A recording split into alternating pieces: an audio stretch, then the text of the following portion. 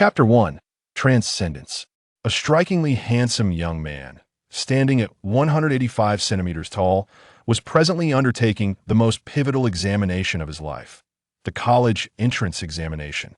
As he gazed at the examination paper, his mind was a blank slate, as if he had just been ensnared by a spell, with the knowledge he had painstakingly acquired slipping through his fingers like grains of sand.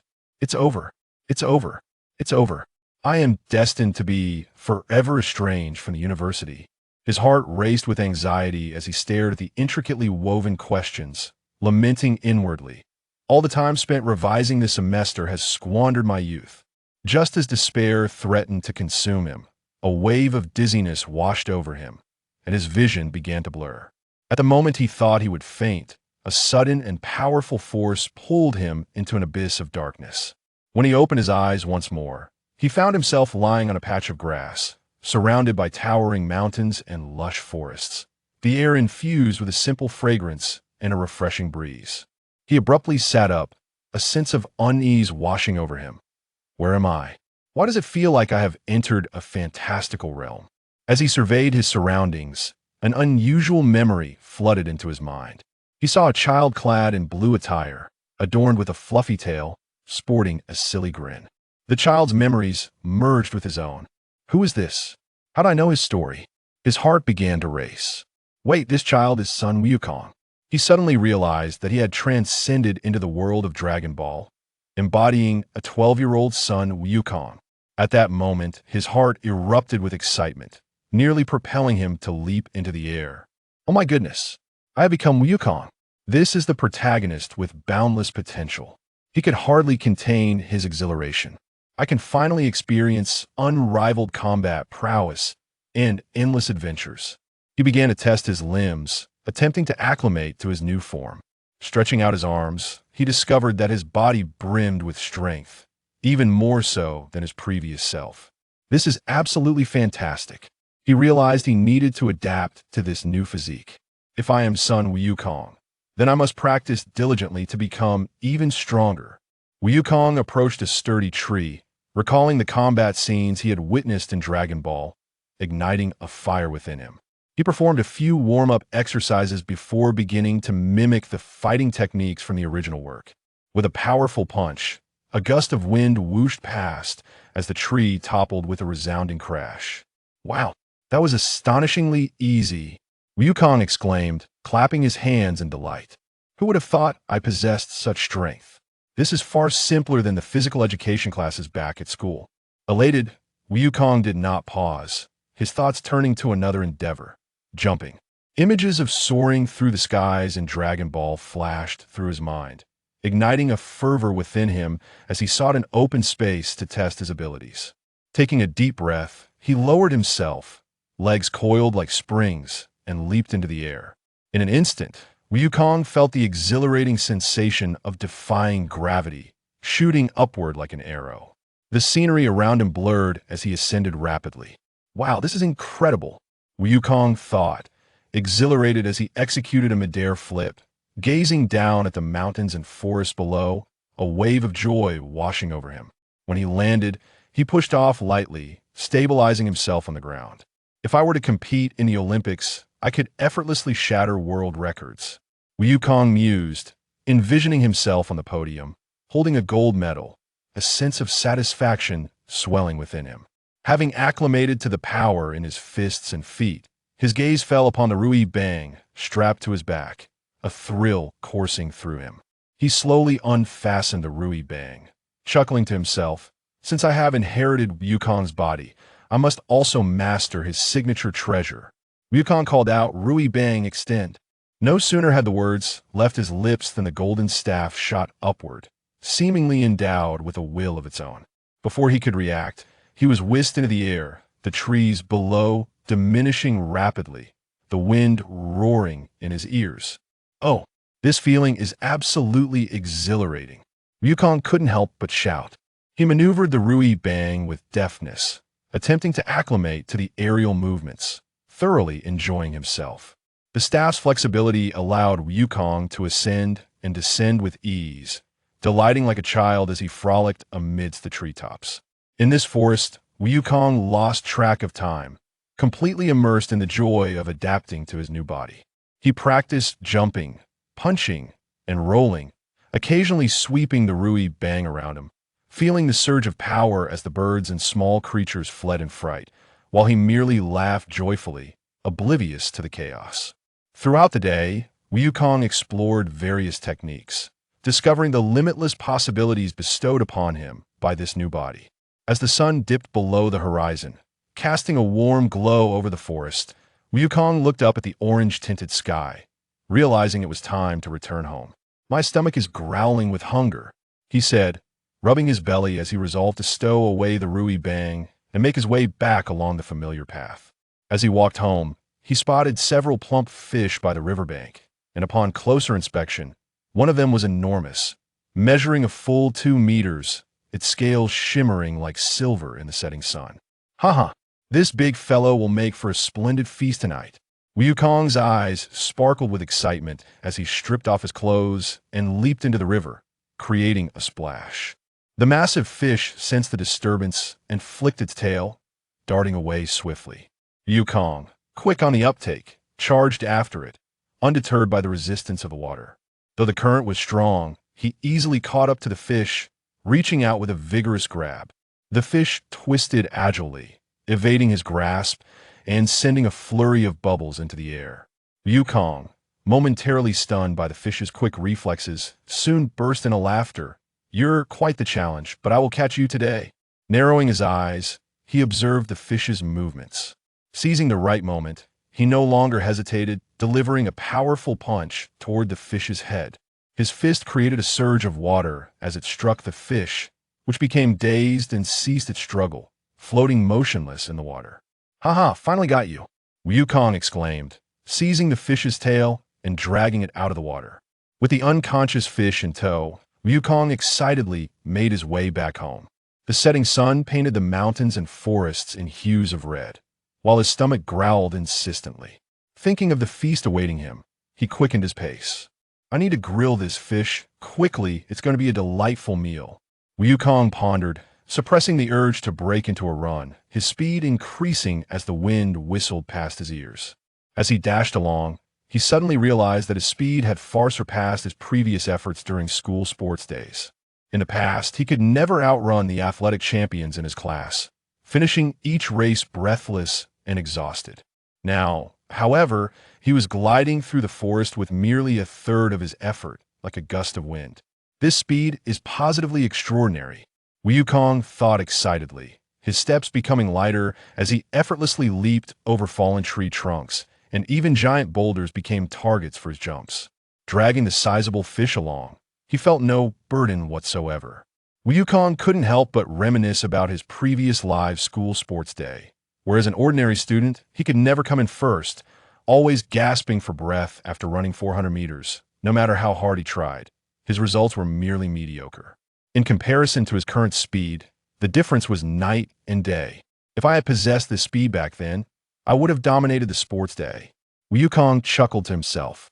He couldn't help but fantasize about returning to that time, showcasing his prowess at the school sports meet, imagining the stir it would create. Chapter 2. An Encounter with Bulma. Wukong sped along the mountain path, dragging the large fish behind him, his mind occupied with an enchanting vision. If he could return to his previous life, with the strength and speed of this body, not only could he easily become the champion of the sports meet, but perhaps he could also win the heart of the school beauty. As this thought crossed his mind, he couldn't help but daydream, a smile creeping onto his lips.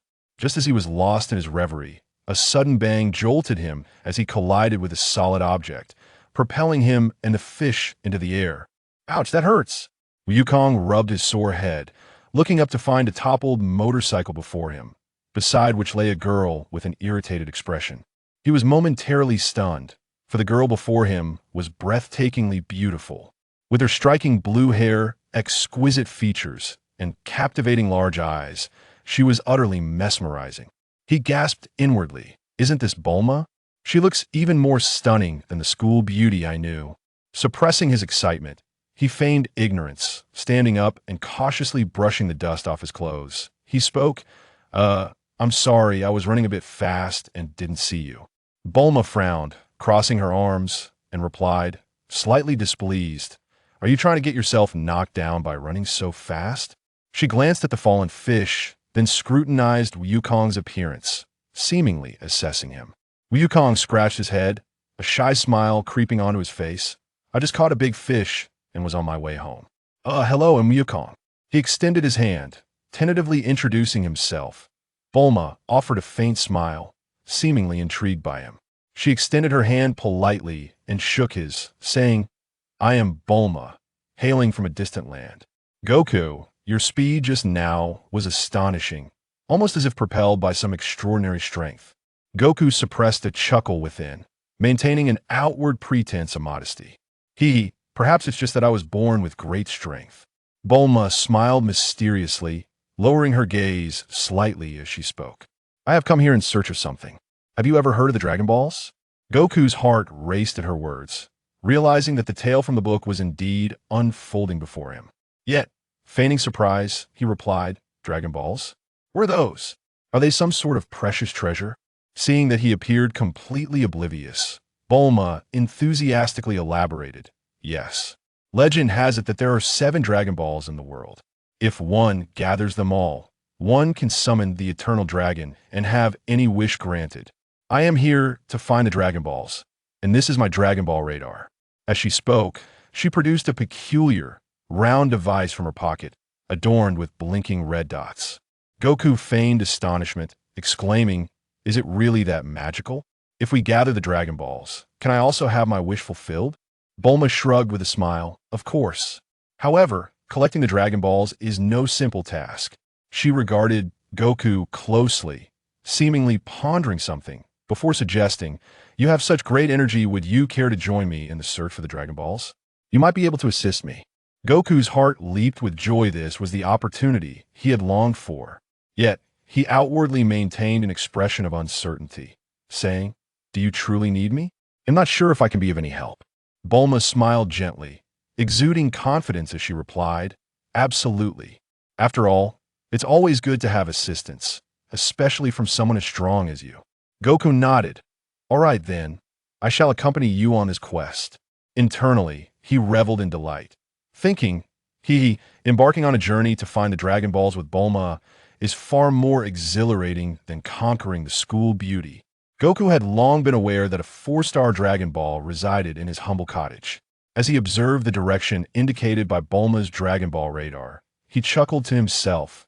Isn't it fate that this girl seeking the Dragon Balls has found her way to my home? Bulma beckoned Goku to hop on her motorcycle. With one hand clutching a large fish and the other carefully wrapped around Bulma's waist, Goku thought, I can't believe I'm holding such a beautiful girl. Unaware of Goku's inner musings, Bulma revved the motorcycle, and the two sped along the mountain path. The wind whistled past their ears, and Goku, exhilarated, muttered, this feeling is simply delightful. Before long, they arrived at Goku's quaint wooden cottage. Goku feigned surprise. Hey, Bulma, is your radar malfunctioning? This is my home. Bulma's eyes widened in surprise. Really? Your home? What a coincidence that the Dragon Ball is right here. Goku nodded, secretly amused. Indeed, the plot seems to revolve around my house. He opened the door to the cottage and led Bulma inside.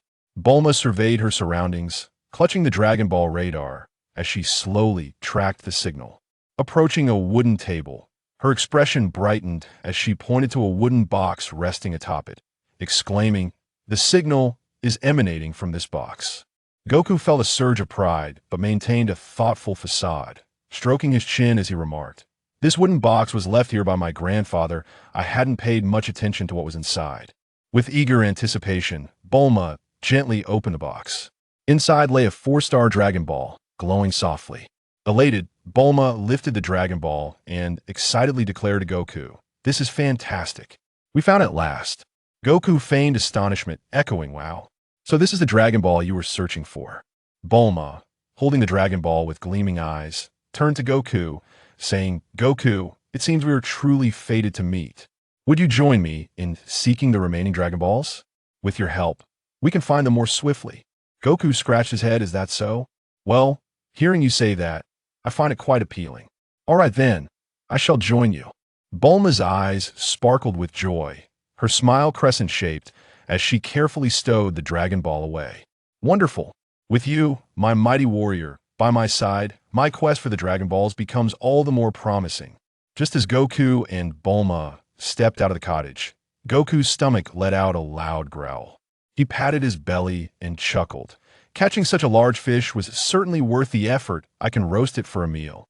Bulma, taken aback by his exaggerated appetite, laughed in surprise. It seems you truly are a little foodie. How do you plan to prepare it? Do you need any seasoning? Of course. Goku scratched his head. But there's nothing in these mountains. Do you have any seasoning? With a triumphant flourish, Bulma produced a capsule from her waist pouch. Pressing the button on top, a loud bang echoed as a complete set of seasoning bottles materialized before them. Goku's eyes widened in awe, and he couldn't help but exclaim, "This thing is truly amazing." Wukong kindled a roaring fire and placed the fish upon the flames to roast. As the flames danced, the surface of the fish gradually glistened with a golden sheen of oil. He sprinkled seasonings over the fish, and soon the air was filled with the tantalizing aroma of grilled fish. Bulma couldn't help but inhale deeply, exclaiming, "Wow, Wukong, you truly have a knack for grilling fish." With a mischievous grin, Wukong flipped the fish over, and when it was thoroughly cooked, he carefully tore off a piece of the tender meat and offered it to Bulma, saying, "Here, taste my culinary skills." Bulma took a gentle bite. The fish was fragrant and perfectly seasoned, and she nodded in satisfaction. "Delicious. It surpasses my expectations." After only a few bites, Bulma paused, clapped her hands, and declared, "I'm full now. You may continue." Without hesitation, Wukong placed the remaining grilled fish before himself and devoured the entire fish. Bulma, standing beside him, was left in astonishment, narrowing her eyes and exclaiming, "Wukong, is your stomach a bottomless pit?" With a grin, Wukong wiped his mouth and exclaimed, "Hee hee, only after a meal can I gather the strength to continue our adventures." Bulma shook her head, unable to suppress her laughter, remarking, "Your appetite is truly that of a glutton among gluttons." Chapter 3. Wukong, come in to bathe. After Wukong had eaten his fill, the sky had fully darkened. The moonlight poured over the mountain of buns, and the air was imbued with a subtle fragrance of flora. The evening breeze caressed the surroundings, carrying a refreshing coolness that gently invited relaxation. In the distance, the mountains were vaguely discernible, with the trees swaying lightly in the breeze, producing a soft rustling sound. The night sky was adorned with scattered stars, resembling shards of silver strewn across the horizon, creating an atmosphere of profound tranquility and mystery. Having just savored a delightful feast, Wukong reclined contentedly beneath a tree, resting his chin in hand as he quietly contemplated his forthcoming plans. In his heart, a decision had long been made. He would resume his quest for the Dragon Balls the following day, for time was of the essence. Moreover, having traversed into this realm, he could not afford to squander a single moment. As his thoughts swirled, he was suddenly interrupted by Bulma's voice behind him. Stretching languidly and stifling a yawn, she remarked, "The night has fallen. Perhaps we should rest for the evening and continue our search for the Dragon Balls come morning." Her words, tinged with a hint of weariness, yet imbued with grace, seemed to convey to Wukong that the day's exertions warranted a well-deserved respite. Wukong, of course, had no objections. He secretly chuckled to himself, recalling the luxurious houses concealed within Bulma's capsules. As these thoughts crossed his mind, a clever idea sparked within him, and he immediately adorned his face with a warm smile, suggesting, "Bulma, my quaint little cabin has 2 beds. Although it may be somewhat modest, it is still quite comfortable. Why not spend the night with me?" Bulma cast a fleeting glance at the humble wooden abode, her brow furrowing slightly as she weighed the prospect of truly staying there. With a dismissive shake of her head, tinged with a subtle disdain, she remarked, "Well, your place does possess a certain rustic charm, but it is rather too simple, don't you think? I am not accustomed to such surroundings." Her tone conveyed a hint of helplessness, clearly indicating her lack of enthusiasm for the austere environment. Wukong looked at Bulma, shaking his head, secretly amused. Indeed, a luxurious house was more suitable for the young lady. Surely, she had long forgotten how inconvenient these places were. The corners of his mouth unconsciously lifted, as he thought that Bulma must certainly prefer her exquisite, opulent lifestyle. Bulma rolled her eyes, utterly unfazed. She retrieved a capsule from her pocket, pressed it gently, and tossed it casually. With a resounding bang, the capsule exploded in midair, and moments later, an elegant and lavish villa materialized before their eyes. Wukong gazed wide-eyed at the villa before him. The exterior was pristine and radiant, with exquisite curtains adorning the windows. In the flower beds outside, vibrant blossoms flourished, while several neatly trimmed saplings contributed to an ambience that was both warm and contemporary. A few delicate potted plants graced the entrance, exuding an air of sophistication reminiscent of an elegant little retreat. Wukong gazed in astonishment, his heart exclaiming, "Bulma's capsule technology is truly remarkable. To be able to carry such a vast house with her at any moment, it feels almost like a cheat." Bulma cast a proud glance at Wukong, raising an eyebrow as she said, "What do you think? My capsule house is quite splendid, I assent it. Far more comfortable than your wooden cottage." With a face full of admiration, Wukong nodded and pretended to envy, exclaiming, "Truly, as expected of Miss Bulma, this is simply magnificent." Bulma smiled gently and beckoned Wukong to come in. Wukong was momentarily taken aback, secretly delighted. Splendid. It was just the opportunity he sought to indulge in a life of luxury.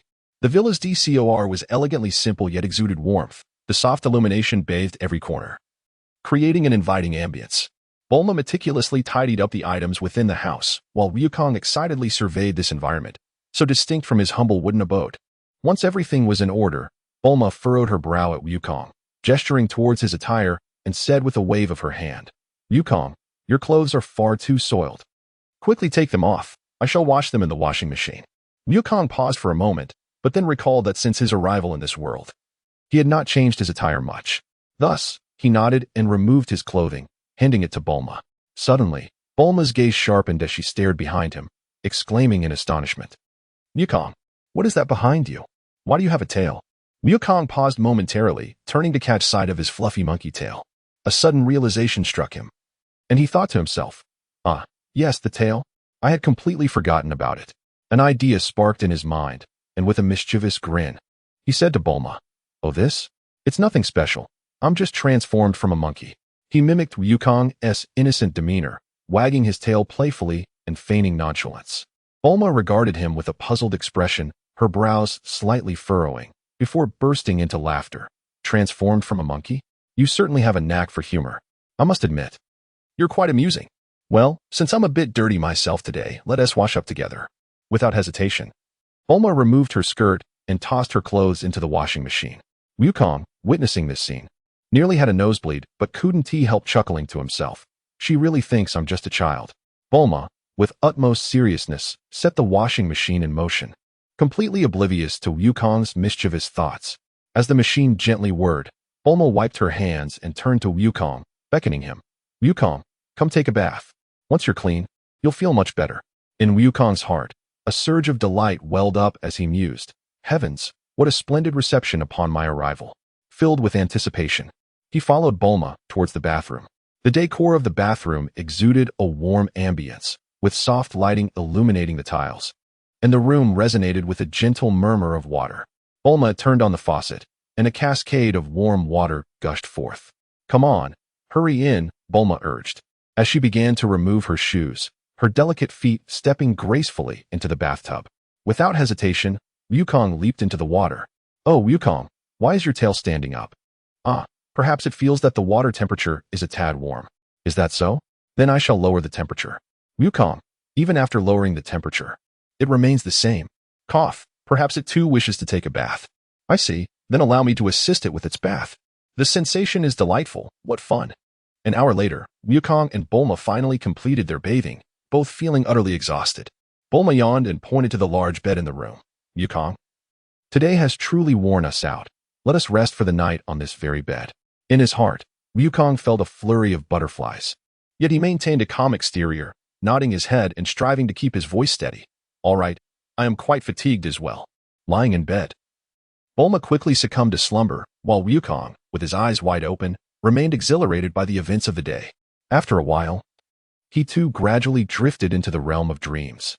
As Wukong groggily awoke, he was suddenly aware of a warm pressure enveloping him. Glancing down, he discovered that his tiny form was cradled in Bulma's embrace, who was soundly asleep. Wukong was momentarily taken aback, a wave of glee washing over him, as he couldn't help but murmur softly, "Has she mistaken me for a pillow?" This truly is a delightful benefit of time travel. He remained utterly cautious, afraid to make any sudden movements that might disturb Bulma, silently rejoicing at the thought. It seems this journey through time is indeed extraordinary. Bulma lazily opened her eyes, catching sight of Wukong, and in a daze, murmured, "Good morning, little Wukong." The morning sun streamed through the window, illuminating the room as both Wukong and Bulma rose from their beds, stretching languidly. Bulma approached the washing machine and discovered that the laundry was complete and dried, retrieving their respective garments. "Here, Wukong, put on your clothes," she said, handing him his outfit. Wukong swiftly donned the clothes as he received them, while Bulma opened the wardrobe and retrieved a clean set of garments from the capsule, quickly changing into them. Once she had changed, Bulma took out some breakfast from the capsule and arranged it on the table, smiling as she urged, "Hurry and eat. Once you're full, we can continue the search for the Dragon Balls." With a glimmer of excitement in his eyes, Wukong gazed at the sumptuous breakfast before him, reflecting on how blissful this moment was. As he savored his meal, he engaged in a discussion about their forthcoming journey. Bulma produced the Dragon Ball radar, pointing towards a specific direction.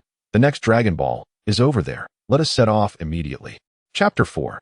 The Flying Nimbus. Bulma, riding her motorcycle, sped along with Wukong in the direction indicated by the radar, which revealed that the next Dragon Ball was located by the seaside. Along the way, they encountered a leisurely crawling sea turtle. "Greetings," the turtle said, lifting its head to look at them with a gentle tone. "I am on my way to the beach. Would you be so kind as to take me along?" Wukong felt a surge of amusement within, recognizing that this sea turtle was an old companion of Master Roshi. However, he maintained an expression of feigned bewilderment, eagerly awaiting Bulma's reaction. Although Bulma found it somewhat peculiar to carry a sea turtle, she graciously acquiesced, saying, "All right. It seems to be on our way. Wukong, you are responsible for holding it. Make sure you don't lose it." Wukong abruptly dismounted from the motorcycle, rolled up his sleeves, and lifted the sea turtle as if it were a large watermelon. The creature was quite heavy, yet for Wukong, this weight was merely trivial. With a cheerful demeanor, he raised the sea turtle high, while Bulma accelerated, racing towards the seaside with the wind at their backs. Along the way, Wukong, one hand cradling the turtle, engaged it in conversation. "Dear brother, are you here for a family visit or on a holiday?" The sea turtle, with a leisurely tone, responded, "Well, I am merely out searching for something to eat, but then I lost my way home." The scenery was breathtaking, and the gentle sea breeze lifted Wukong's spirits. However, at that moment, a deep growl echoed ahead. "Halt, you little ones, hand over that sea turtle. I am quite famished." Blocking the path was a colossal beast, its eyes glowing red and sharp teeth bared. Bulma, startled by the creature, swiftly slammed on the brakes and exclaimed, "What? This monster actually intends to devour the sea turtle." Wukong cast a glance at the creature, a sly smile creeping across his face. "Truly, heaven has bestowed upon me a fortuitous opportunity. Just as I was lamenting the lack of a chance to test my strength, this formidable foe has arrived at my doorstep." The monster let out an enraged roar, refusing to back down, its massive form charging towards Wukong. In Wukong's heart, a surge of joy erupted, just in time. He clenched his fists, his body sinking as he evaded the creature's menacing claws. In one fluid motion, he leaped forward, delivering a powerful punch directly to the monster's snout. Ouch! The creature, taken aback by the sudden blow, staggered several steps back, clearly unprepared for Wukong's immense strength. Shaking its head in frustration, it lunged at him once more, but Wukong, now exhilarated, assumed a fighting stance and executed a graceful spinning kick aimed at its forehead, sending the beast crashing to the ground, unable to rise. Bulma, her mouth agape in astonishment, stared at Wukong. "Goodness! Wukong, you are nothing short of a little monster.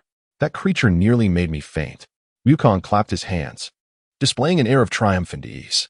"This monster is simply too feeble," he declared. Turning to the sea turtle, he added with a smile, "Well, brother turtle, no one dares to harm you now." Shortly thereafter, they arrived at the azure shores of the ocean. The sea turtle, elated to have reached its destination, turned to Wukong and said, "Wukong, I am truly grateful to you. I cannot allow your efforts to go unrewarded. I must present you with a special gift." With an inquisitive mind, Wukong observed as an elderly gentleman approached from a distance, his white beard contrasting against the vibrant orange of his casual attire. Sporting sunglasses and leaning on a cane, he exuded an aura of benevolence. However, as he reached Bulma, an unsettling smile crept across his face, one that sent shivers down her spine. Bulma furrowed her brow, disapproving of the old man's demeanor, and raised her hand to deliver a sharp slap. "You old man, cease your lewd gaze." The grandfather stumbled back, coughing a few times to mask his embarrassment, then chuckled. "Ah, The young lady possesses quite the fiery spirit. Ahem, young man. I am the Kame Senine. I am grateful for your assistance in bringing back my turtle friend. As a token of my appreciation, I wish to bestow upon you a treasure. In Wukong's heart, a surge of joy arose. Wasn't he this the formidable Master Roshi from the Dragon Ball series? Master Roshi smiled faintly, raising his hand and beckoning into the air. Nimbus cloud, come. Lo and behold, a golden cloud swiftly floated towards them from the distance, halting right before Wukong. Master Roshi stroked his beard, grinning as he addressed Wukong. The Nimbus cloud is a treasure, but alas, it is not for everyone to ride. Only those whose hearts are pure can ascend. Beside them, Bulma stifled a laugh, mockingly retorting, by your own words, old man, it seems you are not destined for it. With that lecherous look on your face, you might as well give up. Master Roshi, stung by Bulma's words, felt his temper flare, his beard bristling as he indignantly replied, What do you know, you little brat? I am a gentleman. Who says I cannot ride it? With a forceful stomp, he cleared his throat and leapt onto the Nimbus cloud, bursting with confidence. However, with a whoosh, Master Roshi plummeted right through the Nimbus, crashing heavily to the ground and rolling into a disheveled heap. Bulma, unable to contain herself, clapped her hands in delight and laughed heartily. Ha! Gentlemen, even the Nimbus cloud rejects you, old man. You might as well save your breath. Struggling to rise from the ground, Master Roshi dusted off his clothes, awkwardly clearing his throat as he mumbled, Humph, the Nimbus simply lacks discernment. Wukong stood anxiously beside the Nimbus cloud, his mind racing with thoughts. If I were the original Wukong, this would pose no issue. Yet, I have traversed through time, unbidden. Fragments of those peculiar films and memories of bathing with Bulma surfaced in his mind, amplifying his unease. However, to his utter astonishment, as he leapt lightly, the Nimbus cloud steadfastly caught him. The moment Wukong ascended, the cloud gently cradled him, suspending him in the air, floating with an extraordinary lightness.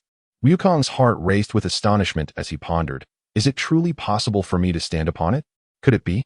He gazed down at the Nimbus cloud, secretly elated, realizing that his protagonist's aura still lingered. Bulma, standing nearby, was rendered speechless, her eyes reflecting a hint of admiration. Wow, Wukong. I never imagined you could actually stand on it. You truly are a kind and pure-hearted child. Even Master Roshi was taken aback, his eyes widening in disbelief as he exclaimed, Remarkably, there exists in this world a youth with such an unblemished spirit, seated upon the Nimbus cloud. Wukong listened to the praises bestowed upon him by Bulma and Master Roshi, his heart swelling with delight as he secretly rejoiced. How fortunate it is. Had he failed to ascend, Bulma might have ceased to invite him for baths and slumber in the future.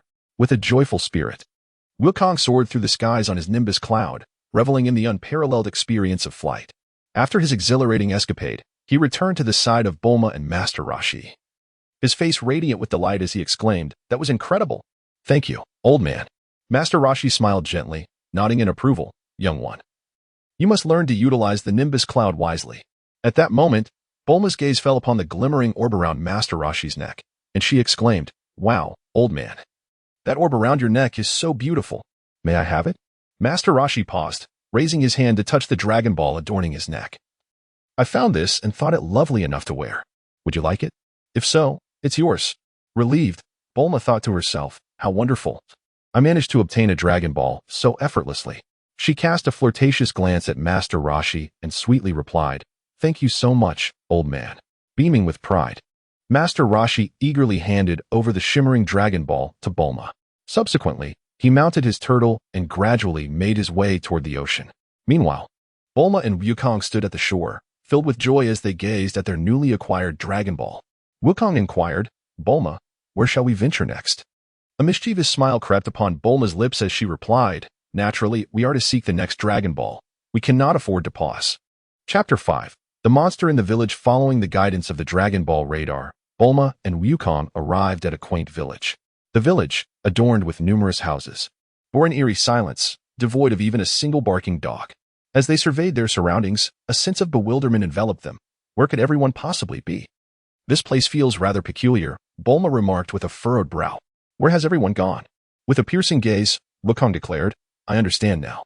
It must be the Oolong transformed into a monster, attempting to abduct a bride. What do you mean? Bulma inquired, utterly perplexed. Yet, there was no time for further questions, as Wukong had already advanced towards a closed door.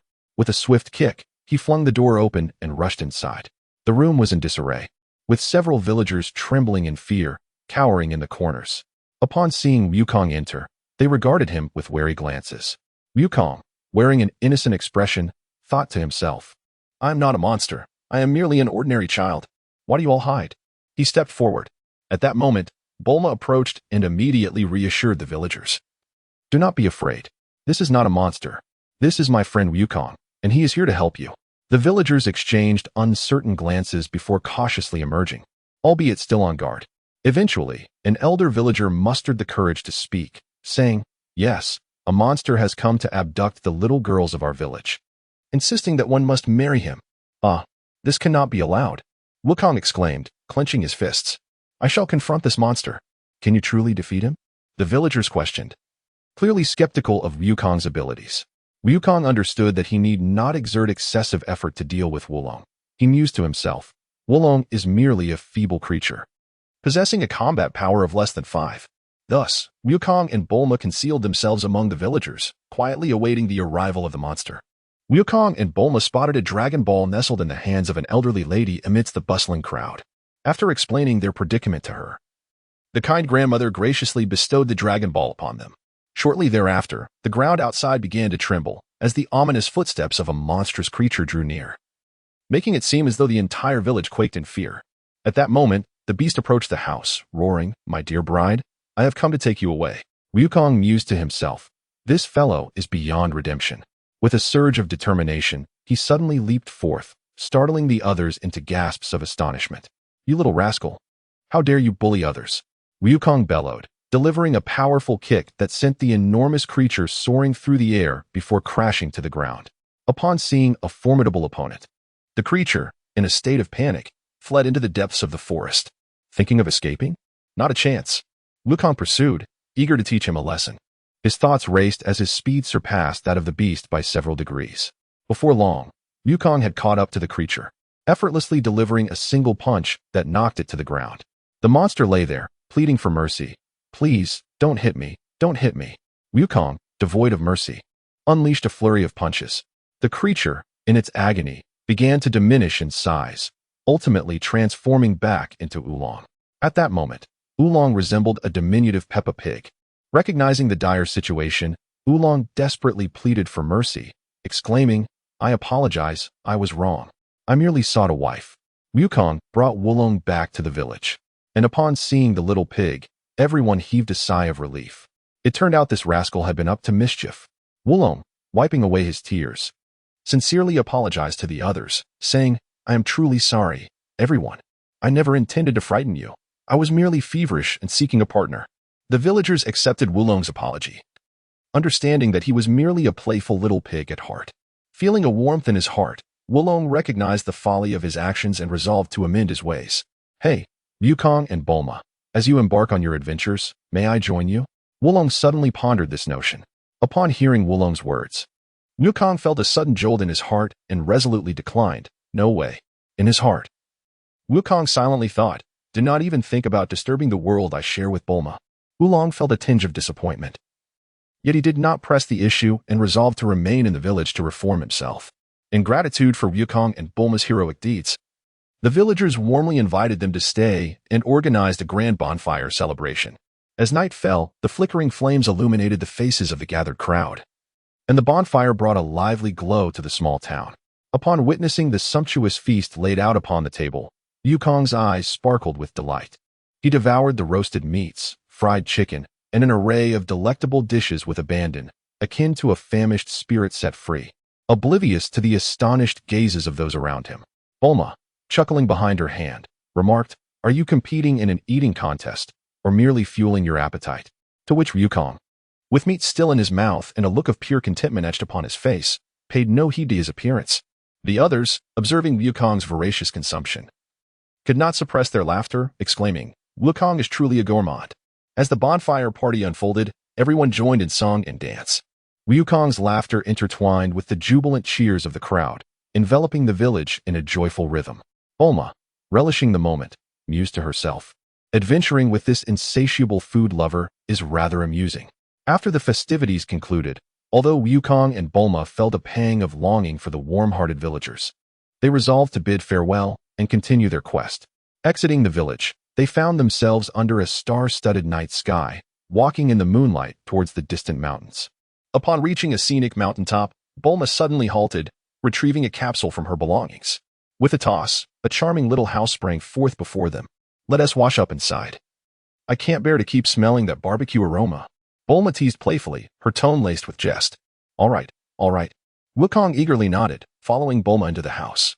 The interior was spacious and bright, and as Bulma headed towards the bedroom, she remarked, "You go ahead and bathe. I'll tidy up a bit." Wukong waved his hand to set aside his burdens, swiftly removed his garments, and leaped into the bathtub, relishing the rare comfort it afforded. In the water, he joyfully played with the bubbles, contemplating the prospect of bathing with Bulma later, stifling a silly grin. Wukong had been soaking in the bathtub for the better part of the day, gradually succumbing to boredom as he pondered why Bulma had yet to join him. Unable to contain himself, he called out loudly, "Bulma, why haven't you come to bathe yet?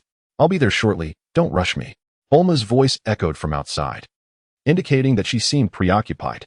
After a short while, the bathroom door swung open, and Bulma finally stepped inside. The two began to wash themselves, playfully splashing water at each other, indulging in activities best left unspoken, as the bathroom resonated with their laughter.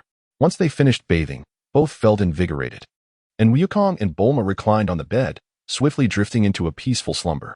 The stars in the night sky twinkled quietly, reflecting their dreams and aspirations. Chapter 6. Rivals. In the early morning, Wukong opened his eyes to find himself utterly drained, his limbs feeling as though they were laden with lead. Confused, he turned his head and discovered Bulma grasping his tail with her hand, a radiant smile gracing her face, completely immersed in her own dreamland. Wukong was taken aback, contemplating. The Scion's tail is indeed a vulnerability. If an adversary were to seize it, the consequences could be perilous. He struggled gently for a moment. Yet Bulma gripped him even more firmly, completely oblivious to Wukong's movements. Wukong began to contemplate how to overcome this vulnerability and resolved that from that moment forth, he would conceal his tail within his trousers, while also seeking opportunities to strengthen it. He pondered that perhaps he should incorporate some specialized exercises into his training to acclimate himself to the sensation of his tail being grasped. How could he have allowed her to clutch his tail while sleeping? Wukong mused internally, feeling somewhat embarrassed. However, upon observing Bulma's serene demeanor, he couldn't help but chuckle softly, thinking, "Yet, this is rather endearing." Choosing not to disturb Bulma's peaceful slumber, Wukong lay quietly, closing his eyes and letting his mind wander into an unknown reverie. After a while, Bulma finally awoke, instinctively releasing her hold on Wukong's tail as she stretched languidly. Wukong felt an immediate sense of relief. "Good morning, Wukong." Bulma yawned. Wukong responded to her with a smile, saying, "Good morning, Bulma." After enjoying their breakfast, Bulma activated the Dragon Ball radar and, confirming the location of their target, exclaimed, "Let us set off." "All right, let's go." Wukong swiftly followed Bulma to the motorcycle. Bulma leaped onto the bike, with Wukong sitting behind her. Filled with excitement, Wukong climbed up and wrapped his arms around Bulma's waist. In an instant, the motorcycle roared to life and sped forward. As Wukong and Bulma traversed the desert, a bandit suddenly appeared, blocking their path. Wukong immediately recognized him as Yamcha, and a thought flashed through his mind. "This is my rival. I must not allow him to approach Bulma. Do you wish to fight?" Wukong shouted boldly. Yamcha smirked. "Leave behind your valuables." No sooner had he spoken than he launched his attack, charging directly at Wukong. Upon witnessing the scene, Wukong swiftly retaliated, and soon they were embroiled in a fierce battle. Yamcha's prowess was not to be underestimated, as he unleashed his signature Wolf-Fang fist. However, Wukong's speed surpassed that of his opponent. Coupled with greater strength, he decisively countered, delivering a punch that knocked out Yamcha's front teeth. At that moment, Bulma approached, intending to assess the situation. The instant Yamcha laid eyes on Bulma, he froze in place, his expression becoming vacant, as if ensnared by a spell of paralysis. Subsequently, he awkwardly cleared his throat, turned, and fled on his motorcycle, eager to vanish into the desert. Observing Yamcha's hasty retreat, Bulma couldn't help but exclaim, "Wow, he truly is quite handsome." Wukong's expression instantly grew somber, as he silently calculated the threat level posed by his rival in love, contemplating, "Well, this is splendid. His threat level has skyrocketed by 100. I must not allow this fellow any opportunity." He lamented inwardly, what good is handsomeness if one lacks character? He was discontent, reflecting that a scoundrel like Yamcha would undoubtedly attract the attention of women, yet he vowed not to permit him any chance to approach you. As night fell, the sky outside was a deep abyss, adorned with twinkling stars, and the gentle rustle of a breeze echoed, akin to nature's whisper. Within the confines of the universal capsule's dwelling, warm, soft light illuminated every corner, suffusing the air with an atmosphere of tranquility and serenity. Bulma sat at the table, diligently perusing some documents, her gaze fixed intently on the intricate formulas and charts, occasionally murmuring to herself, seemingly pondering a new technological breakthrough. Scattered across the table were several hefty tomes and electronic devices, lending an air of bustling activity. Meanwhile, Wukong leaned against the wall, his legs casually crossed, his arms resting nonchalantly on his knees. His gaze was not fixed on any single object. Rather, it drifted through the window, observing the moonlit ground outside. Occasionally, his eyes would follow the swaying shadows of trees, and his thoughts seemed to drift along, plunging into a profound contemplation. Although the external world lay in serene silence, Wukong's mind was far from tranquil, as he habitually pondered myriad matters during moments of quietude. At that moment, a rustle emerged from the nearby grass, revealing a figure stealthily approaching. It was Yamcha, who, under the cover of night, was scheming on how to get closer to Bulma and exact his revenge on Wukong. Wukong, recalling from memory, understands that Yamcha will inevitably return and inadvertently catch sight of Bulma bathing. Therefore, he must wait until he has successfully driven Yamcha away once more before indulging in a bath with Bulma. For Wukong has no desire to be a green-skinned figure of jealousy. Wukong was yawning when he suddenly heard a faint sound, and his ears perked up in alertness. He approached the window and stealthily peered outside through the curtains, only to catch sight of Yamcha hidden among the grass. A surge of anger welled up within him. That rascal had truly come. How vexatious. Yet, Yamcha did not boldly intrude. Instead, he crouched in the underbrush for quite some time, seeking an opportunity to approach Bulma. Meanwhile, Wukong resolved to show no mercy. He turned to Bulma and declared, I shall check outside. He intended to teach Yamcha a lesson, for the fellow had become exceedingly bothersome. The moment Wukong opened the door, Yamcha hastily retreated, only to stumble and fall heavily to the ground. Bulma, hearing the commotion, rushed out. Handsome, what are you doing here again? She exclaimed. I was just passing by, Yamcha replied awkwardly as he scrambled to his feet, attempting to mask his embarrassment. Passing by? At this hour? Where could you possibly be going? Wukong inquired, a hint of suspicion in his voice. Seizing the moment of Wukong's distraction, Yamcha made a swift escape, vanishing into the night, leaving Wukong and Bulma staring at one another in bewilderment. What a peculiar fellow, Bulma remarked, shaking her head in resignation. He got away again. Wukong muttered, a hint of displeasure crossing his face. If he continues this incessant pursuit, I might just have to teach him a lesson. Calm down, Wukong, Bulma chuckled lightly, attempting to ease the tension. Wukong nodded, secretly relieved within his heart, as he did not wish for Bulma to perceive him as overly petty. All right, let us return to the house. He should not cause any disturbances tonight, Wukong suggested, shifting the topic. Bulma began to peruse the plans for the following day. According to the Dragon Ball radar, the next Dragon Ball lay nestled within the mountains ahead. Wukong reclined upon his bed, a flicker of insight regarding the location of the next Dragon Ball traversing his mind. He was acutely aware that this coveted orb lay nestled within the confines of Frying Pan Mountain. In the original narrative, Frying Pan Mountain was the very locale where he first encountered Chi-Chi. As Wukong thought of Chi-Chi, a warmth blossomed within his heart. Chi-Chi was undeniably a wonderful girl, harboring an immeasurable affection for Wukong, even having forged a betrothal with him. Yet, Wukong was acutely aware that their personalities seemed ill-suited for one another. In contrast, Bulma's vivacious nature fostered delightful interactions between them. He mused privately that although his relationship with Bulma had only just begun, the ease and attentiveness she exhibited made him cherish it all the more. Nevertheless, he decided it was best to take a bath first.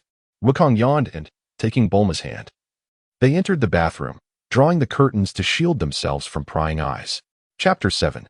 The Frying Pan Mountain. The following day, as Wukong and Bulma prepared to set off, Yamcha reappeared. With a hint of awkwardness, he apologized for the earlier incident and presented Wukong and Bulma with a capsule car, a faint smile gracing his lips. Wukong felt a tightening in his chest, realizing that Yamcha must have tampered with the vehicle in a bid to follow them. Wukong brandished his Rui Jingu Bang and, without a moment's hesitation, struck the automobile with a resounding thud. In an instant, the vehicle was reduced to a mere wreck, metal shards scattering in all directions. Yamcha, witnessing the scene, turned pale and, with a startled shout, fled in haste. What an oddity! Wukong shook his head and glanced at Bulma. Let us depart, he declared. Suddenly, a tremendous explosion echoed from afar, sending dust swirling into the air. Bulma, filled with curiosity, suggested, shall we investigate? However, Wukong shook his head, insisting, no need. It is imperative that we seek the Dragon Balls. Wukong was well aware that the sound of the explosion was undoubtedly another blunder caused by the Pilaf trio. Although they were perpetually unfortunate, he couldn't help but think that when Shiwu grew up, she would indeed become quite beautiful. His thoughts began to drift, involuntarily conjuring a lovely image in his mind. On the left stood Bulma, on the right was Android 18, with Xiaowu in front and Chi-Chi behind. In Wukong's daydream, the girls all smiled at him, as if vying for the position of his harem. He chuckled to himself, feeling quite pleased with this scenario. Today, Bulma wore an alluring bunny girl outfit, causing Wukong to feel an overwhelming surge of hormones as he mused, this outfit is simply irresistible.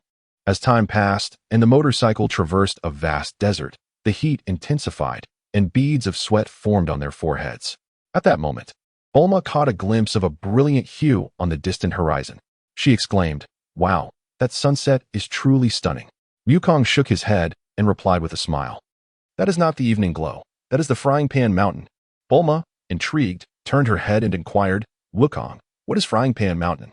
Wukong smiled faintly and pondered before responding. "That is a mountain ablaze, its flames eternally undying." Bulma blinked, her curiosity piqued further. "How do you know so much? Have you not been there?"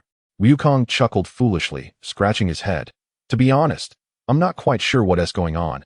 I've merely heard others mention it." Bulma couldn't help but laugh, finding Wukong both mysterious and endearing. "You truly are a peculiar little fellow, but I adore you just the way you are." Wukong keenly sensed a disturbance behind him, as if someone were trailing closely. A sly smile crept upon his lips as he mused, "There is no need for conjecture. It must be that relentless Yamcha, seeking vengeance." Instead of alerting Bulma, Wukong chose to maintain an air of nonchalance. Meanwhile, Bulma was intently focused on riding her motorcycle, occasionally glancing at the Dragon Ball radar, remaining largely oblivious to the commotion behind them. Wukong pondered to himself, in the original tale, it was Yamcha's eavesdropping on our discussion of the Dragon Balls that ignited his thieving ambitions. Wukong resolved to remain inactive for the time being, wishing to observe the subsequent actions of Yamcha. This rival of his seemed to require further lessons to deter him from persistently causing disturbances in their affairs. Wukong and Bulma arrived at the foot of Frying Pan Mountain, where an inferno blazed before them, casting a crimson glow upon their faces. Towering amidst the flames was a castle, standing proudly in the heart of the fire. Bulma, glancing at the Dragon Ball radar, exclaimed with excitement, "The Dragon Ball is inside that castle." Yet, as she beheld the surging flames, her brow furrowed slightly, and she inquired with uncertainty, but with such a fierce fire, "How can we possibly enter?" Suddenly, an idea sparked in her mind as she looked at the searing flames. "Wukong, could you ride the flying Nimbus and soar over?" Wukong shook his head gently, his brow furrowed in concern. "Even the Nimbus cloud cannot penetrate. The closer we approach the center, the more intense the flames become, and we may be scorched to ashes." Bulma sighed in disappointment, pondering for a moment before inquiring, "What are we to do then?" Just as despair enveloped Bulma, a colossal axe suddenly hurtled through the air, landing with precision beside her on a massive boulder. Amidst a thunderous roar, a bull-headed giant, towering over 4 meters, materialized. Bulma, struck with fear, felt her legs weaken, her heart racing with trepidation. Wukong, however, remained remarkably composed, for he understood that this was the Bull Demon King, a fellow disciple and brother-in-arms of his grandfather, Sun Wukong. The Bull Demon King fixed his gaze upon the two diminutive humans, his expression darkening with menace as he thundered, "Have you come to pilfer my treasures?" In a state of panic, Bulma hastily retorted, "No, no, we are merely passing through." Upon witnessing the situation, Wukong pondered how to extricate themselves and tentatively declared, "Nyoemo Wong, please do not be agitated. We are indeed here in search of the Dragon Balls." Unfamiliar with the Dragon Balls, Nyoemo Wong, reassured that they were not here to pilfer his treasures, found his wrath somewhat assuaged. "Dragon Balls? I have never heard of such a thing. This is not a place you may enter freely." Bulma, summoning her courage, stammered, "We truly stumbled upon this place by mistake and harbor no ill intentions." Wukong summoned the Nimbus Cloud, effortlessly leaping onto it to showcase it to the Bull Demon King. The Bull Demon King, taken aback by the sight of the Nimbus Cloud, inquired with astonishment, "How is it that you possess this?" Wukong replied, "This was bestowed upon me by Master Rashi." Upon hearing this, the Bull Demon King was momentarily taken aback, his eyes reflecting a flicker of astonishment. He then noticed the golden staff resting upon Wukong's back and inquired, "And what of this staff you carry?" Wukong responded with a smile, "It was gifted to me by my grandfather." As the Bull Demon King absorbed this information, his expression softened gradually. After a moment of contemplation, he remarked, "Master Rashi is my mentor, and son Wukong is my senior brother." The Bull Demon King gazed intently at Wukong and solemnly stated, "I have a small request. Master Wu Tian possesses a banana fan that can extinguish the flames of the Frying Pan Mountain. Would you be able to assist me in borrowing it?" Wukong readily agreed, stating, "No problem, I shall borrow it." The Bull Demon King nodded in satisfaction and added, "By the way, my daughter Chi-Chi is on her way to seek Master Wu Tian. If you happen to encounter her, could you kindly escort her for a while? This could also serve to establish a betrothal between you." As he spoke, he produced a photograph of Chi-Chi for Wukong to see. Upon hearing this, Wukong pondered, "This is clearly the Bull Demon King attempting to forge a connection between me and Chi-Chi." Although he felt this was somewhat inappropriate, he found it difficult to outright refuse the Bull Demon King. After all, should he decline, it could lead to complications, especially considering that the Dragon Balls were still within the Bull Demon King's fortress. Thus, Wukong acquiesced with a nod. "Very well, I shall lend my assistance. I shall await your good news." The Bull Demon King replied with a smile. Wukong mounted his Nimbus and turned to Bulma, saying, "Wait for me here. I shall go to borrow the banana fan." "All right," Bulma nodded in agreement. Chapter 8. The Disappearance of the Banana Fan. Riding upon his Nimbus, Wukong soared through the skies until he spotted a small girl below, who was unmistakably Chi-Chi. Upon descending before her, his gaze swept over her form, and he found himself momentarily taken aback. Chi-Chi was adorned in a costume reminiscent of Ultraman, clad in a single outfit that accentuated her petite and adorable stature. Standing at a height comparable to his own, Wukong, somewhat speechless, mused to himself, "Are the girls in the Dragon Ball universe this bold?" "Who are you?" Chi-Chi inquired, her curiosity evident as she scrutinized Wukong. "I am Wukong, and you must be Chi-Chi," he replied candidly. "Uncle Nyo and Mo Wang sent me to seek Master Wu Tian." Although her attire had surprised him, he noted that her personality appeared to be quite lively. Upon hearing Wukong mention Nyo and Mo Wang, Chi-Chi's face instantly lit up with a radiant smile. "You know my father?" she exclaimed. Wukong nodded earnestly, his face reflecting sincerity. "Indeed." He requested my assistance in borrowing the banana fan. Upon hearing this, Chi-Chi became even more exhilarated, her gaze shifting towards the somersault cloud as she curiously inquired, "Is this capable of carrying a person?" With a smile, Wukong said, "Of course, you can. Come aboard." Upon seeing the Nimbus, which resembled a fluffy cotton candy, Chi-Chi was filled with curiosity.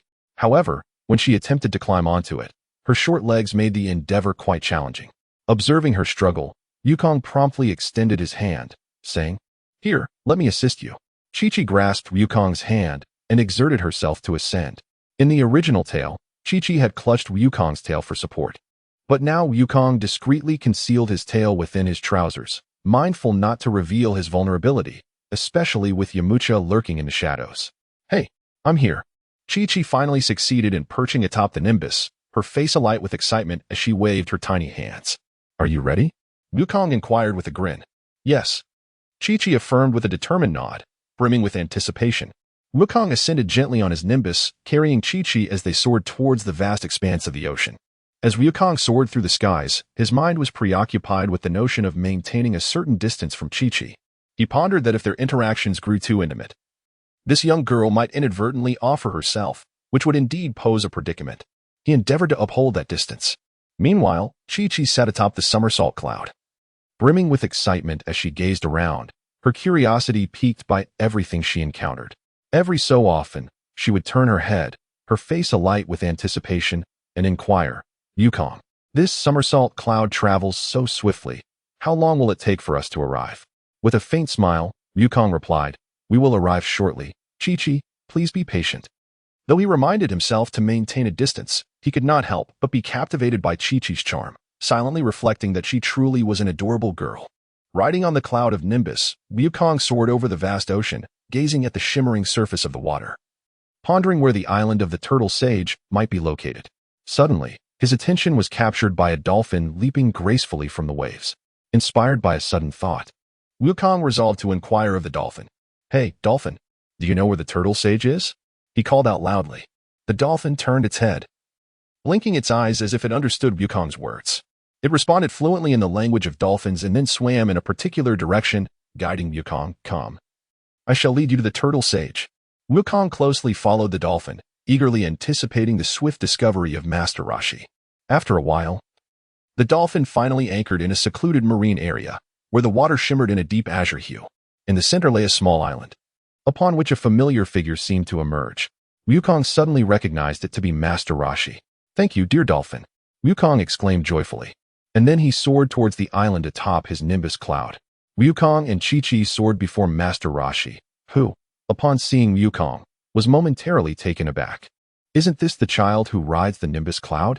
he mused, turning his gaze towards the little girl beside him. His brow furrowed slightly as he inquired. "The girl I saw last time was taller and more beautiful. Why has she become so diminutive now?" Wukong scratched his head and replied, "This is the daughter of the Bull Demon King, Kiki." The turtle sage was astonished, his mouth agape, exclaiming, "Kiki? She bears no resemblance to her father at all." He pointed to his own head, seemingly questioning why Kiki lacked horns. Pouting, Kiki retorted, "Umph, I have no desire to resemble that hulking figure of my father." Wukong could not contain his laughter, instantly feeling a sense of relief. Chi-Chi gazed at the frail old man before her, her heart brimming with confusion. "Is this truly Master Wutian?" Wukong nodded in affirmation. Indeed. Chi-Chi wished to test Master Wutian's reflexes, so she threw a flying knife from above her head towards the back of the turtle sage, thinking, "If this is really Master Wutian, he will surely evade my attack." Without hesitation, she sent the knife flying. It struck the turtle sage squarely on the head, producing a resounding thud. Wukong paused for a moment before bursting into laughter, finding the scene exceedingly amusing. He doubted that the turtle sage had genuinely failed to react. He surmised that the old man was merely playing along with the child, allowing himself to be struck for the sake of humor.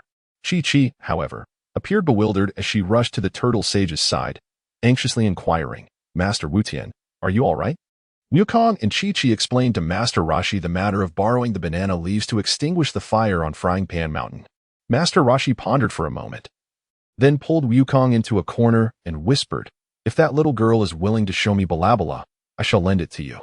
Upon hearing this, Wukong felt a twinge of displeasure.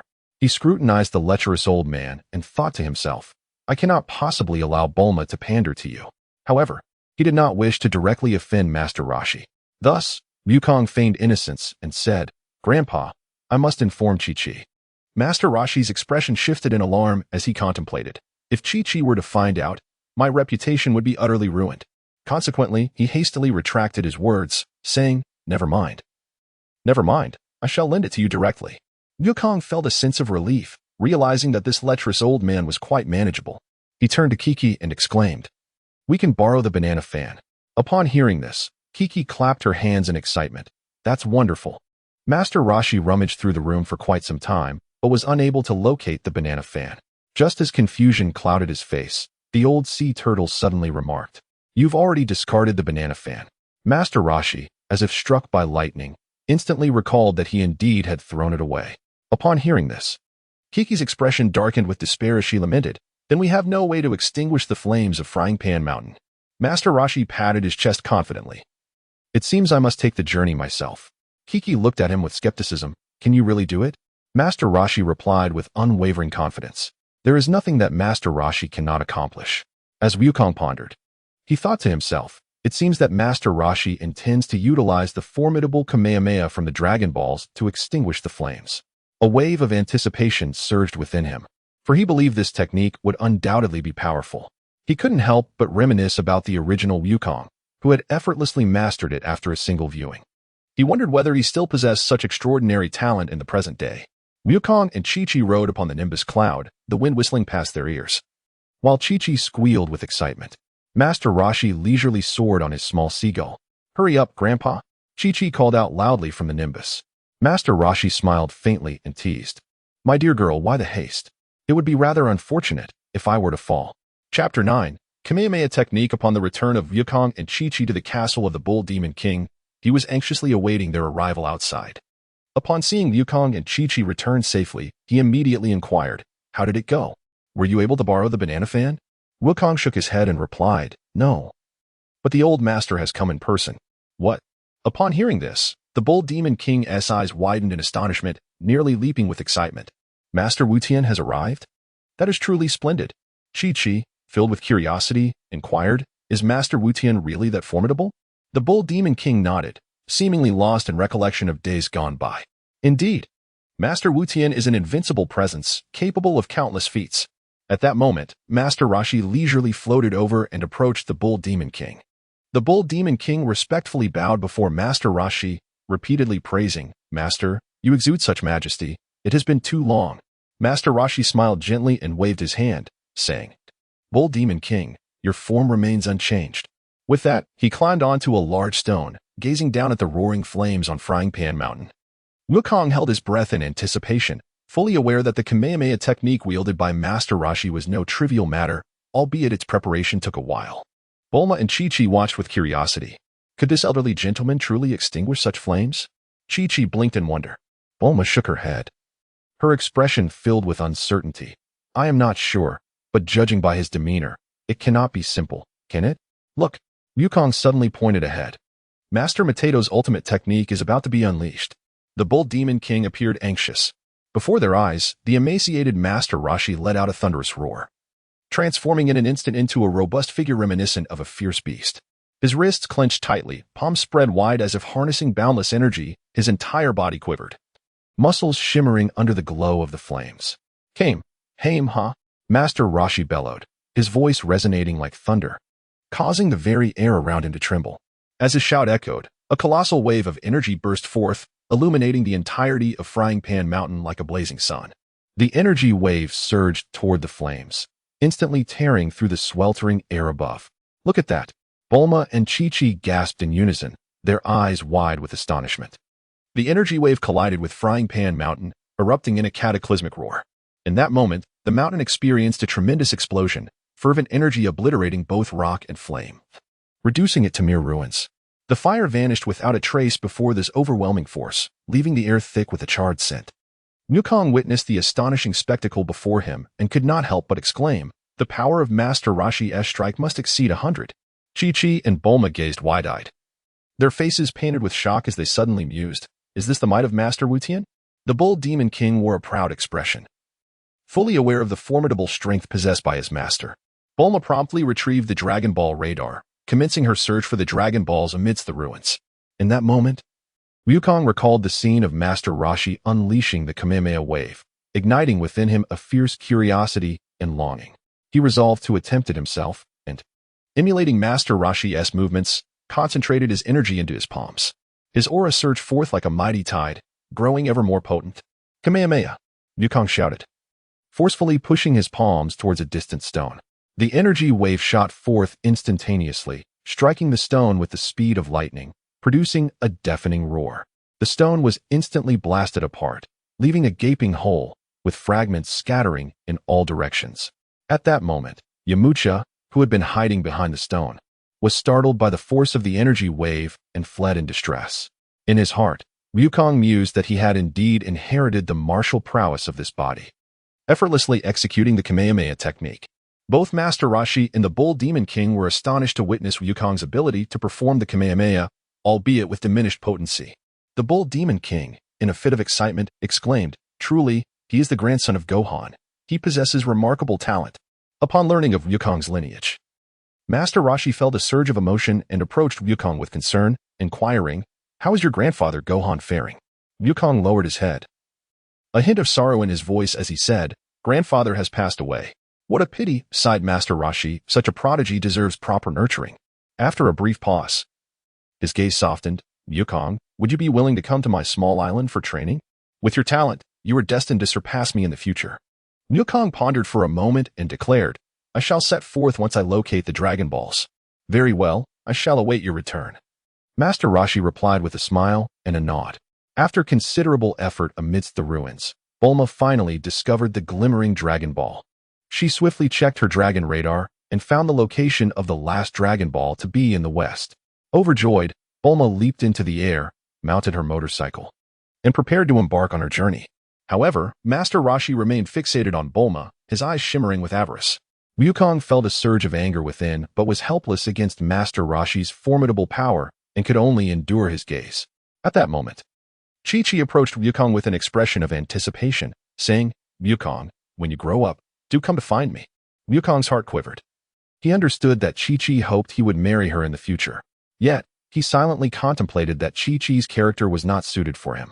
In the original tale, Chi-Chi desired Wukong to refrain from fighting and even wished for their son to become a scholar, to study. Such a life was far from what he, a self-proclaimed underachiever, yearned for. Both Bulma and Android 18 seemed far more compatible than Chi-Chi. Resolutely, Wukong shook his head and said, "I'm sorry, Chi-Chi," upon hearing this. Tears streamed down Chi-Chi's face as she turned and ran away. Wukong watched her retreating figure, his heart a tumult of emotions, yet he understood clearly what he truly sought. Wukong sat upon Bulma's motorcycle, gently embracing her waist as the engine roared to life, embarking on a journey towards the west. In Wukong's mind, he contemplated, in the realm of Dragon Balls, one's own strength reigns supreme. In the original narrative, after Bulma gathered the Dragon Balls, her first wish was whimsically subverted by Oolong, who requested a pair of panties. This incident was also the reason Wukong opposed the inclusion of that lascivious pig in their ranks. Shortly thereafter, a city emerged on the horizon, and Wukong's eyes sparkled with recognition, recalling that this was the territory of the Rabbit Army. Chapter 10, The Final Dragon Ball. Wukong and Bulma arrived at a quaint little town. Upon witnessing Bulma's attire as a bunny girl, the townsfolk were struck with panic, scattering in all directions to hide. Bulma, taken aback, inquired with confusion, "What is happening? Am I so beautiful that they are afraid to approach?" Wukong shook his head and couldn't help but chuckle. "Bulma, perhaps your unique attire has made them perceive you as peculiar." At that moment, Bulma furrowed her brows. "Really? I merely wish to appear a bit more charming." Just as the two were engrossed in conversation, two members of the Rabbit Brigade sprang forth from the side. The brigade members, upon seeing Bulma's rabbit ears, momentarily froze. "You're not one of us, are you?" Bulma, intrigued, inquired, "What is the Rabbit Brigade?" The members of the brigade, captivated by Bulma's beauty, began to contemplate. "This girl seems delightful. She would be a fine addition." Thus, they started to approach her, intent on taking her away. Bulma, frightened, cried out, "Wukong, they are villains. Quickly, defeat them." Without hesitation, Wukong advanced and delivered a merciless punch to one of the members of the Rabbit Legion, instantly ending his life. "Summon your leader." Wukong commanded the remaining member. The Rabbit Legion member quickly activated his communicator to contact their leader. Soon after, Wukong struck him down with a single blow, ruthlessly eliminating both threats with ease. "There is nothing to fear," Wukong reassured Bulma. Moments later, a vehicle resembling a rabbit came to a halt before Wukong and Bulma, from which a tall rabbit man emerged. He surveyed his surroundings and inquired, "Where are my two subordinates?" Wukong scoffed lightly and replied nonchalantly, "I would kill them." Upon hearing this, the rabbit leader was infuriated, yet he quickly regained his composure. A spark of inspiration ignited in his mind. Aware that his greatest advantage lay in his ability to transform those who dared to touch him into mere radishes, he extended his palm, feigning a gesture of surrender, and slowly approached Wukong. With a cold chuckle in his heart, Wukong discerned his ploy from afar. Swiftly, he drew out the Rui Jingu Bang from behind him and shouted, "Rui Jingu Bang, extend." In an instant, the golden rod elongated, hurtling towards the Rabbit King. Before the Rabbit King could react, he was struck aloft by the rod, soaring into the sky like a shooting star. Bulma, wide-eyed and astonished, inquired, "Wukong, where have you sent him?" Wukong retrieved his Rui Jingu Bang, a light-hearted smile gracing his face as he replied, "I sent him to the moon. Such individuals belong in a place where they won't be disturbed." After Wukong effortlessly vanquished the Rabbit Legion, the inhabitants of the small town finally mustered the courage to emerge from their hiding spots. They cautiously observed Wukong and Bulma, their eyes brimming with astonishment and gratitude. An elder resident stepped forward, his voice trembling as he expressed, "Thank you so much. We have suffered under the oppression of the Rabbit Legion for too long, and now we can finally return to our normal lives." Bulma smiled in response. "No need for thanks. We were merely passing through." Wukong, displaying indifference, waved his hand dismissively. Wukong and Bulma sped along on their motorcycle, the scenery flashing by in a blur, their anticipation for the next Dragon Ball growing ever more intense. However, in the distant shadows of a foreboding castle, King Pilaf was watching intently. He urged Xiao Wu, hurry up, or shall I feed you to the robot? Pressured by his demands, Xiao Wu hastily quickened her pace, casting a worried glance at King Pilaf. At last, she completed the development of the Dragon Ball radar, prompting Pilaf to erupt with laughter as he gazed upon the new device. With this, I can locate all the Dragon Balls and fulfill my dream of world domination. Seated in his eerie castle, King Pilaf's gaze fixated on the radar just crafted by Xiao Wu. The screen flickered with points of light, indicating that 6 Dragon Balls were clustered together, precisely where Wukong and his companions were located. Pilaf grinned maliciously, murmuring to himself, "That brat has unwittingly gathered so many Dragon Balls for me. How convenient." He turned to his accomplice, Ashu, commanding, "Ashu, Xiao Wu, take your robots and retrieve those Dragon Balls for me." Ashu immediately stood at attention, pressing the controller in his hand with a confident smile. "King Pilaf, I assure you those little brats won't even have a chance to resist." He swiftly made his way to the underground warehouse, climbing aboard his battle-designed robot.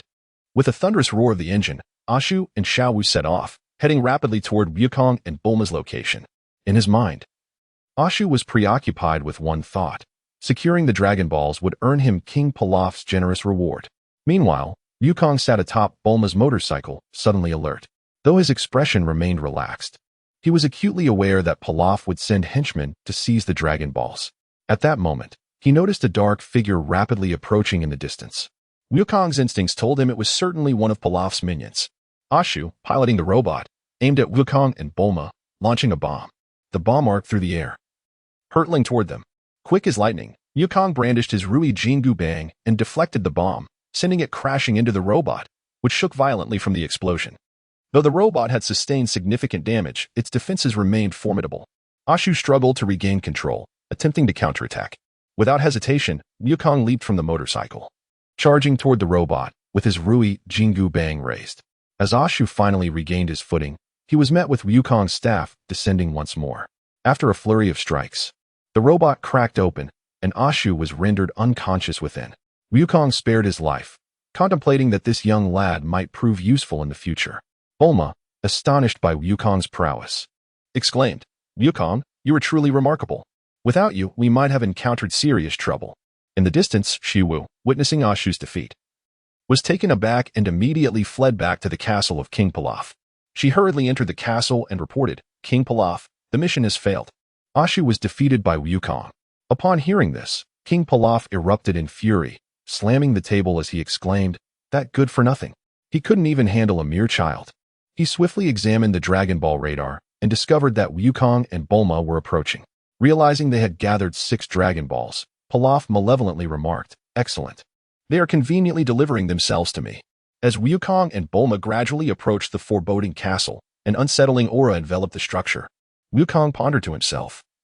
Realizing that the castle was riddled with traps, he resolved to refrain from recklessly charging in and opted to wait for King Pilaf to emerge.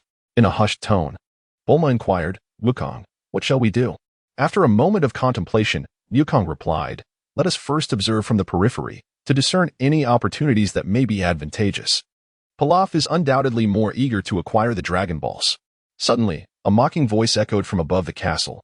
"Ha ha, you have finally arrived. I have eagerly awaited your presence. The Dragon Balls are in my possession. Come and claim them." The voice of King Pilaf resonated through the castle, laden with arrogance and provocation. Chapter 11, The Wish. Wukong stood outside the castle, gazing up at the towering structure that pierced the clouds, silently assessing its defenses. He was acutely aware that tonight marked the full moon. As a lower-ranking Scion warrior, the sight of the round moon would strip him of his reason, transforming him into a fearsome beast. He needed to confront King Pilaf during daylight.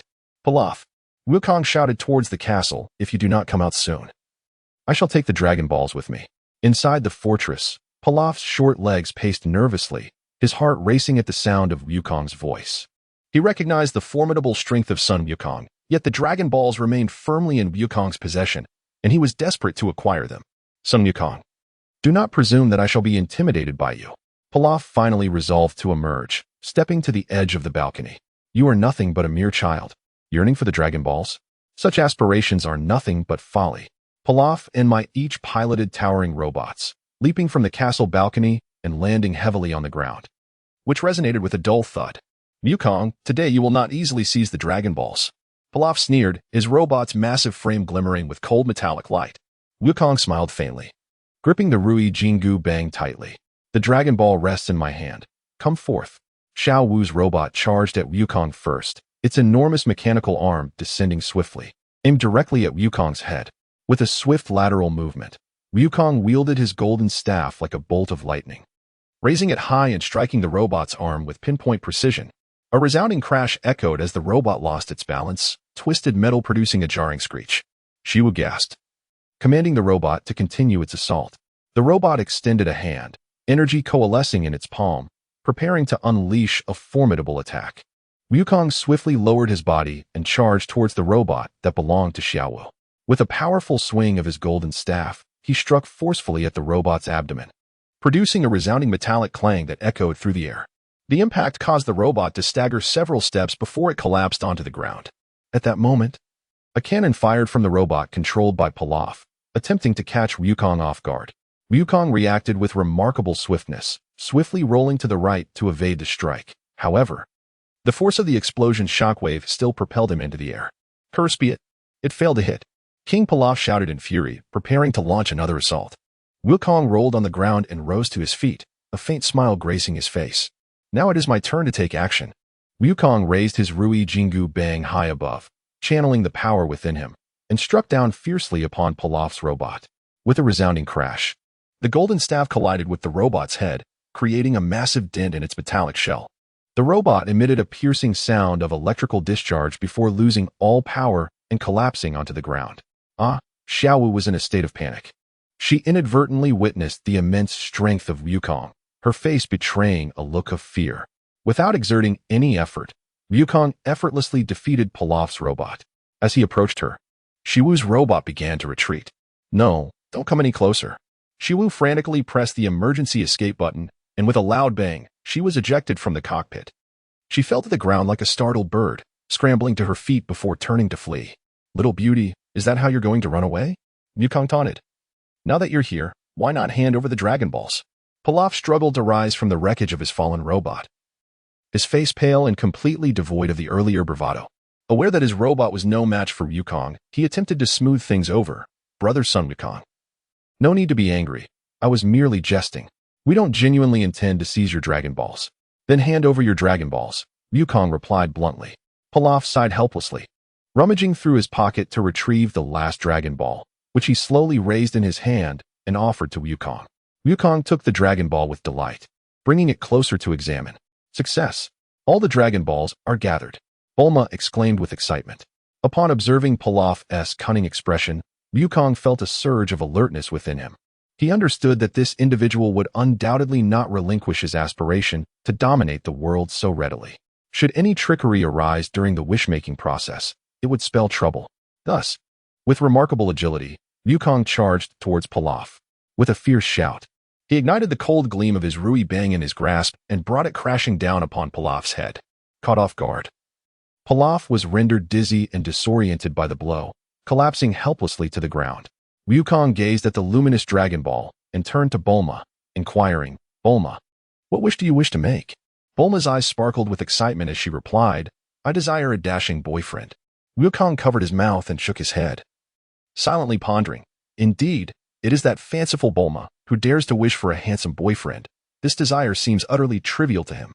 In order to prevent Bulma from squandering her wish on the Dragon Balls, Wukong boasted with fervor, Bulma, whatever kind of boyfriend you desire, when I grow up, I shall marry you. Bulma frowned, her gaze tinged with dissatisfaction. Is that truly the case? Upon scrutinizing young Wukong, she realized he was indeed quite handsome. Very well then. You must not go back on your word.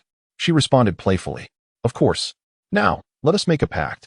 Pinky swear, and for 100 years, we shall not waver. Whoever breaks this promise shall be deemed a monkey. Wait, isn't it true that you are a monkey, Wukong? I am not a monkey, I am a gorilla. Humph. Isn't that essentially the same? After a moment of contemplation, Bulma lowered her head. Ultimately, she sighed deeply, her gaze filled with reluctance yet adorned with an understanding smile. All right. Wukong, this time, I shall grant you the wish. Wukong nodded repeatedly, aware that he had safeguarded his wish. Wukong placed the 7 Dragon Balls together, calling out with both tension and anticipation, Arise, dragon. Dark clouds surged like a tide, swiftly enveloping the sky, as if the entire world were being consumed.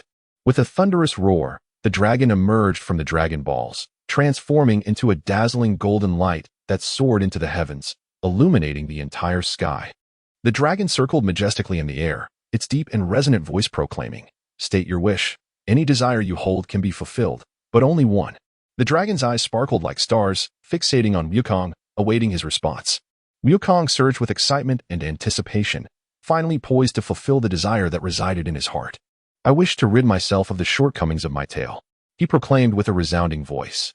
The dragon nodded slightly, a mysterious glimmer flickering in his eyes, and spoke slowly, "Your wish has been granted. Farewell." Wukong felt a warm force permeating through his body. As the radiant glow of the dragon faded, the 7 Dragon Balls reassembled, transforming into 7 orbs that twinkled with a soft luminescence.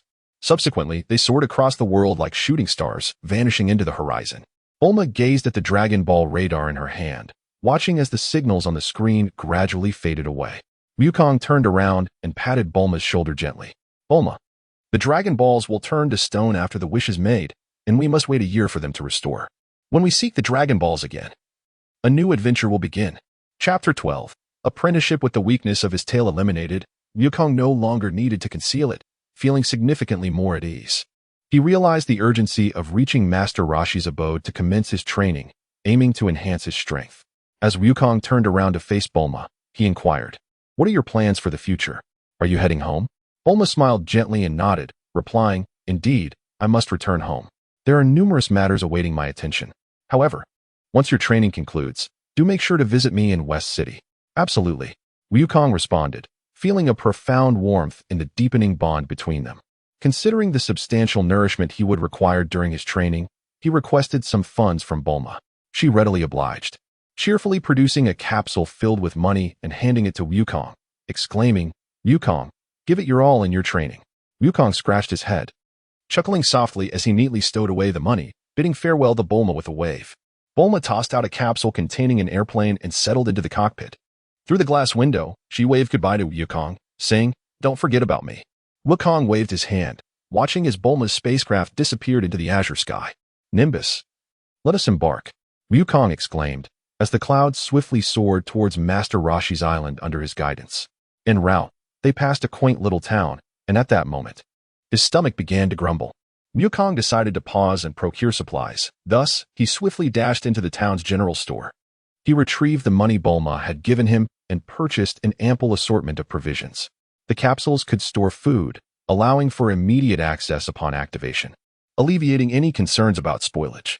With a heart full of contentment, Wukong departed from the small town, laden with an abundance of food capsules. He mused to himself, "In this manner, when I arrive at Master Roshi's, I need not fret about going hungry. With my appetite, that meager stockpile of his will scarcely suffice." In the depths of his mind, Wukong contemplated his cultivation plan.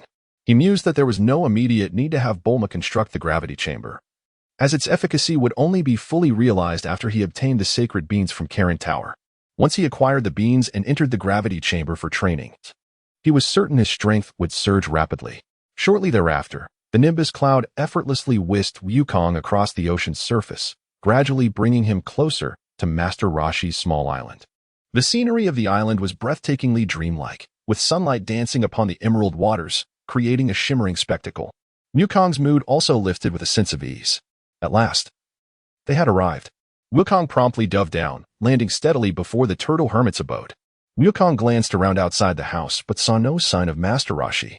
He shrugged his shoulders, pondering whether the old man was hiding inside, engaged in some unmentionable activity. Consequently, he approached the door, knocked gently, and called out, "Grandfather, are you there?" However, there was no response from within. Wukong tentatively pushed the door open, and the scene before him left him utterly astonished. Master Roshi sat on the sofa, his gaze fixed intently on the television screen, where a mesmerizing display of beautiful women performing aerobics unfolded.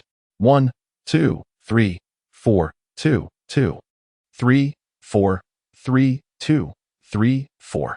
Accompanied by the rhythmic music, the graceful movements on screen evoked a cascade of imaginative thoughts. With a sense of helplessness, Wukong shook his head and silently lamented, "What a lecherous old man, still engrossed in such programs."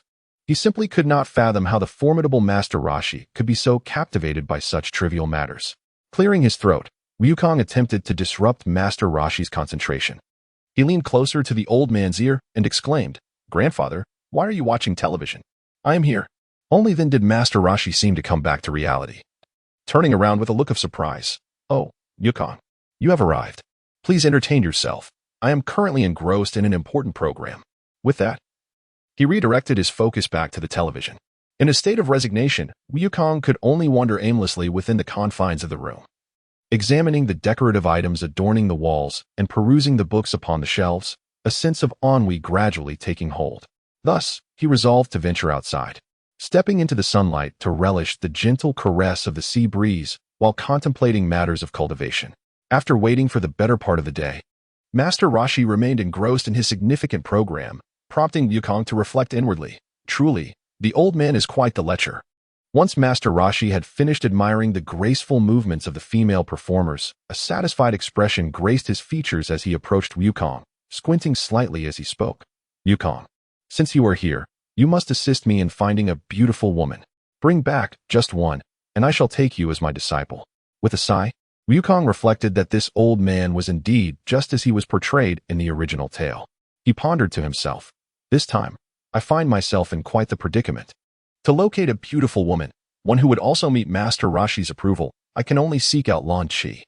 Considering that tonight is the night of the full moon and my movements are somewhat restricted," he turned to Master Roshi and said, "Grandfather, I believe it would be best if I rested for the night and set out to find the beautiful lady tomorrow."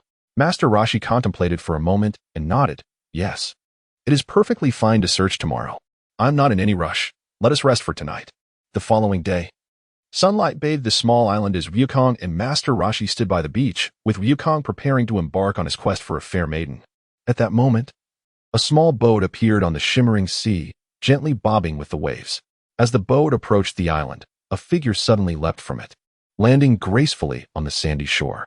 As Wukong focused his gaze, he recognized the newcomer as Krillin, the little monk who had come to seek apprenticeship from Master Roshi. Slightly shorter than himself, Krillin donned a simple monk's robe, his head shaved clean. Without sparing a glance at Wukong, he approached Master Roshi directly, fervently introducing himself and eagerly imploring the old master to accept him as a disciple. "I do not easily take on students," Master Roshi proclaimed, embodying the image of a martial arts sage. "Master, this is my gift for seeking your guidance." Krillin cleverly seized upon Master Roshi's notorious fondness for beautiful women, presenting him with a stack of magazines featuring lovely ladies. Upon seeing the publications, Master Roshi's eyes sparkled with excitement, and he was taken aback, blood rushing from his nose. He hurriedly tucked the magazines away, fearful of being seen. "Ahem, enough of that. Let us not waste any more time." Master Roshi cleared his throat and turned to Krillin, saying, "You two go find some beautiful women, and remember to bring back those that I fancy.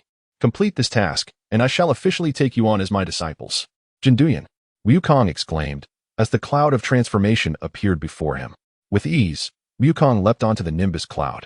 Upon hearing this, Krillin thought to himself that it was a splendid opportunity and promptly followed suit, jumping onto the cloud. However, due to his impure intentions, he was unable to maintain his balance and fell directly to the ground.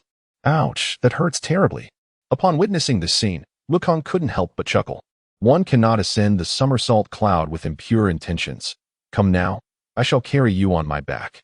Having spoken, Wukong hoisted Krillin onto his back and ascended upon the Nimbus cloud, soaring into the distant horizon. Chapter 13, Lan Qi. Seated atop the Nimbus, Wukong pondered the necessity of seeking out Lan Qi. However, the original text fails to specify her exact whereabouts. Thus, he turned to Krillin behind him and inquired, "Do you know where I might find a railway track?" Krillin, momentarily taken aback, found himself perplexed by Wukong's sudden question regarding the tracks. Nevertheless, after a moment of contemplation, he gestured towards a direction and replied, "It seems there is a track over that way. I have heard people mention it." Wukong nodded and adjusted his direction, soaring toward the location indicated by Krillin. At that moment, in a bustling Western-style town, there stood a lively tavern, its entrance adorned with a welcome sign. The air filled with raucous music and the enchanting sounds of laughter.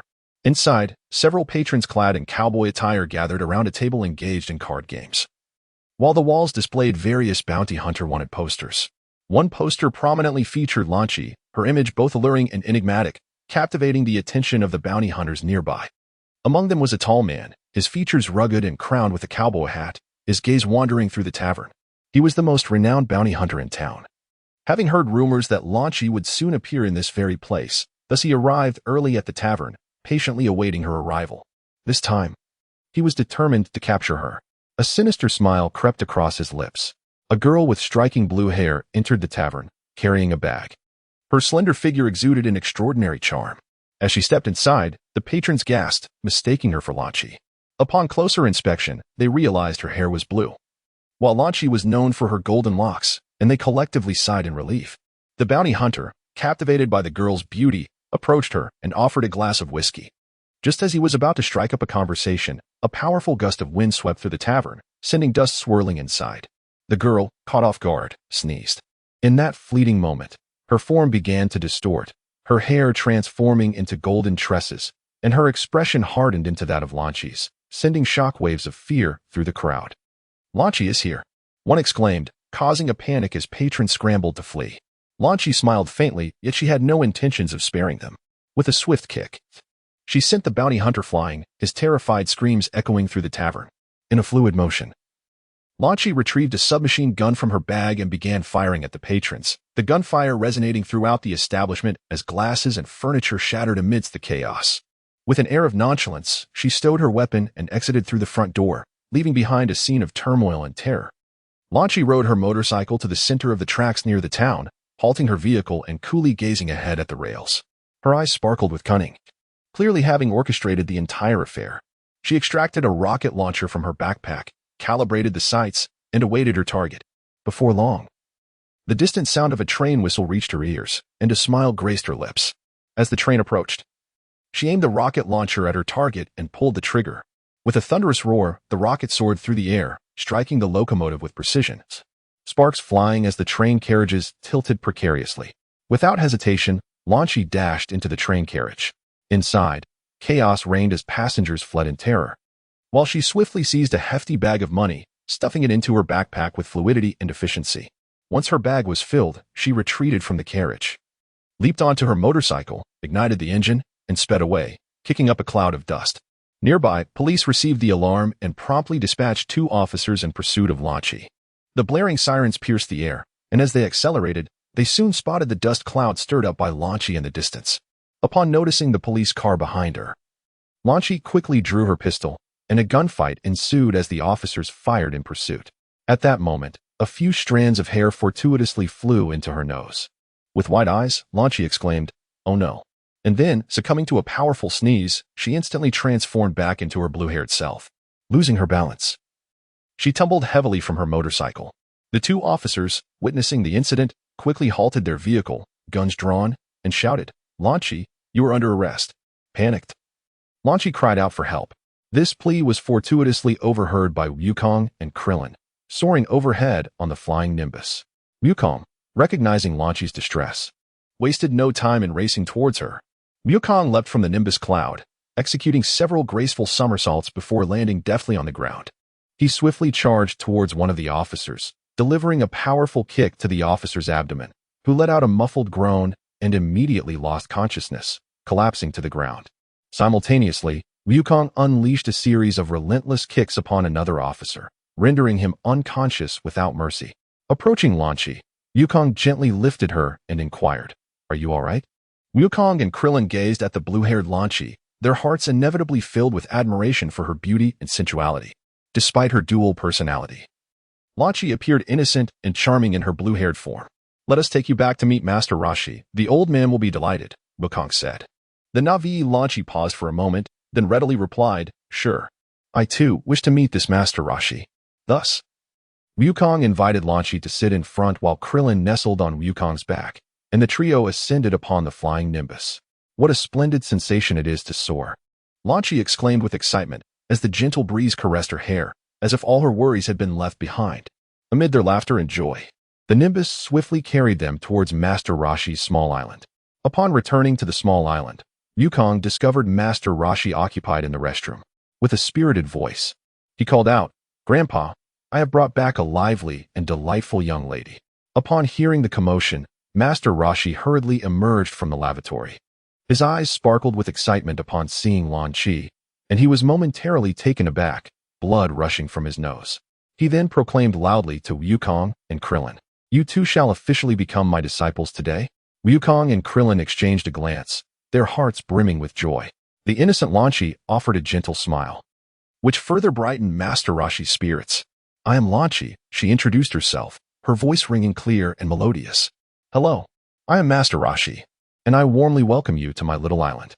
Master Rashi responded eagerly, his gaze lingering on Lan Qi as if he wished to delve deeper into the essence of this delightful girl. "I adore the environment here. It feels akin to a resort," Lan Qi exclaimed, surveying her surroundings with eyes full of curiosity and excitement about this new locale. Observing her delight, Master Rashi felt a surge of happiness and promptly inquired, "So, would you be willing to stay here for a while?" "Absolutely," Lan Qi replied without hesitation, her heart filled with anticipation for this enigmatic island. Chapter 14. Testing strength. Master Rashi pounded his chest with enthusiasm, proclaiming, "Lan Qi, would you care to train together? I am the most formidable martial artist in the world." Krillin chimed in beside him. "Indeed, all of Master Wu Tian's students are top-tier experts." Lan Qi paused momentarily, then agreed, "In that case, I shall not hold back."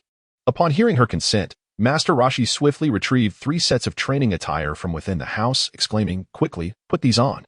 We can commence our training right away." As Lan Qi accepted the garments and prepared to change in front of everyone, Krillin suddenly interjected, "Wait a moment. Are you planning to change here?" Taken aback, Lan Qi contemplated briefly before deciding, "I think I shall change inside the house instead." With that, she made her way towards the interior. Master Rashi, frustrated and stomping his foot, lamented inwardly, "Alas, I have missed the chance to witness such a beautiful moment." Wukong opened his garment and was immediately taken aback. "What is this?"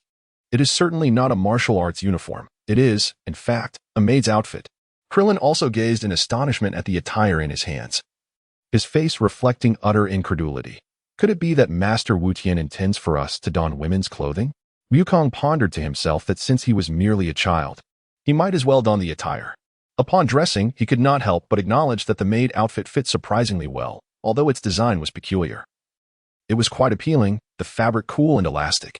At that moment, the azure-haired Lan Qi emerged from within the room, her maid ensemble exuding both innocence and charm. Wukong and Krillin were momentarily rendered speechless, drooling at the sight. How alluring she appeared. Suddenly, Lan Qi let out a sneeze, and in an instant, her hair transformed to a golden hue, becoming the golden-haired Lan Qi. Master Rashi and Krillin were taken aback as golden-haired Lan Qi brandished a machine gun, unleashing a barrage of gunfire upon them, resulting in chaos. Wukong and Krillin ducked and dodged, while even Master Rashi, momentarily forgetting his earlier desires, scrambled for cover. Just then, Lan Qi sneezed again, reverting to her blue-haired form, and bashfully apologized. "I'm sorry, I become quite violent when I sneeze." Master Rashi, startled, hastily urged everyone to change back into their original clothes. Wukong mused that this lecherous old man had orchestrated the entire situation just to see Lan Qi in the maid outfit. After changing back, Master Rashi clapped his hands, swiftly transforming the room into a capsule, and then threw out another capsule. With a soft sound, it morphed into a speedboat. "On board. We're off to our training location." Master Rashi exclaimed excitedly, gesturing for everyone to embark. Wukong, Krillin, and Lan Qi swiftly ascended onto the speedboat. They arrived at a grand island where Master Rashi selected a vacant patch of land and unveiled a house from the capsule. Lan Qi busied herself within the dwelling, the kitchen exuding delightful aromas that stirred everyone's anticipation for the evening meal. Master Rashi commenced training with Wukong and Krillin, raising an eyebrow as he announced, "Today, I shall first assess your 100-meter speed to determine who is swifter." Upon hearing this, Krillin's excitement surged. He patted his chest and declared, "I have trained at the Shaolin Temple for 8 years, so my speed must be remarkable. You go first." Master Rashi readied the stopwatch. Krillin performed a few warm-up stretches at the starting line, inhaled deeply, and with a loud crack, surged forth like an arrow. His movements were agile and vigorous, propelling him with great energy. In no time, Krillin reached the finish line, panting and halting, while Master Rashi noted the recorded time, 10 seconds. "Humph.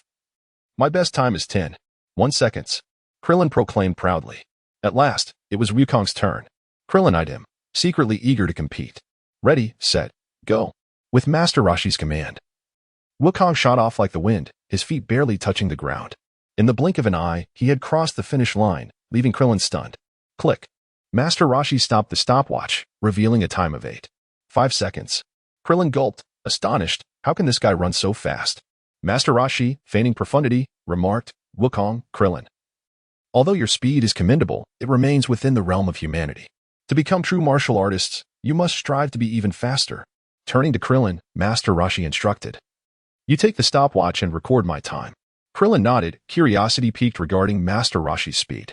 Master Roshi poised himself, and at the sound of the command, he shot forth like an arrow, moving with unparalleled fluidity and precision towards the finish line. Krillin's eyes followed intently, captivated by Master Roshi's swift movements. Ultimately, Master Roshi halted at the finish line, and Krillin was left speechless as he noted the time. 5.6 seconds. Master Roshi then picked up a stone and inscribed the character for turtle upon it before hurling it mercilessly over the precipice.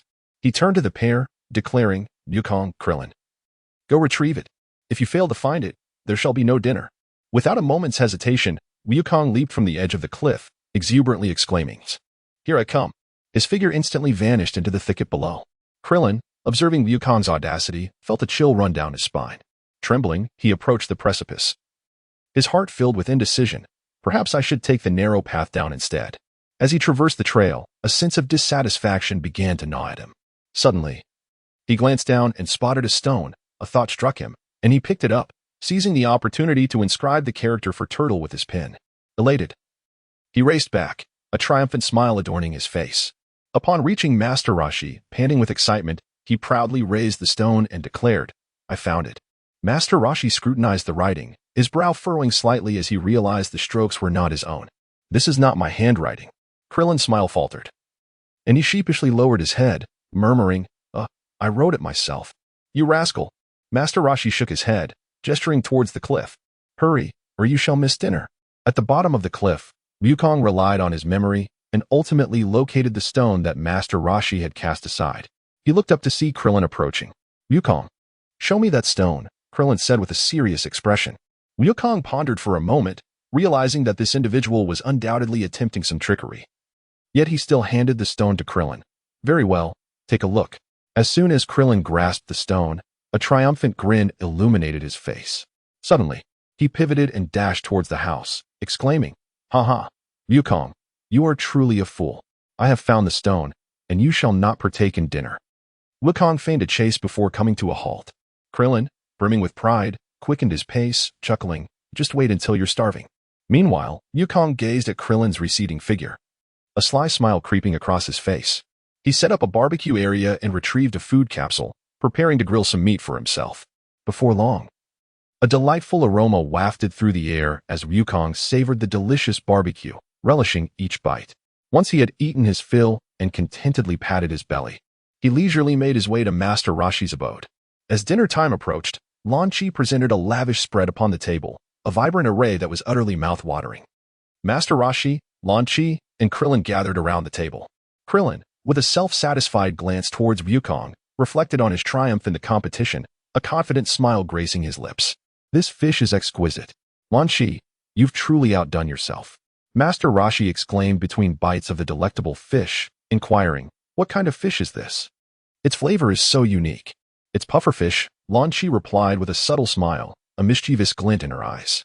Upon hearing the word pufferfish, both Master Roshi and Krillin froze, their expressions shifting dramatically. Master Roshi's hand trembled, nearly toppling his bowl, while Krillin quickly covered his mouth, panic-stricken, and asked, What? Pufferfish? Isn't that, indeed, pufferfish is edible? Lan Chi feigned innocence, fluttering her eyelashes. At that moment, Wukong stood aside, secretly observing this scene, unable to suppress a chuckle. Thinking to himself, well deserved. Who told you to be so smug? Chapter 15. The training of Master Roshi-style moonlight streamed through the curtains, illuminating Wukong and Lan Chi.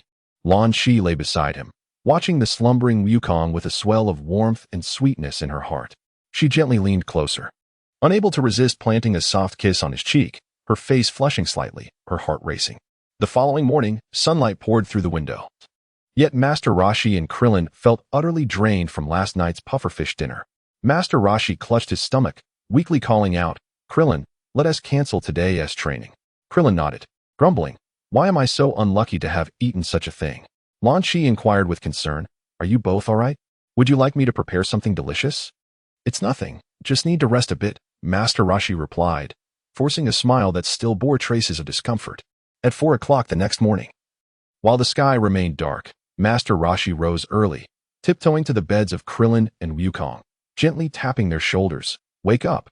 Today we shall practice martial arts. Krillin, still groggy, lifted his head and rubbed his eyes. So early? With an exhilarating leap, Wukong sprang up, his face adorned with a radiant smile. I am fully prepared. Humph. You always exude such boundless energy, Krillin murmured as he slowly rose from his slumber, stifling a yawn. At that moment, Wukong was burdened by a hefty backpack. Master Rashi, intrigued, inquired, Wukong, what purpose does your pack serve? Wukong replied, this is a backpack weighing 50 kilograms. Both Master Rashi and Krillin were taken aback. Master Rashi exclaimed in astonishment, to place such a heavy burden upon yourself at the very beginning of your training. What a determined child you are. Krillin, with a tone of resignation, responded, what exactly do you intend to push yourself to, Wukong? With a chuckle, Wukong declared, in order to become a more formidable martial artist, I must certainly exert myself. Master Rashi sighed, a wave of satisfaction washing over him. Very well, let us see where your limits lie. Are you prepared to commence your training? At any moment, Wukong confidently replied. Master Rashi led Wukong and Krillin on a brisk run towards the local milk shop.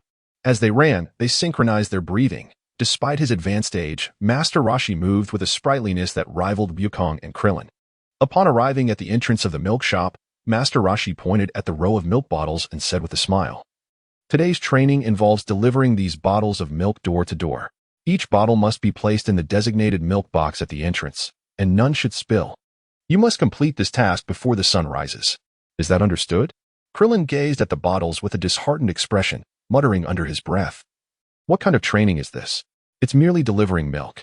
Wukong and Krillin each grasped their respective milk crates, and, following Master Rashi's instructions, sprinted from door to deliver the milk. Master Rashi jogged alongside them, occasionally adjusting their running postures and teaching them how to maintain stability while in motion. Wukong quickly found his rhythm, his movements fluid and his pace swift. Krillin, although struggling somewhat, was determined not to fall behind upon witnessing Wukong's excitement. He gritted his teeth and pressed on. Run faster, don't stop. Master Rashi urged from the front, setting the tempo and continuously encouraging them to accelerate. Wukong and Krillin lay on the ground, breathless and utterly exhausted. Master Rashi stood beside them, a broad smile adorning his face as he remarked, this is merely the training of the early morning. There is still the training of the morning to come.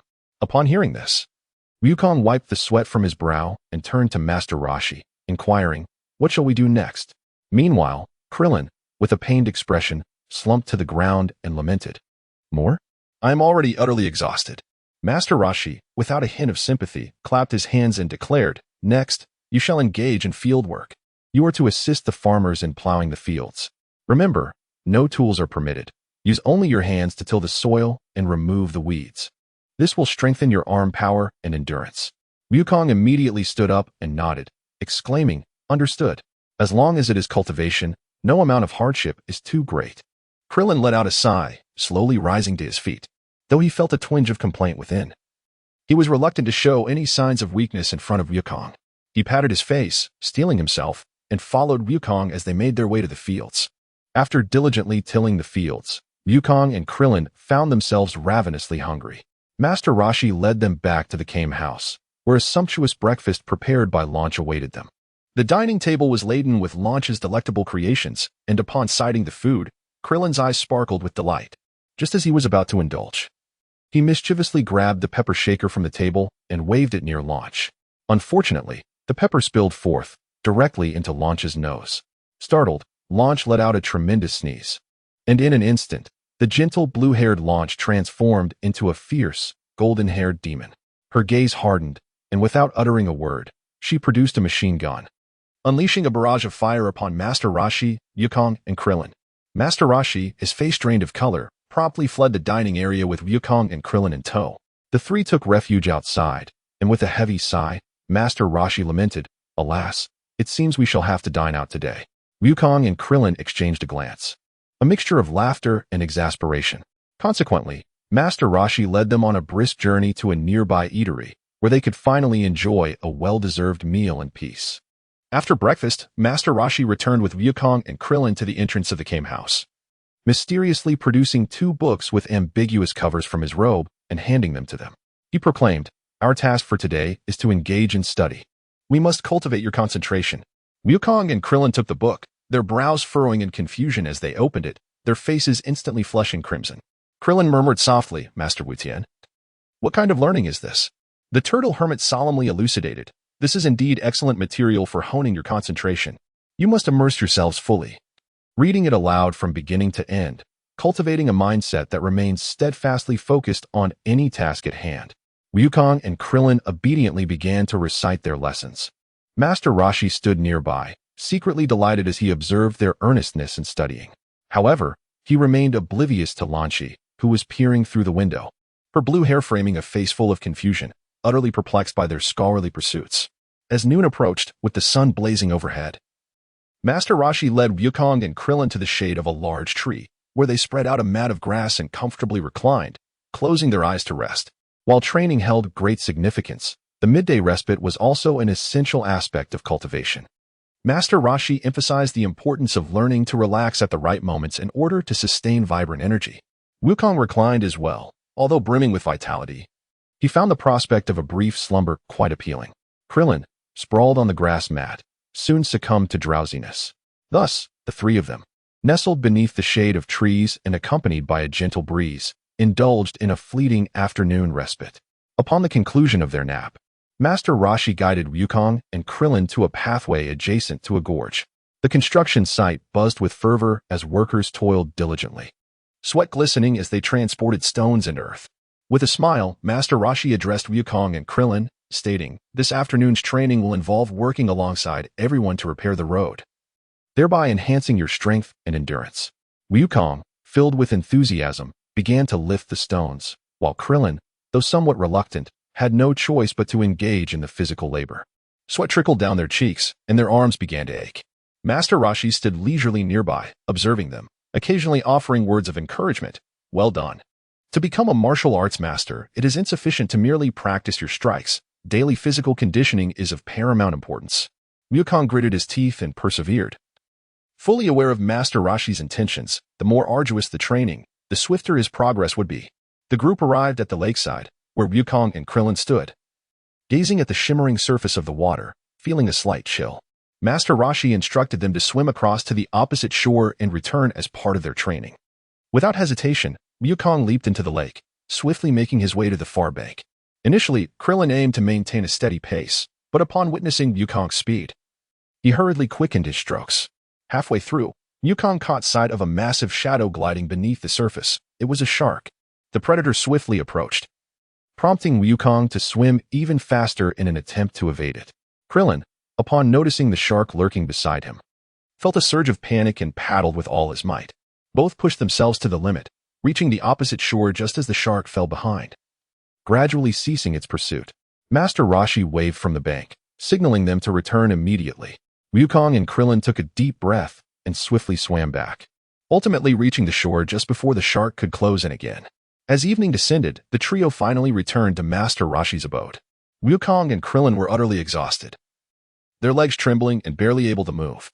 With a smile, Master Roshi announced that their future training would be even more rigorous, and Krillin would now have to carry a 20-kilogram turtle shell during all his exercises.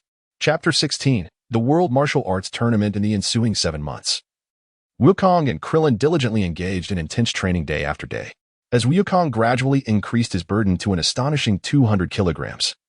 Such remarkable endurance led Krillin and Master Roshi to speculate that Wukong might not be human. One day, as Master Roshi stood beneath the setting sun, he mentioned the upcoming World Martial Arts Tournament.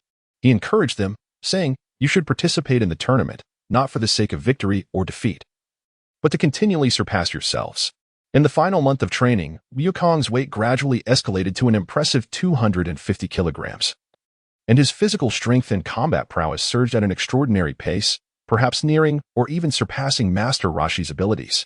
With only one day remaining before the tournament registration, Master Roshi donned a formal suit, exuding vitality. Looking at Wukong and Krillin, he smiled with satisfaction and said, "You may remove your burdens now." Following his instructions, Krillin and Wukong shed the weights, which had been tens and hundreds of kilograms, respectively. Instantly, they felt an overwhelming sense of lightness, as if the heavy shackles had been lifted. Observing the two with a hint of pleasure in his eyes, Master Roshi encouraged them. Now, give it your all and jump. Taking a deep breath, Krillin suddenly leaped with all his might, astonishingly reaching nearly 100 meters in height. He gazed down in disbelief at the ground below, his heart brimming with wonder. With a light leap, Wukong soared into the air, reaching heights surpassing those of Krillin, achieving an astonishing jump of several hundred meters. He performed a somersault midair and landed effortlessly. He mused to himself that if he were to exert his utmost, a leap of several thousand meters would certainly be within his grasp. Master Roshi nodded in satisfaction, addressing Wukong and Krillin. Your progress is remarkable, yet remember, tomorrow's martial arts tournament is an opportunity for observation and learning. The aim of the competition is not merely victory or defeat, but to surpass the self of yesterday. Lan Shi presented a gift she had personally prepared, handing it to Wukong and Krillin. Upon opening it, they were astonished to find a complete set of suits.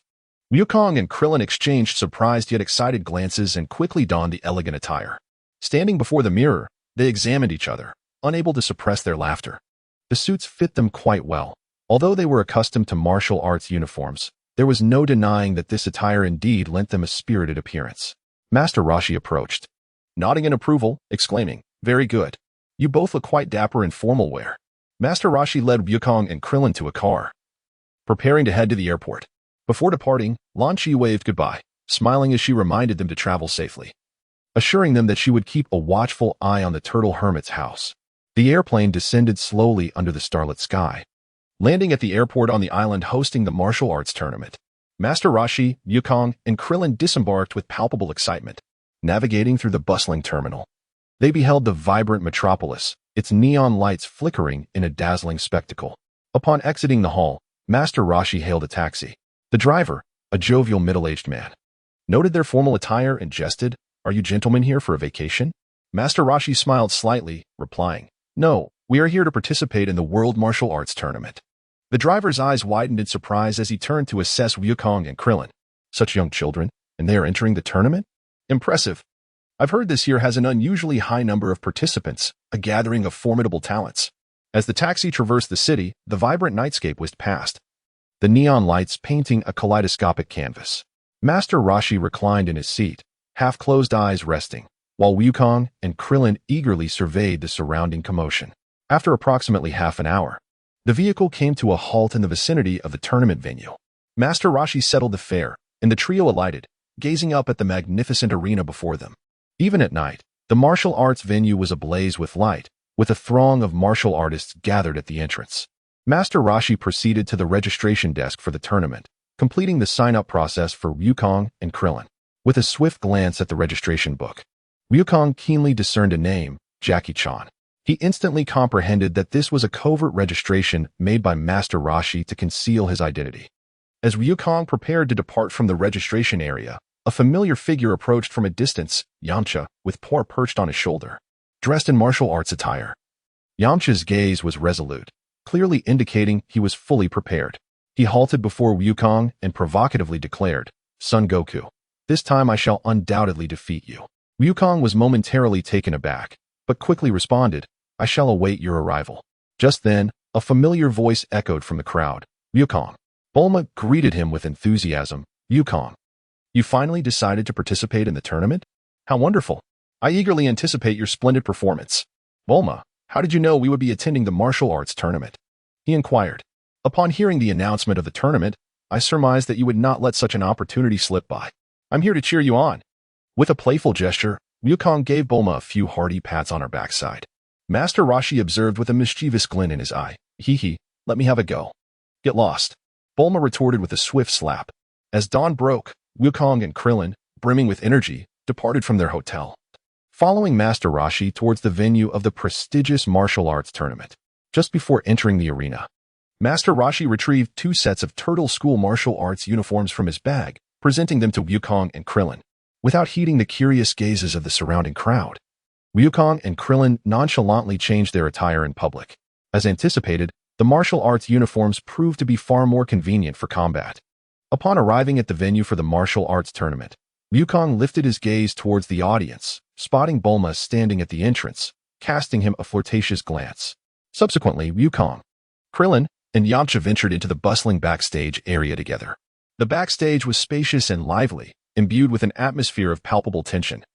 As competitors from across the globe had gathered in anticipation, Wukong surveyed his surroundings and observed some competitors diligently engaging in stretching and warm-up exercises, while others were sparring and honing their martial skills.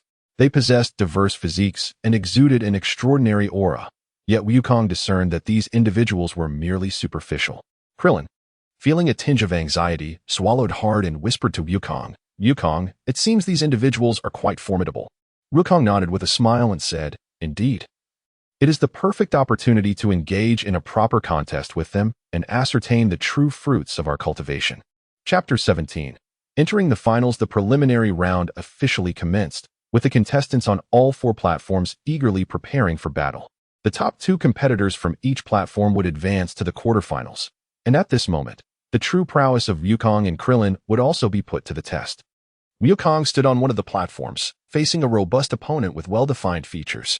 As the match commenced, the referee's signal prompted Wukong to leap forth with remarkable agility.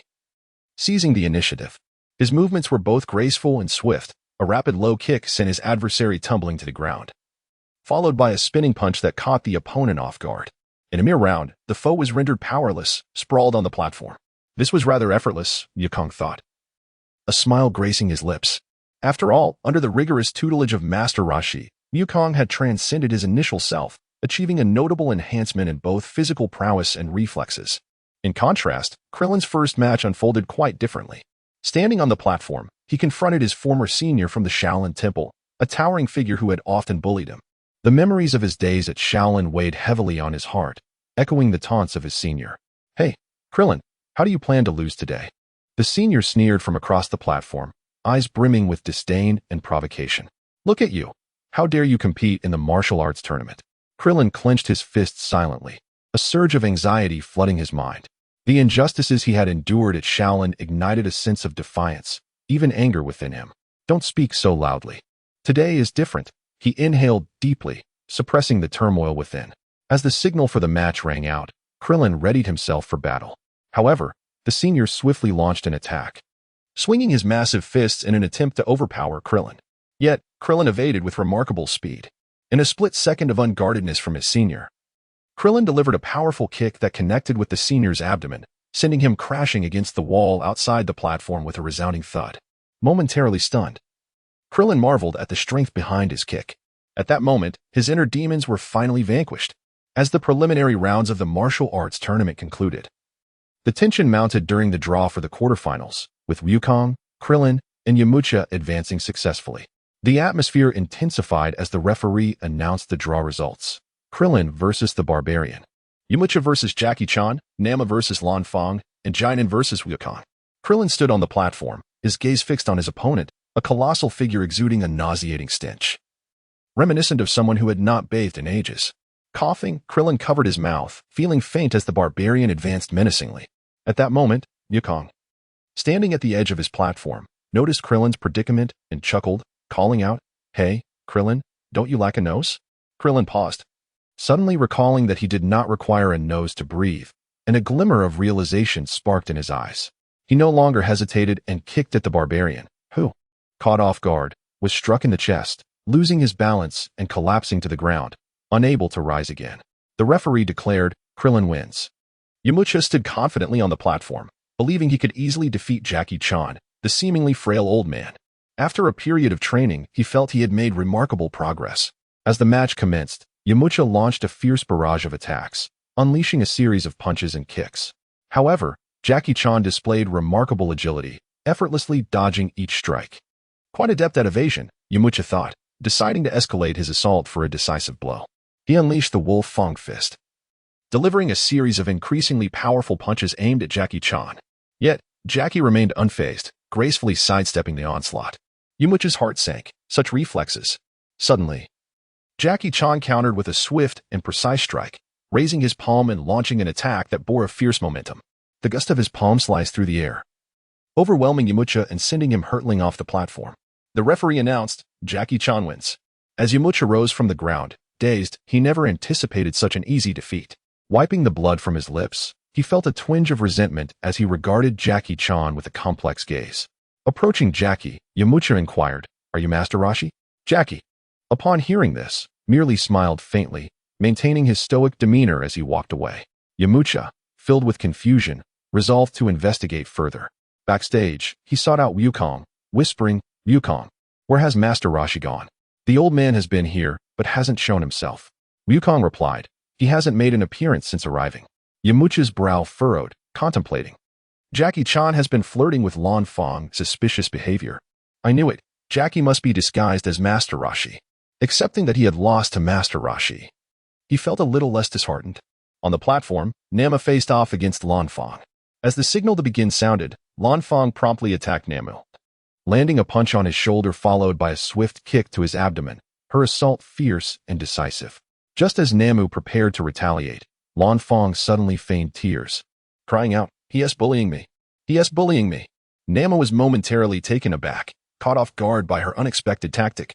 "This is a match. Why are you acting like this?" he thought helplessly. However, as Namu attempted to respond, Lan Fang seized the opportunity, landing a punch to his side, sending him sprawling across the platform. Frowning, Namu remarked, "It seems I cannot regard you as merely a woman."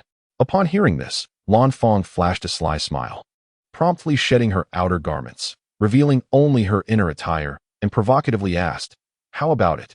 Are you still daring to touch me?" Namu found himself momentarily stunned, recoiling instinctively as she approached, struggling to counter her unexpected strategy. He retreated towards the edge of the platform, perilously close to falling off. The expectations of his fellow villagers filled his mind. He recalled their unwavering trust in him. Clenching his fists, he resolved, "I cannot let them down." With a sudden leap, Nama soared through the air, striking Lan Fang on the shoulder. She collapsed, instantly losing consciousness on the platform. The referee, witnessing this, promptly announced, "Nama wins." Standing on the arena, Wukong fixed his gaze upon his opponent, Kinnan, a colossal and ferocious flying dinosaur. As the match commenced, Kinnan soared into the sky, unfurling his immense wings, intent on overpowering Wukong with his aerial prowess. He expelled a rubber ring from his mouth, swiftly ensnaring Wukong's body. Kinnan sneered, proclaiming, "You cannot escape. This weapon is designed specifically to bind the mighty. Surrender now." Yet, Wukong merely smiled softly, exuding an air of calm devoid of fear. Suddenly, a formidable energy erupted from within him, shattering the rubber ring into fragments with his sheer power. Kinnan was taken aback, witnessing his once proud rubber ring crumble before Wukong's might, his complexion paling in disbelief. "How is this possible?" Kinnan muttered, his eyes brimming with terror. Wukong shook his hand dismissively and scoffed, "You think such trifles can bind me? How naive." Witnessing Wukong effortlessly free himself from his restraints, Kinnan began to feel a surge of trepidation. Initially brimming with confidence, believing his unique abilities could subdue Wukong, he now realized he was no match for him. In an instant, Kinnan's resolve crumbled, and he raised a white flag in surrender, exclaiming, "I concede. I am not your adversary." As the semifinals commenced, the first match pitted Krillin against Jackie Chan. Krillin launched an all-out assault from the very beginning, throwing punches and kicks with fervor. Yet Jackie deftly evaded each strike with ease. Growing increasingly anxious, Krillin pondered how to penetrate his opponent's defenses. At that moment, Yamcha, from the sidelines, flashed a mischievous grin and surreptitiously tossed a girl's underwear onto the arena. Jackie, catching sight of the garment, became momentarily distracted, rushing toward it as if the match had slipped from his mind. Seizing this once-in-a-lifetime opportunity, Krillin delivered a powerful kick, sending Jackie soaring into the air. As Jackie tumbled mid-flight, it appeared he would fall outside the ring. However, he unleashed the Kamehameha, directing the energy wave downward, utilizing the recoil to propel himself back onto the stage. Krillin, astonished, stood frozen, utterly unprepared for such a masterful maneuver. In that fleeting moment of disbelief, Jackie silently maneuvered behind him. Before Krillin could react, Jackie delivered a swift strike to the back of his neck, rendering him unconscious. The referee approached to confirm that Krillin had lost consciousness and promptly declared, "Jackie Chan is the victor." The match between Wukong and Nameless commenced, with Nameless immediately launching an aggressive assault, charging towards Wukong with remarkable speed. His fists and feet struck like a tempest, yet despite his relentless efforts, he could not land a single blow on Wukong, who effortlessly evaded each attack with grace. Observing the futility of his frontal assault, Nameless abruptly leapt into the skies. Preparing to unleash his ultimate technique, the Celestial Cross Fist. He descended from above, propelled by tremendous force, aiming directly at Wukong. Wukong stood calmly at the center of the arena, observing Namu's assault. It was only at the moment Namu's fist approached that Wukong casually struck out with his own, instantly connecting and causing Namu to lose his balance and be propelled out of the ring. Struggling to rise, Namu gazed at the effortlessly victorious Wukong, his face etched with frustration. He murmured to himself, "I had hoped to win the champion's prize to bring a water source to my village." At that moment, a watching figure, disguised as Master Roshi, approached silently and pulled Namu aside. From his pocket, he produced a capsule and handed it to him, speaking softly. "Though this capsule may appear inconspicuous, it can store a substantial amount of water. You may take it back to your village. I hope it proves beneficial." Namu grasped the capsule and bowed deeply, saying, "Thank you very much, Mr. Jackie Chan. This is an immense blessing for our village." Chapter 18. Wukong vs. Jackie Chan. The finals commenced officially as Wukong and Jackie Chan locked eyes. At the host's command, Wukong swiftly charged towards Jackie Chan, and the two immediately engaged in a fierce exchange of strikes. Each punch from Wukong emanated an overwhelming force, causing Jackie Chan to gradually realize that his strength was no match for Wukong, compelling him to retreat repeatedly. A sense of astonishment filled his heart. He had not anticipated such rapid growth in Wukong's prowess. Faced with Wukong's relentless pressure, Jackie Chan decisively stepped back, clasping his hands together to gather his energy. Poised for an imminent strike, "Kamehameha!"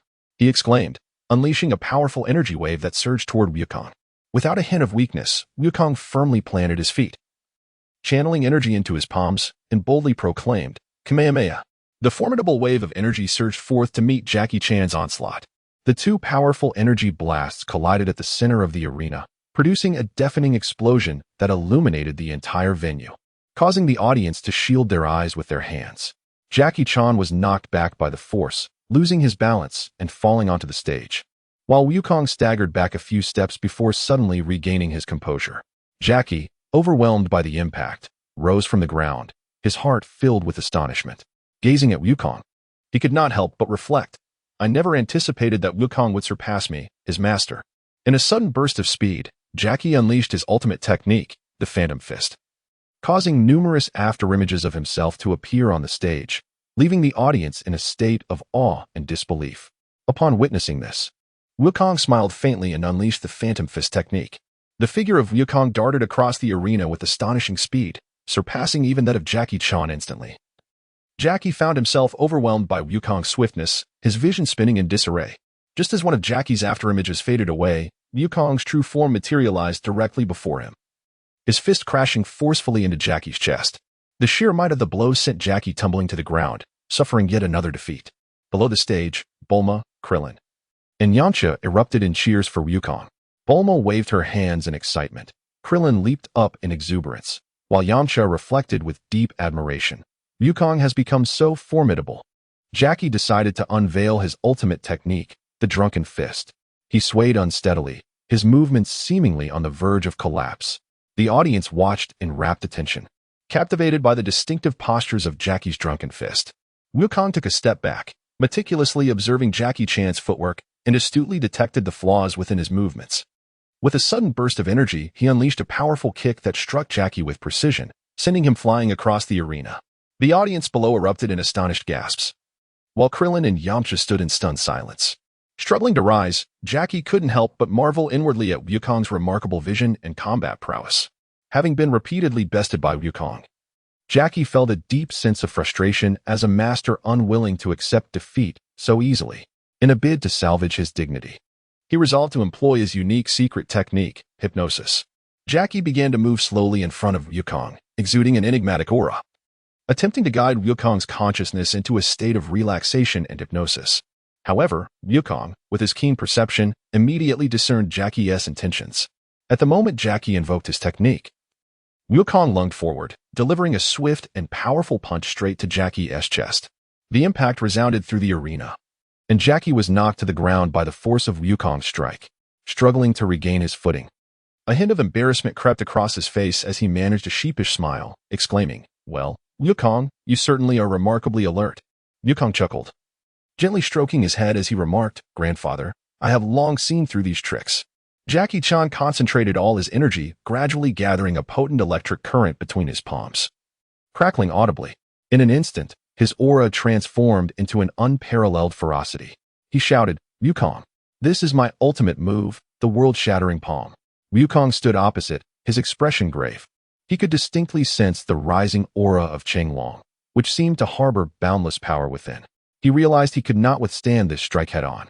As Chenglong abruptly swung his palm, the formidable Wangwa shockwave surged forward, accompanied by a fierce current, rushing towards Wukong. Wukong reacted swiftly, his figure vanishing in an instant, evading Jackie Chan's assault with his remarkable speed. The shockwave of electricity stirred a tempest upon the arena, causing even the edges of the platform to tremble ever so slightly. Wukong continued to dart swiftly across the arena, evading the relentless gusts of energy unleashed by Chenglong, who could not help but gasp for breath.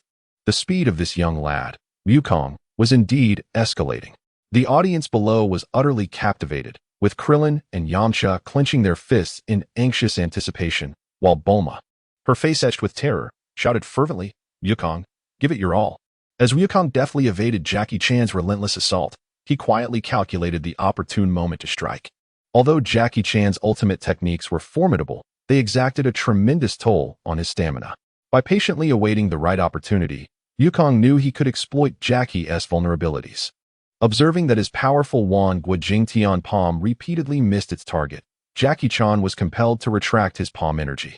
He contemplated that Wukong's speed had surpassed imagination, and that persisting with his key techniques would likely prove ineffective.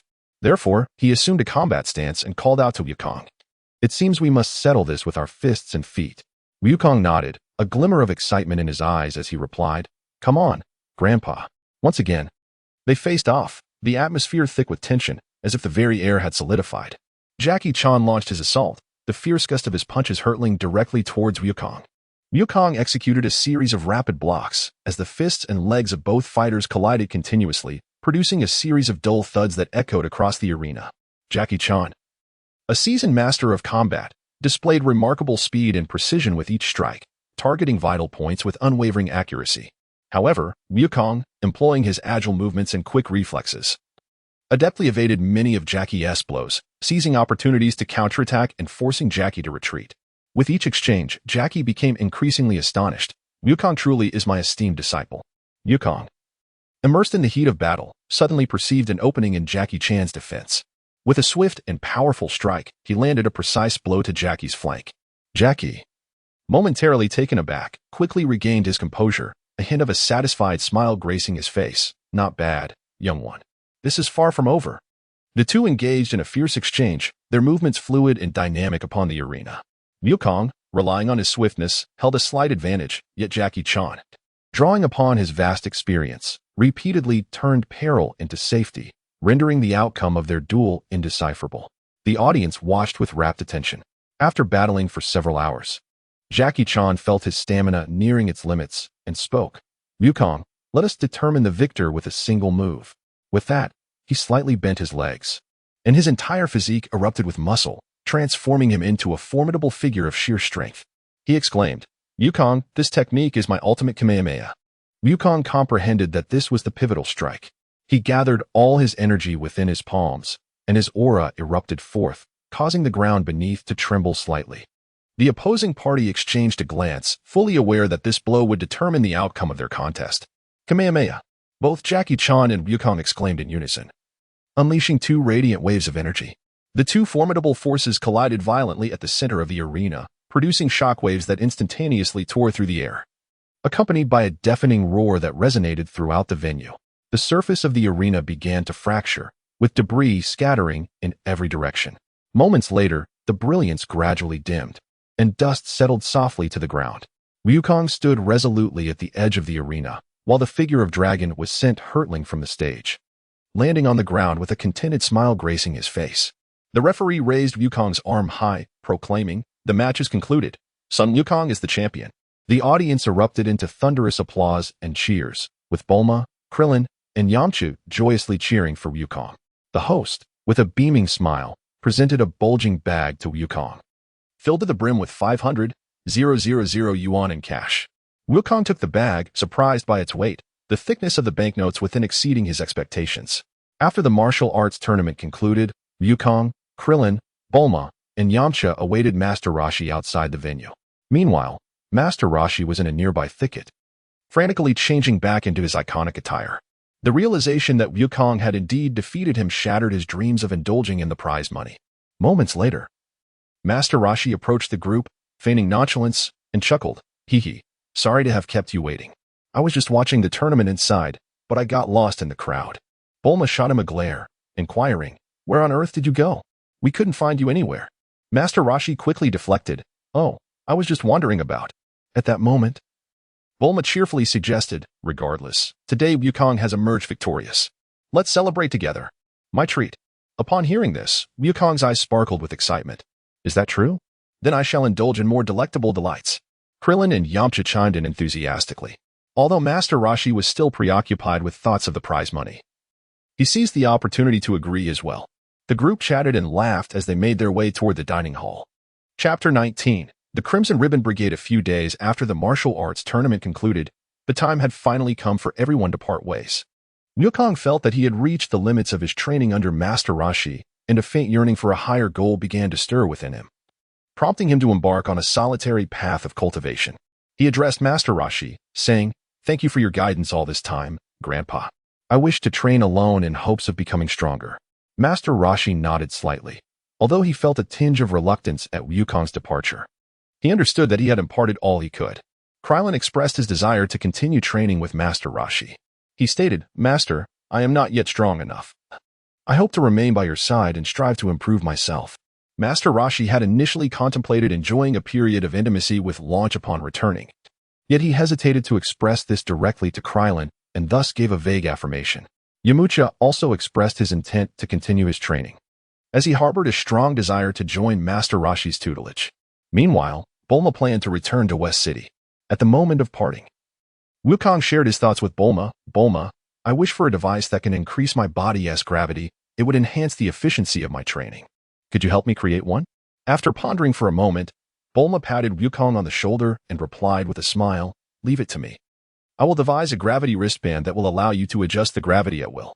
Wukong nodded joyfully, bid farewell to everyone, and leaped upon the Nimbus, soaring into the distant horizon. As Wukong soared through the skies upon his Nimbus cloud, he suddenly beheld a fierce aerial battle unfolding ahead. Countless fighter jets swarmed like a hive of bees, besieging a colossal airship emblazoned with the insignia of King Pilaf. Realizing that the Red Ribbon Army and King Pilaf were vying for the coveted Dragon Balls, Wukong chose to observe the conflict from a distance. The airship was relentlessly bombarded by the Red Ribbon Army, with explosions lighting up the sky in a cacophony of chaos. The Pilaf trio aboard the airship trembled in anxiety. Yet confronted with such a formidable aerial force, they could only resort to a desperate defense. With a resounding crash, the airship was pierced by a ferocious assault, billowing smoke as it rapidly lost stability and began to plummet. As the airship teetered on the brink of destruction, King Pilaf, along with Shu and Mai, hastily descended, each deploying their parachutes to float gently to the ground. However, upon landing safely, they were astonished to find themselves encircled by soldiers of the Red Ribbon Army.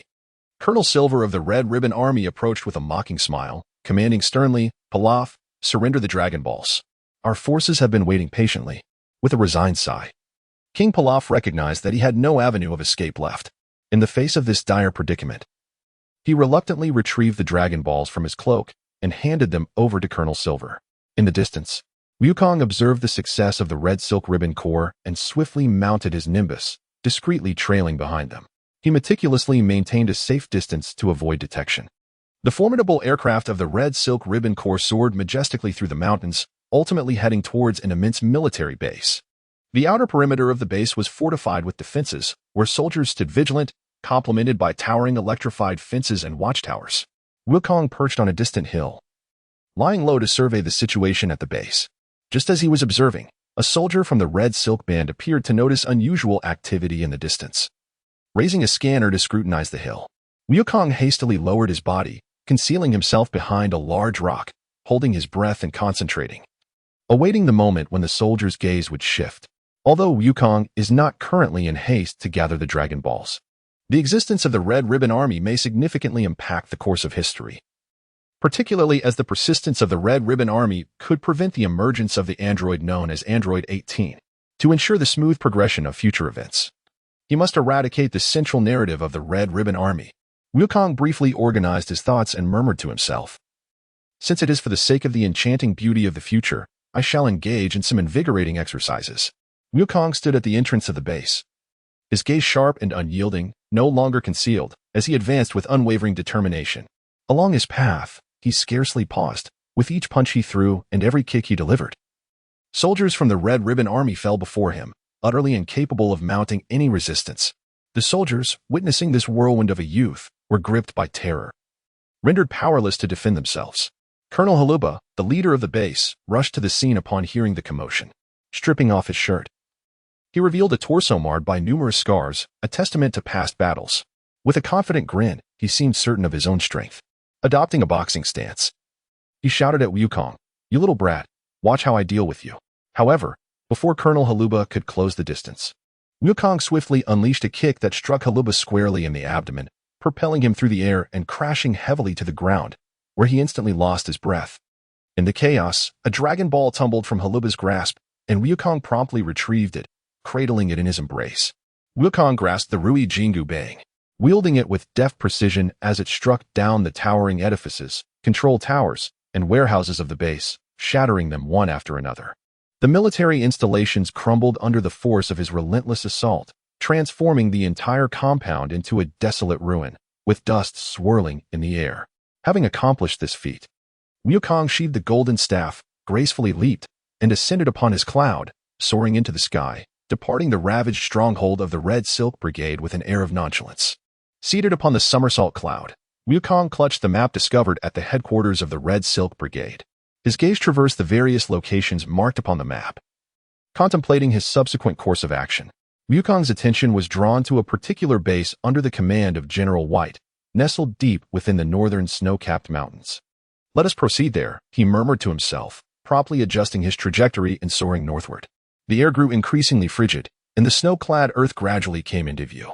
The somersault cloud glided through the high skies, drawing ever closer to General White's stronghold. As Wukong gently descended, he gazed upon the small village blanketed in ice and snow.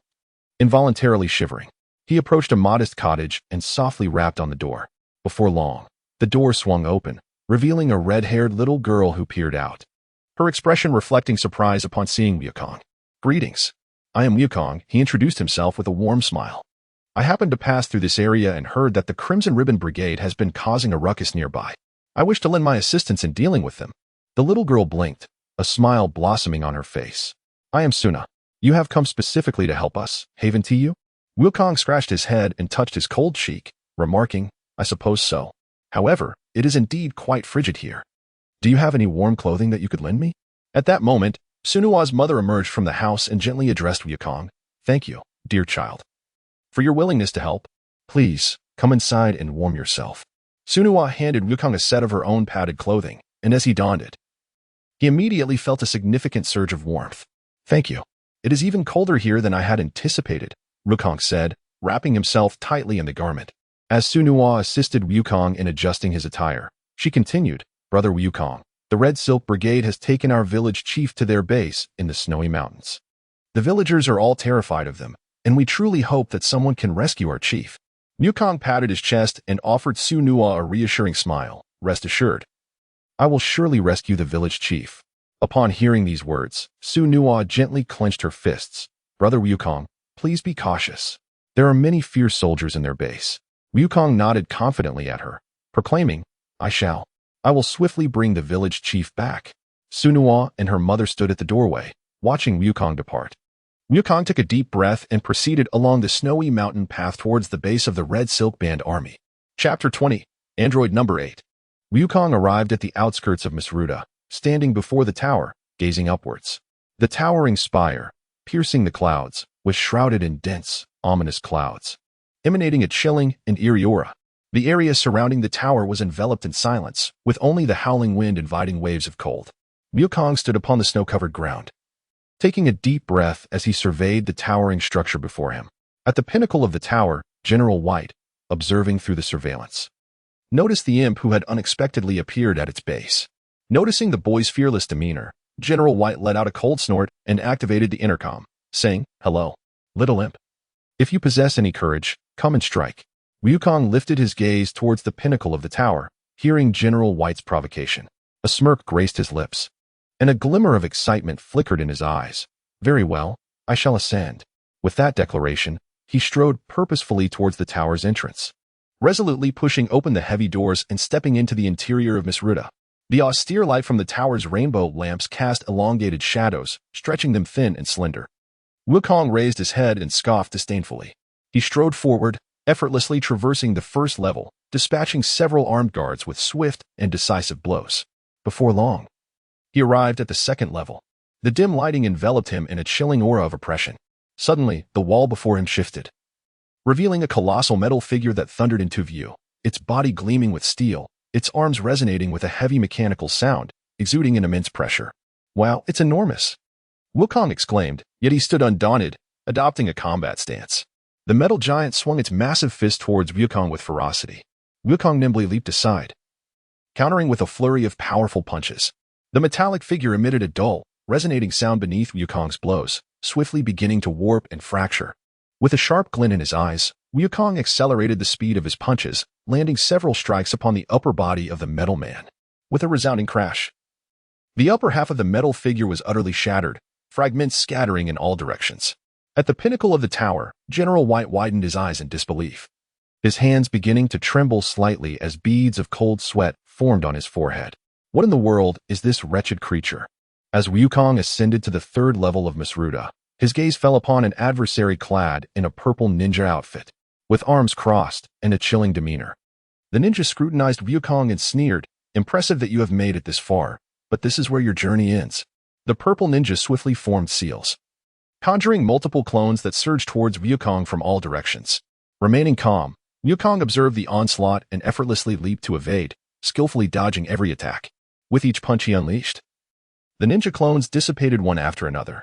Realizing he could not overpower Wukong directly, the purple ninja retreated towards a corner, where an iron door awaited. Upon pressing a switch, a resounding click echoed, and a colossal figure emerged. It was an imposing android, with a benevolent expression that suggested a reluctance to engage in battle.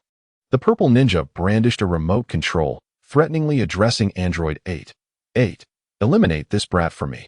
Otherwise, I will press the bomb button and reduce you to mere fragments. Android 8 lowered his head, visibly unwilling to comply yet powerless to resist. Seizing the moment of the purple ninja's hubris, Wukong dashed forward, his right fist striking the remote control with precision. In an instant, the device shattered into countless fragments, leaving the purple ninja in a state of terror as he fled in disarray. Wukong turned his head and bestowed a benevolent smile upon Number 8. You are free now. You no longer need to heed his commands. Number 8 was momentarily taken aback, seemingly touched by Wukong's warm smile, and softly replied, "Thank you, young friend. I have never wished to harm anyone." Wukong sincerely remarked, "It is of no concern, Uncle 8. You need not worry. I shall vanquish those evildoers." Uncle 8 nodded in agreement. "I will accompany you.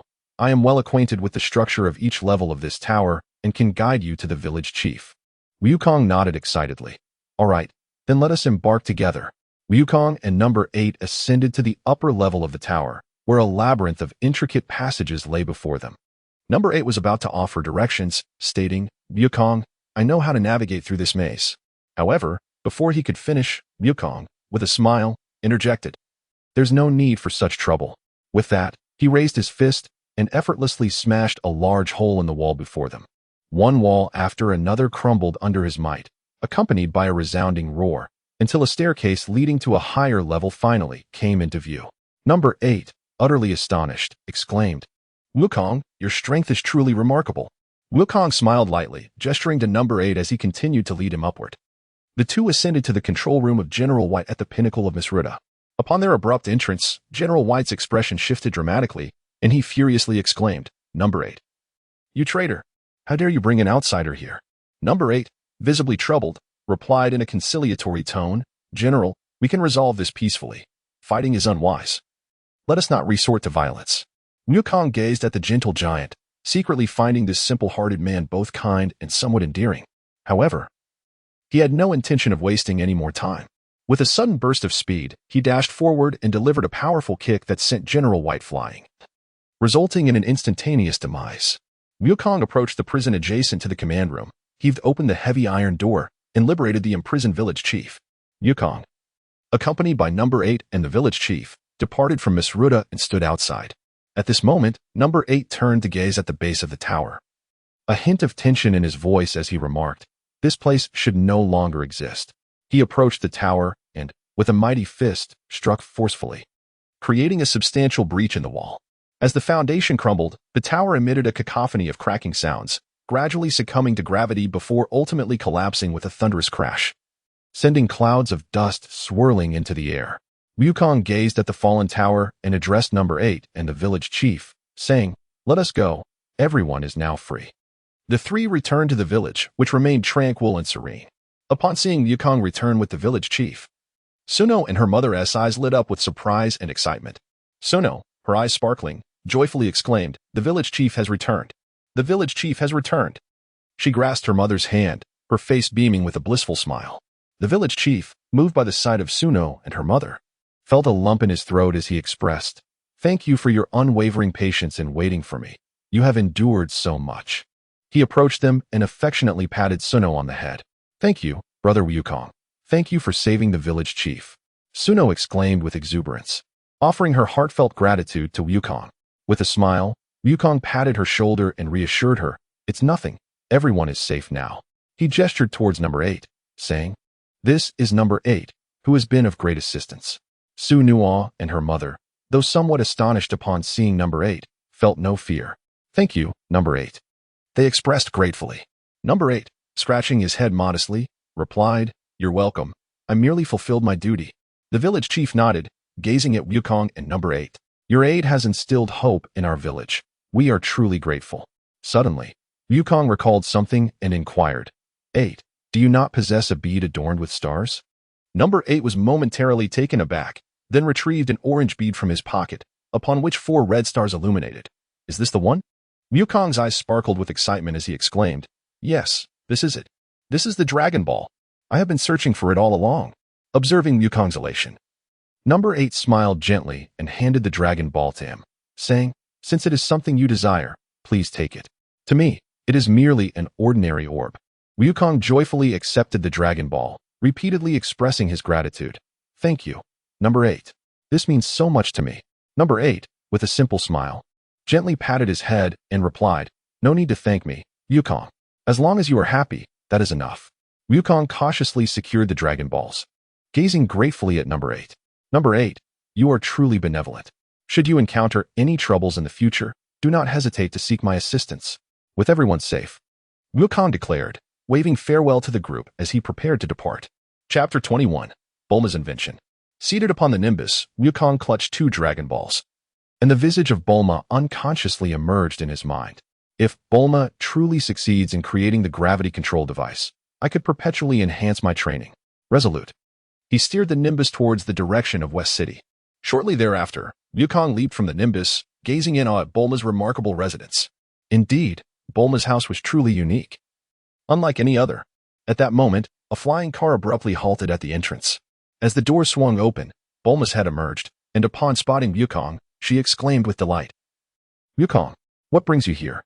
Wukong waved his hand and cheerfully remarked, "Bulma, I missed you, so I came to pay a visit." Bulma rolled her eyes but smiled as she approached him, warmly taking Wukong's hand. "You arrived just in time. Come inside and make yourself comfortable." With that, Bulma led Wukong into the house, where several mechanical servants stood in a line upon their entrance, collectively exclaiming, "Welcome back, Miss." Wukong widened his eyes in astonishment as he gazed at the robots, unable to resist the urge to approach one. He circled around it, his curiosity piqued, and exclaimed, "These machines are truly advanced." Bulma chuckled softly, "Of course. These are my father's creations. Most of the robots in our home are his inventions." They continued onward, passing through a grand doorway, and were greeted by a breathtaking sight, an expansive garden filled with an array of extraordinary plants. Dr. Brief was bent over, watering the flowers at the edge of a flower bed, with a languid little cat perched on his shoulder. Upon noticing Wukong beside Bulma, Dr. Brief looked up and, with a warm smile, remarked, "So this little fellow is Wukong, huh? Bulma speaks of you often." Wukong shyly scratched his head and said, "Yes, Dr. Brief, hello." He couldn't help but chuckle as he stole a glance at the little cat perched on Dr. Brief's shoulder.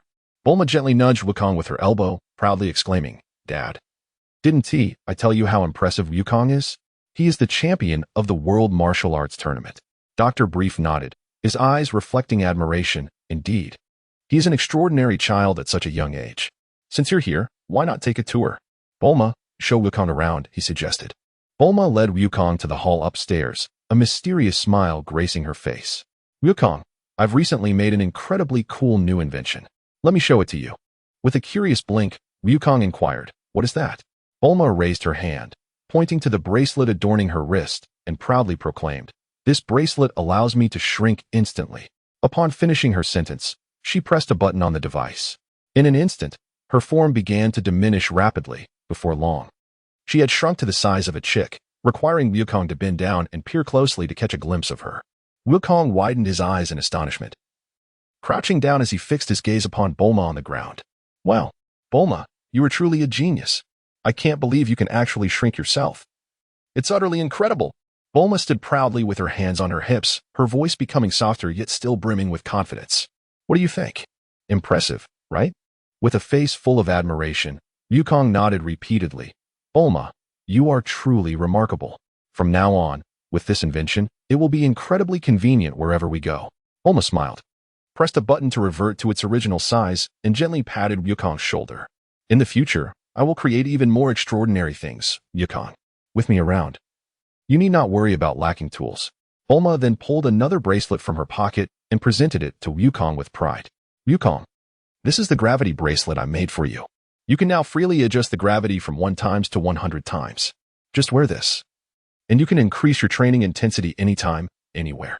Wukong's eyes sparkled with excitement as he eagerly grasped the wristband, exclaiming, "Bulma, you truly created it. Now I can train even more effectively." As he donned the wristband and adjusted the gravity to twice its normal intensity, he immediately felt his entire body enveloped by an immense pressure, causing his movements to become noticeably heavier. "Bulma, this wristband is incredible. You are nothing short of a genius," he exclaimed, joyfully embracing Bulma and burying his head in her soft bosom, spinning around in delight. Bulma chuckled, patting his back. "I knew you would love it. However, be cautious while using it, especially when first attempting high gravity. Make sure to acclimate slowly and do not overexert yourself." Wukong nodded earnestly, assuring, "Rest assured, I shall exercise caution." Just as Wukong engaged in conversation with Bulma, her mother entered the room, gracefully balancing a tray adorned with delicate wine glasses and a bottle of champagne. With a warm smile illuminating her face, she approached Wukong, bent down to scrutinize him, and kindly inquired, "You must be Bulma's friend, Wukong? How utterly charming you are."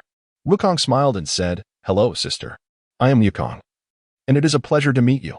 Bulma's mother, upon hearing this, smiled even more gently and remarked, "What a polite child. Would you like to try my exquisite wine?" Bulma's eyes widened in surprise, and she exclaimed to her mother, "Mom, Wukong is still just a child. How can you offer him alcohol?" Bulma's mother waved her hand dismissively and, with a warm smile directed at Wukong, replied, "Do not mind Bulma. She is currently in a rebellious phase and has quite the temper." Upon hearing this, Bulma's face flushed slightly, and she awkwardly muttered, "Mom, please don't say such things to Wukong." Her voice was somewhat rushed, clearly attempting to mask her embarrassment as she instinctively fidgeted with the hem of her clothing. As Wukong listened to the conversation between the two, he tilted his head, seemingly perplexed. "Bulma, why are you still rebellious at such an age?" Bulma's face flushed a deeper shade of red. She paused momentarily before reluctantly responding, "Isn't it just that being alone at home is so terribly dull?" Wukong nodded thoughtfully. "Well, you could come find me, hee." Bulma scoffed, directing her gaze at Wukong. "Humph. Wukong, follow me." "All right, I'll accompany you. Where are we going?" Bulma took a few steps forward, glancing back with an exasperated look. "Stop asking so many questions. Just come with me." Wukong remained blissfully oblivious, cheerfully following her with enthusiasm. "Sure, let's go. After all, you know I can travel anywhere." Bulma's mother stood stationary, watching the receding figures of Bulma and Wukong, her gaze softening. She furrowed her brow slightly, as if pondering something or reminiscing about her own youth. After a moment, she let out a gentle sigh, a knowing smile gracing her lips. It dawned on her that Bulma's rebellion was not merely a response to boredom, but rather stemmed from a profound affection for Wukong. This feeling, perhaps akin to what she herself experienced in her youth, a fondness for someone, yet unable to articulate it. Instead resorting to rebellion to mask her own fluttering heart and unease. Chapter 22. An adventure with Bulma once more. Bulma led Wukong into her spacious, technologically advanced studio. It was filled with an array of cutting-edge equipment, intricate data illuminating the control panels, while several large machines whirred in the corners, the entire space meticulously organized. As Bulma busied herself at the control station, she turned to inquire, "Wukong, do you intend to continue collecting the Dragon Balls?" Wukong gazed at Bulma with a hint of surprise, contemplating that she might be feeling rather down and seeking an opportunity to clear her mind. With a smile, he replied, "Sure, Bulma. Let us embark together." Bulma, pleased with Wukong's response, produced the Dragon Ball radar. Upon glancing at it, she was astonished to discover that Wukong was already in possession of 2 Dragon Balls. With excitement, she exclaimed, "Let us set off at once." As they reached the threshold of Bulma's home, she paused and looked at Wukong, saying, "If I were to shrink, I could easily sit in your embrace, making it more convenient for you to ride the Nimbus." Wukong nodded, observing as Bulma pressed the button on her wristband. In an instant, her form diminished to the size of a chick, leaping into Wukong's palm. He carefully cradled her in his embrace and smiled, saying, "Hold on tight, Bulma, off we go." Wukong is adorned with a gravity bracelet that doubles the gravitational force, causing every cell in his body to endure a pressure greater than usual. He quietly marvels at the fact that the training effects of this gravity bracelet are far more comprehensive than those of carrying a turtle shell, as it truly enhances him at the cellular level. Bulma's inventions are always remarkable. During their flight, Bulma nestled in Wukong's embrace, peering around and lamenting, "Wukong, this flying Nimbus is far too slow. Had I known, I would have opted for an airplane instead." Upon hearing Bulma's complaints, Wukong chuckled mischievously and accelerated the flying Nimbus, producing a swift gust of wind that caught Bulma off guard. He then deliberately maneuvered the Nimbus to trace rapid circles in the air, the entire experience oscillating up and down, left and right. Bulma exclaimed in alarm, "Ah, Wukong, please slow down." Upon witnessing Bulma's expression, Wukong could not help but burst into laughter, finding it exceedingly amusing to tease her. It was not until Bulma vociferously protested that he decelerated the pace of his Nimbus cloud. All right, Bulma, you truly are a timid one," he remarked. Bulma, her petite face puffed with indignation, playfully slapped Wukong's chest, exclaiming, "Humph! If you scare me again, I shall shrink you too, and then we shall see if you can still laugh." Wukong immediately smiled apologetically and said, "It was just a jest. Please do not be upset. We are swiftly approaching the location of the next Dragon Ball." Wukong soared above the deserted island where the Dragon Balls lay hidden, glancing upward to behold the uninhabited isle, caressed only by the gentle sea breeze rustling the coconut palms. Bulma retrieved her Dragon Ball radar, confirming the coveted orbs resided in the depths of the ocean. She prepared to extract the submarine capsule from her backpack, informing Wukong that once she retrieved it, they could descend to seek the Dragon Balls. However, she froze, realizing she had mistakenly brought the wrong capsule box. Bewildered, Bulma scrutinized the box and suddenly recognized it as her father's capsule box. Curiosity piqued, she opened it, only to find a solitary capsule within. Pressing the button, the capsule transformed with a pop into an array of thick Risku magazines. Bulma's expression shifted dramatically, her indignation nearly propelling her off the ground. What on earth? My father actually stored such items in a capsule? Truly, he is an old lecher. Upon witnessing her flushed face filled with indignation, Wukong could not restrain himself from inquiring, "Bulma, what troubles you? What is this?" Feeling somewhat embarrassed, Bulma turned her head away and huffed, "Wukong, you wouldn't understand. These are merely some tedious books." The more she pondered, the angrier she became. She had once believed that her parents shared a deep affection, only to discover that even her father was so lecherous, causing her to stamp her feet in frustration. "Father has truly disappointed me." As if his daily pursuits of high technology were not enough, he is also intrigued by such trivialities. Suddenly, a thunderous roar resonated from above. They looked up to see 2 aircraft from the Red Ribbon Army approaching swiftly, the insignia on their fuselage unmistakable. "Oh no, the Red Ribbon Army!" Bulma exclaimed, stepping back in alarm. The pilots quickly spotted them and commenced firing. Wukong reacted instantly, flipping to shield Bulma behind him, while shouting, "Bulma, find a place to hide." With that, he leaped powerfully into the air, rapidly closing in on one of the planes. Before the pilot could react, Wukong had already reached the cockpit. delivering a formidable punch. With a deafening crash, the aircraft lost its balance, spiraling through the air before plummeting into the sea amidst a plume of black smoke. Seeing this, the pilot of the second plane panicked, intensifying their firepower against Wukong. However, he deftly maneuvered through the air, evading the bullets with remarkable agility. Seizing an opportunity, Wukong leaped onto the top of the second aircraft, delivering a powerful blow with both fists.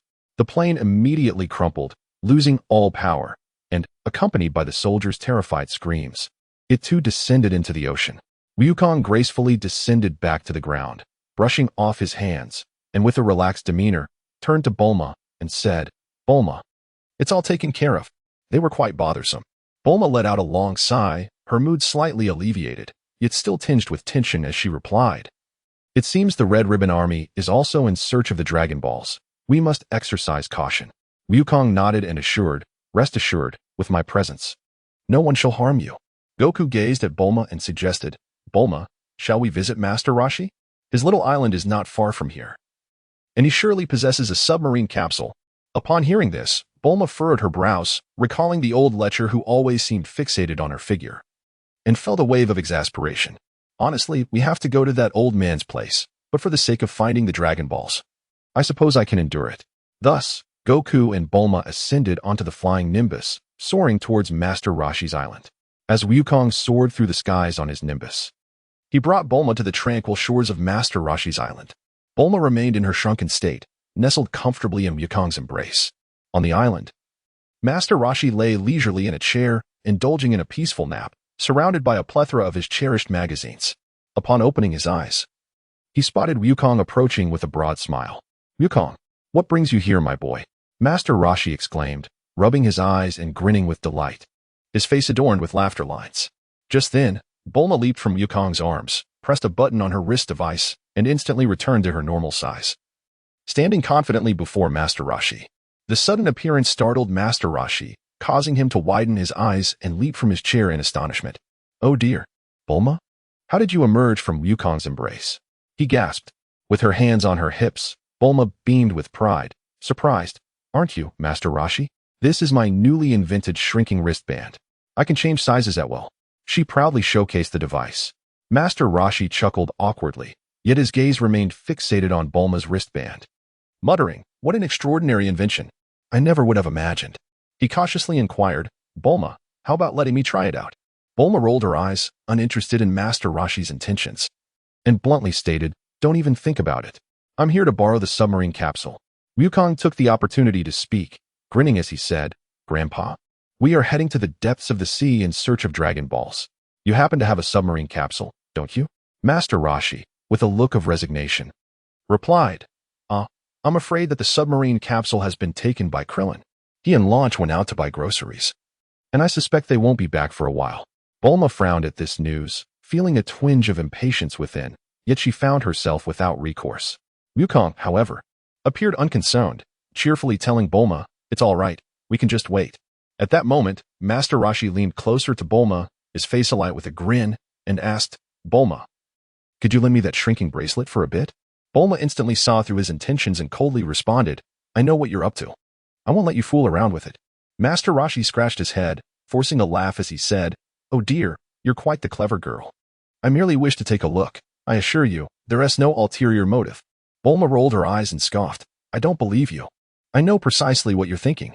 Without hesitation, she tucked the bracelet away, denying Master Roshi any chance to obtain it. Seeing his hopes dashed, Master Roshi could only sigh in resignation, yet his gaze remained fixated on the bracelet in Bulma's possession, pondering, if only I could get my hands on that bracelet. It would be splendid to explore the lives of young girls in the restroom and shower. Chapter 23, The Pirate Treasure. As Wukong and Bulma were conversing with Master Roshi, Krillin and Launch piloted a submarine back to the small island. The group joyfully reunited, and Krillin exchanged pleasantries with Wukong, discussing their respective progress and training. Wukong mentioned that he and Bulma needed to use a submarine to search for the Dragon Balls hidden beneath the sea. Upon hearing this, Krillin's eyes sparkled with excitement. "I've heard that there is a pirate's treasure hidden there.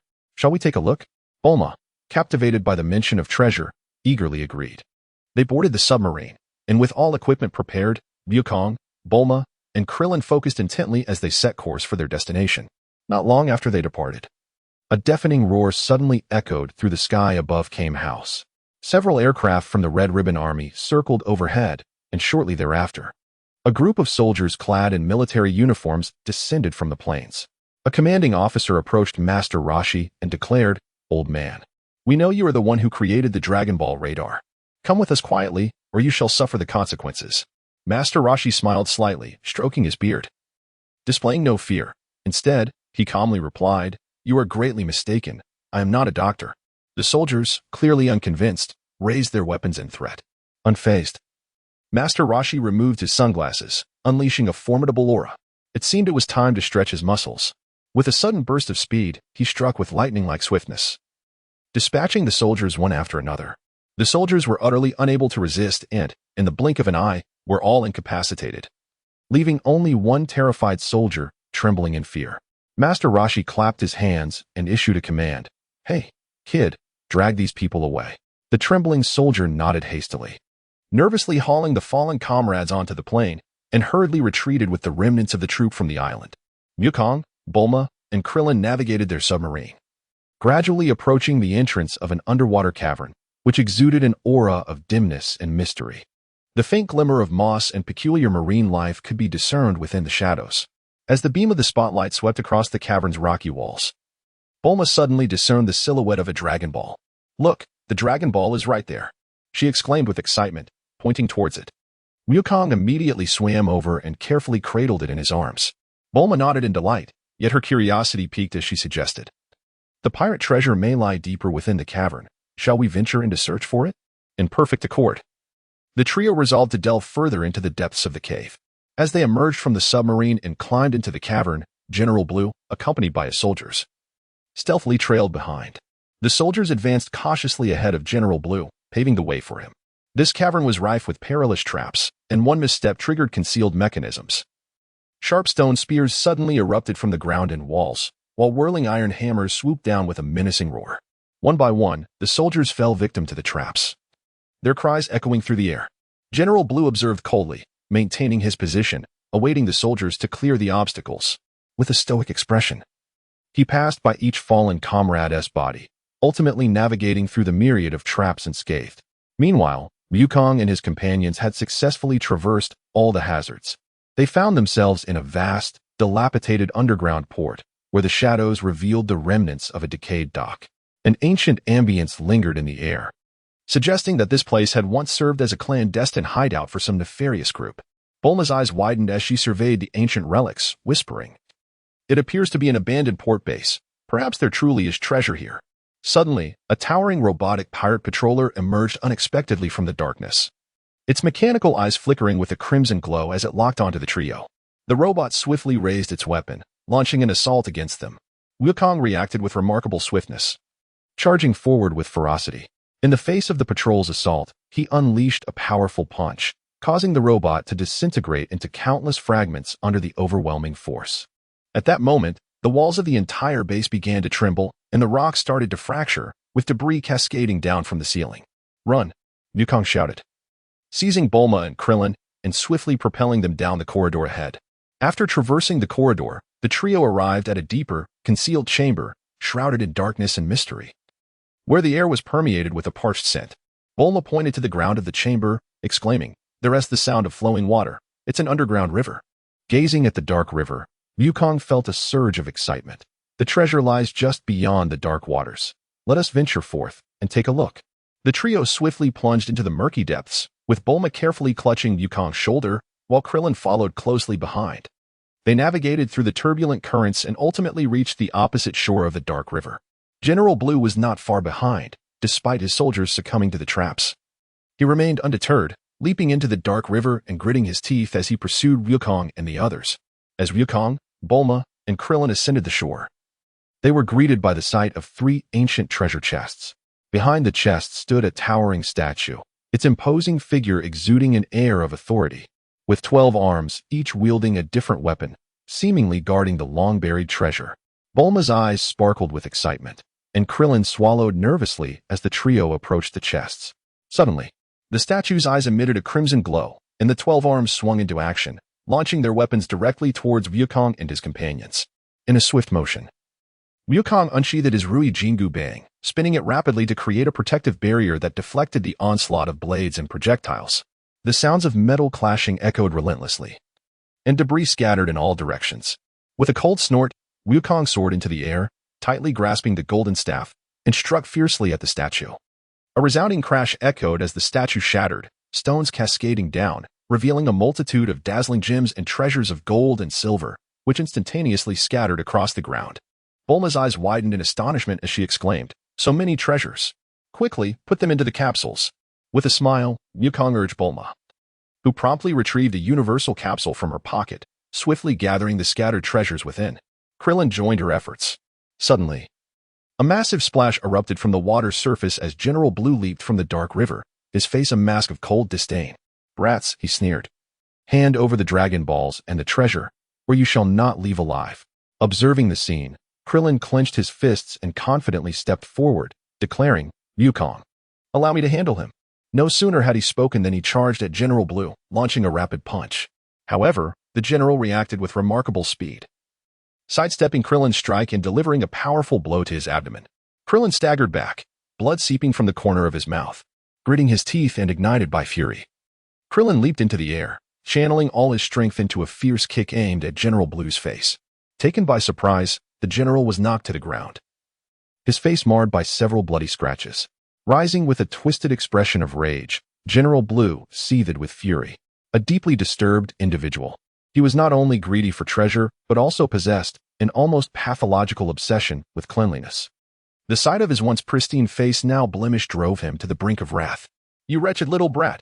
General Blue roared, activating his superpower. An invisible force suddenly immobilized Krillin, rendering his limbs rigid and unresponsive despite his desperate struggles. With a contemptuous smirk, General Blue raised his hand, poised to deliver a fatal blow to Krillin. At that moment, Wukong flashed onto the scene, delivering a single, decisive punch that struck General Blue squarely in the chest. The general was instantly propelled backward, crashing against the rocky wall, his life extinguished. Krillin exhaled in relief, gazing at Wukong in astonishment. "Wukong, you have grown stronger since the World Martial Arts Tournament. It's simply incredible." Wukong smiled faintly, yet before he could respond, the cave began to tremble violently, and stones cascaded from above. Bulma exclaimed, "This is bad. The place is about to collapse." The trio swiftly dispersed, hastily collecting the treasures scattered on the ground and stowing them in capsules. Bulma urged, "Hurry. If we don't leave now, we'll be buried alive." Without any hesitation, the three of them raced back along their original path, deftly avoiding the falling rocks and debris. As Wukong, Bulma, and Krillin rushed to the entrance, they swiftly boarded the submarine. The moment Wukong sealed the hatch, Bulma activated the engine, propelling them rapidly towards the surface. Through the porthole of the submarine, they beheld the tremendous shockwave caused by the cave's collapse. Mud and debris surged violently, stirring the murky waters as if a tempest raged beneath the surface. Krillin exhaled in relief, leaning back in his seat. "We made it just in time. Otherwise, we would have been buried alive." Bulma patted the capsule box brimming with treasures, a satisfied smile gracing her face. "Despite the perils we've faced, we've certainly struck gold." Chapter 24, The World's Greatest Assassin. Upon returning to Kame House in their submarine, Wukong, Bulma, and Krillin immediately disembarked. Filled with excitement, Bulma swiftly activated a capsule, spilling forth an abundance of treasures that blanketed the entire island in gold, silver, and jewels. The turtle hermit gazed in awe, his eyes gleaming as he stroked his beard, exclaiming, "Such an immense fortune! Even a lifetime would scarcely suffice to exhaust it." At that moment, Launch sneezed, instantly transforming from the gentle blue-haired version of herself into the fiery golden-haired counterpart. Upon witnessing the treasure strewn about, golden-haired Launch's eyes sparkled with greed as she eagerly began stuffing jewels into her pockets, exclaiming, "Ha! All of this is now mine." Upon observing Launch's restless demeanor, Wukong felt compelled to act swiftly, delivering a decisive blow that rendered her unconscious. Master Roshi, gazing upon the fallen Launch, shook his head disapprovingly and chastised, "Wukong, how can you be so uncouth towards such a lovely young lady?" Meanwhile, Bulma, her eyes fixed on the treasure that lay still as a mountain, smiled at everyone and proclaimed, "Let us share these riches among ourselves. I have no need for them. After all, I am the wealthiest heiress in the world. Money holds little value for me." Wukong nodded and began to distribute the treasures. Everyone received an ample share, and Krillin was so overjoyed that he could hardly contain his smile, while Master Roshi stood by, wiping away tears, lamenting that he could finally enjoy a life of luxury. After the treasures were allocated, Wukong turned to Bulma and said, "Bulma, I am preparing to seek the next Dragon Ball. It may be somewhat perilous ahead, so I suggest you stay at Kame House." Bulma felt a tinge of reluctance, yet she understood Wukong's concerns and nodded in agreement. "Very well, just be careful. If you need any assistance, do not hesitate to come back and find me." With a smile, Wukong nodded gently, then turned and leaped onto the Nimbus, soaring towards the direction of Caring Tower. Upon arriving at the foot of Caring Tower, Wukong chanced upon several soldiers from the Red Ribbon Army, armed and encircling both Bra and her son, Upa. Without uttering a word, Wukong leapt from his cloud, landing heavily upon the ground. The soldiers instantly turned their heads, astonished to discover that the newcomer was, in fact, the child who had repeatedly vanquished their forces. Wukong cast a cold glance at them, and before they could react, he surged forward, plunging into the ranks of soldiers. His figure moved with the swiftness of lightning, effortlessly sending the weapons from their hands flying. The soldiers of the Crimson Silk Brigade had no time to resist, as Wukong dispatched them with precision and speed, knocking them to the ground. Bra looked upon Wukong, astonishment mingling with curiosity. "Thank you for your timely rescue, young warrior. May I inquire as to your identity?" Wukong scratched his head and, with an endearing smile, said, "I am Wukong, a martial artist. I am in search of the Dragon Balls, and upon seeing you in peril, I hastened to offer my assistance." Upa gazed at Wukong with admiration, excitedly grasping his hand as he exclaimed, "Brother Wukong, you are truly remarkable. You single-handedly defeated these villains." Upon hearing this, Bra expressed her gratitude with a heartfelt demeanor, bowing deeply to Wukong. "Wukong, we are immensely thankful for your rescue of my father and me. Had it not been for you, we would surely have faced grave danger today." Wukong caught sight of a shimmering Dragon Ball clutched in Bra's hand. "Ah, that is the Dragon Ball I have been seeking." Upon hearing this, Bra instinctively tightened her grip on the Dragon Ball, taking a slight step back as she inquired cautiously, "Everything in the Korin sacred land belongs to Korin. What do you intend to do with this orb?" Wukong hastily clarified, "Do not misunderstand. I merely require the Dragon Balls to fulfill a wish. I have no intention of causing you any harm. Furthermore, this particular Dragon Ball must be united with 6 others to summon the Eternal Dragon. After the wish is granted, it will automatically disperse." Upa, filled with curiosity, inquired, "The Eternal Dragon? Does such a miraculous entity truly exist?"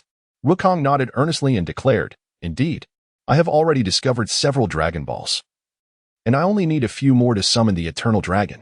Observing Wukong's earnest expression, Beulah gradually lowered her guard and smiled gently as she handed the Dragon Ball to him, saying, "Since you insist, I shall entrust the Dragon Ball to you."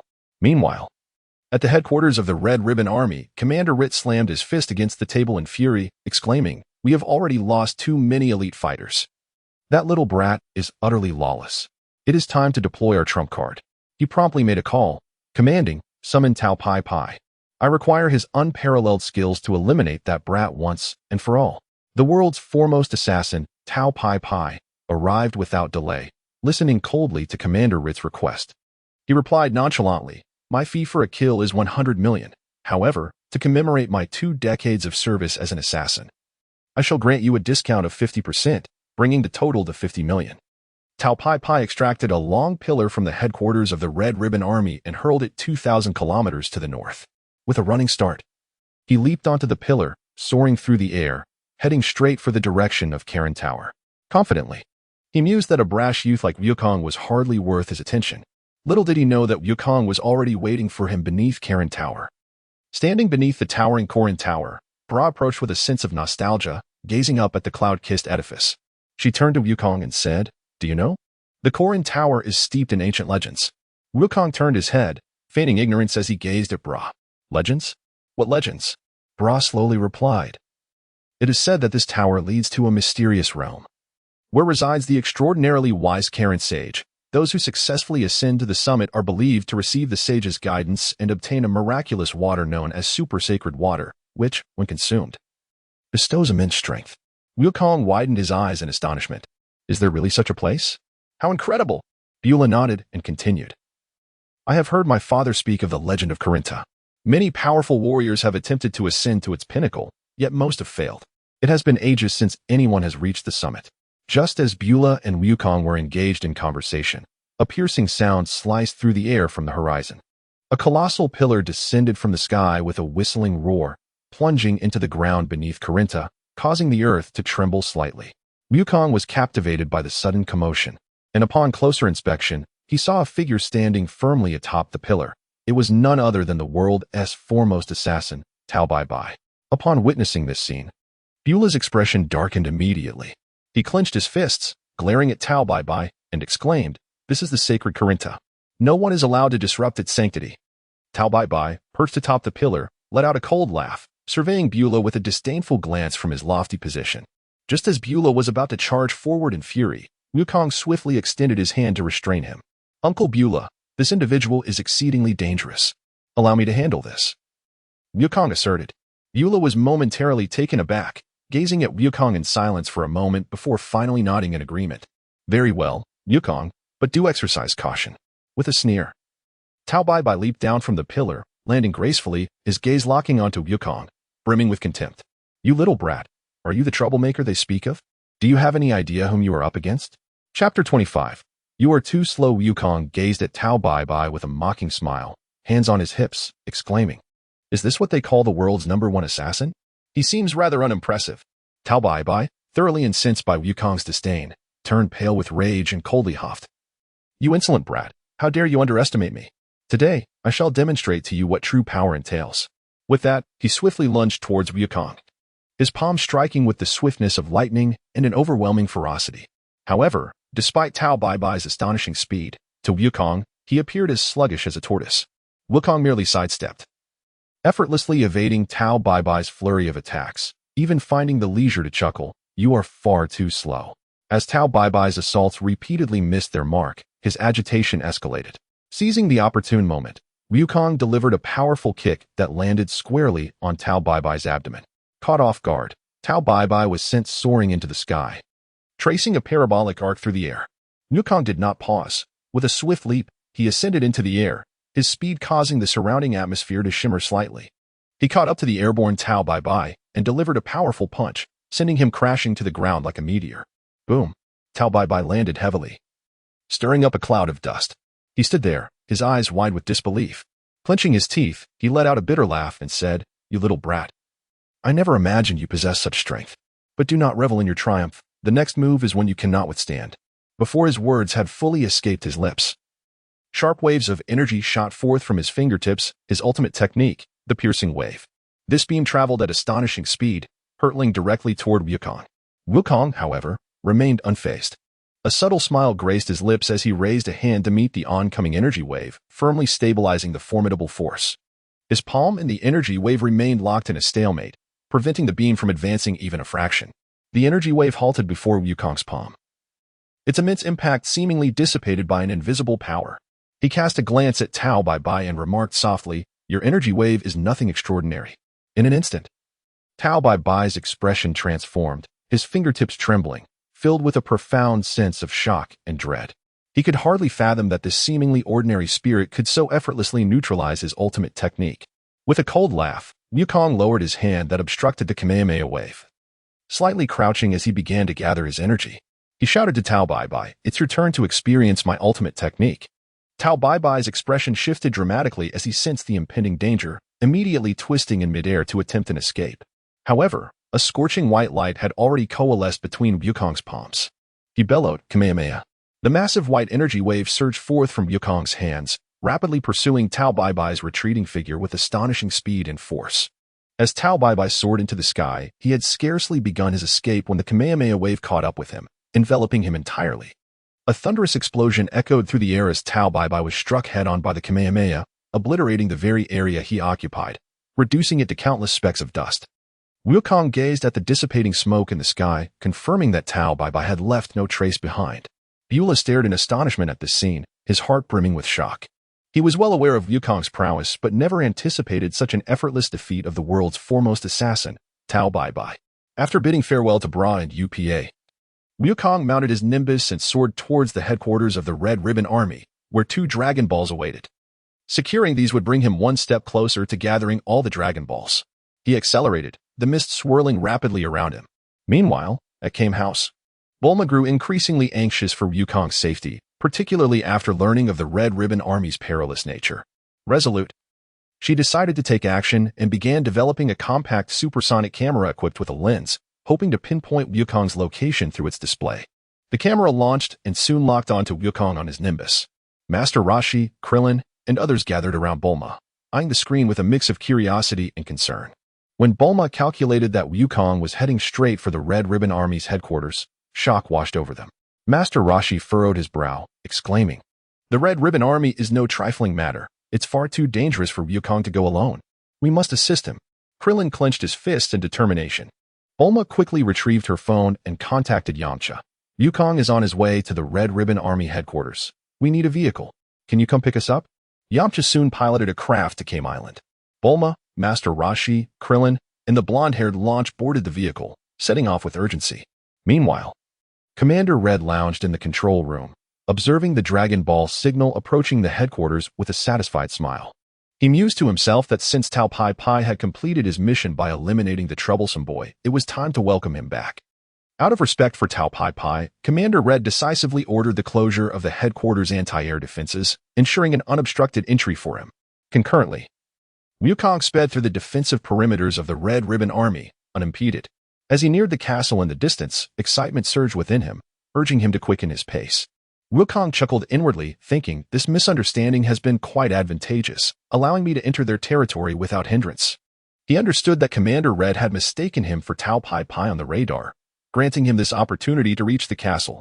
Commander Red arranged for a plane to greet Tao Pai Pai. The pilot, filled with anticipation, spotted a figure approaching through the cabin window and prepared to welcome him with a broad smile. However, upon realizing that it was the very boy who had caused the Red Ribbon Army significant losses, his grin froze, his face drained of color. Flustered, he reported back to headquarters, Commander, that boy is that boy." Before he could finish, Wukong had already closed in, swinging his Rui Jingu bang at the plane. The pilot's vision went dark as the aircraft disintegrated into a fiery explosion. Commander Red heard the pilot's final scream through the communicator, and dread settled in his heart. He urgently commanded his subordinates to switch to the base's surveillance feed. When the screen changed, Wukong's figure emerged, riding his Nimbus toward the castle, his gaze calm yet imposing. To the soldiers of the Red Ribbon Army, he appeared as a demon risen from the depths of hell. Commander Red's complexion turned ashen, terror filling his eyes. "Impossible. Tao Pai Pai clearly killed him. How can he be here at our headquarters?" He slammed his fist on the table, cold sweat beading on his forehead. Commander Red's voice grew frantic. "Quick! Everyone mobilize! Stop him!" Chapter 26. The Destruction of the Red Ribbon Army. Wukong leapt gracefully from the Nimbus, landing steadily upon the balcony of the Crimson Silk Banner Fortress. The surrounding soldiers, upon witnessing his appearance, hastily raised their rifles, aiming at him as a torrential storm of gunfire descended upon the scene. The incessant roar of machine guns, accompanied by the alternating blast of rocket launchers and sniper rifles, enveloped the entire fortress in a shroud of fire and smoke. Yet, Wukong advanced forward with serene composure, seemingly unfazed by the onslaught. Bullets struck his form, leaving no mark, while the explosive flashes of the rockets danced around him, yet he remained resolutely unmoved. The soldiers, eyes wide in disbelief, beheld this seemingly demonic figure emerging unscathed from the hail of bullets, cold sweat trickling down their foreheads. This otherworldly being instilled a profound sense of terror within them, rendering their weapons heavy and searing in their grasp. "This creature is not human. Run for your lives," one soldier shouted, igniting a wave of panic. In an instant, the soldiers scattered like startled birds, abandoning their armor and fleeing, too frightened to confront Wukong any longer. Wukong surged forward like a tempest, swiftly approaching the command room where Commander Ryder resided. Beads of sweat glistened on Ryder's palm, his complexion ashen. He clutched the 2 Dragon Balls in his grasp, as if they were his last lifeline. "Blanc, protect me," Commander Ryder bellowed at his loyal aide standing nearby. Blanc furrowed his brow, observing the commander's visage twisted in terror, and inquired, "Commander, why expend such vast resources and manpower to gather the Dragon Balls? What grand ambition drives you?" Commander Ryder's expression darkened, and after a brief moment of trepidation, he murmured, "I wish to grow taller." Blank's eyes widened in disbelief, his voice tinged with anger and incredulity.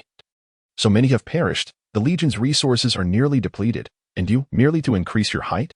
Casting a sidelong glance at Blanc, a flicker of humiliation crossed Ryder's countenance. "You don't understand, Blanc. You cannot fathom the plight of the short." He reminisced about his childhood, marred by ridicule, bullying, and neglect. I vowed to alter this reality. A glimmer of sorrow and defiance flickered in Commander Ryder's eyes as he recalled the days of his torment. However, at that moment, Blank's expression shifted from shock to indifference. Truly pitiable, Ryder, Blanc remarked coldly, slowly raising his firearm and aiming it at the commander's head. You, Commander Ryder gasped, his voice laced with terror. The Crimson Silk Legion does not require such a commander. Before the words could fully escape his lips, Blanc pulled the trigger, the gunshot reverberating throughout the command room. The once mighty Commander Ryder crumpled to the ground, the 2 Dragon Balls slipping from his grasp, glimmering faintly. Emotionless, Blanc collected the Dragon Balls, preparing to depart.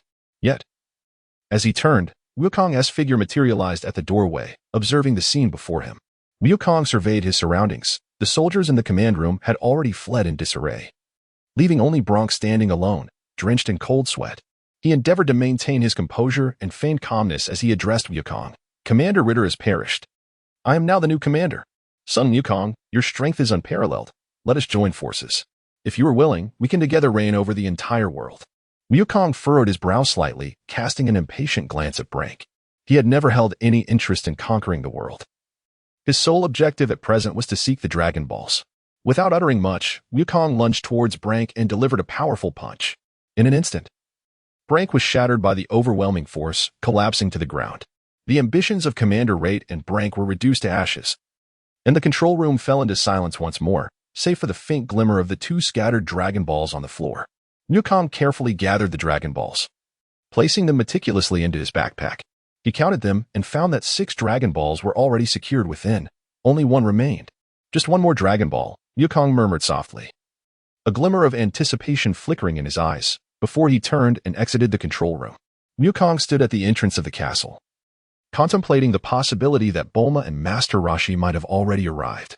Indeed, it wasn't long before a rumble echoed from the distant sky, as a small aircraft gracefully descended beside the road. In a moment of exuberance, Wukong dashed forward, coincidentally encountering Bulma, Master Roshi, Krillin, Yamcha, and the golden-haired launch as they emerged from the aircraft. Upon seeing Wukong, Bulma rushed towards him, her expression tinged with reproach. Wukong, how could you come to the headquarters of the Red Ribbon Army alone? This place is fraught with danger. Master Roshi offered a gentle smile, imparting words of wisdom. Wukong, you are far too reckless. No matter how strong you are, you must always proceed with caution.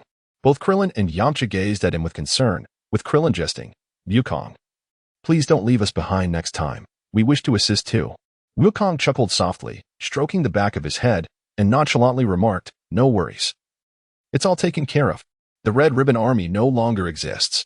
His tone was light and confident, as if the trials he had just faced were mere trifles. Master Roshi took a deep breath, observing Wukong with a glimmer of admiration and awe in his eyes. Wukong, you have surpassed even me. Krillin and Yamcha exchanged glances, expressing their sentiments. Wukong's progress is astonishing. The future is truly unimaginable. As Bulma and Master Roshi confirmed that Wukong was unharmed, their anxieties finally eased. Just as the group prepared to board the aircraft back to Kame House, Wukong announced his intention to continue the search for the final Dragon Ball. Bulma inquired, Wukong, are you really going to do this alone? The radar shows no indication of the last Dragon Ball's location. Wukong nodded and said with a smile, it's all right. I know where it is. If we wait for the radar to indicate its presence, we may never find it. He secretly rejoiced, recalling that before his journey through time, he had watched the Dragon Ball animation and was aware of the reason the last Dragon Ball vanished from the radar. It was hidden away by Emperor Pilaf. Bulma gazed at the radar in confusion, as the signal for the final Dragon Ball remained unlit, leading her to question whether the radar might be malfunctioning. Wukong elucidated that someone had concealed the Dragon Balls using a unique method, rendering the radar incapable of detecting them. As Wukong soared on his Nimbus, bidding farewell to his companions, he set his course towards the direction of Pilaf. Perched upon the cloud, he reminisced about King Pilaf's remarkably conspicuous pink Mercedes. The Nimbus glided swiftly through the skies as Wukong's keen gaze swept over the bustling traffic below. With his sharp vision, he swiftly discerned a strikingly prominent pink vehicle in the distance. A spark of recognition ignited in Wukong's eyes as he confirmed that this was indeed Pilaf's car. Chapter 27. A wish once more. Wukong leaped onto the roof of Pilaf's vehicle, shattering the sunroof with a swift kick. The car swayed violently before it ultimately overturned onto the ground. Inside, the Pilaf trio clumsily crawled out, with Pilaf rubbing his head, his expression shifting to one of complexity as he gazed at Sun Wukong. Filled with bewilderment, Pilaf pondered how Wukong had discovered the Dragon Balls, which he had hidden in a box undetectable by radar. Confounded, he realized that now was not the time for such inquiries. Sun Wukong, you actually found this place, Pilaf exclaimed, his eyes widening as he silently congratulated himself for being well prepared.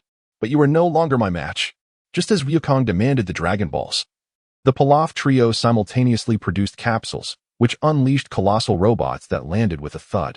Pilaf stood triumphantly beside his creation, declaring, "Behold, my latest invention, the Super Battle Robot." Pilaf Demon. The three robots, animated and menacing, gleamed with a chilling metallic sheen. The Pilaf trio climbed into their respective machines, all adorned with arrogant grins, ready to vanquish Sun Wukong in a single decisive strike. Wukong stood nearby, quietly observing them, and spoke in a measured tone, "Your robots indeed exude a formidable presence, however. I have no intention of wasting time here." He pointed at the Pilaf gang and declared, "Now, hand over the Dragon Balls." Pilaf, noticing that Sun Wukong appeared unfazed and even somewhat disdainful, felt a flicker of irritation within but restrained his anger, retorting, "It seems you wish to experience my latest invention. Come forth, Sun Wukong, and see if you can withstand it."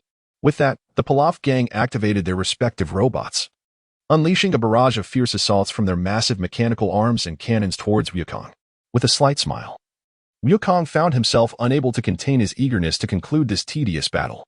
He bent down, gripping the Rui Jingu Bang tightly in both hands, and murmured, "Your robots lack the swiftness. Let us see if they can keep pace with my speed." No sooner had he spoken than Wukong transformed into a bolt of lightning, dashing directly toward the Pilaf gang with scarcely a moment's pause, moving with an uncanny swiftness. "Too fast," exclaimed the Pilaf trio, utterly unable to perceive Wukong's movements. Wukong swiftly approached Pilaf's robot, wielding the Rui Jingu Bang with effortless grace. He shattered the protective shield of the Pilaf demon with a mere flick. And with a powerful strike, the robot lost its balance and fell heavily to the ground. Pilaf's eyes widened in disbelief.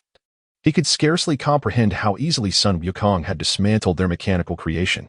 As Wukong leaped into the sky, the Rui Jingu Bang in his hand radiated a dazzling brilliance. With a smile, he remarked, "Your great demon god is far too feeble." Pilaf's voice trembled, and a flicker of fear gradually surfaced within him. With a yawn, Wukong remarked, "You mere automatons are but flimsy constructs. Hasten to relinquish the Dragon Balls." Pilaf and his minions ceased their futile struggle, fully aware that the formidable Sun Wukong before them was an opponent far beyond their capacity to withstand. With a resigned sigh, Pilaf retrieved the Dragon Ball from his bosom and tossed it to Wukong. Wukong took the Dragon Ball and, with a satisfied heart, tucked it into his backpack. "Thank you for your cooperation," he remarked. Humph. Pilaf gritted his teeth in frustration, yet he could only watch helplessly as Sun Wukong departed. Upon riding the Nimbus, Wukong arrived at a serene cliffside, where the vistas stretched endlessly, devoid of human presence. The only sounds were the gentle whispers of the wind traversing the precipice and the expansive, boundless sky above, creating an atmosphere of profound tranquility. He dismounted from the Nimbus and walked slowly to the edge of the cliff, where he seated himself and arranged the 7 Dragon Balls neatly before him. Wukong gazed upwards at the distant sky, yet his heart was enveloped in contemplation. 7 Dragon Balls lay quietly before him, emanating a faint glow, as if awaiting his decision. He understood that the Dragon Balls could grant any wish, but what wish would be most fitting to make? Wukong swiftly contemplated various aspirations within his mind. He recalled the dilemma of losing his sanity upon transforming into a gorilla, as well as the allure of immortality and the ability to adapt to diverse environments. A novel thought emerged, prompting him to awaken his latent potential. In the realm of Dragon Ball, there exist several methods to ignite one's potential, such as the perilous Super Divine Water, the potential enhancement offered by the Grand Elder of Namek, or the abilities bestowed by the Old Kai. The risks associated with Super Divine Water are considerable. A moment's carelessness could lead to demise. Meanwhile, both Namek and the Kai are situated far from Earth, rendering them unreliable in the present moment. Wukong pondered that although the divine power of the Earth's dragon was not omnipotent, it might be capable of unlocking his potential to a higher echelon. After all, it belonged to a protagonist whose physique could ascend from 90,000 to 150 million within a single day. With a deep breath, Wukong bellowed, "Come forth, dragon." In an instant, the 7 Dragon Balls radiated a brilliant light, and the surrounding sky was swiftly shrouded in ominous clouds, transforming the bright daylight into a night-like darkness. Lightning crackled within the layers of clouds, and a thunderous roar echoed from all directions. A golden light soared toward the heavens, coiling out from the 7 Dragon Balls to form a colossal green dragon, gradually coalescing into a magnificent being that appeared in the sky. The dragon coiled amidst the dark clouds, slowly lowering its immense head, its piercing eyes fixed intently upon Wukong. As a deep and authoritative voice resonated throughout the land, "Speak your wish, and I shall grant any desire you hold." Wukong gazed upward at the colossal entity, pondering momentarily before exclaiming, "Dragon, please assist me in unlocking my potential." As a mysterious gleam flickered in the dragon's eyes, a deep voice resonated slowly. "Your wish has been granted." No sooner had the words been spoken than the dragon's immense form transformed into 7 Dragon Balls, scattering into the 4 corners of the world, their golden trails vanishing beyond the horizon. The sky cleared once more, sunlight cascading down as if the preceding darkness had never occurred. Wukong closed his eyes, beginning to keenly sense the transformations within his body. His aura surged relentlessly, power coursing through his meridians, filling every cell with vitality. The cliff beneath his feet could not withstand this overwhelming energy. It trembled violently and began to fracture, stones cascading down in rapid succession. Wukong concentrated his energy at the soles of his feet and, with a gentle leap, executed the technique of aerial dance, effortlessly hovering in midair. His form appeared light as a feather, yet it concealed an astonishing power within. Clenching his fists, he murmured to himself, "This sensation is utterly terrifying in its strength." Wukong floated in the air, feeling the abundant strength coursing through his body, his heart swelling with excitement. Just how much stronger had he become? He furrowed his brow slightly, muttering to himself, if only there were a power detector at this moment, he could ascertain the extent of his combat prowess. Chapter 28, Parting. As Wukong ascended upon his Nimbus cloud, he soared towards Kame House. Upon arrival, Yamcha implored the Turtle Hermit with utmost sincerity to accept him as a disciple. The Turtle Hermit feigned deep contemplation, stroking his beard, and replied slowly, "The matter of apprenticeship cannot be hastily concluded at this moment. I hope to receive a rather unique gift of introduction, perhaps then I might reach a swifter decision." A knowing smile graced his lips, as visions of delightful prospects danced in his mind. Yamcha appeared somewhat perplexed until Krillin discreetly leaned in and whispered to him. In an instant, Yamcha grasped the implication and retrieved several hundred Japanese animated films from his capsule. The Turtle Hermit cast a furtive glance, his eyes sparkling with excitement. "Excellent. You possess remarkable talent. I have decided to take you under my wing." Seated upon the Nimbus, Wukong gazed upon the gravity ring. The current double gravity felt as light as a feather to him, thus he gradually increased the intensity 3 times, 4 times, until it reached tenfold, where he finally experienced a modicum of strain. A surge of joy welled within him. It seemed I have indeed grown stronger. Ultimately, he adjusted the gravity ring to 12 times, finding this pressure suitable for his cultivation. Before long, he beheld the sight of Kame House. As Wukong descended on his Nimbus cloud, he beheld Bulma, Master Roshi, Krillin, and Yamcha awaiting him on the island. Bulma, filled with joy, waved her hand and exclaimed, "Wukong, you're back." The group gathered around, eager to hear about the wish he had made. With a smile, Wukong candidly shared his aspirations with them, revealing that he had awakened his potential through the dragon. Upon hearing this, Master Roshi, Krillin, and Yamcha focused intently on Wukong, their astonishment growing as they sensed his seemingly unfathomable aura. Master Roshi exclaimed, "Wukong, you truly appear to be a transformed individual. This training has been nothing short of remarkable." Yamcha, with a grin, added, "Wukong, I am now also a disciple of Master Wutian." His tone carried a hint of pride, as he eagerly anticipated the opportunity to train under Master Roshi. By the way, Yamcha continued, "Wukong, I've heard that the next World Martial Arts Tournament is approaching. Are you planning to participate? We could have another match then."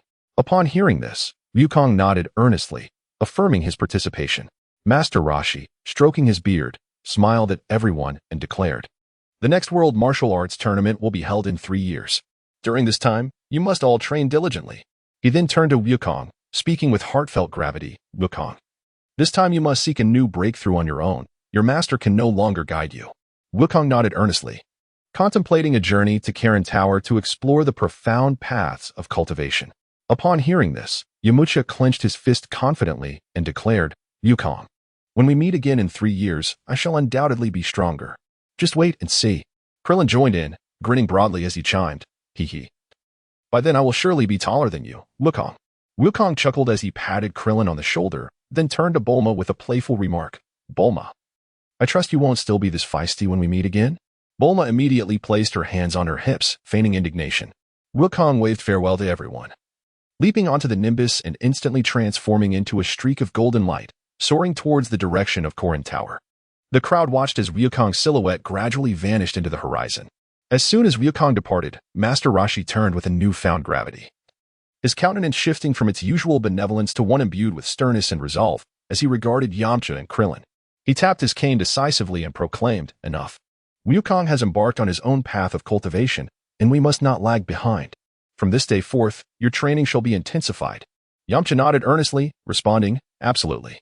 I will surely match Wukong's pace and demonstrate my progress to him in 3 years." Krillin, equally earnest, clenched his fist in determination, exclaiming, "I will strive diligently to become stronger." Master Roshi smiled faintly, "Excellent. This phase of training will not merely focus on physical prowess, but will also encompass your character and judgment. Do not entertain thoughts of instant success. There are no shortcuts in cultivation. Wukong's strength has been forged through relentless effort, and you too must exert yourselves." Thus, the training on Turtle Island commenced with fervor and dedication. As Wukong leapt down from the Nimbus, he was greeted with joy by the long-absent Bra and UPA. The father and son were equally delighted to see Wukong, leading him to the side of a crackling fire where delectable game was being roasted. The three of them gathered around the flames, laughter resonating in the air, the flickering light casting a warm and affectionate glow upon their faces. Wukong took a delectable bite of the roasted meat, his eyes sparkling as he gazed at the towering Corinta. He turned to Bra and declared, "This time, I shall ascend to the summit to meet the immortal Corinta and seek his guidance in my training." Bra nodded, her expression filled with emotion as she replied, "Wukong, I sincerely hope you find enlightenment at the top of the tower." Little UPA, with his wide eyes and clenched fists, encouraged, "Brother Wukong, go for it. I hope that when you reach the pinnacle, you will become even stronger." With unwavering confidence, Wukong patted UPA's shoulder and rose to his feet. Recalling that the cat sage had a particular fondness for fish, he resolved to bring along some delectable fish to the tower, hoping to endear himself to the cat sage during their studies. Upon reaching the riverbank, Wukong gazed at the agile schools of fish darting through the water. With remarkable swiftness and precision, he seized a large fish and secured it in a capsule, swiftly amassing a considerable collection. The fish, lively and vibrant, gently swayed within the confines of the capsule, and Wukong, observing the abundance he had captured, smiled contentedly. This should surely delight the cat sage, he mused to himself. He then lifted his gaze towards the pinnacle of Korin Tower, a surge of excitement coursing through him. This time, he aimed to acquire the cat sage's guidance to master more refined combat techniques, no longer relying solely on brute strength. Standing at the foot of the towering Korin Tower, Wukong gazed up at the colossal pillar that pierced the clouds above, a profound sense of awe swelling within him. The base of the tower was shrouded in mist, obscuring any view of its pinnacle. This was indeed Korin Tower, the dwelling place of the cat sage, Wukong mused, gripping tightly the capsule in his hand, filled with the large fish he had caught himself. Though his current strength would allow him to ascend the tower with ease, Wukong had no intention of climbing swiftly. He deliberately subdued his aura and slowed his ascent, choosing to approach this emblem of power and wisdom with humility. With each deliberate step, he felt the serenity of his mind deepen, the surrounding scenery unfolding before his eyes. As time ticked away, Wukong gradually drew nearer to the summit. Chapter 29. Training at Korin Tower. At last, Wukong ascended to the pinnacle of the tower, surveying his surroundings, yet he found no trace of the cat immortal. The decor at the summit was both simple and peculiar, with several slender pieces of furniture scattered about, as if weathered by time, exuding an air of antiquity and tranquility. Particularly striking were the 3 jars positioned in the center of the tower's apex, standing side by side, adorned with ancient symbols that seemed to emanate a certain enigmatic power. With curiosity, Wukong approached the jars, pondering to himself, "It is said that these 3 jars hold the power to reveal one's past, present, and future." Filled with a sense of excitement, he reached out and opened one of the jars. Instantly, a wave of peculiar sensations washed over him, and the scenes before his eyes began to blur, gradually unveiling a series of vivid images. Among them appeared a child strikingly similar to himself, embarking on adventures from his youth and engaging in battles against various formidable foes, as if the entirety of Wukong's life journey was being depicted. Yet, he soon realized that these were not his own memories. Wukong pondered quietly, "As a traveler from another realm, can this jar truly perceive my past and future? What I witness appears to be the narrative of this world's Wukong." A wave of complexity washed over him. The scene before his eyes was both familiar and entirely foreign to him. He could not help but feel a sense of admiration and resonance for the growth and adventures of the original Wukong. Just as he was about to depart from the jar, a serene voice echoed in his ears. "Wukong, please ascend to the second floor." Wukong ascended the staircase and arrived at the second floor of the tower. There, a diminutive white cat sage awaited him in serene anticipation. The cat sage regarded Wukong with a smile, seemingly unfazed by his arrival. Upon encountering the cat sage, Wukong hastened to extend his greetings, saying, "Greetings, cat sage. I am Wukong, here to seek your guidance in my cultivation." The cat sage responded with a faint smile, gesturing with his hand, and remarked, "I am already aware of your circumstances. Not only do I know that you are a disciple of the turtle sage, but I am also informed of your deed in vanquishing Tao Bai." With a playful squint, the cat sage continued, "What brings such a formidable young warrior like yourself to seek my instruction?" Wukong scratched his head thoughtfully and said, "I believe there are numerous aspects of combat that I still do not comprehend. I have merely relied on brute strength to prevail. I have heard that Cat Sage possesses a wealth of experience, and I wish to learn some genuine techniques from you." The cat sage glanced at Wukong with a hint of surprise and nodded. "Oh, it is indeed rare to encounter someone powerful yet not arrogant." Sitting atop the tower, the cat sage narrowed his eyes as he scrutinized Wukong and slowly remarked, "In my lifetime, I do not readily impart my knowledge to others." Wukong smiled gently, producing a capsule. With a delicate press, a bounty of fresh, succulent fish materialized before the cat immortal. The cat immortal's eyes sparkled with delight. Unable to conceal the excitement etched upon his face, clearing his throat a few times, he feigned composure and remarked, "It is not entirely impossible to teach you." Wukong observed the unmistakable desire glimmering in the eyes of the cat sage and could not help but chuckle. "These fish are specially caught from the nearby river, brought here for you to savor." The cat sage, unable to resist, licked his lips and feigned nonchalance as he waved his hand, saying, "Since you have shown such sincerity, I shall impart some knowledge to you."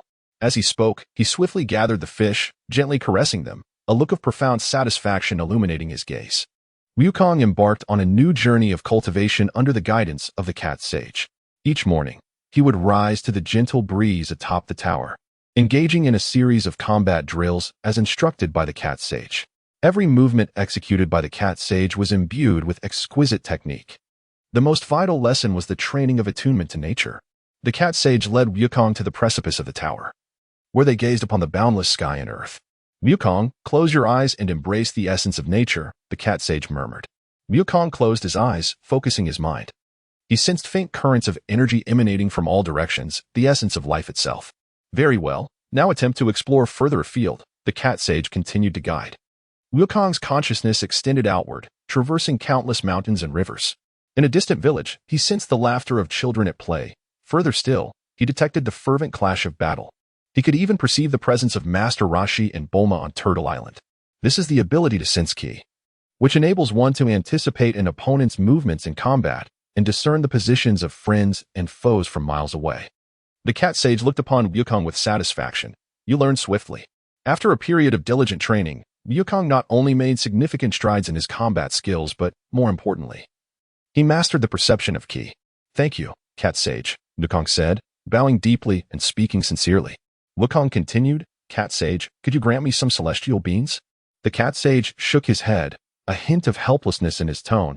"Celestial beans are not easily cultivated, and their quantity is quite limited." Upon hearing this, Wukong was not disheartened. "In that case, I shall go catch some fish to trade with you." The cat sage looked at Wukong, momentarily taken aback, before breaking into a smile. "Oh, you wish to catch fish? Then by all means, go ahead." With a surge of excitement, Wukong leapt from the Tower of Korin, vanishing into the distance in an instant. Before long, he returned, clutching a capsule brimming with resplendent, shimmering fish. "Master Cat, I have caught 100 splendid fish. Might I request 100 sins of beans in return?" Wukong exclaimed, his eyes alight with anticipation. The cat sage's eyes sparkled with delight as he took the capsule, revealing an array of magnificent fish within. A satisfied smile crept upon his lips. "You truly are a wonderful child. In that case, I shall grant you the 100 sins of beans." Setting the fish aside, the cat sage produced a small pouch and retrieved 100 beans, handing them to Wukong. "Thank you, Master Cat," Wukong replied, his spirits soaring. Wukong had spent a considerable amount of time at Korin Tower. Although he had acquired numerous skills, he recognized the necessity for further cultivation. Therefore, he sought the wisdom of the cat sage. "O cat sage," he began, "I have learned much. yet I yearn for a more profound breakthrough. The cat sage squinted thoughtfully for a moment before adopting a tone of mystery. Your current training is commendable, but if you desire a more significant transformation, I can reveal to you a location of great importance, the temple above Karen Tower. Upon hearing the term divine temple, Wukong feigned a look of bewilderment. A divine temple? There exists a temple atop Karen Tower? What manner of place is that? The cat sage nodded in affirmation. Indeed, the divine temple is overseen by celestial deities. Should a martial artist successfully navigate the temple's trials, they shall attain a profound level of power. Wukong couldn't help but feel a surge of excitement. Can the temple be ascended? The cat sage smiled gently. The temple is enveloped in a barrier, preventing direct flight. Have you not always carried the Rui Jingu Bang? This magical staff serves as a bridge connecting Carinta to the temple, as long as you wield it. Extending the staff at your whim, it will directly lead you to the temple's entrance. Wukong immediately comprehended the meaning of the cat immortal. So, as long as I extend the Rui Jingu Bang and follow its guidance, I shall reach the divine temple. The cat immortal nodded in affirmation. Wukong bid farewell to the cat immortal and stood atop the pinnacle of the Karen Tower, grasping the Rui Jingu Bang. The golden staff elongated as if endowed with infinite elasticity, piercing through layers of clouds and reaching for the heavens. As he ascended, Wukong soared ever higher. The clouds thinned beneath him, and the Karen Tower diminished gradually, ultimately vanishing from view. The golden staff traversed the final tempestuous layer, and before him emerged a magnificent temple, suspended in the sky and enveloped in an enigmatic radiance. Chapter 30, Guidance from Bobo. As Wukong wandered through the temple plaza, he noticed an individual on the opposite side, engaged in feeding the birds, seemingly unremarkable. Approaching him, Wukong smiled and introduced himself. Greetings, I am Wukong. I have heard that this is the temple, and I have come to seek divine enlightenment. The man looked up at Wukong, smiled faintly, rose to his feet, and spoke in a calm tone. I am Bobo, a servant of the divine. To meet the deity, you must first defeat me. Wukong beamed with a radiant smile. Defeat you? Very well, come forth. In the grand plaza of the temple, Wukong and Bobo engaged in an intense duel. The swift clashes creating a symphony of wind and the resonant sounds of their forces colliding. Wukong's aura surged with fervor as he maintained a state of 12-fold gravity, pouring every ounce of effort into his assaults on Bobo. Bobo, on the other hand, executed his movements with minimal extraneous motion, displaying a gracefulness and lightness that allowed him to perfectly counter Wukong's attacks without any unnecessary energy escaping.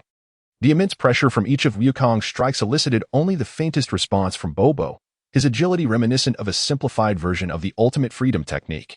This indicated that Bobo possessed a complete mastery over his own energy, achieving an extraordinary level of precision in combat. Wukong endeavored to breach Bobo's defenses by augmenting his attack speed, yet with each strike, Bobo effortlessly sidestepped with the slightest of movements. This fellow is incredibly formidable, Wukong mused inwardly. Ultimately, Wukong halted, taking a moment to catch his breath as he gazed at Bobo before him, realizing that he still had not fully grasped the control of his energy. Bobo smiled at Wukong and remarked, your speed and strength are impressive, yet your attacks are laden with superfluous movements. As Wukong was poised to adjust the gravity of his gravity ring, a voice resonated through the temple, clear and authoritative. Enter. Sun Wukong. Bobo, observing Wukong, subtly nodded, signaling him to follow. Come, the deity has summoned you. Wukong followed Bobo into the temple, and as they ventured deeper, he encountered the deity. The figure standing at the heart of the temple bore a resemblance to King Piccolo, with green skin and a stern countenance. The deity's gaze fell upon Wukong, observing him with keen interest. You have come to seek enlightenment, have you not? Wukong smiled faintly and nodded, saying, Indeed. There are numerous areas in which I seek to improve, and I hope to receive further guidance. The deity nodded in response, a glimmer of approval shining in his eyes. Your aura is remarkable, even more potent than I had anticipated. In that case, Bobo shall continue to mentor you. Wukong felt a subtle stirring within. He was finally poised to embrace a higher realm of cultivation. The voice of the divine resonated calmly. Bobo, take him to his training. Wukong expressed his gratitude with a nod and followed Bobo towards the training grounds. Bobo led Wukong to the temple square, where a serene silence enveloped the surroundings, gently caressed by a soft breeze. Bobo regarded Wukong with tranquility and gestured towards a stone slab in the center of the square, saying, Wukong, take a seat there. Abandon all thoughts and maintain a tranquil heart, akin to a steadfast stone. Wukong was momentarily taken aback. but soon comprehended that Bobo was urging him to set aside his worries and cultivate his inner tranquility. Approaching the stone slab, he settled cross-legged and closed his eyes, endeavoring to empty his mind of all thoughts. Bobo observed from a short distance, remarking, "Wukong, your strength is formidable, yet without a calm heart. Mastering the true essence of martial arts becomes elusive." The following day, Bobo guided Wukong into the temple, halting in a chamber aglow with vibrant, multicolored lights. Manipulating a machine. Bobo addressed Wukong, "This device can transport you to any realm. Your task now is to journey to Mount Karuo and retrieve the sacred crown that resides there." Wukong nodded and approached the center where the luminous energies intertwined. A peculiar force enveloped him, and the surrounding scenery swirled like a fleeting illusion. In the blink of an eye, he found himself in a completely new realm. As he surveyed his unfamiliar surroundings, he could not help but mutter to himself, "Does this count as a second crossing? The temple possesses such extraordinary wonders." Wukong gracefully leapt to the summit of a mountain, lifting his gaze to behold a towering peak that pierced the clouds, atop which lay the sacred crown, the objective of his journey. Without a moment's hesitation, he surged forth like the wind towards the mountain. Shortly thereafter, he arrived at the pinnacle, where an ancient altar awaited him, the sacred crown resting at its center. Wukong understood that this endeavor was designed to hone his perception and evasion skills. He reached out, donned the crown upon his head, and inwardly mused that it felt akin to wearing a tightening spell. He closed his eyes, attuning himself to the surrounding changes. Suddenly, the heavens darkened with ominous clouds. Thunder rumbled, and bolts of lightning danced within the tempest. Wukong concentrated, harnessing his perceptive abilities to anticipate the onslaught of lightning. However, the speed of the strikes was astonishing. Initially, he was struck several times, each jolt eliciting grimaces of pain, a sensation both excruciating and exhilarating. The cacophony of thunder echoed as lightning lashed at him like a furious dragon. Undeterred, Wukong persisted in refining his perception and dodging skills. Gradually, he began to discern the ominous signs preceding each lightning strike, adeptly adjusting his posture and movements, his agility becoming increasingly sublime, nearly synchronized with the speed of the lightning. Meanwhile, within the celestial temple, the deities observed Wukong's performance on the screen, witnessing his growing mastery amidst the thunderstorm and marveling at his keen insight. As the last rumble of thunder faded atop the mountain and tranquility returned to the skies, Bobo activated the device to transport Wukong back to the temple. With a smile, Bobo commended, "Wukong, your performance was extraordinary. You have mastered such advanced agility in a remarkably short time." The deity approached, nodding in approval as he regarded Wukong, softly reciting an ancient incantation. Wukong felt a lightness atop his head as the sacred crown ascended, hovering in midair. On the third day, Bobo activated the transporter once more, and Wukong's silhouette emerged beneath a magnificent waterfall, the thunderous roar of cascading water resonating around him. This time, Wukong's training focused on mastering the precise control of his chi. Aiming to cleave the waterfall with its power, Wukong stood resolutely before the waterfall, inhaling deeply as he focused his energy, subtly directing his fingers toward the rushing water. As he attempted to release his chi, it surged forth like a torrential flood, erupting with a tremendous roar and creating a gaping hole in the rocks behind the cascade. With a wry smile, Wukong scratched his head and murmured to himself, "It seems I still have much to practice in controlling my energy within a confined space." Thus, he began to experiment repeatedly, attuning himself to the flow of chi within his body and striving to regulate its intensity. Through countless attempts, he gradually discerned the technique of concentrating his energy to a single point, allowing the release of chi from his fingers to stabilize. Once more, he faced the waterfall, precisely channeling a strand of energy to his fingertips. In that instant, a broad gap formed in the cascade. Within the divine hall, the deity and Bobo observed Wukong's endeavors through the screen.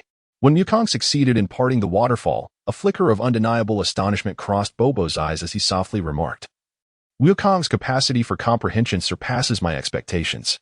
The deity nodded slightly, fixated on Wukong's figure on the screen, and stated, "To master the control of chi in such a short time, this child is indeed extraordinary."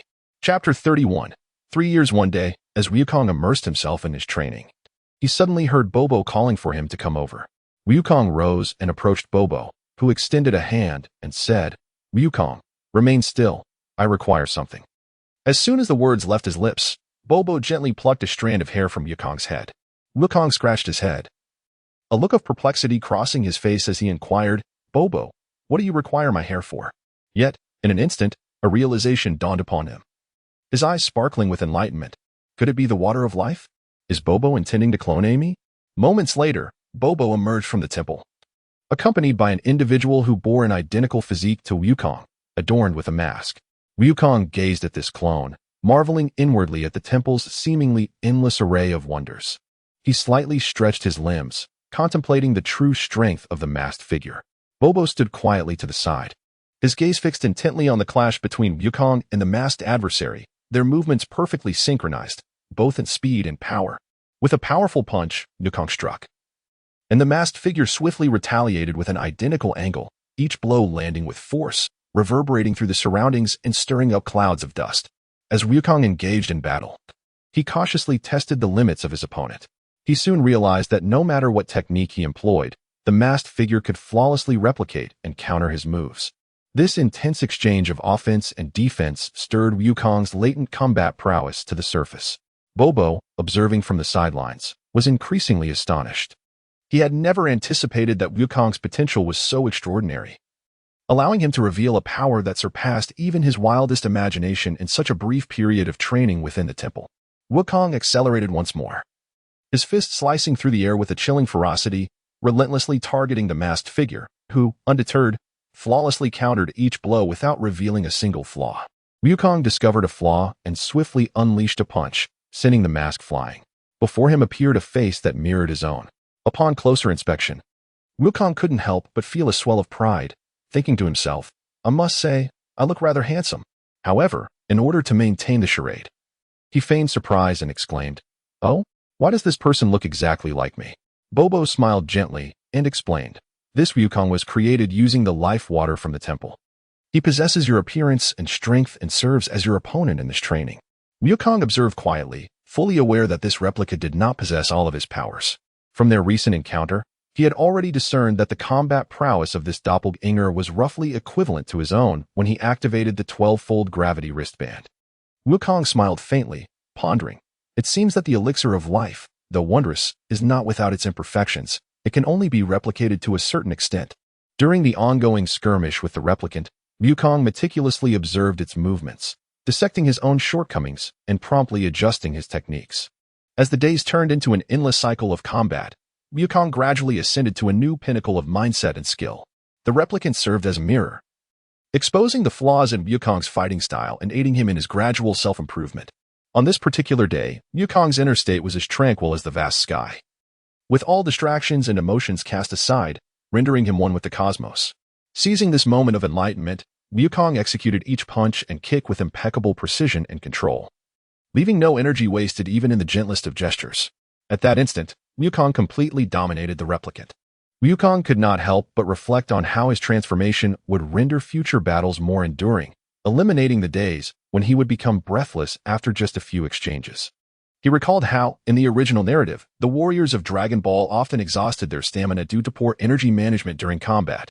Time flowed swiftly, and Wukong's training in the temple entered a more profound phase. Meanwhile, at a distance, at Kame House, Yamcha and Krillin were also undergoing rigorous training under Master Roshi's strict supervision. Each day, they engaged in exercises that intertwined physical strength, speed, and combat techniques, continually pushing their limits. Yamcha and Krillin grew increasingly united in their training, motivating one another, especially during the physical conditioning and reflex tests assigned by Master Roshi, where they made rapid progress. Master Roshi was pleased with their advancements, yet whenever they became too self-satisfied, he would intensify their training, ensuring they had no opportunity for complacency. He understood that the day of the World Martial Arts Tournament was fast approaching, and everyone was striving for excellence and preparation for the competition. Yamcha and Krillin felt confident in their improvements, but they also recognized that Wukong was honing himself in a realm beyond their own. The 3 years of training in the temple left a profound impression on Wukong. This period not only significantly enhanced his strength, but also allowed him to achieve tremendous growth in his mastery of energy and mental fortitude. However, he felt a tinge of regret at having only grown a few centimeters, pondering how, at 15, he still appeared quite diminutive and wondered how he would find a girlfriend in the future. As he bid farewell to the deity and Bobo, Wukong expressed his gratitude for their assistance. Bobo nodded calmly, while the deity gently waved his hand, his expression imbued with hope for Wukong's future. After bidding farewell, Wukong tightly gripped the Rui Jingu Bang and soared towards the distant Caring Tower. Master Roshi, Bulma, Yamcha, Krillin, and Launch were already aboard the aircraft heading to the World Martial Arts Tournament Island, with the plane preparing for takeoff at the airport. Yamcha and Krillin engaged in an anxious discussion about their respective training achievements, while Bulma gazed intently out the window, seemingly lost in thought. Occasionally, she would exchange a few words with Master Roshi, while Launch sat nearby, smiling and listening to their conversation. Upon his return to the Tower of Korin, the cat sage observed son Wukong's arrival with keen interest. To his astonishment, he discerned that Wukong emitted no discernible energy, resembling an ordinary individual. With an admiring tone, he remarked, "Wukong, your training in the temple has yielded remarkable results. Your mastery over energy is truly commendable." With a smile, Wukong scratched his head and exchanged a few pleasantries with the cat immortal. With a thought, he summoned the flying nimbus. Although Wukong had already mastered the art of flight, he still found it far more elegant and carefree to ride the nimbus, which bestowed upon him a unique charm. The nimbus responded to his call, and Wukong nimbly leaped onto it, waving farewell to the cat immortal. "Thank you for your kindness, cat immortal. I shall return to visit you." Seated upon the nimbus, Wukong felt the gentle breeze caress his ears, while the azure sky and billowing clouds swiftly receded beside him. He pondered silently over his own development, reflecting on his ability to endure the training intensity of a 50-fold gravity bracelet. A smile crept across his face as he thought to himself, "At this moment, I could easily overpower Vegeta." Goku estimated his combat power to be around 45,000. Over the past 3 years, his training had primarily focused on the essence of martial arts and the understanding of Chi, the fundamental principles of martial practice. At that moment, the images of his friends Bulma, Krillin, and Yamcha surfaced in his mind, filling him with warmth. It had been 3 years since they last met. Had they also grown stronger? Goku was eager to fight alongside them once more and witness their respective advancements. He took a deep breath and exclaimed in his heart, "The World Martial Arts Tournament, here I come. Everyone, I have returned." Chapter 32, a long-awaited reunion on the airplane. Master Roshi suddenly fidgeted, a look of unease crossing his face as he murmured, "Oh dear, why do I suddenly feel the urge to relieve myself?" As soon as his words left his lips, Bulma, Krillin, and Yamcha around him paused, their expression shifting to one of embarrassment, unsure how to respond. Bulma furrowed her brow and whispered, "Honestly, couldn't the old man have gone earlier? Why wait until now?" Just then, a flight attendant happened to pass by. Overhearing Master Roshi's remark, she smiled politely and reminded him, "I'm afraid the airplane's restroom is out of order. Please bear with us." Master Roshi wore a helpless expression, rubbing his hands together as he muttered, "Alas, it seems I must endure a little longer." Upon landing, Master Roshi was almost the first to rush out of the cabin, heading straight for the airport restroom. Bulma, Krillin, Yamcha, and Launch waited outside the terminal with exasperation. After more than half an hour, Master Roshi finally emerged from the restroom, looking somewhat weary yet entirely relieved. Bulma complained, "What on earth took you so long?" Master Roshi scratched his head, feigning nonchalance as he replied, One tends to become constipated when anxious." The group exchanged incredulous looks, and Krillin facepalmed, exclaiming, "Master Roshi, you truly are a character." They all boarded a taxi, heading toward the venue of the World Martial Arts Tournament. Throughout the journey, Master Roshi gazed out the window leisurely, seemingly reminiscing about past competitions. Upon arriving at the venue, the familiar sight of the towering arena filled Krillin with excitement as he took a deep breath and sighed. "What a nostalgia. I can't believe this day has finally arrived. After 3 years of training, we are finally about to showcase our progress." Yamcha clenched his fists, affirming, "Indeed, this time, I won't suffer such a humiliating defeat." He glanced at Krillin, adding, "And don't underestimate me. Just wait and see." Bulma smiled and remarked, "Everyone has grown stronger this time. As for Goku, who knows where he is?" She looked around, seemingly anticipating Goku's arrival. Master Roshi approached the registration desk, and, after signing up Krillin and Yamcha, couldn't help but inquire of the staff, "Excuse me, has Son Goku registered?" Upon hearing this, the staff member suddenly recalled the champion from the last tournament and replied, "Are you referring to last year's champion, Son Goku? He is yet to register." Master Roshi furrowed his brow, speaking to himself with a hint of anxiety. That rascal. He hasn't forgotten about the World Martial Arts Tournament, has he? He's always so careless. I wonder what he has been busy with. Krillin and Yamcha paced back and forth at the registration desk, their expressions growing increasingly anxious as the clock ticked closer to the registration deadline. Where on earth is Goku? Krillin couldn't help but voice his concern, worry etched across his face. Yamcha sighed, it's almost time. He can't have really forgotten, can he? As Wukong leisurely sat atop the Nimbus cloud, the distant martial arts arena gradually came into view. He cast a glance and chuckled, the timing is just perfect. They must be waiting anxiously. He patted the edge of the Nimbus cloud, urging, Nimbus, speed up a bit. In an instant, the Nimbus cloud accelerated, transforming into a streak of light that surged towards the martial arts arena. Master Roshi, Krillin, and Yamcha were anxiously awaiting Wukong when, suddenly, 3 uninvited guests appeared before them, Master Shin and his disciples, Tien and Kaiatsu. Master Shin surveyed Master Roshi with an air of smugness, a sardonic smile playing at the corners of his mouth. Ah, Master Roshi, you dare to bring your disciples to compete? Master Shin scoffed. I dare say the championship shall be claimed by me, the Crane School. You should withdraw early to save yourself from embarrassment. Upon hearing this, Master Roshi let out a cold snort and retorted defiantly, Old Crow, do not rejoice too soon. The champion has yet to be determined, so refrain from such presumptuous proclamations. Your petty tricks cannot intimidate the Turtle School. Master Shin sneered, crossing his arms. Humph, just wait and see. None of your mediocre disciples can compare to Tien. Master Roshi glared at Master Shin, firing back mercilessly, Old bird, your 2 disciples will surely face utter defeat. The 2 exchanged barbs relentlessly, while Krillin and Yamcha exchanged helpless glances, feeling somewhat awkward. Meanwhile, Tien and Kaiatsu remained silent, coldly observing Master Roshi and his companions, seemingly dismissing them entirely. With a dismissive huff, Master Shin swaggered into the arena with Tien and Kaiatsu, not forgetting to turn back and continue his taunts. Just wait, Master Roshi, after today, you will witness the brilliance of the Crane School. In the final minute before registration closed, Wukong finally arrived at the arena. He leapt from the Nimbus cloud, landing gracefully before Bulma, Krillin, and Yamcha. Upon seeing Wukong, everyone exclaimed in unison, Wukong. With a smile, Wukong greeted everyone, while Master Roshi hurriedly made his way to the registration desk, managing to sign Wukong up at the very last moment. At last, Wukong's name was inscribed. Master Roshi sighed in relief and, with renewed enthusiasm, suggested, since everyone is here, shall we go have a meal?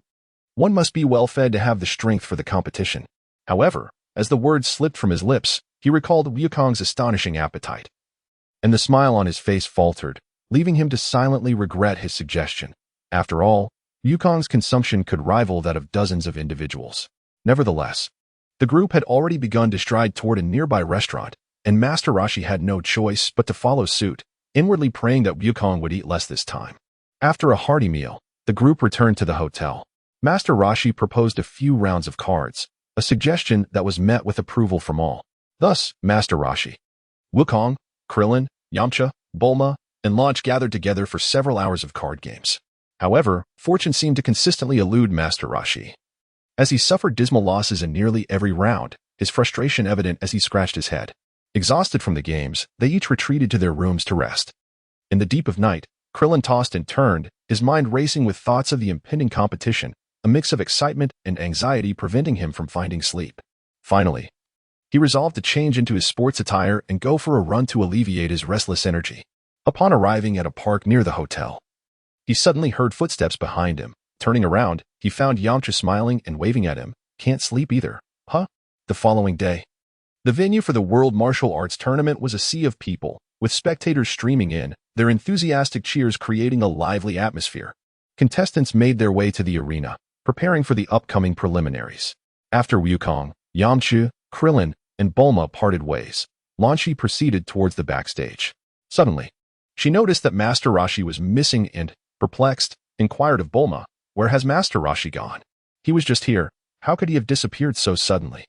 Bulma shrugged her shoulders in resignation and jested, "Don't worry about him. Perhaps he's off to relieve himself. He always rushes to the restroom when he feels anxious." In truth, Master Roshi had donned a classic Jackie Chan outfit and was gradually blending into the competition area of the arena. As Wukong, Krillin, and Yamcha were preparing backstage, they suddenly caught sight of Master Roshi, who was dressed up as Jackie Chan. His comical impersonation of the legendary actor was so amusing that everyone couldn't help but stifle their laughter. Wukong stepped forward, astonished, and asked, "Grandfather, are you here to compete again?" The turtle sage, A.K.A. Jackie Chan, feigned mystery, waved his hand, and coughed lightly, saying, don't laugh, don't laugh. I have come to assess the results of your training over the past few years. He pretended to be nonchalant while secretly contemplating, as a master. How could I allow my disciple to look down upon me? For 3 years, I have secretly trained intensively this time. I must show Wukong and the others my true prowess. Chapter 33. The Arrogant Tianjin Fan. As the preliminary draw commenced, Wukong, Krillin, and Yamcha found themselves in different groups, each brimming with anticipation for their opponents, though Wukong remained indifferent to whom he would face. Just as preparations for the matches were underway, Tianjin Fan approached with Dumpling in tow.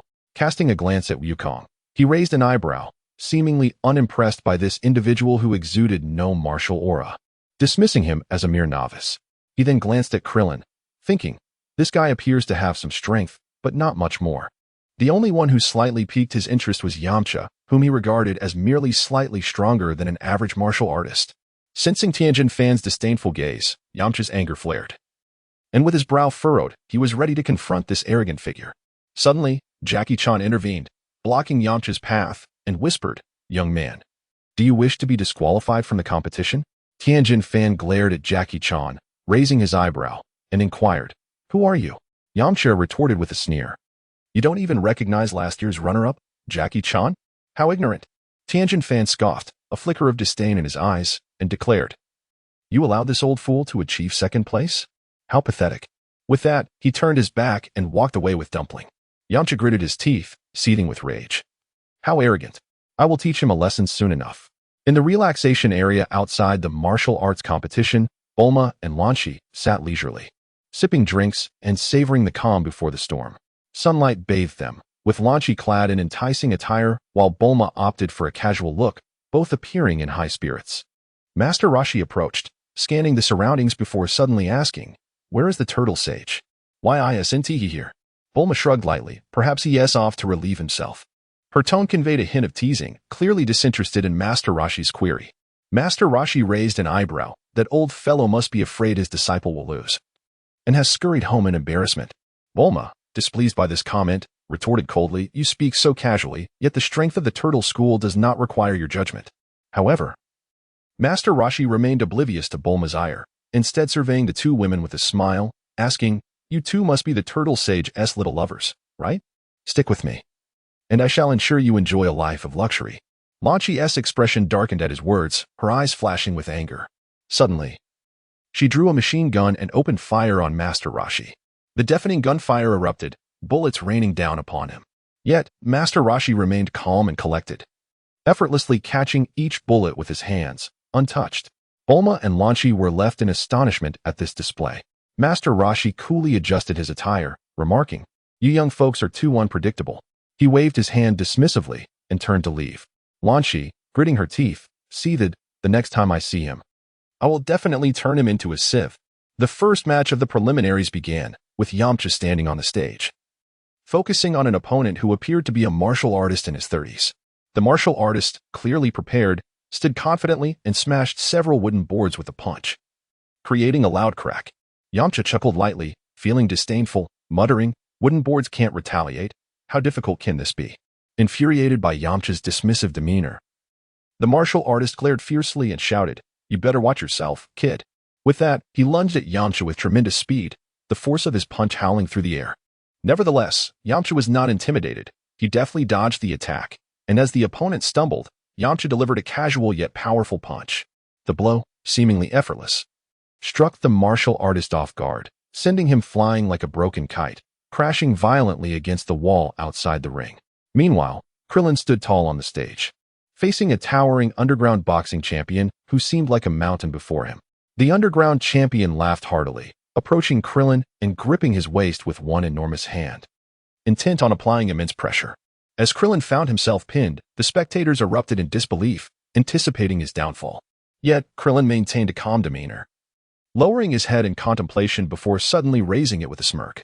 I won't play with you anymore, he sneered, then struck the champion's massive hand with tremendous force. The speed and strength of his attack made the underground champion scream in pain, his face paling as he released Krillin. Just as the champion prepared to retaliate, Krillin swiftly repositioned himself, launching a kick at the champion's arm.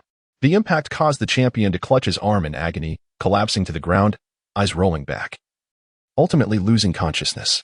The sound of the underground champion hitting the ground reverberated throughout the venue, leaving everyone in shock. The referee rushed forward, confirming the champion's unconscious state and promptly declaring Krillin the victor.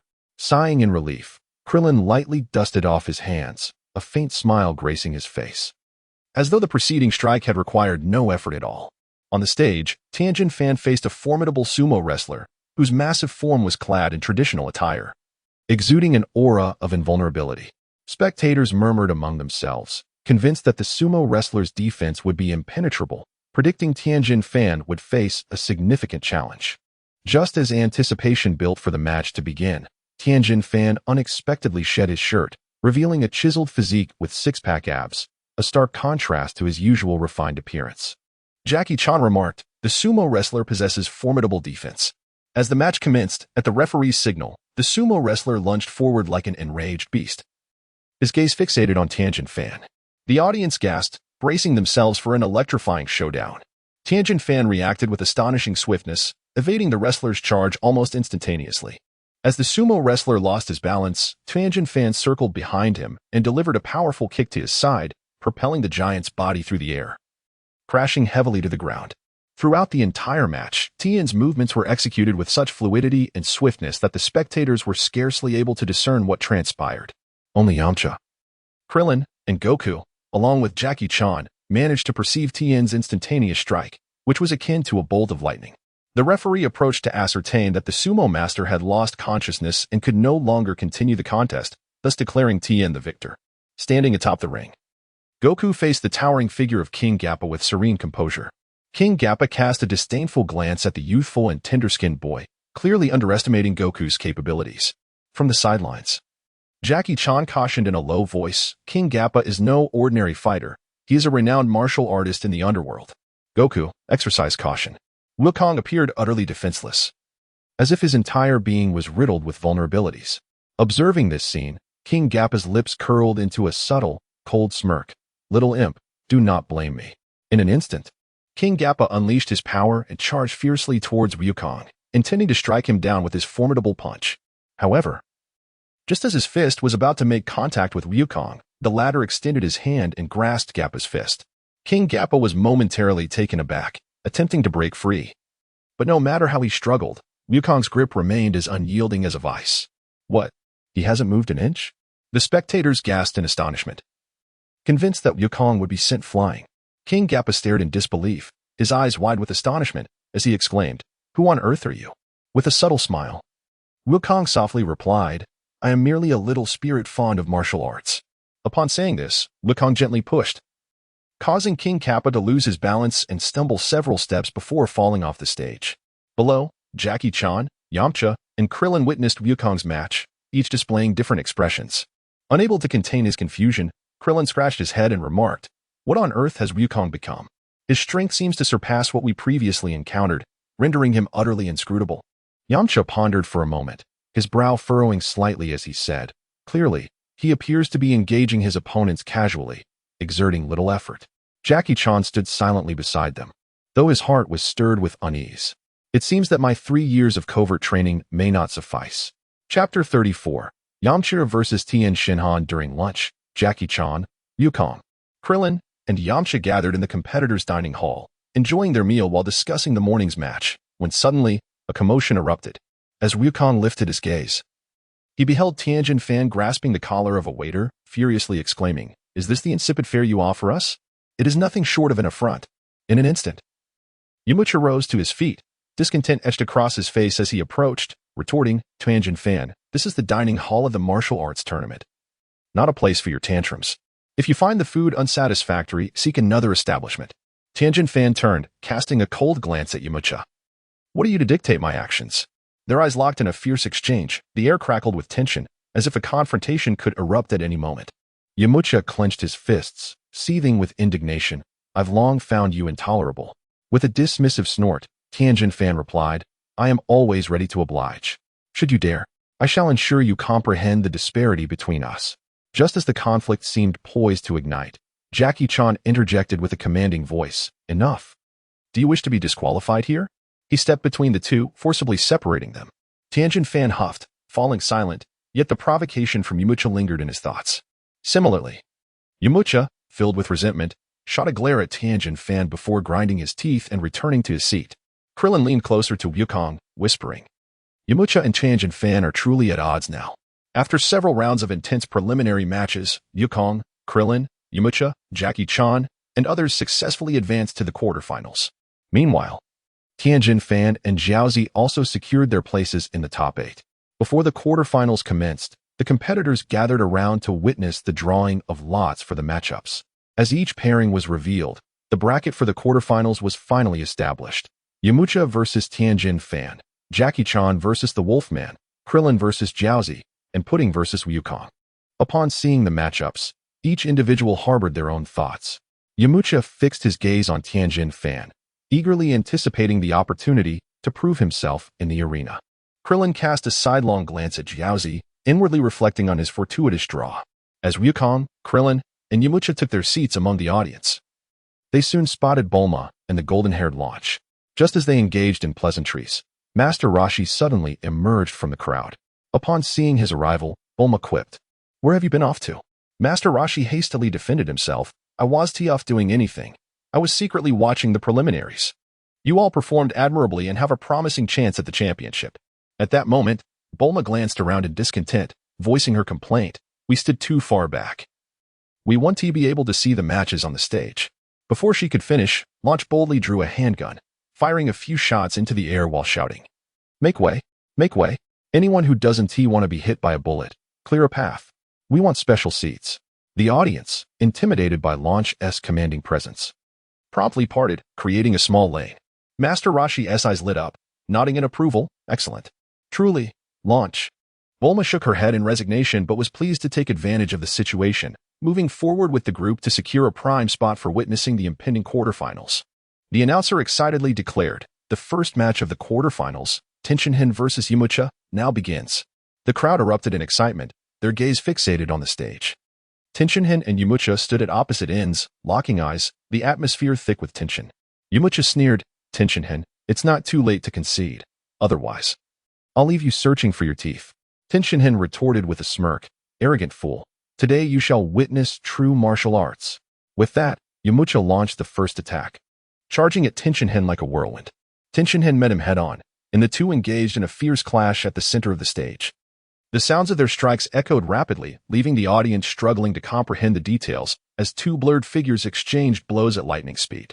The relentless exchange of fists and feet unleashed a powerful gust, sweeping from the stage into the air, with each strike delivered at a staggering pace. Resembling a fierce dragon battling a tiger, any moment of negligence could reveal a fatal flaw. Yamcha gritted his teeth, letting out a fierce shout. "Behold my new wolf Fang Fist." He assumed a claw-like stance, his energy surging, and charged towards Tenshinhan like a tempest. The force of his punches howled through the air, faster and more potent than ever, slicing through the atmosphere. Tenshinhan stood calmly, his eyes narrowed, unfazed by Yamcha's fervor.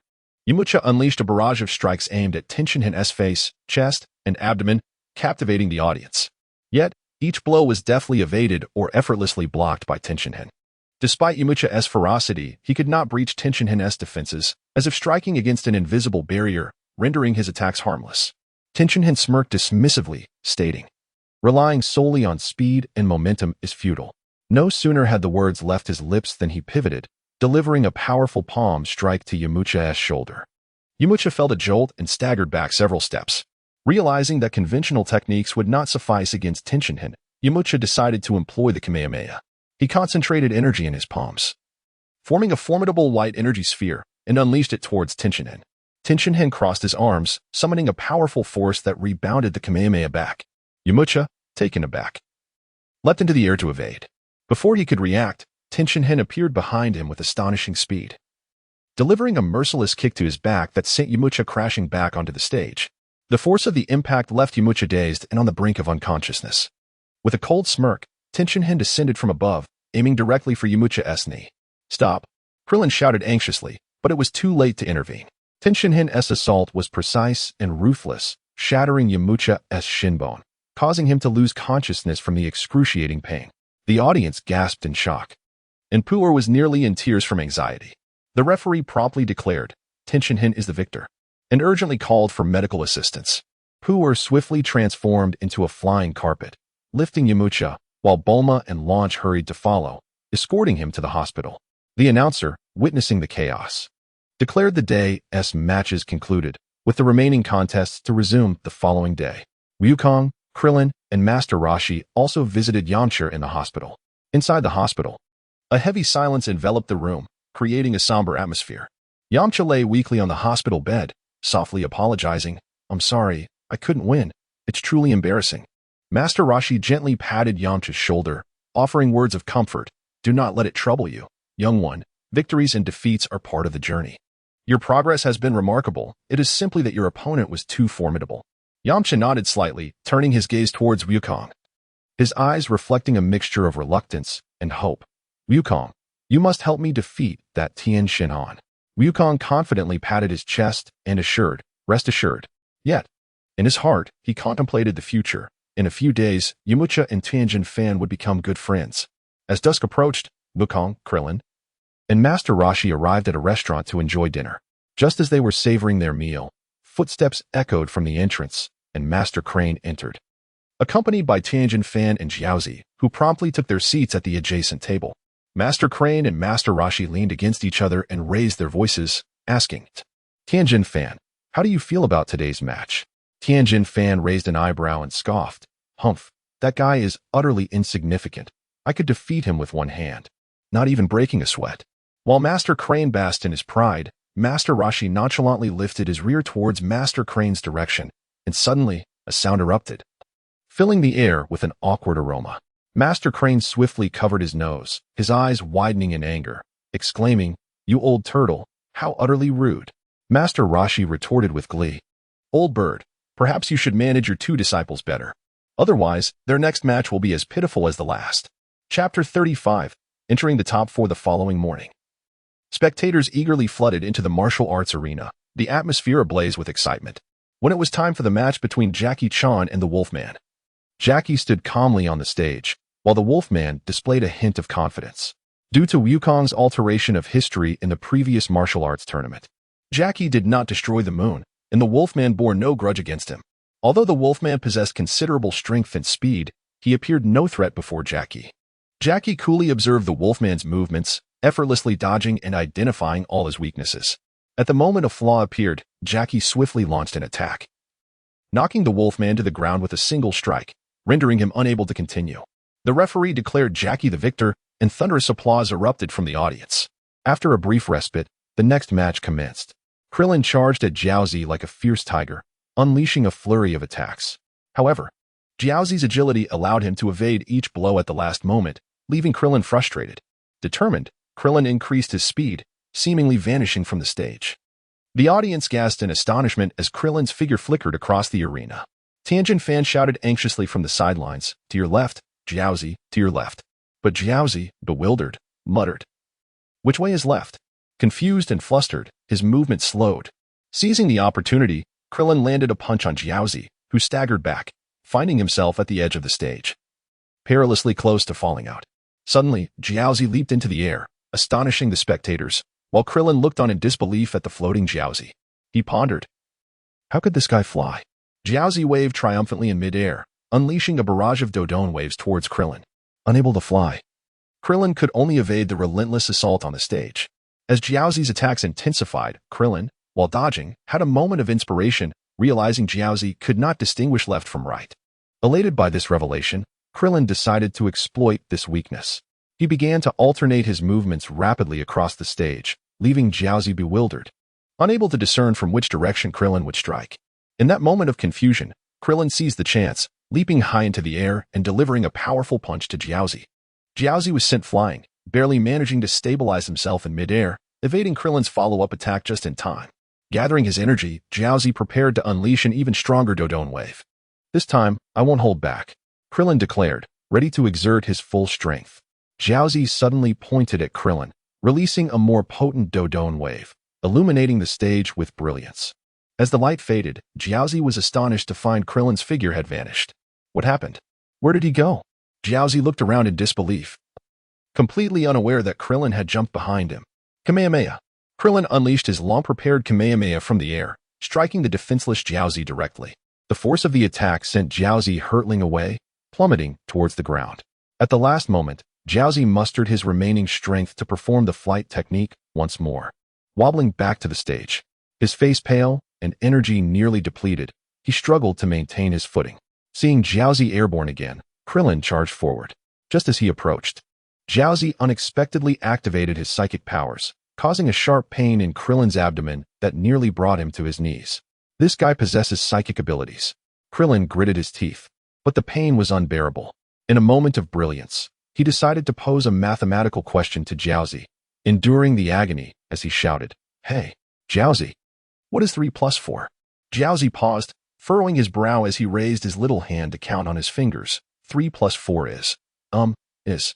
Seizing the opportunity, Krillin lunged at him, delivering a decisive punch that sent Jiaozi flying out of the ring. Krillin wins, the referee announced. From the sidelines, Master Crane was infuriated, stomping his feet and berating Jiaozi, "You fool. You can't even solve such a simple math problem." Wukong approached Master Crane and remarked nonchalantly, "By the way, Master Crane, do you still recall your foolish brother, Tao Bai? 3 years ago, I personally reduced him to nothingness." Upon hearing this, Master Crane's countenance darkened, and a flame of fury ignited in his eyes. His voice trembled with uncontainable rage as he exclaimed, "You dare to slay my brother?" Ultimately, Master Crane turned to Tien Shinhan and commanded, "Tien Shinhan, should you encounter this son Wukong in the arena, ensure that you eliminate him and teach this little brat a proper lesson." Upon witnessing the Crane Hermit, Goku's frustration boiled over, prompting him to turn and leisurely walk away. After the day's competition concluded, Goku and his companions visited the hospital room where Yamcha still lay on the bed. Krillin, brimming with pride, declared, "Yamcha, I triumphed over the dumpling." Yamcha propped himself up, intrigued, and inquired, "How did you manage that?" The dumpling appeared quite formidable. Krillin pointed to his own head, chuckling, "Well, it was thanks to this. His arithmetic was rather lacking. I casually asked him a simple addition question, and he was momentarily flummoxed, providing me the perfect opportunity." Laughter erupted among the group, and Yamcha couldn't help but join in, exclaiming, "Krillin, you are becoming increasingly clever." As night enveloped the world in silence, Goku, Krillin, and Master Roshi succumbed to a deep slumber in their hotel room. However, a shadow stealthily emerged on the balcony. It was Crane Hermit, clad in a sinister outfit. He approached Goku with utmost caution, his eyes glinting with malice. The Crane Hermit intended to finish off Goku in one swift strike, but Goku had anticipated his arrival. He feigned awakening suddenly, sitting up with a loud demand, "Who's there?" His shout roused Krillin and Master Roshi, who immediately turned their attention to the shadowy figure. Realizing his plan had been thwarted, the Crane Hermit cursed under his breath and hastily leaped from the balcony. Goku and Krillin, upon witnessing this, quickly dashed out of the room, pursuing him down to the street below. At a dimly lit intersection, the Crane Hermit emerged, revealing a sinister expression. Without hesitation, Krillin lunged forward and seized the Crane Hermit's mask, exposing his true identity. Observing this, Goku urgently warned Krillin against acting rashly. The Crane Hermit glared at Goku, his eyes filled with animosity. "Son Goku, my brother Tao Pai perished by your hands. I shall avenge him." With that declaration, the Crane Hermit launched a fierce attack directly at Goku. Just then, a figure swiftly appeared, positioning himself between the Crane Hermit and Goku. It was Tien Shinhan. He extended his hand to block the Crane Hermit and calmly stated, "Master, leave son Goku to me. I will personally conclude this on the arena." Avenging Lord Tao Pai and demonstrating the might of the Crane School to the world. Seeing Tien's unwavering resolve, the Crane Hermit gradually retracted his attack. Letting out a cold huff, "Tien Shinhan, I hope you do not disappoint me." With that, he vanished into the shadows of the night. Upon returning to their hotel room, Wukong and Krillin closed the door behind them. Krillin, still enveloped in the tension of the recent encounter, murmured softly, "Master Roshi truly resorts to unscrupulous methods, attempting to take you by surprise under the cover of night." Wukong smiled faintly, reassuring him not to worry, then collapsed onto the bed. Stretching languidly while gazing at the ceiling, he sighed inwardly, pondering, it truly is exhausting to play along with them." The following morning, Wukong, Master Roshi, Krillin, Bulma, and Launch gathered at a restaurant for breakfast. The air was suffused with the tantalizing aroma of delectable food. Curiously, Krillin inquired, "Do you know who Wukong's opponent is today?" Bulma, with a slight smile, interjected, "It's Puff. He is a renowned fighter in the martial arts world lately." Master Rashi nodded in agreement and elaborated. Indeed. Puff possesses considerable strength, and he is highly praised in the martial arts community. Wukong's match will not be an easy one. Blushing, Bulma added, moreover, Puff is quite handsome, exuding a certain star-like charm. Launch, sitting nearby, scoffed dismissively, I detest that type the most. Wukong lifted his gaze towards Lan Chi, unable to suppress the thought that Lan Chi's preference lay with Tianjin rice. Wukong chuckled quietly to himself, bowing his head to continue his breakfast. Feigning ignorance of the events that had transpired, Lan Chi remained oblivious to Wukong's inner musings, persistently lamenting the annoying demeanor of the overly pretentious Puffs. Bulma smiled at everyone and said, all right, let us fill our stomachs first. The upcoming competition is the main event. As Wukong strolled along the road, a sleek black luxury car came to a gradual halt before him. The window rolled down to reveal a man clad in a suit, his face adorned with a broad smile, accompanied by two imposing bodyguards. He addressed Wukong, saying, young brother, the venue for today's martial arts competition has been changed at the last moment. Come with us. We shall escort you there. Wukong secretly scoffed, thinking to himself, this ruse is rather juvenile, isn't it? A glimmer of cunning flashed in his eyes as he feigned a nod of agreement. The instant the car door swung open, Wukong swiftly struck, delivering 3 consecutive punches that rendered the 3 occupants of the vehicle unconscious, their bodies collapsing onto the seats before they even had a moment to react. As Wukong observed their unconscious forms, a faint smile graced his lips. He carefully lifted the vehicle and concealed it within the nearby underbrush, brushing off the dust from his hands before resuming his journey to the martial arts arena. The host enthusiastically announced, ladies and gentlemen, let us now welcome today's contestants to the stage. No sooner had the words left his lips than the attention of the entire audience was drawn to the arena above. There, Puff stood majestically, a subtle smile illuminating his face as he struck a confident pose. With a graceful leap, he descended from the heights, tracing a beautiful arc in the air, performing several agile flips before landing lightly at the center of the stage, striking a striking pose. A deafening cheer erupted from the crowd below, as Puff's female admirers waved their supportive paraphernalia, their voices ringing out, Puff Kuan. So dazzling. Even Bulma's eyes sparkled with admiration, unable to contain her exclamation. He truly is quite handsome. Wukong ascended the arena at a leisurely pace, exuding an air of calmness and confidence.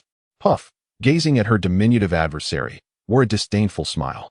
Suddenly, she unleashed a powerful punch aimed directly at Wukong's face, halting mere centimeters from its target. Furrowing her brow, Puff inquired with a sense of bewilderment, why do you not evade? With a gentle smile, Wukong casually remarked, it is because your fists lack strength. These words utterly infuriated Puff, who let out a cold chuckle before turning towards the wall behind the arena.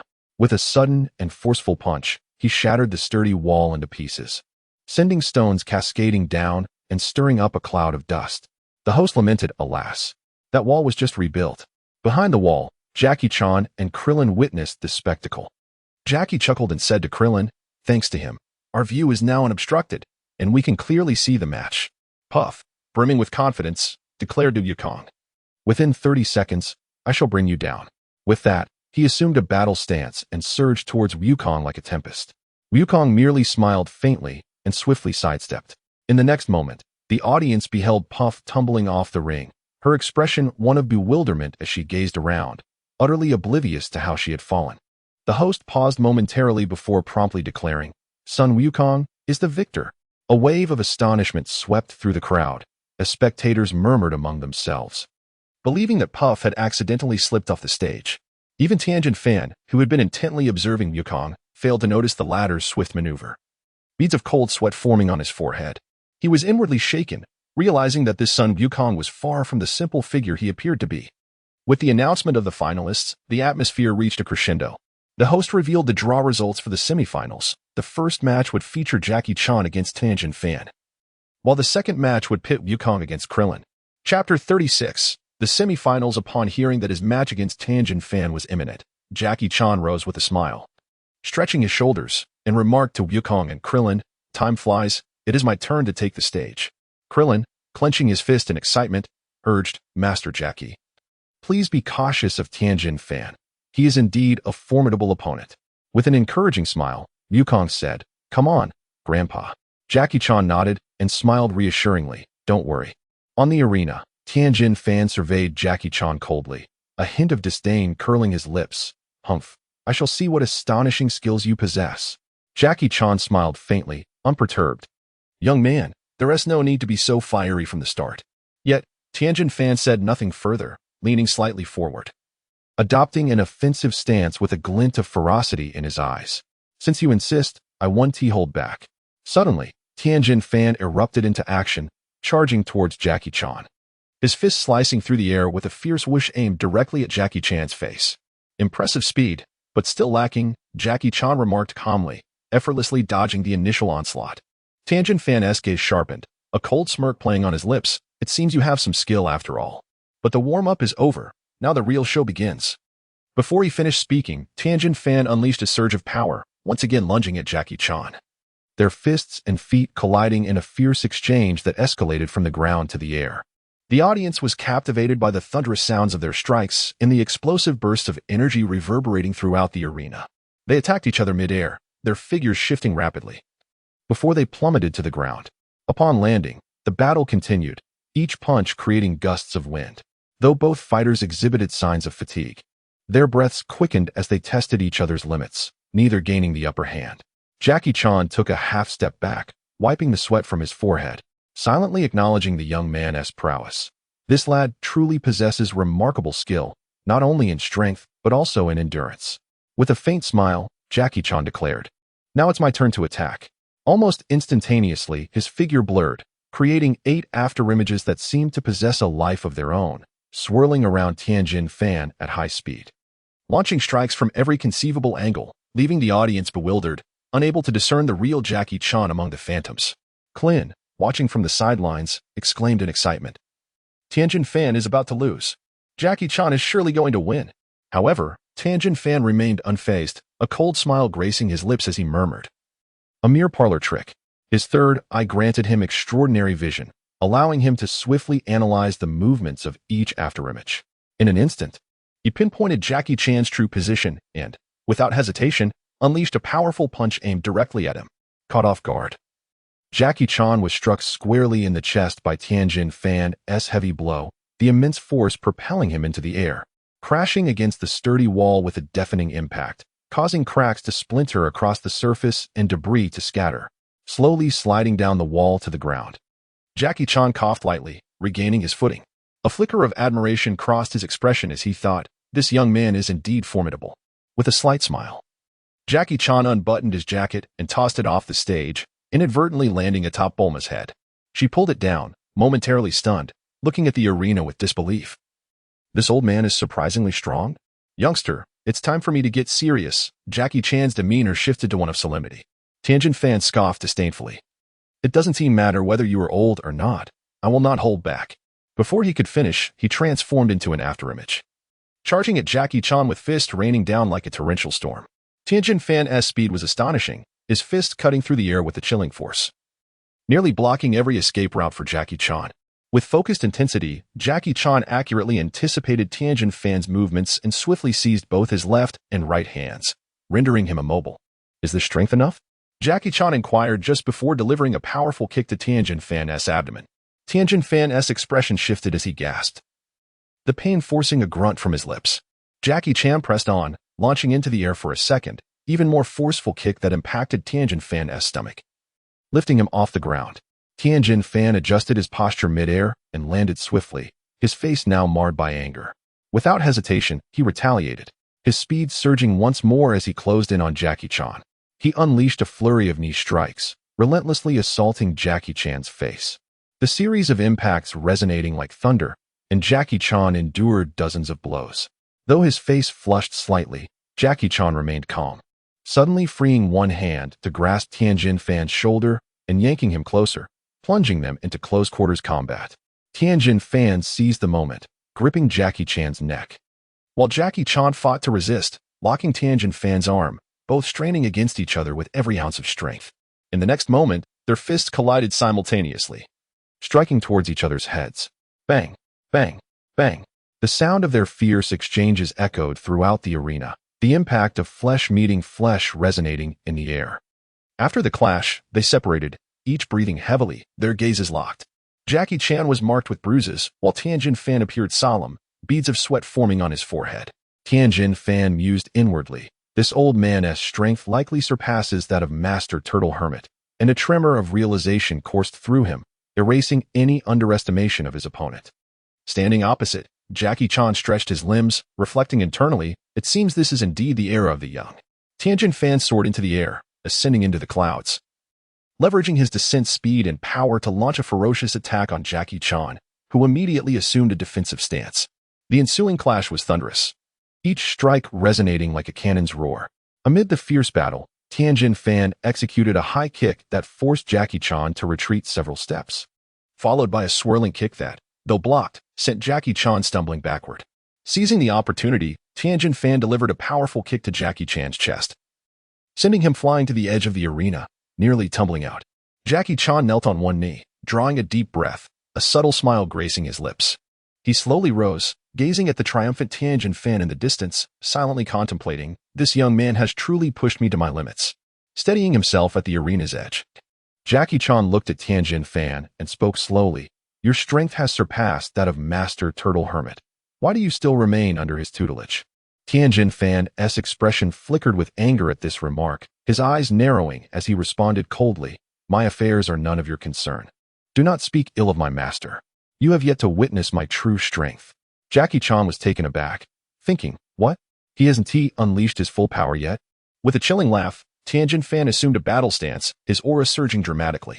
His three eyes fixated intently on Jackie Chan. The arena trembled slightly, as Tianjin Fan's presence radiated like a colossal wave, tightening the very air around them.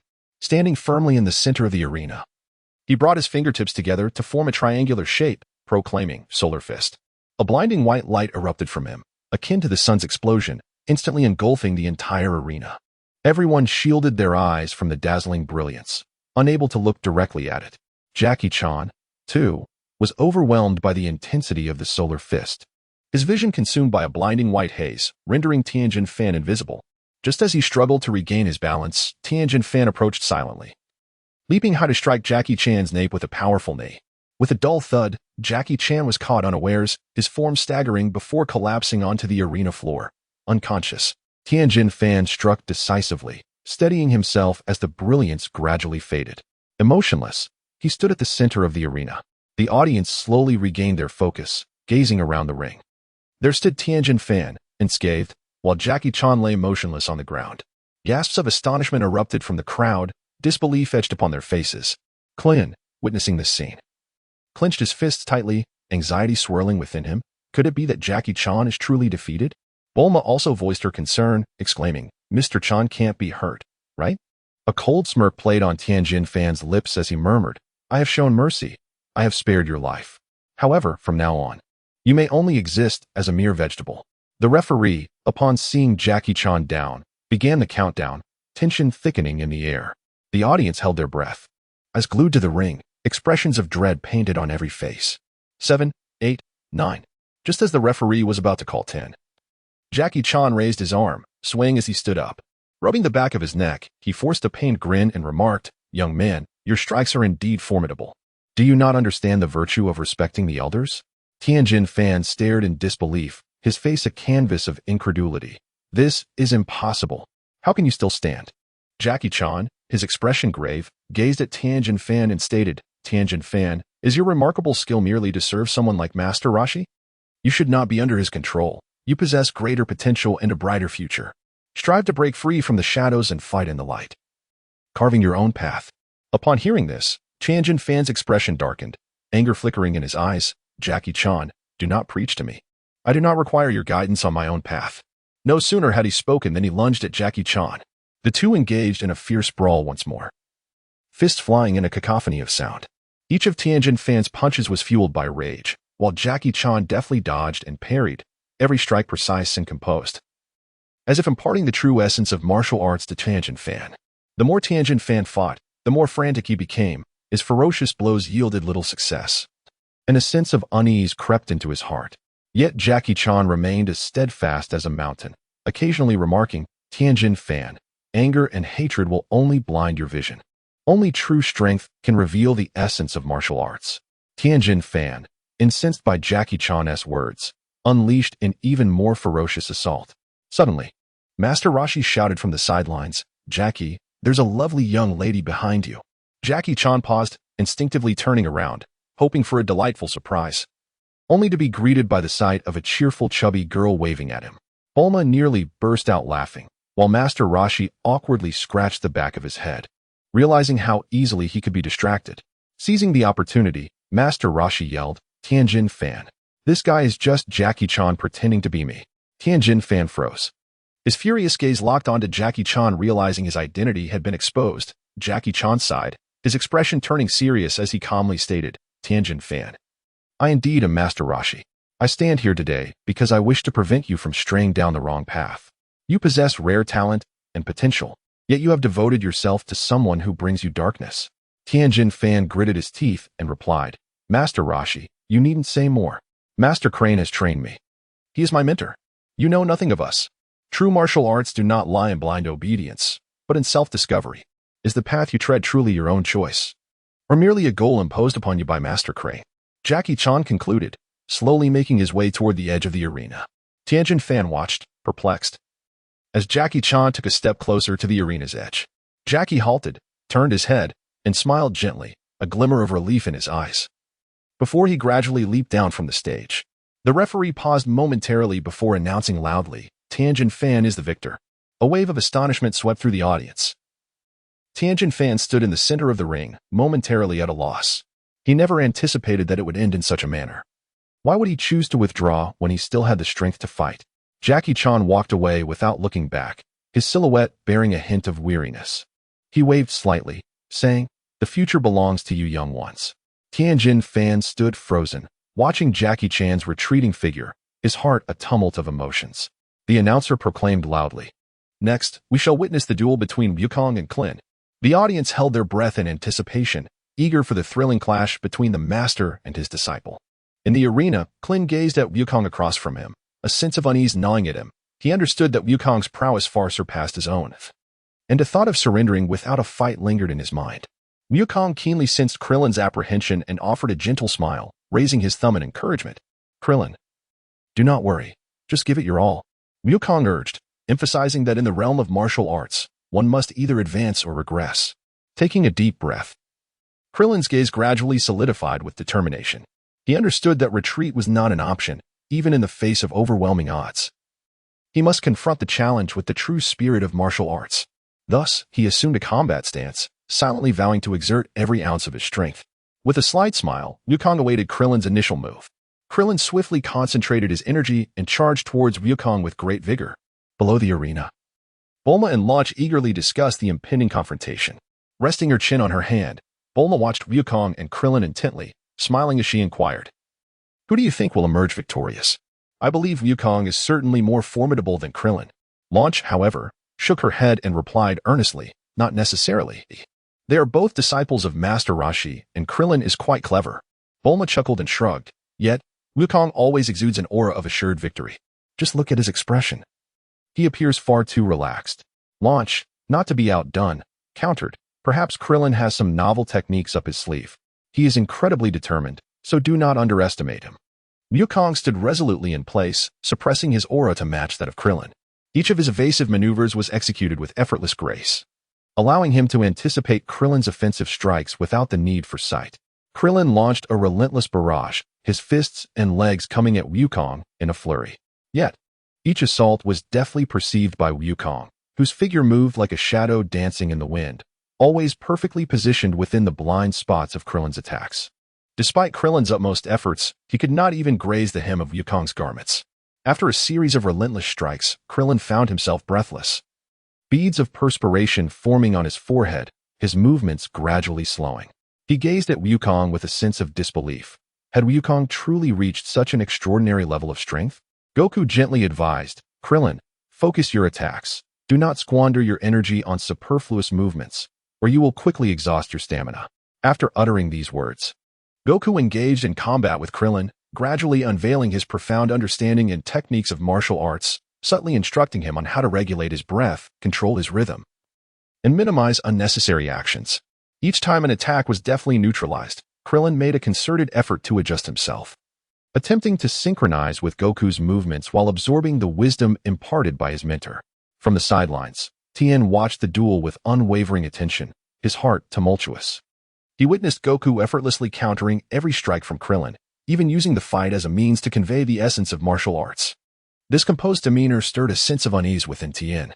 As the match unfolded for several minutes, Krillin was drenched in sweat, yet his understanding of Goku's good intentions deepened. Wiping the perspiration from his brow, he readied himself once more. Goku gazed at him with a look of satisfaction, nodding approvingly. "Well done, Krillin. You have truly improved." At last, recognizing that Krillin had reached his limit, Goku waved his hand, unleashing a powerful gust of energy toward him. Krillin attempted to stabilize his stance, but the formidable force compelled him to retreat, ultimately causing him to slip and tumble off the edge of the arena. The announcer promptly declared, "Son Goku is the victor." As the setting sun painted the sky in hues of crimson, its gentle light cascaded upon the ground. Bulma and Launch guided Goku and Krillin toward a nearby eatery.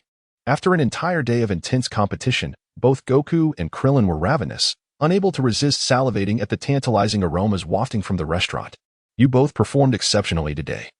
Especially you, Goku," Bulma exclaimed, playfully patting Goku on the shoulder. "Now, let us celebrate in style. Indeed, it's a rare occasion to see you both so dedicated. Order whatever you desire," Launch added with a hearty wave of her hand.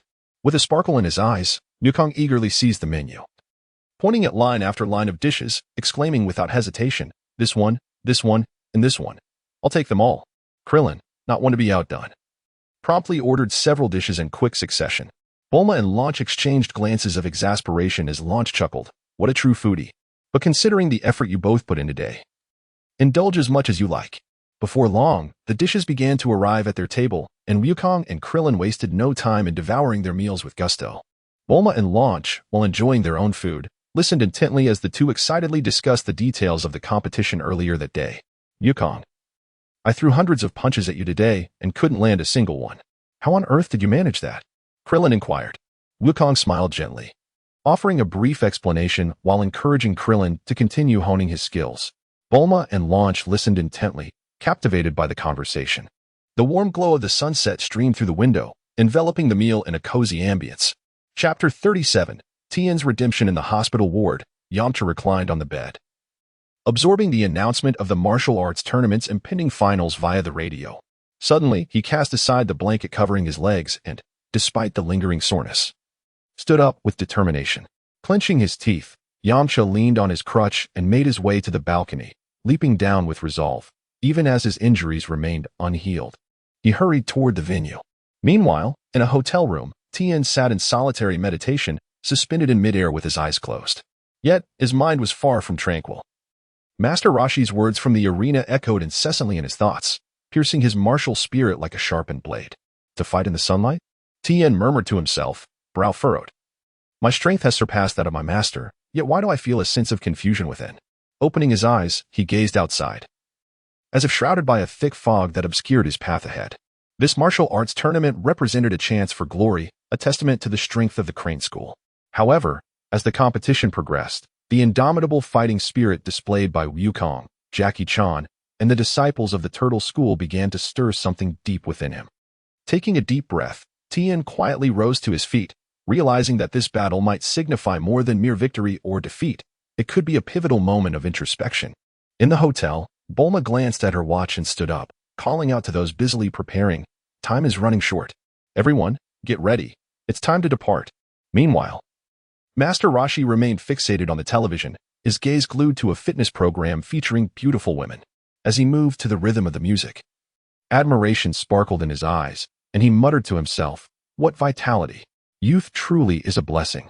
Unable to bear it any longer, the blonde Launch rushed over and delivered a sharp knock on Master Roshi's head, exclaiming, "How can you be watching this? The competition is about to begin."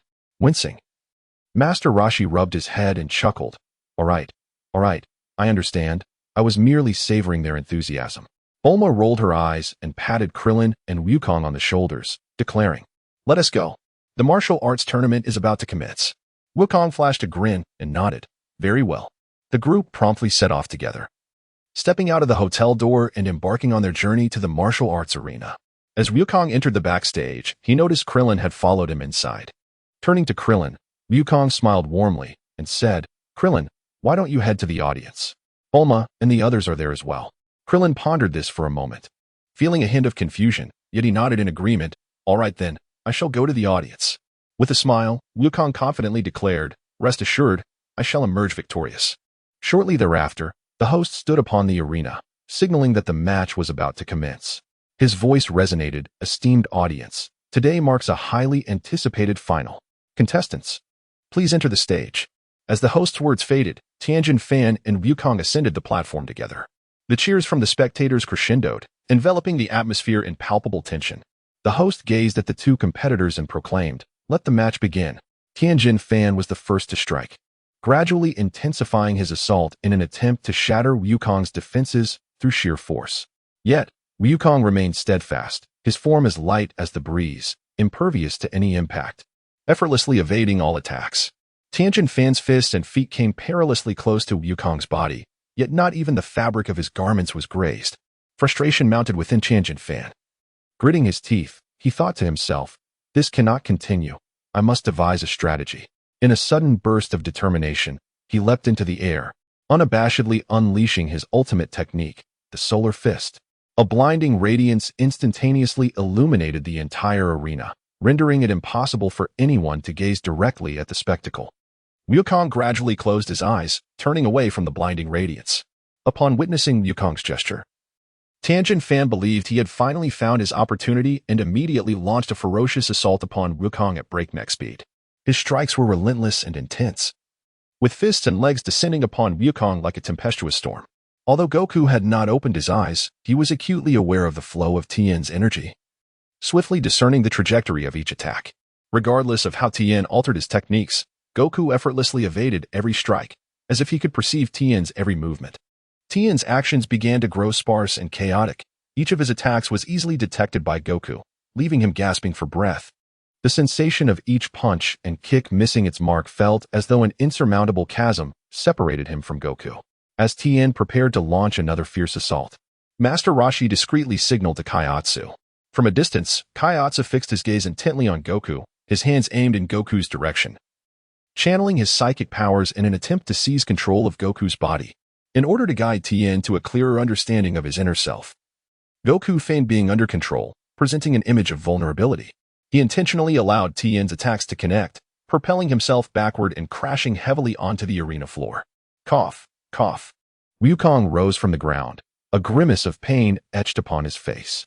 Tien stood frozen in place, a look of perplexity adorning his countenance, seemingly unable to comprehend how he had so effortlessly struck Wukong moments ago.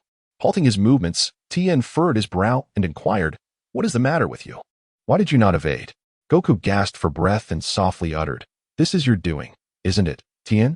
You truly are despicable. Tien's eyes widened, his heart brimming with confusion. What are you saying? I haven't done anything. At this moment, Goku continued, isn't it you who rendered my body immobile? Tien's gaze suddenly illuminated as a revelation dawned upon him. He swiftly turned his head towards the audience, fixing his furious stare on Kaiatsu. Kaiatsu, do not interfere. This battle is between me and Son Goku. There is no need for your petty tactics. Kaiatsu, taken aback by Tien's vehement exclamation, hesitated for a moment but did not cease his efforts. His feeble psychic energy continued to circulate in the air, poised to seize control of Goku's movements at any moment. Master Roshi, noticing Tien's peculiar attitude, felt a flicker of displeasure flash in his eyes and bellowed, Tien, you fool. Killing Goku to avenge Tao Pai Pai is of utmost importance. You waste time engaging him in combat. The means are inconsequential. Victory is all that matters. And any method is permissible. Tien's complexion darkened, the weight of Master Roshi's words striking him like a heavy hammer, resonating deep within his soul. Reflecting on his journey thus far, he began to realize that the path of violence and cruelty was at odds with his true nature, the once free spirit. Pursuing truth in martial arts seemed to have been gradually distorted under Master Roshi's influence. He inhaled deeply and turned his gaze towards Goku. Wukong stood calmly, devoid of any hostility, even exuding an air of tolerance and understanding. You are mistaken, Master Crane, Tianjin Fan spoke in a low voice. I no longer wish to tread the path you have delineated. My martial way should not be one of slaughter and vengeance, but rather a pursuit of freedom and an authentic heart. The Crane Master was taken aback, his expression of anger gradually transforming into one of disbelief. He seemed unable to comprehend Tianjin Fan's perspective, his fist clenched tightly. This is betrayal. You dare to betray me. Tianjin Fan paid no heed to the crane master, gazing deeply at Wukong, his resolve growing ever stronger. I refuse to be controlled any longer. I have made my decision to forge my own martial path. With a faint smile, Wukong gently nodded. Tianjin Fan, you have made a commendable decision.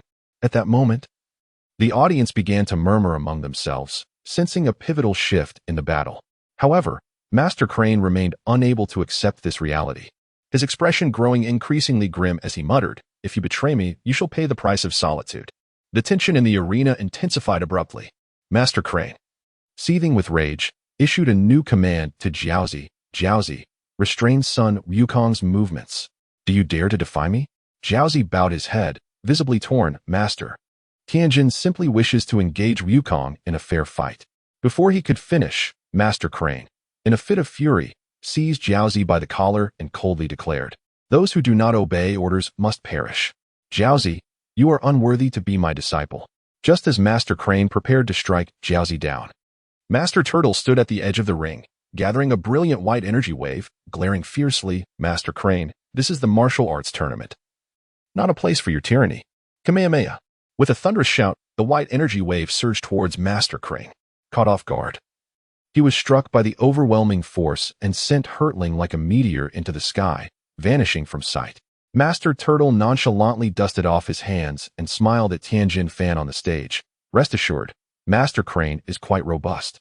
Tianjin Fan paused for a moment, gazing at Master Turtle with a complex expression, then turned to Wukong. Now, my sect no longer binds me. This battle is not about sectarian rivalry. Son Wukong, my aim is to seize the championship.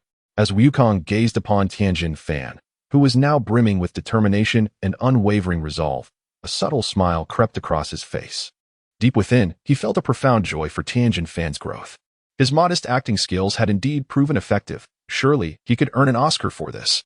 The Tianjin Fan before him was no longer the resentful and obsessed disciple, but rather a true warrior in search of his martial spirit. Wukong inhaled deeply. Tianjin Fan, come forth. Let me witness your true strength now. Tianjin Fan met Wukong's gaze and, with a sudden surge of energy, unleashed the four-waist fist. 2 additional arms sprouted from his body, and like lightning, these 4 arms struck out towards Wukong, launching a tempestuous barrage of attacks. The arena was filled with a flurry of punches. Tianjin Fan's 4 arms moved with blinding speed around Wukong, each strike accompanied by the sound of air being sliced apart.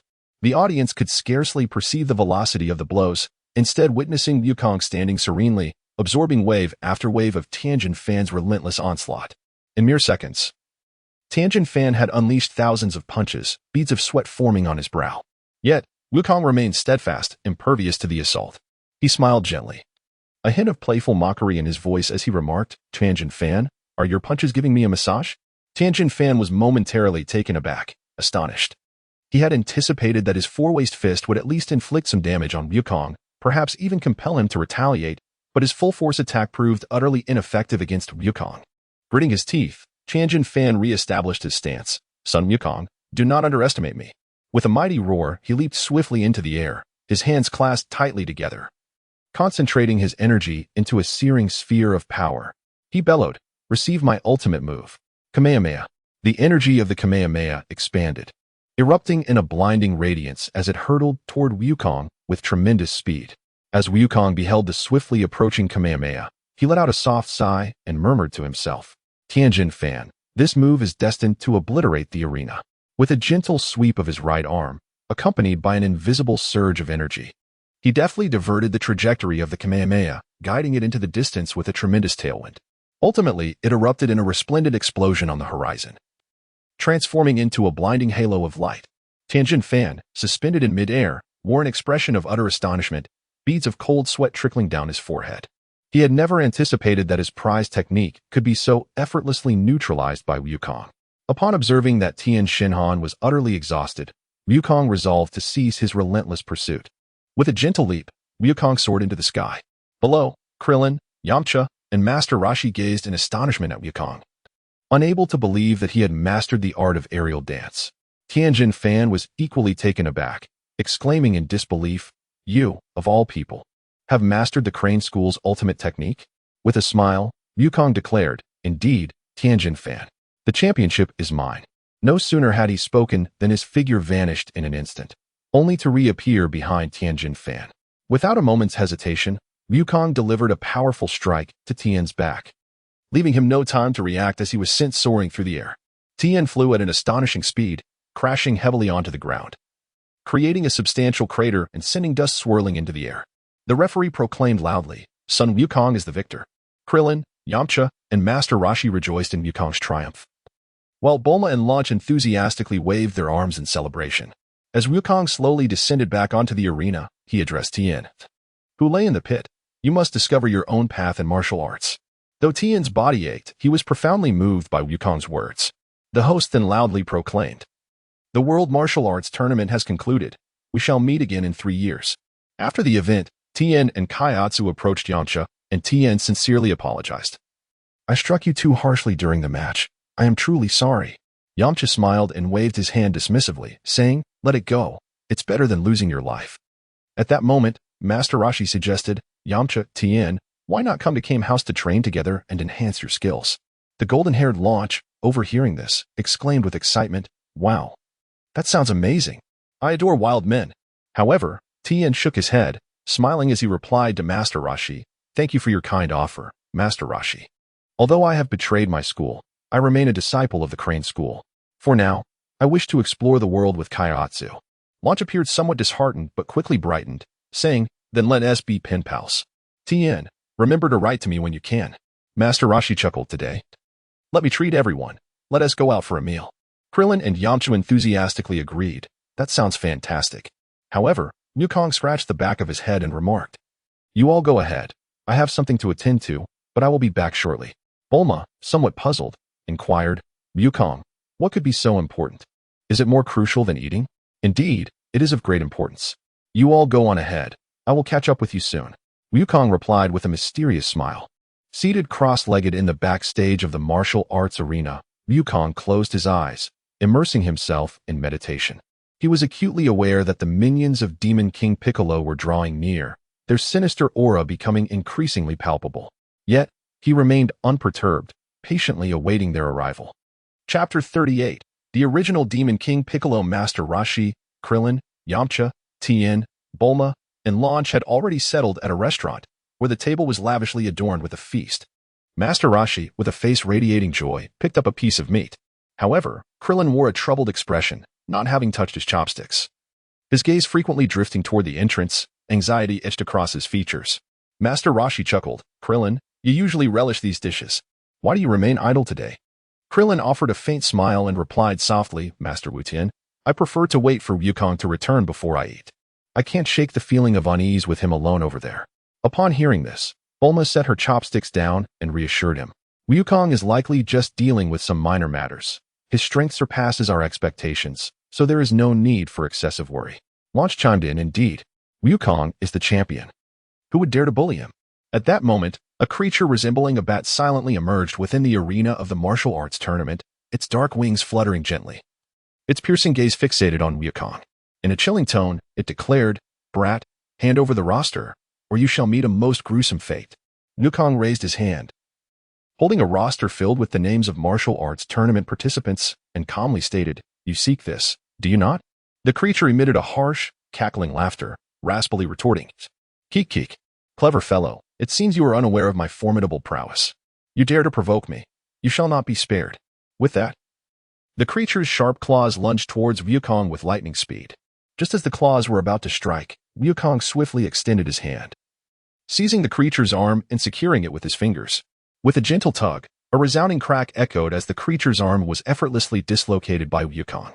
The creature let out a piercing scream, its face contorted in agony as it bared its teeth and glared at Wukong, roaring, "How dare you?"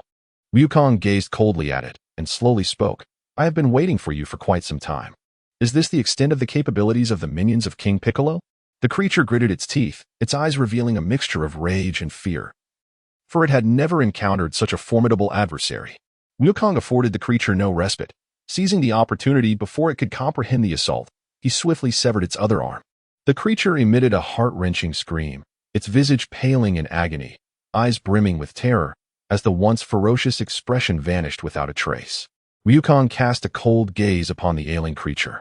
"Return and inform King Piccolo that I am son Wukong." He should prepare himself, for I shall come to seek him out. The creature, suppressing its agony, cast a terrified glance at Wukong, trembling uncontrollably, too fearful to utter another word. Dragging its wounded body, it staggered towards the exit. Wukong gazed coldly at the disheveled figure of the demon until it vanished completely from view. At the dining table, everyone indulged in a lavish feast, occasionally glancing towards the entrance. Bulma, checking her watch, murmured, "Why hasn't Wukong arrived yet? We've been waiting for so long." Krillin set down his chopsticks, a hint of worry etched on his face. Where could Wukong have gone? Has he run into trouble? Master Roshi reassured them. Are you not confident in Wukong's abilities? He is likely off training, which has caused the delay. Yet, beneath his words lay a trace of doubt, as his gaze inadvertently drifted to the door, revealing his own unease. As everyone speculated, the door creaked open, and Wukong slowly entered, dragging two green, severed arms behind him. Instantly, all activity ceased, and they stared at him in unison. Master Roshi, upon seeing the severed arms in Wukong's possession, was momentarily stunned. After a brief examination, he suddenly leapt up, exclaiming in shock, "Isn't this a characteristic of the Demon King Piccolo's lineage?" Bulma, Krillin, Launch, and the others were taken aback by Master Roshi's reaction, their curiosity piqued. Krillin, concerned, inquired, "Master Roshi, who is the Demon King Piccolo? Why do you look so horrified when mentioning him?" Taking a deep breath, Master Roshi paused for several seconds before solemnly recounting. The Demon King Piccolo is one of the most terrifying demons on our planet. Long ago, he unleashed a catastrophic wave of destruction with his formidable power, bringing countless disasters upon the world. He ruthlessly decimated cities, enslaved humanity, and sought to dominate the entire earth. Ultimately, my master, Master Mateto, sacrificed his life to seal him away, and now the Demon King Piccolo has returned. A chill ran through the group as they listened, especially at the notion of his intent to conquer the earth, inducing a wave of fear among them. Wukong gazed calmly at Master Roshi, stating, "The minions of King Piccolo have already emerged. It seems he has indeed been resurrected. However, should he dare to approach, I shall be the one to thwart him." Master Roshi looked intently at Wukong, observing the confidence in his eyes, and nodded in acknowledgement, cautioning, "Wukong, the power of King Piccolo is formidable. You must exercise utmost caution in your approach." Wukong smiled gently and reassured, "Rest assured. Although the great Demon King Piccolo is formidable, I am well prepared." Within his heart, Wukong contemplated that with just a gentle strike, he could reduce the Demon King Piccolo to mere ashes. However, he harbored a notion that Piccolo's emergence might usher in new challenges, fostering greater unity among all Dragon Ball warriors. His primary objective was to promptly thwart the minions of the Demon King, preventing them from wreaking havoc across the land. In the distant sky, a dark and ominous airship glided through the clouds, making its way deep into the continent. Upon the central throne of the airship sat the imposing figure of the Demon King Piccolo, exuding an aura of coldness and ruthlessness. Before him stood Pilaf, Mai, and Shu, their demeanor respectful yet the atmosphere laden with tension. Pilaf, driven by ambition yet cautious not to offend, cautiously stated, "My lord, I have retrieved a rice cooker from the depths of the sea, which has allowed me to rescue you, and I have also learned of the Dragon Balls." He swallowed hard, raising his gaze slightly, his tone imbued with pleading. "Might I be granted dominion over half the world?" Piccolo snorted derisively, exhaling a frigid breath that sent shivers down Pilaf's spine, causing cold sweat to bead upon his brow. Quickly, he amended his plea, "Half is too much. I would be content with a quarter. I am not greedy." Casting a disdainful glance at him, Piccolo replied in a deep, contemptuous voice, "I shall consider it." Outside the airship, a series of faint and intermittent thuds echoed as the dismembered creature, Tambourine, swayed unsteadily towards the airship. Struggling, he used his head to pry open the hatch, stumbling inside. Blood had congealed at the stumps of his severed arms, yet his expression remained one of profound agony.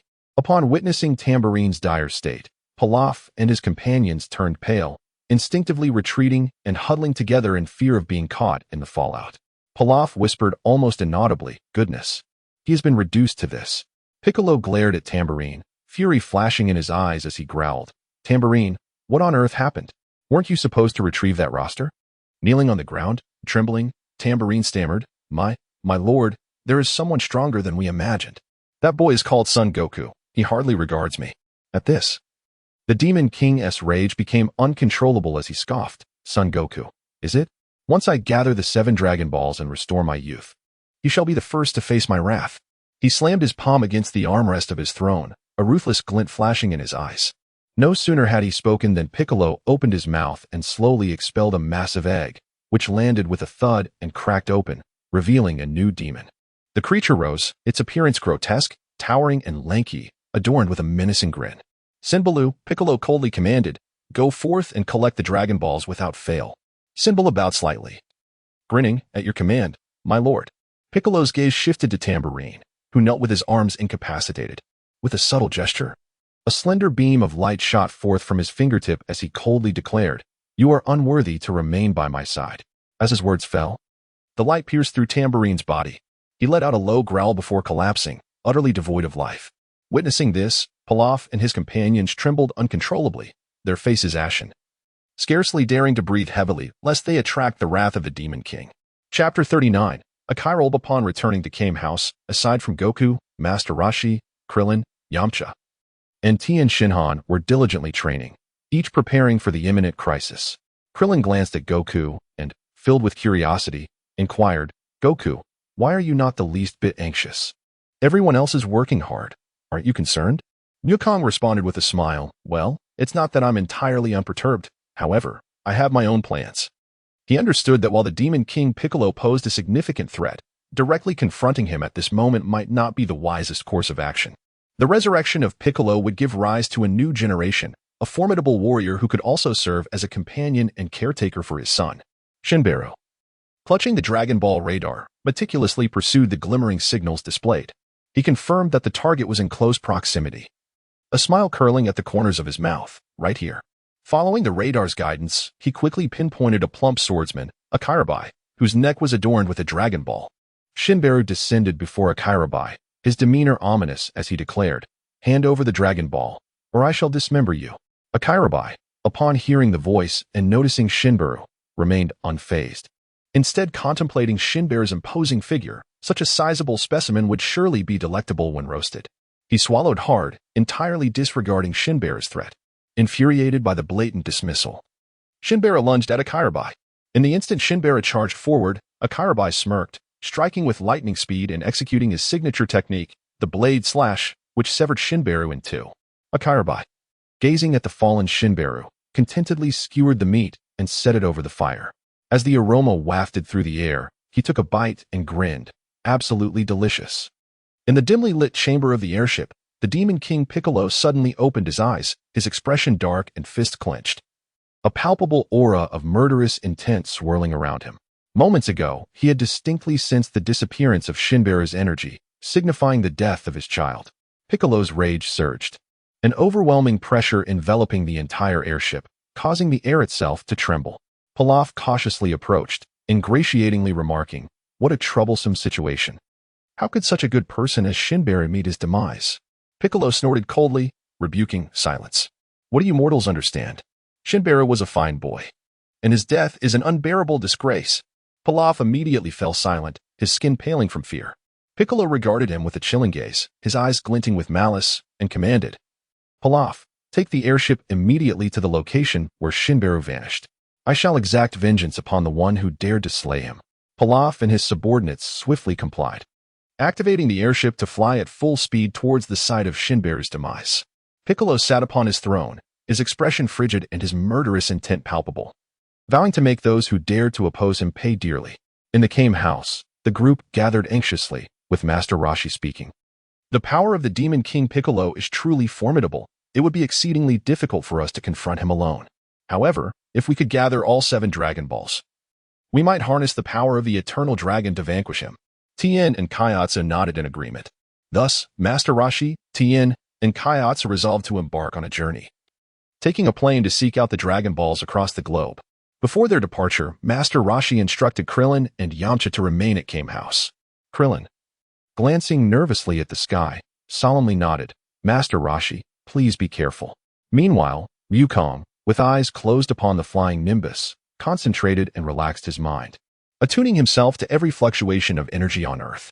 After a brief moment, he sensed a demonic presence abruptly vanish. Could this be a Kairobai? Yukong speculated that Shinbero may have fallen victim to a Kairobai. He also sensed a powerful surge of dark energy heading towards a Kairobai, and internally resolved, "The Demon King Piccolo is going to personally confront a Kairobai. I must intervene. Wukong summoned the Nimbus Cloud, accelerating his speed as the wind howled past his ears. He leaped from the cloud, landing before Akalobe, who was tending to a roaring fire, roasting a colossal piece of meat that exuded an enticing aroma. Wukong, drawn by the delicious scent, approached and eagerly tore off a chunk of meat, devouring it ravenously. Akalobe, taken aback by the audacity of a stranger brazenly consuming his meal, was instantly engulfed in fury. He glared at Wukong and bellowed, "Hey, who are you? Why are you here stealing my meat?" As Wukong chewed thoughtfully, he chuckled and remarked, "Yakalobe, this meat is utterly delectable. I couldn't resist taking a bite. You are indeed an exceptional cook. By the way, I am Wukong." Yakalobe scrutinized Wukong, a look of skepticism crossing his face as he inquired, "Wukong, how do you know my name? Have we met before?" Wukong replied with a cheerful smile, "Not at all. But I have heard that you are quite formidable. That monster from just now was vanquished by you, wasn't it?" As he spoke, Wukong reached out to tear off another piece of meat and continued to feast. Yakalobe, feeling somewhat pleased, huffed with pride, "Indeed, do not be deceived by his size. He is not as powerful as he appears." Wukong smiled faintly, speaking in a relaxed tone. "Well, his leader is no ordinary individual. He's already aware that you have slain his subordinate and is now rushing over in a fit of rage, ready to deal with you personally." Akairobe dismissively scoffed, indifferent to the warning. "Humph, what kind of leader is he? When he arrives, I shall resolve him with a single strike. Once he is brought down, he will be just as suitable for roasting." Upon hearing Akairobe's unwavering confidence, Wukong thought to himself, "It seems this fellow truly fears neither heaven nor earth. Very well, let Demon King Piccolo impart some lessons to him." Wukong patted his belly, rose to his feet, and with an innocent expression remarked, "All right then, I shall wait and see how you handle him, boss." Master Rashi, accompanied by Tien and Kaiatsu, traversed the snowy mountain ranges in their flying craft, finally alighting before a colossal iceberg. Gazing at the Dragon Ball radar, Master Rashi pointed at the iceberg and chuckled, "The Dragon Ball is right inside there." Upon hearing this, Tien smiled slightly, gathered his energy, and with a powerful shout unleashed a formidable energy blast. The immense beam hurtled towards the iceberg, resulting in a thunderous explosion that shattered the iceberg into countless fragments, sending ice and snow swirling through the air. Observing the effortlessly obliterated iceberg, Master Rashi marveled. "What remarkable individuals! Such strength is truly extraordinary." As the ice and snow settled, Master Rashi stepped forward, meticulously searching through the pile of shattered ice, and soon discovered the Dragon Ball. He picked it up, brushed off the ice debris, and exclaimed with excitement, "Found it! This is the first Dragon Ball we have located." Master Rashi, along with Tien and Kaiatsu, then pursued the radar's indication for the next Dragon Ball, which astonishingly lay upon a grand pirate ship. Upon boarding the vessel, they encountered the pirate captain seated upon a throne. Master Rashi politely smiled and inquired, "Might you part with that Dragon Ball?" The pirate captain, stroking the Dragon Ball in his hand, coldly sneered, "Certainly, for 1,000,000 in exchange." Master Rashi rummaged through his wallet, only to find a meager sum of several bills, and sighed in resignation, "Alas, we do not possess such wealth."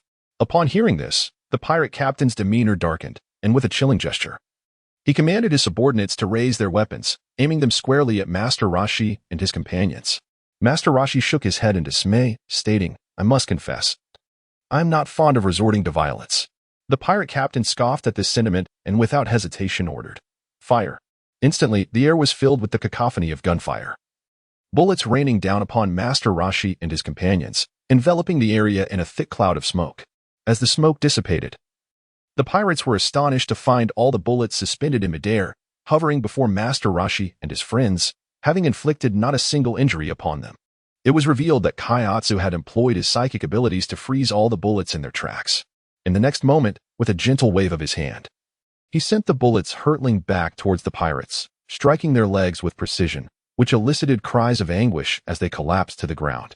Witnessing this, the pirate captain turned pale, promptly offering the Dragon Ball to Master Rashi with trembling hands, stammering, "Please, don't harm us. Take the Dragon Ball, just go." Master Rashi gently patted the captain's shoulder and smiled, "If only you had acted like this from the start." The trio then took the Dragon Ball and departed from the pirate ship.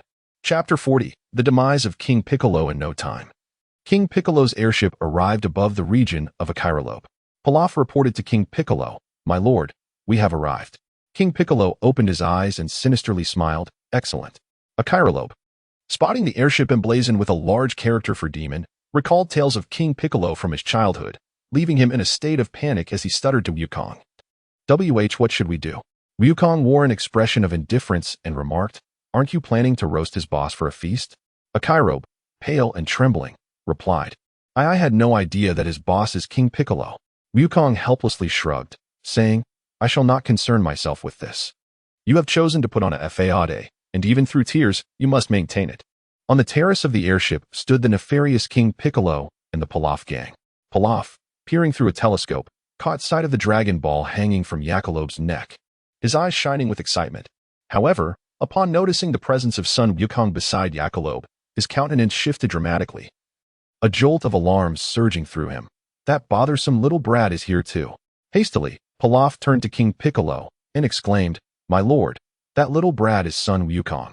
Should we not descend and seize the Dragon Ball? King Piccolo scoffed disdainfully, his eyes brimming with contempt. Descend? Such a hassle. With that, he boldly stepped to the edge of the terrace and without a moment's hesitation, leaped from the heights, plummeting rapidly towards the ground. His colossal figure descended with an overwhelming aura, akin to a divine demon descending from the heavens. As Wukong gazed upwards at the descending figure of Piccolo the Demon King, a faint smile graced his lips. At last, the moment has arrived, and the excitement is palpable. In stark contrast, Yachirobe was drenched in cold sweat. Instinctively retreating a few steps, panic evident in his voice as he implored Wukong, Hey, can you handle this guy? Piccolo landed heavily, causing the very air to seem to freeze. He cast a frigid glance at both Yachirobe and son Wukong, his gaze lingering on the Dragon Ball adorning Yachirobe's neck. And in a deep, menacing tone, he inquired, Was it you who killed my child? Yachirobe instinctively nodded but quickly panicked, stammering, And no, it wasn't me. Without a moment's hesitation, Wukong interjected, It was he who committed the act. I witnessed it with my own eyes. Yuichiro, seething with rage, glared at Wukong and shouted furiously, You little brat, what nonsense are you spouting? The gaze of King Piccolo shifted to Wukong, and with a disdainful snort, he inquired, And who might you be, little one? Unperturbed, Wukong provocatively remarked, The arm of your other child was personally severed by my own hand. Piccolo's expression darkened, his eyes gleaming with a fierce rage as he coldly retorted, Excellent. 2 rebels have gathered together, saving me the effort of seeking you out. With that, an overwhelming aura erupted from him, pressing down upon Wukong and Yachirobe like a formidable mountain. Wukong maintained a composed demeanor, slightly tilting his head to address Yakalobe. It is too late to be afraid now. Yakalobe's face turned ashen, swallowing hard as he pondered how he found himself embroiled in such a predicament. Nevertheless, he feigned a semblance of calm, gripping his sword tightly and standing resolutely beside Wukong. The Demon King Piccolo gazed coldly at Wukong and Yakalobe, slowly uttering, It seems I have been dormant for far too long, allowing you insignificant brats to act with impunity before me. You truly do not comprehend the peril you face. Crushing you will be as effortless as squashing an ant. As he spoke, a deep green energy emanated from his being, unleashing a chilling wave that stirred the dust from the ground and caused the trees to tremble in fear. Yakalobe was struck by the overwhelming aura, beads of cold sweat forming on his brow, and his grip on the hilt of his sword trembled slightly. Piccolo surged towards Wukong and Yakalobe with astonishing speed, delivering a powerful kick that sent Yakalobe soaring into the clouds.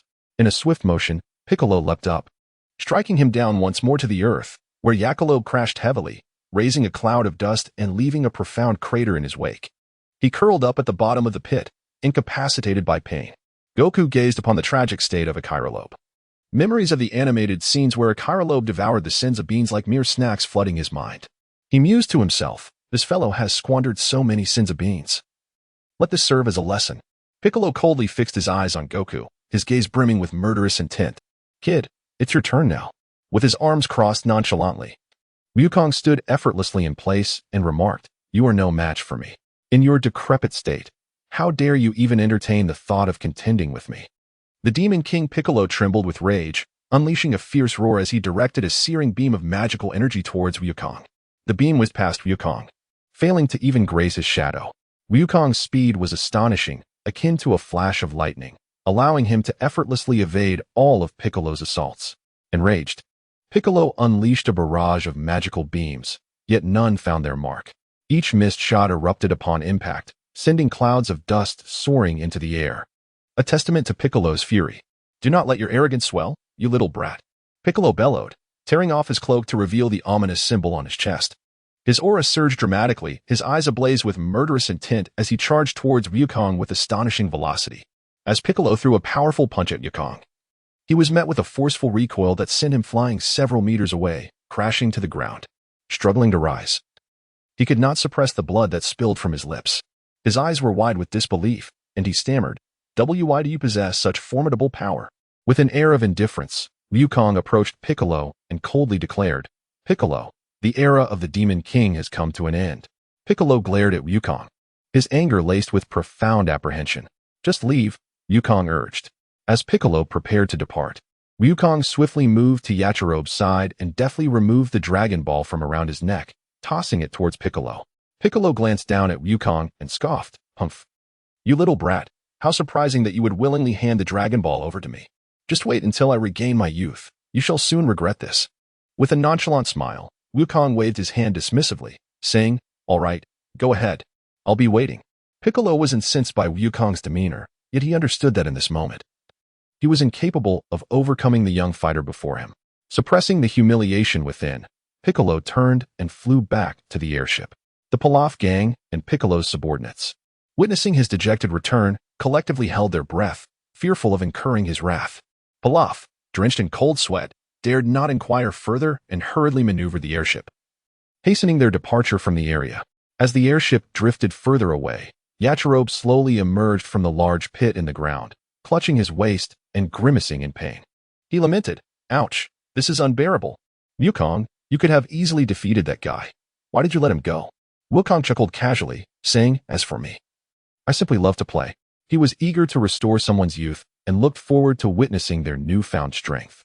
Yachirobe gazed at Wukong with a perplexed expression, muttering, "You are quite the oddball." Meanwhile, King Piccolo sat in the throne of his airship, fists clenched, his eyes radiating an unprecedented fury.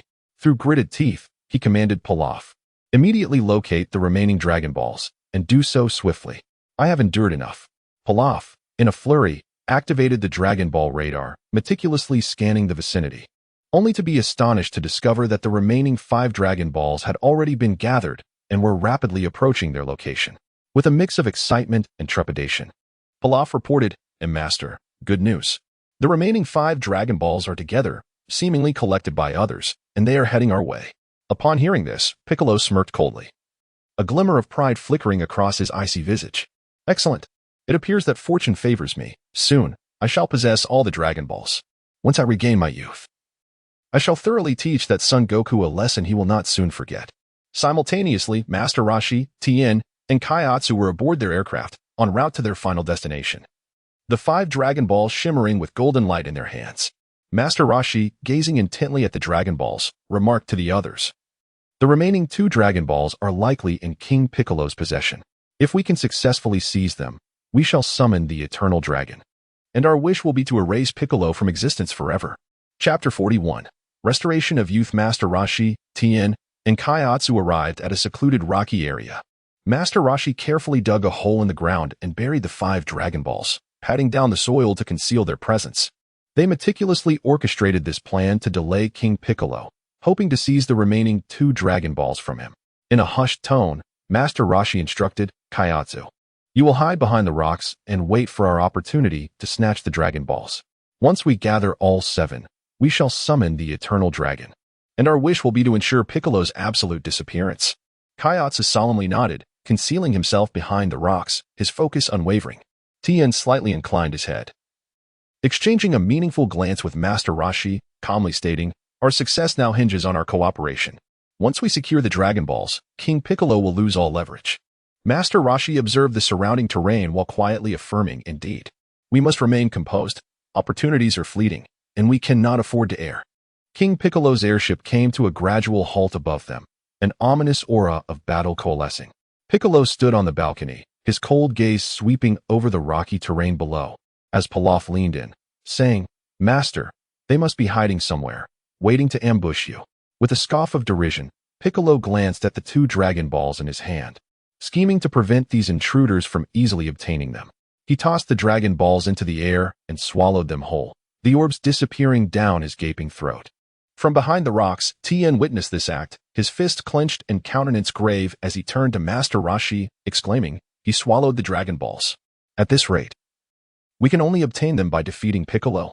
As he spoke, Tien removed his shirt, resolved to confront Piccolo. Master Roshi, alarmed, urgently called out, Tien, do not act rashly. This is our responsibility. I must stop him.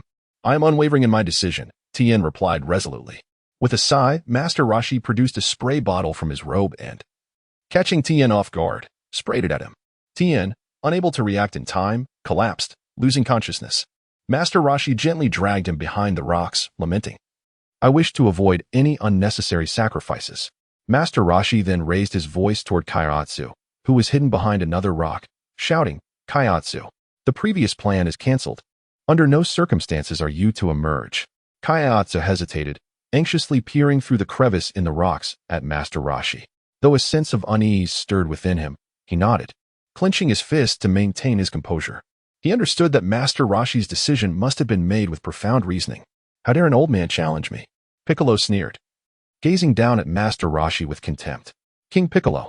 Master Roshi retorted loudly, do you truly believe that by swallowing the Dragon Balls, you render yourself invincible? I will not allow you to have your way. You old fool, do you genuinely think your frail strength can thwart me? Piccolo scoffed derisively. In the turtle hermit's abode, Bulma fixated on her Dragon Ball radar, observing as the 7 Dragon Balls finally converged, bright red dots flashing on the screen. Her expression shifted to one of concern, an unsettling feeling intensifying within her. Have Master Roshi and King Piccolo encountered one another? Launch inquired, furrowing her brow, a hint of worry in her eyes. Bulma did not respond, hastily retrieving her communicator in an attempt to contact Master Roshi. Pressing the call button, she urgently called out, hello? Master Roshi, can you hear me? Master Roshi. The communicator crackled with static, and after a prolonged silence, there was still no reply. Bulma's brow furrowed deeper, her eyes filled with anxiety. Launch and Krillin, standing nearby, shared her serious expression, awaiting updates, yet the communicator remained silent. Could something have happened? Krillin's voice trembled slightly. At that moment, King Piccolo and Master Roshi stood face to face, the tension palpable. Piccolo regarded Master Roshi with a cold stare, sneering, you old man. Do you dare to challenge me without having heard my name? This is not our first encounter, Master Roshi replied calmly. Piccolo paused, then scoffed disdainfully, you speak boldly. The Dragon Balls are in my possession. Come and take them if you can. True, my attacks may not harm you, but I am aware of a method to seal you away, Master Roshi said with a serene smile. Piccolo's expression shifted slightly, unease creeping into his heart. My master. You must have heard of him, Master Roshi continued, pausing momentarily before solemnly uttering the name, Master Mateto. Upon hearing this name, Piccolo's mocking grin vanished, beads of cold sweat forming on his brow. The name struck him like a bolt of lightning, awakening memories of the humiliation he endured when sealed away. Fear unmistakably surfacing in his demeanor. In that moment of shock, Master Roshi swiftly retrieved a capsule from his robe, pressed the button, and tossed it to the ground. Whereupon an ancient rice cooker materialized. As Piccolo witnessed this, his face paled, as though he were reliving a nightmarish scene, momentarily rendered speechless. Meanwhile, Tien, hidden behind the rocks, gradually regained consciousness, blinking groggily. Though his body remained immobile, his gaze fell upon Master Roshi, poised before the rice cooker, hands positioned to unleash the Mafuba technique. In an instant, Tien comprehended that Master Roshi intended to use the Mafuba to seal away King Piccolo. The magnitude of this sacrifice struck him profoundly, and he silently lamented. Master Mateto, are you truly willing to risk your life to seal King Piccolo away? Master Roshi inhaled deeply, the energy radiating from his hands growing increasingly potent as he concentrated the essence of the Mafuba. The aura surrounding him intensified, causing the very air to tremble with the gathering force. In his heart, Master Roshi silently recited the teachings of his mentor, Master Mateto, resolutely determining to seal the Demon King Piccolo once more, even at the cost of his own life. As he prepared to unleash the Mafuba technique, the look of dread on Piccolo's face grew ever more pronounced. He let out a furious roar, attempting to feign composure, yet his body instinctively recoiled a few steps. As he retreated, he shouted, No, it's impossible. I shall not be sealed again.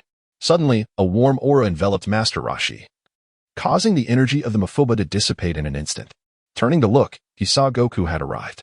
With a smile, Goku said, Grandpa, you can't risk your life against the Demon King Piccolo. It's not worth it. Goku, you must leave this place at once. You are still too young to confront the Demon King, Master Roshi said with a furrowed brow, his voice laced with anxiety. Wukong maintained his smile, gently nodding as he said, "Leave it to me." He confidently stepped forward, gazing at the still shaken Piccolo, and remarked, "It seems we meet again so soon. I offer you a chance. Since the Dragon Balls are here, why not summon the Eternal Dragon?" Wukong addressed the Demon King Piccolo.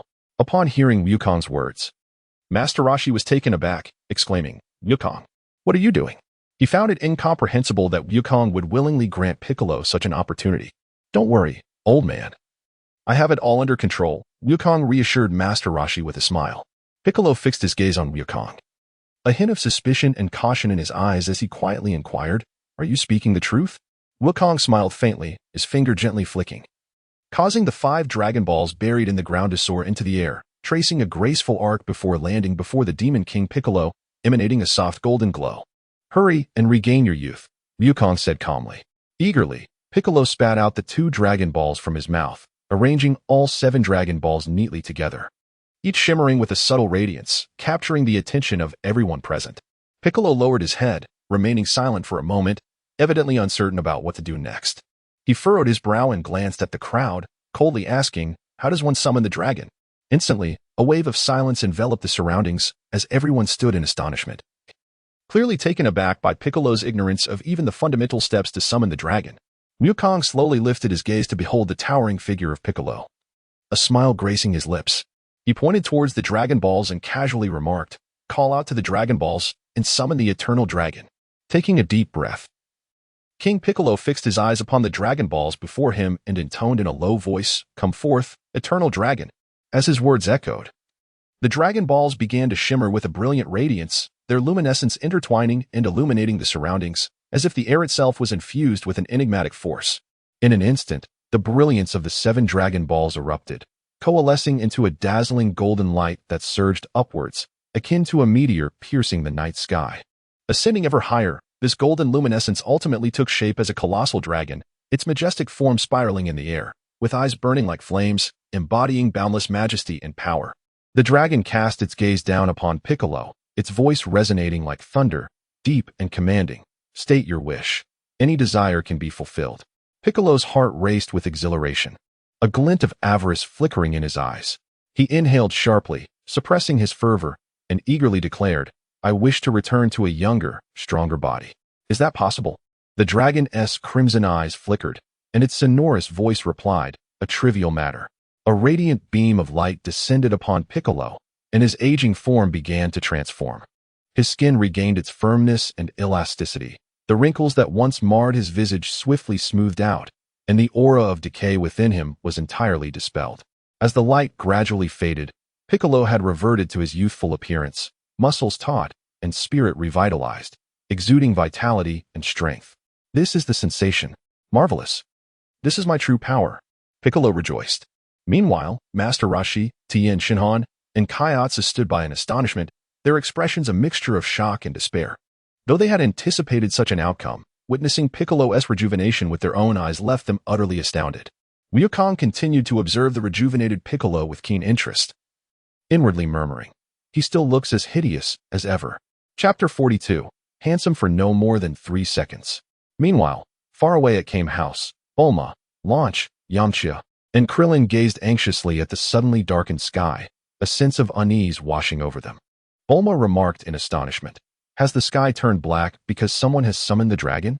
Perhaps Master Roshi has successfully called forth the dragon, which would give them the chance to vanquish the Demon King Piccolo." Simultaneously, on the desolate battlefield, the Demon King Piccolo reveled in the surge of youthful power coursing through him, a look of ecstatic delight spreading across his face. He clenched his fists, feeling an inexhaustible energy within, as if the entire world lay within his grasp. The dragon, gazing down upon Piccolo, spoke in a somber tone, "Your wish has been granted. Farewell." Suddenly, Piccolo let out a chilling laugh, raising his head to bellow at the dragon. "Die." He abruptly opened his mouth and unleashed a dazzling beam of golden demonic light, hurtling towards the dragon with ferocious speed.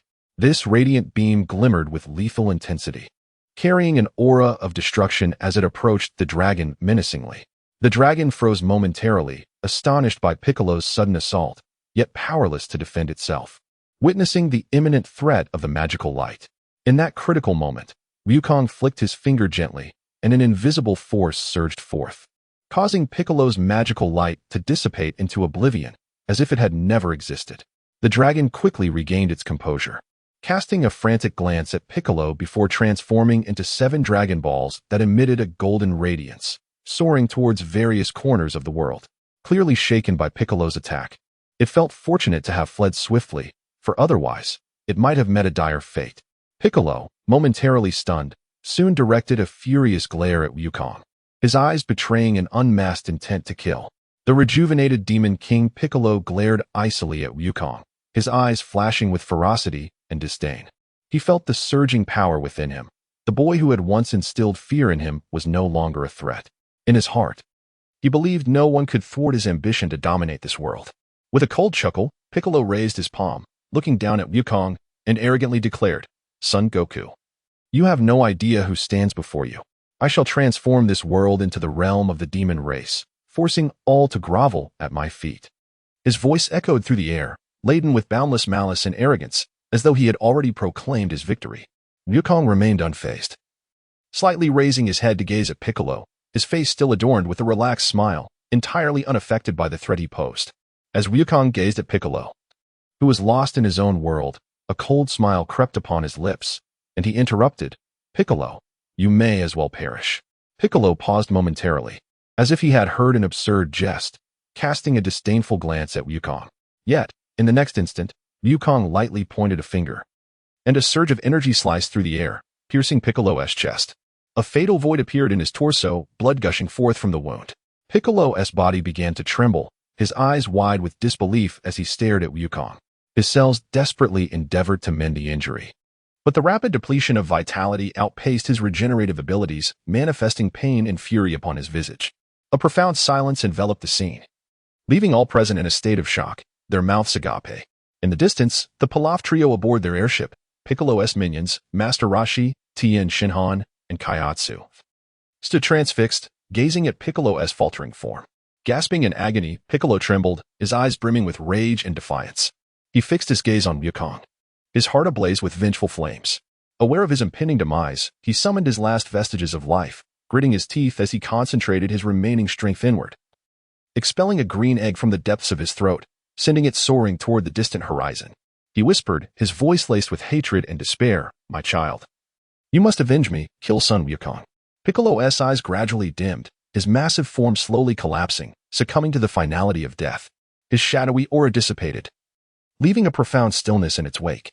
Master Roshi cautiously approached, his heart laden with vigilance as he kicked Piccolo's lifeless body, confirming the Dark Lord's demise before exhaling a long sigh of relief. Turning to Wukong, he was filled with complex sentiments whenever faced with dire crises. Wukong seemed to possess an extraordinary ability to reverse fate, as if destined to create miracles. Tien Shinhan, lying on the ground, slowly propped himself up, gazing at Wukong's silhouette, feeling both astonished and rueful. He realized that Wukong had never truly exerted himself during the martial arts tournament.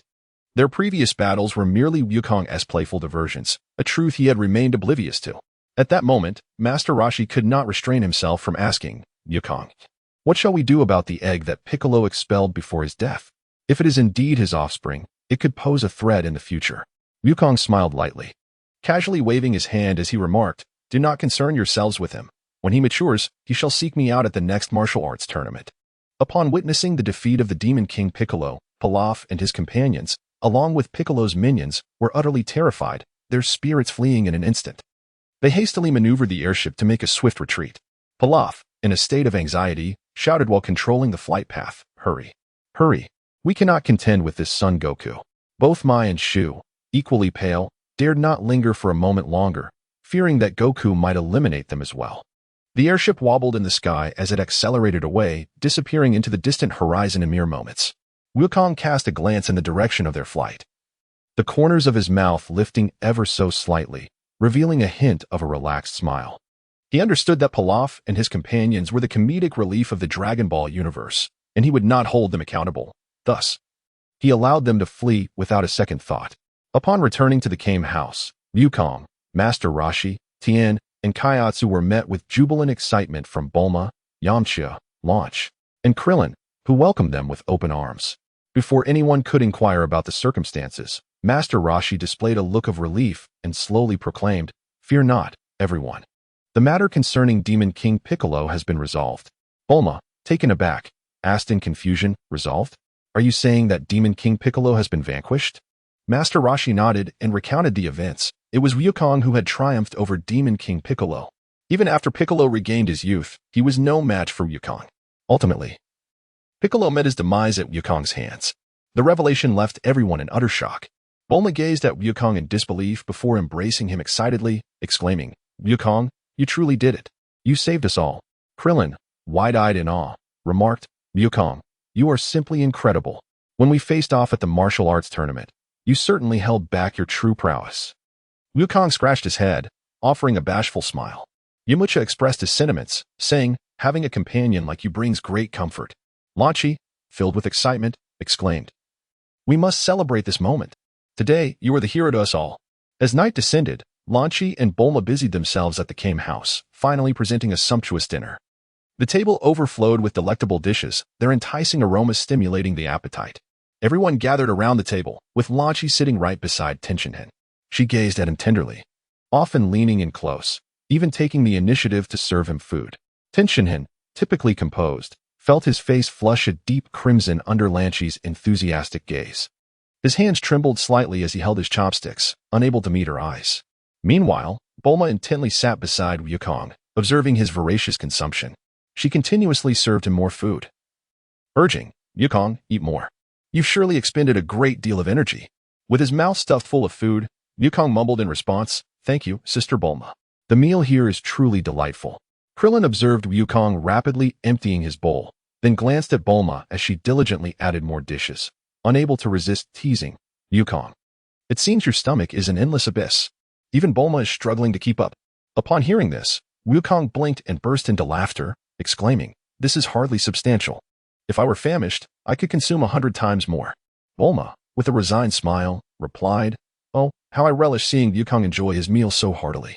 Master Roshi, observing Tianjin-Fan's flushed face and Wukong's grease-laden mouth, could not help but laugh heartily. "Ha ha, today is indeed a rare sight. Both Wukong and Tianjin-Fan are receiving special treatment." The crowd erupted into joyous laughter, and the atmosphere became lighthearted and warm at that moment. Chapter 43, Wukong. Come stay at my home. Following the resolution of the Demon King Piccolo incident, the warriors on Earth did not allow themselves to become complacent. They recognized the significance of strength. Tianjin-Fan, Yamcha, Krillin, and Dumplings all resolved to double their training efforts over the next 3 years in preparation for the upcoming World Martial Arts Tournament. Meanwhile, Wukong sought out Bulma, requesting her assistance in creating a more advanced gravity training device and aiding in the development of a spacecraft. Upon hearing this, Bulma immediately began to conjure design blueprints in her mind. With a smile, she remarked, "The gravity device can be completed in an instant. But the spacecraft is a different matter altogether. To meet your training requirements, it will need to be equipped with specialized facilities. However, fret not. Although it is intricate, I can manage it." Wukong laughed joyfully, expressing his gratitude to Bulma for her assistance. Meanwhile, his companions gazed at him with curiosity, unable to contain their inquiries. "Wukong, what do you intend to do with the spaceship? Are you planning to venture into the cosmos for some amusement?" With a gentle smile, Wukong remarked, "It is not mere play. I intend to cultivate my skills in the vastness of the universe. Only by confronting the myriad challenges within it can I truly grow stronger." Upon hearing Wukong's ambitious plan, Tianjin-Han, Yamcha, Krillin, and Chaos felt an overwhelming sense of pressure within their hearts. They keenly recognized that the gap in strength between themselves and Wukong was gradually widening. A fierce urgency ignited within them, and they secretly resolved to exert themselves twice as hard in order to keep pace with Wukong at the forthcoming martial arts tournament. At that moment, Bulma prepared to return home and casually suggested to Wukong, "Wukong, why not accompany me home for a few days? We could discuss the design of the spacecraft together and see if you have any special requirements. It would certainly be more convenient." Upon hearing this, Wukong beamed with a radiant smile, exclaiming, "Excellent. Moreover, Bulma's house is filled with an abundance of delicious treats." Bulma chuckled helplessly, reflecting on Wukong's enduring innocence. She piloted her capsule aircraft, whisking Wukong away at breakneck speed back to her spacious mansion. Wukong perched by the window, gazing at the scenery outside with an expression of exhilaration, envisioning the cosmic adventure that lay ahead. Bulma guided Wukong to her research studio, where they commenced a meticulous discussion regarding the design requirements of the spacecraft. The studio was illuminated by the soft glow of various high-tech instruments, its walls adorned with blueprints and project concepts, exuding a profound aura of technological sophistication. As Bulma pondered, she remarked, "Since you intend to train in the cosmos, this spacecraft must possess the capability to adapt to extreme environments, while also providing ample reserves of oxygen and sustenance. The gravitational conditions in space are quite intricate. However, given that you possess gravity control bracelets, this aspect need not be a particular concern." Wukong nodded enthusiastically and exclaimed, "Indeed. However, the spacecraft must be sufficiently robust. In the event of an encounter with some cosmic creature or an asteroid, it should not sustain immediate damage." Bulma chuckled softly, "Rest assured. The exterior of this spacecraft will be crafted from the most resilient alloys, capable of withstanding high temperatures and impacts. Furthermore, I shall install an energy shield to protect against asteroid collisions. As for sustenance, I will equip it with a fully automated food processing system." Upon hearing this, Wukong's eyes sparkled with delight. Splendid. If the spacecraft could attain an even swifter velocity, it would be utterly perfect. Bulma nodded in agreement, marking a new notation on the blueprint. "While faster-than-light travel is currently unattainable, I can install a pulse propulsion system. Although it may not rival the speed of light, it represents the pinnacle of contemporary propulsion technology, allowing the spacecraft to navigate the cosmos with remarkable freedom." Wukong inquired with curiosity, "What is pulse propulsion like? Is it fast?" Bulma elucidated, "Pulse propulsion harnesses powerful energy pulses to propel the spacecraft, achieving speed sufficient to traverse the vast distances between most planets, even reaching extraterrestrial regions near Earth. Moreover, its energy consumption is relatively low, making it suitable for prolonged journeys." Wukong nodded, exclaiming, "That is more than sufficient." I can hardly contain my excitement. After spending the better part of the day, Bulma finally completed the new gravity wristband. Wiping the sweat from her brow, she proudly displayed it to Wukong, stating, "Wukong, this wristband can be adjusted to a gravity range of 1 to 500 times and is equipped with thought control. Even more astonishing, it can seamlessly integrate with the skin, rendering it completely invisible. What do you think? Am I not remarkable?" Wukong eagerly adorned his wrist with the bracelet, feeling it seamlessly meld into his skin, as though it had vanished entirely. With a mere thought, the bracelet adeptly adjusted the gravitational pull around him. Overcome with exhilaration, Wukong leaped into Bulma's embrace, joyfully holding on to her, showering her with fervent praise. "Bulma, you are truly remarkable. With this bracelet, my training will undoubtedly reach new heights." Bulma couldn't help but chuckle, gently ruffling Wukong's hair as she replied, "You must put in your utmost effort. Don't let my painstaking work on this bracelet go to waste." Glancing out the window at the darkening sky, she smiled at Wukong and said, "The sun has set. Wukong, you must be famished, aren't you?" Goku patted his belly, his eyes sparkling with delight as he nodded repeatedly, "Indeed, I am quite famished." Bulma chuckled and led him to her spacious and opulent dining room, instructing the robotic servants, "Quickly prepare dinner, and make sure to prepare an ample amount." Soon, the robotic attendants presented a lavish feast, a table brimming with delectable dishes. Without hesitation, Goku dove in, relishing the meal with unrestrained enthusiasm. He consumed an astonishing quantity of food, devouring portions meant for dozens, while the dishes on the table steadily dwindled, and the robots busily scurried about in the kitchen. One robot, observing Goku's prodigious appetite, appeared momentarily dazed, a flicker of surprise illuminating its mechanical eyes. "Is this level of consumption indicative of a system anomaly?" Bulma couldn't help but laugh. "You'll get used to it. Just make sure to prepare more in the future." With a contented pat on his belly, Wukong beamed at Bulma and expressed his gratitude. "Thank you, Bulma." The meal was truly delightful.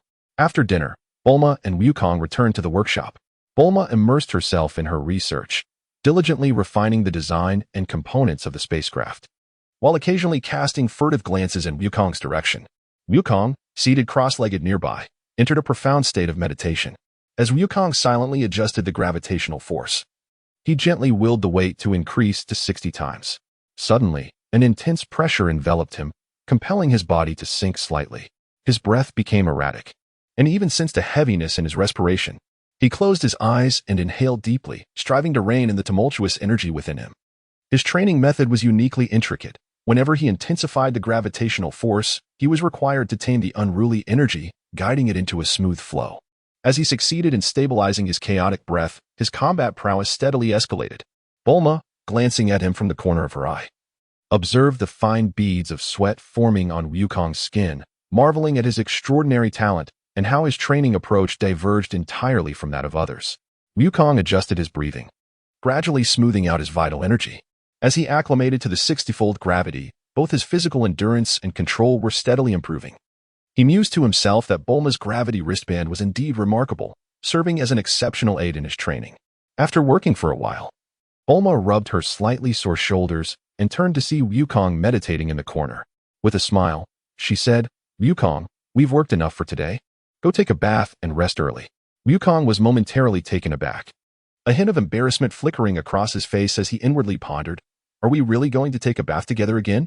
After all, I am already 15. However, Bulma harbored no such thoughts. In her eyes, Wukong's stature and appearance resembled that of a child no older than 7 or 8. And coupled with his innocent and naive disposition, she felt there was no reason for concern. She took Wukong by the hand and led him toward the bathroom, intent on indulging in a relaxing hot spring bath for both herself and him. Wukong trailed behind Bulma, unable to suppress a quiet sense of delight, feeling that life was indeed exceedingly pleasant. As Bulma helped Wukong scrub his back, she suddenly cast a curious glance at his diminutive frame and could not help but inquire, "Wukong, why do you never seem to grow up? At 15 years old, you still appear much like a child." Wukong scratched his head and replied with a smile, "I'm not quite sure, Bulma." Bulma blinked playfully and remarked, "Others might think you're my little brother, but don't worry. Perhaps one day you'll suddenly grow taller." After their bath, Bulma donned her cozy pajamas and, accompanied by the freshly washed Wukong, entered her room. She smiled at Wukong and said, "Why not squeeze in with me tonight? After all, you hardly take up any space."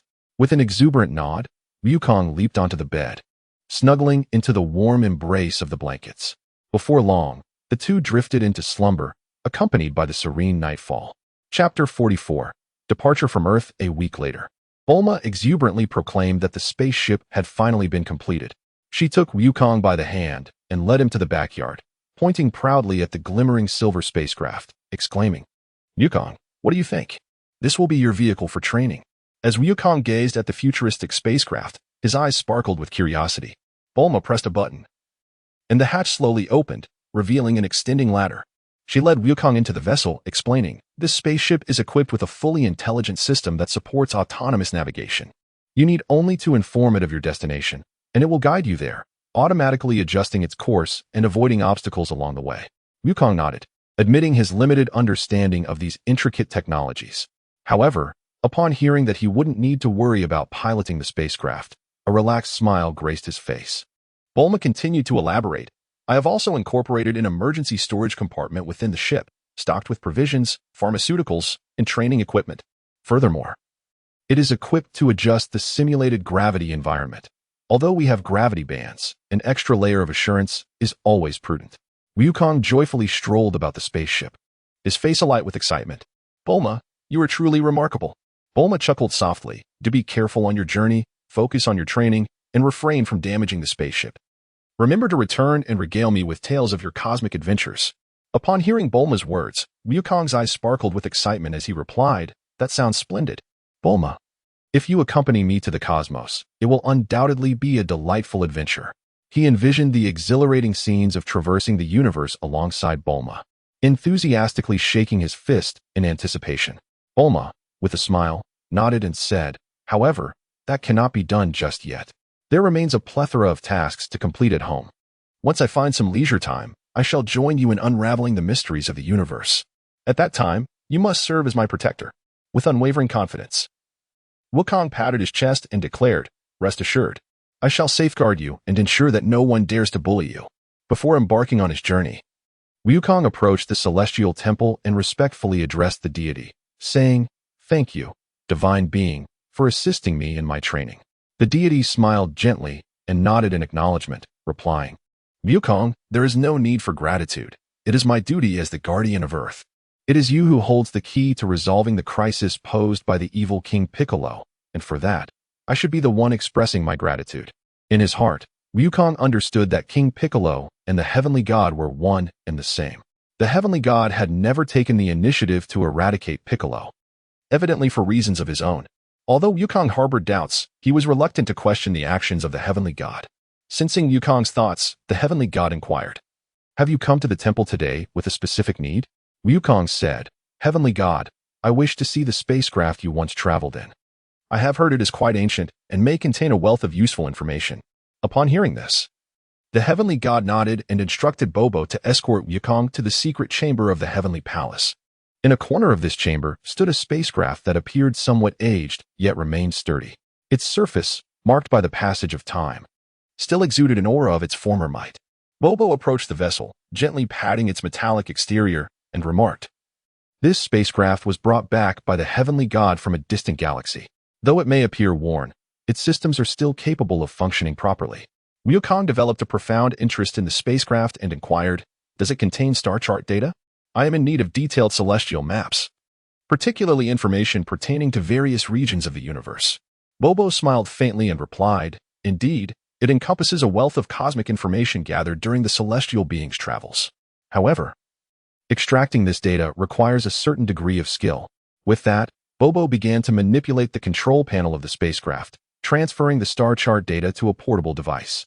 Wukong gazed intently at the information displayed on the screen, contemplating how this knowledge would greatly assist him in his forthcoming journey. "All done. The data has been successfully copied," Bobo remarked as he handed the device to Wukong with a smile. "You may peruse it at your leisure." Wukong gratefully accepted the device, exclaiming, "Thank you, Bobo. You've truly been a tremendous help." "No need for such formality, Wukong. I sincerely hope this data proves beneficial to you," Bobo replied with a warm smile. "Grateful." Wukong nodded and soared back to Bulma's residence. After successfully inputting the star map data into the spaceship system, Bulma clapped her hands with satisfaction and exclaimed, "All done. Now the spaceship can navigate accurately to Namek." Wukong watched in awe, unable to restrain himself from giving a thumbs up. "Bulma, you are truly remarkable. No matter the problem, you can resolve it effortlessly." Bulma, flattered by the praise, chuckled with pride and teased, "Of course. Just look at who I am. When you return from your cosmic journey, you'll still need my assistance." Wukong chuckled innocently and nodded emphatically, "Absolutely. With Bulma's assistance, I feel completely at ease." Wukong, with his prepared satchel slung over his back, stood before the spaceship and said to Bulma, "It is time to embark. I shall see you again at the World Martial Arts Tournament in 3 years." Although Bulma was well aware of his impending departure, she couldn't help but feel a pang of reluctance at that moment, her eyes revealing a hint of concern. "Wukong, please remember to take care. The dangers of the universe are no less formidable than those on Earth." With a faint smile, Wukong nodded reassuringly, "Rest assured, Bulma." Bulma gently waved her hand, striving to maintain her smile, "Safe travels," and returned promptly. The spacecraft soared through the cosmos, the screen indicating that there remained 20 days until arrival at Namek. Wukong reclined comfortably in his seat, reflecting, "It seems this spaceship is quite swift. The universe of the Dragon Ball world is indeed vastly different from the one I once knew." He then adjusted his mindset and immersed himself in his daily gravity training. Beginning with 60 times the normal gravity, he incrementally increased the intensity by 5 times each day, allowing his body to gradually acclimate to the mounting pressure. However, as the intensity heightened, so did the burden.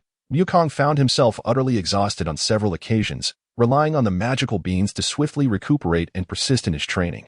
After 20 days, Wukong had completed his regimen under 155 times the gravity, surpassing his own limits.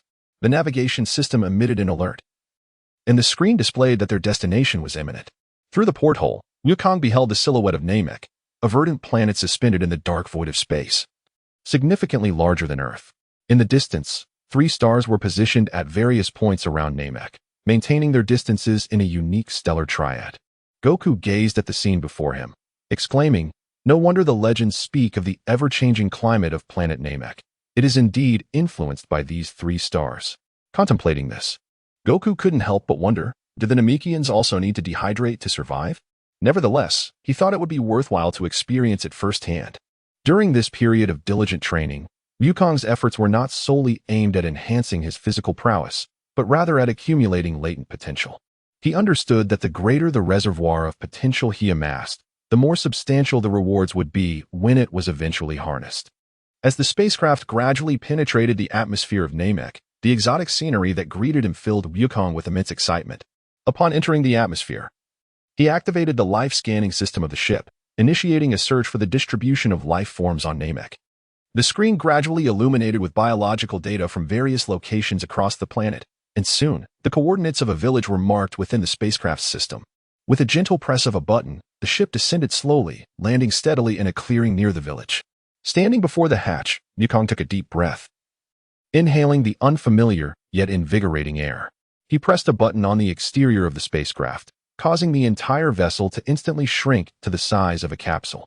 Wukong carefully stowed the capsule in his pocket, his heart brimming with anticipation as he mused to himself, "Thus begins my journey to Namek." Chapter 45, Namek. With his eyes closed, Wukong concentrated, attuning himself to the various auras permeating the planet Namek. Indeed, this celestial body not only possessed unadulterated natural energy, but also harbored several distinctly powerful presences scattered across its expanse. He swiftly discerned that the 7 auras, emanating from different directions, were remarkably potent, each imbued with a sense of steadfastness and guardianship. Wukong surmised that these 7 auras belonged to the protectors of the various villages on Namek. In the distance, however, there was an even more formidable aura, rich and profound, exuding an air of intimidation. A thought stirred within Wukong as he speculated about the origin of this presence. It must belong to Namek's mightiest warrior, the guardian of the Grand Elder, Nail. Steeling himself, he set off towards the nearest village, intending to meet the Namekians there and gain insight into the customs and culture of this intriguing planet. As Wukong stepped into the village of Namek, he was met by several curious Namekians who scrutinized the uninvited guest. However, their initial apprehensions soon dissipated, and they approached him with smiles tinged with intrigue. Among them was an elder Namekian named Muru, tall and composed, who served as the village chief. In a warm and welcoming tone, he addressed Wukong. "Welcome to our village, traveler from afar." Muru, esteemed in the village, seemed to sense Wukong's energy and discerned no malice within him, thus guiding him on a tour of the village. Shortly thereafter, a youthful and exuberant Namekian named Kairu joined the gathering, introducing himself with a cheerful grin. "I am Kairu." His innate curiosity shone through as he eagerly examined Wukong, exclaiming, "I've heard that beings from the cosmos are exceptionally powerful. Are you truly formidable?" As he spoke, he stealthily reached out to touch Wukong's attire, captivated by the novelty of it all. Another Namekian, slender yet sharp-eyed, named Toka, served as the village's warrior, tasked with safeguarding its safety.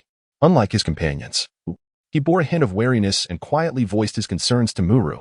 "Elder, what if he brings danger?" Nevertheless, upon observing Wukong's lack of hostility, Toka gradually eased his vigilance. Muru led Wukong through the village, detailing the unique customs and traditions of the Namekians, as well as the legacy of their guardianship. The village boasted a variety of green fruits, a local specialty of Namek. Muru offered one to Wukong, who took a bite. The sweet juice burst forth, prompting him to nod in appreciation. "Delicious." Kairu beamed with pride, declaring, "These fruits are specially cultivated to restore one's strength instantly." Wukong gradually became acquainted with the villagers, and Mora spoke slowly. "Surely you have a purpose for coming here?" Wukong nodded slightly and replied, "Indeed, I have come in search of assistance." The venerable elder Moru nodded in acknowledgement and gestured towards the distance, saying, "The great elder resides over there. You may seek his guidance." Wukong soared into the azure sky, making his way towards the lofty peaks of Namek. He reduced his speed, keenly attuning himself to the ebb and flow of energy, gliding with the gentle mountain breeze. In the distance, he beheld the residence of the Grand Elder, a magnificent stone palace perched atop the mountain, encircled by colossal sculptures and the ancient, unique ruins of Namek, exuding an air of mystique and solemnity. As Wukong descended upon the expansive mountain, he made his way towards the dwelling of the Grand Elder. His gaze fell upon the Grand Elder seated upon a colossal stone throne. The Elder's imposing figure radiated tranquility and wisdom, as if he were observing the past and future of this planet. Beside him stood a tall and formidable Namekian warrior, none other than the mightiest fighter, Nara. With a stern demeanor, he regarded Wukong, emanating an aura that commanded respect and forbade any semblance of disrespect. Wukong stepped forward, offering a slight bow as he introduced himself. "Greetings, Elder. I am Wukong, having traveled from Earth to seek your esteemed guidance." The Elder gradually opened his eyes, his gaze profound and gentle as he regarded Wukong. Nodding slightly, "A warrior from Earth, I sense your formidable energy. Your journey must have been fraught with challenges." "Welcome, Wukong. However, Nara fixed his piercing gaze upon Wukong. His eyes ablaze with intensity as he coldly remarked, "Earthling, our planet Namek does not welcome potential threats from outsiders." He clenched his fists, poised to confront any unforeseen circumstances. Wukong promptly raised both hands, smiling as he declared, "I harbor no hostility. I have come to learn and exchange ideas. I have heard that planet Namek possesses mysterious powers, and I am eager to witness them." The elder gestured for Neru to lower his guard, and then calmly addressed Wukong, saying, "I sense your sincerity and the goodness in your heart. Perhaps I can offer assistance to enhance your cultivation results on Earth." In Wukong's eyes, joy sparkled as he excitedly replied, "Really? That would be splendid." The Grand Elder smiled faintly and nodded, saying, "Within you lies immense potential. I can assist in unlocking a portion of it, aiding you in your future endeavors." Wukong stood aside, awaiting the Elder's instruction. The Elder raised his gaze, looking at him with kindness, gently nodding as he said, "Child, come here." Upon hearing the words, Wukong stepped forward and stood before the Grand Elder. The Grand Elder gently raised his hand, signaling Wukong to bow his head. He complied, feeling a warm energy emanating from the Grand Elder's palm, softly enveloping the crown of his head. The Grand Elder closed his eyes and summoned the enigmatic power of Namek. The latent strength within Wukong surged forth like a spring, flooding his being with a searing energy that coursed throughout his entire body, elevating his essence in harmony with the Grand Elder's force. Each fragment of power seemed to unleash long-buried potential, enriching his physical form. Wukong's body involuntarily trembled slightly, yet it was predominantly a sensation of ineffable exhilaration, as if he felt his power ascending to a new realm in an instant. After a considerable time, the Elder gradually released his grip, opening his eyes to reveal a gentle smile. "The potential within you is boundless. I can only assist you in harnessing so much," the Elder said kindly. "And I hope that these newfound powers will aid you on your journey ahead." Wukong, filled with excitement, clenched his fist and bowed deeply to the Grand Elder, expressing his heartfelt gratitude. "Thank you, Grand Elder. I shall surely make the most of this power." After expressing his gratitude to the Grand Elder, Wukong resolved within himself to cease the collection of the Dragon Balls on Namek. After all, he had already troubled the Grand Elder to help unlock his potential without offering any substantial assistance in return. It would be unreasonable to demand the Dragon Balls. Upon departing from the Grand Elder's abode, Wukong made his way to a vacant clearing. Once there, he attempted to set his gravity training device to 500 times Earth's gravity. He felt a noticeable increase in the strain on his body, yet he was still able to manage it with ease. After slightly stretching his limbs, he reflected. To his surprise, he had improved so rapidly that the gravity device was no longer sufficient. Gazing up at the starry sky, Wukong pondered, are there any supergravity planets in this universe akin to neutron stars? Training in such an environment would undoubtedly present a greater challenge. In a moment of contemplation, Wukong subtly sensed the burgeoning power within him. He speculated, surely, my battle strength must now surpass that of Frisia's initial form. He privately resolved, once my power reaches 3 million, I must endeavor to transform into a Super Saiyan. Only then will I have truly ascended to a higher realm. Wukong retrieved the capsule containing the spaceship from his waist pouch and, with a gentle press, the vessel instantly reverted to its original size. He leaped aboard the spacecraft, adeptly activating the systems and opening the star map, searching for the nearest interstellar trading post amidst the vast cosmic expanse.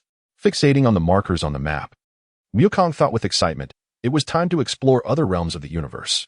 He entered the coordinates of the trading station, and the spaceship swiftly launched, roaring into the interstellar highway with the thunderous sound of its engines. Chapter 46, Planet Adralat. Upon arriving at a bustling interstellar trading post, Wukong beheld a kaleidoscope of alien beings weaving through a myriad of shops, as the entire station thrummed with the extraordinary ambience of extraterrestrial civilization. He marveled at the sophistication of the alien technologies, but did not linger. He immediately began inquiring about news pertaining to Planet Adralat.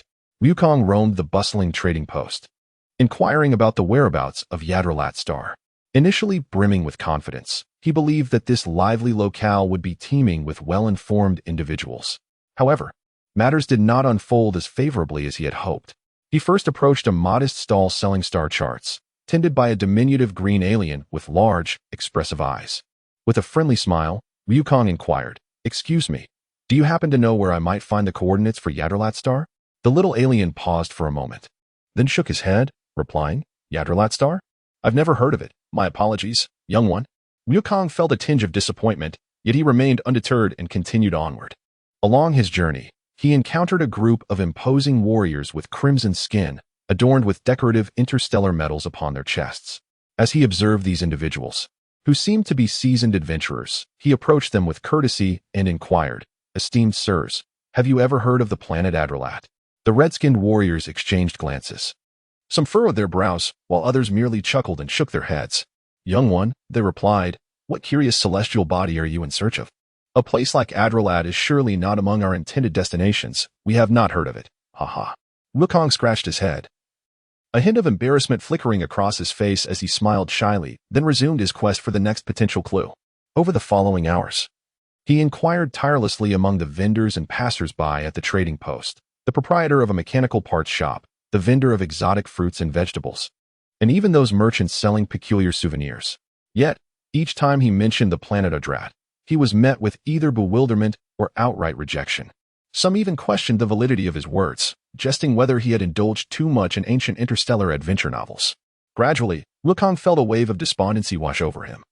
Pondering why this endeavor proved so arduous, was the coordinates of this planet truly shrouded in such mystery? Just as he began to lose hope, an elderly alien, slender and cloaked, approached him quietly and whispered, "Young one, information about Adrat is not easily come by." Upon hearing this, Wukong's eyes lit up, and he hurriedly approached to inquire, "Are you aware of any information regarding the planet Adaltrat?" The elder lowered his voice and spoke mysteriously. "Adaltrat is an enigmatic realm, known only to a select few who are aware of its whereabouts.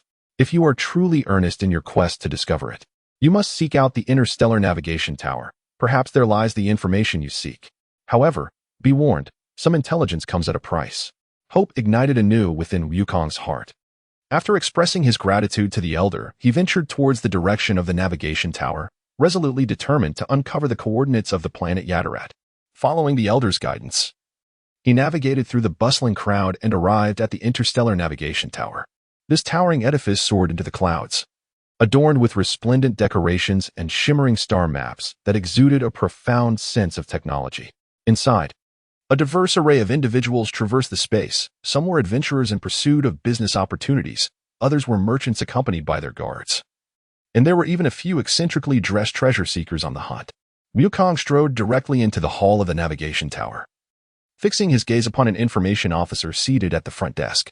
The officer donned a uniform adorned with celestial maps, his demeanor cold and cautious, clearly accustomed to a myriad of characters. Wukong approached with a smile and inquired, "Good day. I am seeking the coordinates of Yadrath. Could you provide me with some clues?" The officer scrutinized Wukong from head to toe, disdain evident in his smirk. "Yadrath?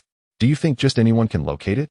Information is hard-earned, and besides, the price for details about Yadrath is quite steep." Wukong had long been prepared.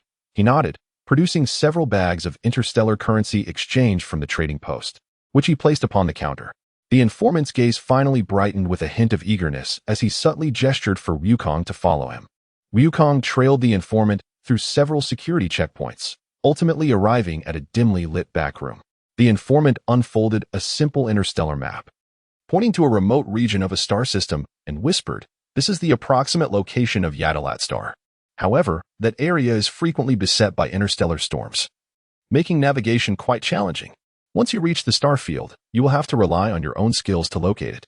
Wukong silently noted the coordinates, expressed his gratitude to the informant, and returned to the spacecraft. He entered the coordinates of Adrat star into the ship system, activated the engines, and departed from the interstellar trading post. Sitting within the vessel, Wukong gazed at the slowly emerging star map coordinates on the screen, his heart brimming with anticipation and trepidation. He understood that Adrat star was not merely a planet steeped in legend, but potentially possessed a unique combat technique that could aid him in advancing further and amplifying his strength. The spacecraft darted swiftly between stars and planets, and after several days, Wukong finally approached the enigmatic star domain. The interstellar storms, as the informant had indicated, proved to be both frequent and intense, almost at regular intervals. The dashboard of the ship would flash with storm warnings. Exercising caution, Wukong skillfully maneuvered the spacecraft, adjusting its course to evade the fierce currents. Yet on several occasions, he was still caught in their grasp, causing the vessel to jolt violently and reminding him of the arduousness of this journey. Just as the storms began to subside slightly, a faint signal suddenly flickered onto the radar screen. Wukong's heart leaped with joy as he promptly adjusted the ship's trajectory toward the signal. Minutes later, a mysterious planet emerged in the distance. Lush green vegetation and a violet ocean enveloped the planet's surface, and the entire sphere seemed to radiate a gentle glow, exuding an aura of tranquility. Confirming the planet's characteristics, Wukong cheerfully murmured to himself, "This must be Adrat Star." He gradually descended the spacecraft onto the planet's surface, opened the hatch, and was greeted by a rush of refreshing air. Suspended in Adrat Star's sky were several colossal floating stones, and peculiar creatures roamed in the vicinity, emanating a distinctly different essence from that of Earth. Not far along his path, Wukong encountered several inhabitants of Adrat Star approaching him. They were tall and slender, their expression serene and welcoming. One elder smiled and nodded at Wukong, speaking, "Welcome, O Scion from distant realms. We have sensed your arrival." Wukong bowed slightly and graciously replied, "Thank you for your warm hospitality. I have heard of a unique skill known as instantaneous movement. Might I request your guidance on this matter?" Upon hearing this, the elder smiled and nodded, leading Wukong towards the village. Along the way, Wukong curiously observed everything around him. The architecture of Yadralat was distinctive, seemingly constructed from a natural rock that harmonized seamlessly with the surrounding environment. At the heart of the village stood a circular plaza, dominated by a stone tablet inscribed with runes. The elder explained to Wukong, to master instantaneous movement, one must first cultivate a tranquil mind, attune oneself to the flow of personal energy, and then, through intention, sense the essence of the desired destination. Only then can one achieve the transformation of space. Wukong attentively listened as he followed the elder to a serene place for meditation. He sat cross-legged, closed his eyes, and regulated his breath. The elder guided him, helping him to focus his thoughts on the flow of energy around him. After months of diligent practice, Wukong finally mastered the art of instantaneous movement. Despite his exceptional talent, he found the complexity of this skill to be a formidable challenge. Each day was filled with meditation and practice, sensing the flow of energy. Wukong often questioned his ability to fully grasp this technique, yet he never succumbed to despair, always immersing himself wholeheartedly in the endeavor. Initially, Wukong could only teleport over short distances, each attempt leaving him momentarily disoriented, as though he had lost his grasp on time and space. However, as time progressed, the flow of energy within him became increasingly fluid, and his state of mind grew more serene. Gradually, he transitioned from instinctive responses to precise control of his teleportation abilities. Now, Wukong could effortlessly teleport across the planet Adrat, whether traversing dense forests, soaring over mountains, or crossing vast oceans. Each instance of instantaneous movement bestowed upon him an unparalleled sense of exhilaration and freedom, as if he had transcended the constraints of time and space, becoming omnipotent. One day, after training, Wukong sat on a grassy knoll on Adrat, gazing at the colossal floating stones in the sky, his heart stirred with emotion. He had expanded his teleportation range from a mere few hundred meters to tens of thousands, even managing brief leaps between different planets. Although some distance limitations remained, this ability was already formidable in his eyes. How incredible! This skill makes me feel as though I can reach anywhere in an instant, Wukong mused, a profound sense of satisfaction swelling within him. Chapter 47, The Ways of Survival in Space. One evening, under the starlit sky, Wukong chatted with Kerr from Adrat, enthusiastically sharing his adventures across various planets while Kerr listened with a gentle smile. Suddenly, Wukong inquired about experiences in cosmic exploration. Kerr, although your people are not a warrior race, you possess unique gifts. Are there other races in the universe with special abilities? Kerr pondered for a moment, his gaze revealing a depth of understanding. Wukong, did you know? Life exists in forms beyond our current knowledge in the cosmos. Among us, interstellar travelers, ancient wisdom speaks of races that have truly mastered self-sustenance in space. Surviving without spacecraft? Is it possible for beings to exist in the cosmos relying solely on their bodies? Wukong exclaimed in astonishment. Indeed, they endure the pressures and frigid temperatures of the vacuum. This ability is not acquired overnight. It is the result of millennia of evolution and inner cultivation. Legends say they undergo a unique mental training that not only enhances their physical capabilities, but also fosters a subtle connection with cosmic energy. Kerr remarked with a slight smile. That sounds extraordinary. Can I learn such techniques? Where might I find them? Wukong's eyes sparkled with anticipation. Kerr patted Wukong's shoulder in the star systems surrounding Adrat. You may occasionally encounter these cosmic wanderers. They often frequent certain interstellar ruins, which serve as sacred sites for their training. Fantastic. I must seek them out. Perhaps I can truly learn this survival skill. Wukong exclaimed with excitement. Kor encouraged him. The interstellar ruins are not far. Since you are determined, it would be worthwhile to explore. However, be prepared. Their training is not easy, Wukong. Under Kor's guidance, Wukong arrived at a secluded star system surrounding Adrat, where the dim light and sparse stars exuded an aura of mystery and antiquity. He piloted his spacecraft to a gentle landing near a site encircled by a belt of meteors. The air here seemed infused with an enigmatic energy, instilling within him a profound sense of tranquility. As Wukong stepped out of the spaceship, he surveyed his surroundings, pondering that this interstellar relic appeared to be the very place where the legendary cosmic wanderers honed their skills. Taking a deep breath, he recalled Kor's admonition, patience is paramount here. Thus, Wukong resolved to wait, attuning himself to the essence of the starry sky. Before long, an alien clad in simple attire, radiating a faint silvery glow, emerged with measured steps. His gaze exuded tranquility, as if he could see through the fabric of reality. Sensing no hostility emanating from him, Wukong approached and greeted, "Greetings, I am Wukong. I have heard that you possess the ability to thrive in the cosmos. I am eager to learn this skill." The alien smiled gently and introduced himself. "I am Hira. To learn to survive in the universe is no trivial endeavor. However, since you possess such determination, I am willing to impart to you some fundamental methods of cultivation." Hira explained to Wukong that surviving in the cosmos does not rely solely on formidable muscles or strength, but rather on the ability to harmonize one's life essence with the energy of the universe, achieving a state of resonance. He gestured for Wukong to sit cross-legged, close his eyes, and relax his mind, inviting him to perceive the flow of energy between his being and the surrounding cosmos. After Wukong followed the instructions, he sensed his energy gradually becoming weaker, yet more harmoniously intertwined with the cosmic rhythms. Sheila softly remarked, "This state is known as ethereal symbiosis. You must allow your essence to achieve a harmonious balance with the energies of the universe. Do not rush the process, patiently experience this feeling, and eventually you will adapt to surviving in a vacuum." Deep within the cosmos, Wukong diligently practiced day after day. Meanwhile, on Earth, Tianjin Fan, Jiaozi, Yamati, and Krillin continued their arduous training, running with heavy stones on their backs, their sweat soaking their garments. During a brief respite in their running, Tianjin Fan paused, furrowing his brow.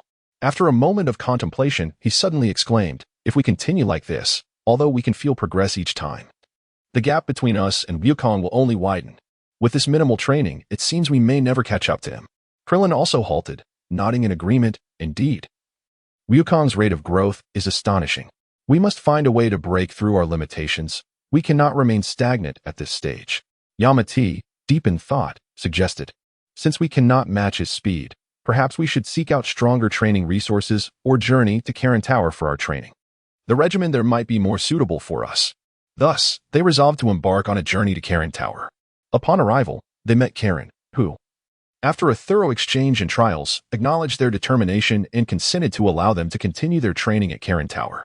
Over the course of 2.5 months, their physical abilities and combat skills significantly improved, and their bodies and minds grew more resilient.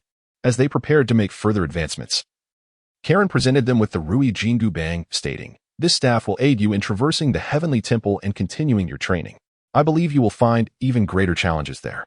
Riding the Rui Jingu Bang, Tianjin Fan and his companions set off towards the Heavenly Temple. Upon their arrival, they encountered Bobo, who appeared calm and composed.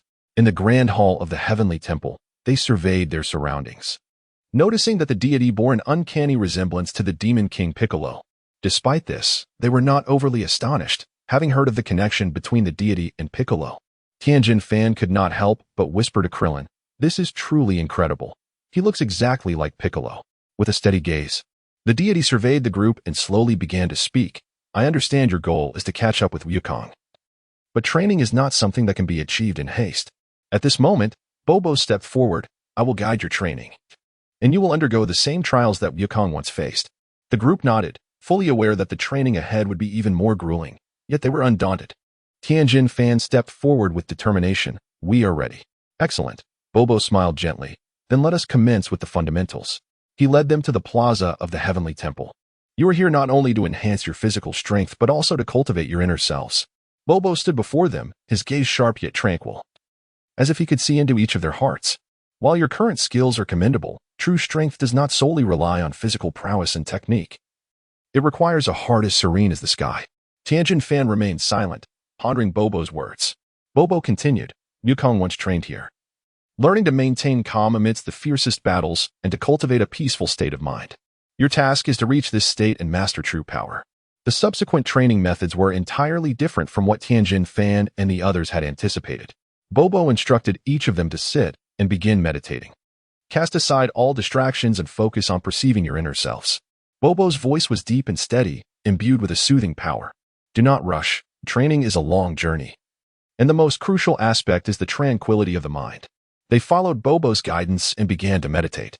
Initially, Tianjin Fan and the others felt a surge of restlessness, with a cacophony of chaotic thoughts flooding their minds. Tianjin Fan repeatedly attempted to dismiss these distractions, yet each time they felt like invisible shackles binding his spirit. Let go of these thoughts, allow them to drift past like clouds. Bobo's voice resonated again, calm yet guiding. Tianjin Fan closed his eyes, inhaling deeply, striving to empty his thoughts. He ceased resisting the emergent ideas, instead observing them quietly, allowing them to float unperturbed in his mind. Jiaozi, Yamati, and Krillin also endeavored to enter this meditative state, discovering it to be a greater challenge than physical training. While physical training yielded progress through persistent effort, achieving mental serenity required the complete abandonment of distractions and desires, allowing the mind to settle naturally. Each individual's progress varied. Some quickly entered a state of calm, while others remained ensnared in turmoil. Bobo did not hastily interrupt them but merely observed in silence. Chapter 48. Yukong has grown taller. Time passed quietly, and the registration for the Earth-S martial arts tournament was in full swing, enveloping the city in an atmosphere of fervor for this grand event. However, the weather today was far from agreeable. The sky was overcast, thick clouds loomed, and torrential rain poured down as people hurried along the streets, umbrellas swaying precariously in the wind. At a street corner near the registration site, Lan Shi stood under a large umbrella beside Master Rashi. The two scanned the distance periodically. Master Rashi, dressed in a stylish suit, squinted slightly behind his old sunglasses, appearing somewhat anxious. Where are they? He complained while wiping the rain from his face. On such an important day, how could they possibly forget? Lan Shi glanced up at the sky, noting the intensifying downpour that rendered the street scene increasingly hazy. She replied softly, perhaps they were held up by something. Do not worry, they will arrive shortly. No sooner had she spoken than a taxi abruptly came to a halt. The door swung open, and Bulma emerged, holding a large umbrella, gracefully stepping out. She wore a fitted short skirt that accentuated her perfect figure, complemented by high heels. Moving with a light yet steady gait, her short hair appeared even more poised in the rain, and her lips, adorned with bright lipstick, curved into a confident smile, radiating an undeniable charm even amidst the downpour. Bulma. Lan Shi couldn't help but call out, waving with a smile. Upon seeing Lan Shi and Master Rashi, Bulma approached, smiling. I sincerely apologize, there was a bit of traffic on the way. You must have been waiting for quite a while. Master Rashi chuckled, waving his hand dismissively. No worries. No worries, we haven't been here long ourselves. He glanced at Bulma's attire, a glint of approval flashing in his eyes. You look exceptionally vibrant today. Bulma smiled modestly, a hint of pride in her expression, of course. Today is the registration day for the tournament. How could I not dress to impress? Then Master Rashi's tone shifted to a more reflective one. Krillin and Yamati, 3 years ago, when they saw how strong Wukong had become. Now they seem to have vanished. Everyone claims they are training, but who knows where they truly are? Bulma sighed. Yes, everyone has scattered. Ah, Master Rashi lamented. Training can be like this sometimes. It cannot be rushed. If only they could settle down like Wukong did early on, their progress would surely be different. Bulma smiled helplessly, acknowledging that Goku's speed was indeed unparalleled, leaving her puzzled about how he achieved it. She paused, her gaze softening slightly, convinced that his return would be remarkable. While Bulma conversed with Master Rashi, a child's balloon unexpectedly slipped from his grasp, floating up to a branch of a nearby tree. Seeing the balloon stuck, the child began to cry. Wah, who can help me get my balloon down? Upon hearing this, Bulma immediately turned her head, her heart melting at the sight of the child. She approached, gently ruffling the child's hair, and reassured, Don't cry, I'll help you retrieve it. Bulma tiptoed and extended her arm, yet she still fell just short. Feeling a bit embarrassed, she turned to Master Rashi and said, Master Rashi, could you please assist me? I can't reach it. Master Rashi squinted with a mischievous grin, replying, Oh, no problem, leave it to me. He stepped forward, reaching for the balloon. But then his expression shifted to one of lewdness as he teasingly remarked, "Bulma, since I'm helping you with the balloon, how about I have a little touch there as well?" The moment the words left his mouth, Bulma's reaction was swift. Her eyes turned icy, and without hesitation, she delivered a sharp slap to Master Roshi, exclaiming, "Don't get carried away, Master Roshi." Stunned by the blow, Master Roshi quickly straightened up, rubbing his cheek and feigning innocence. "Ah, I didn't mean it. I was just joking."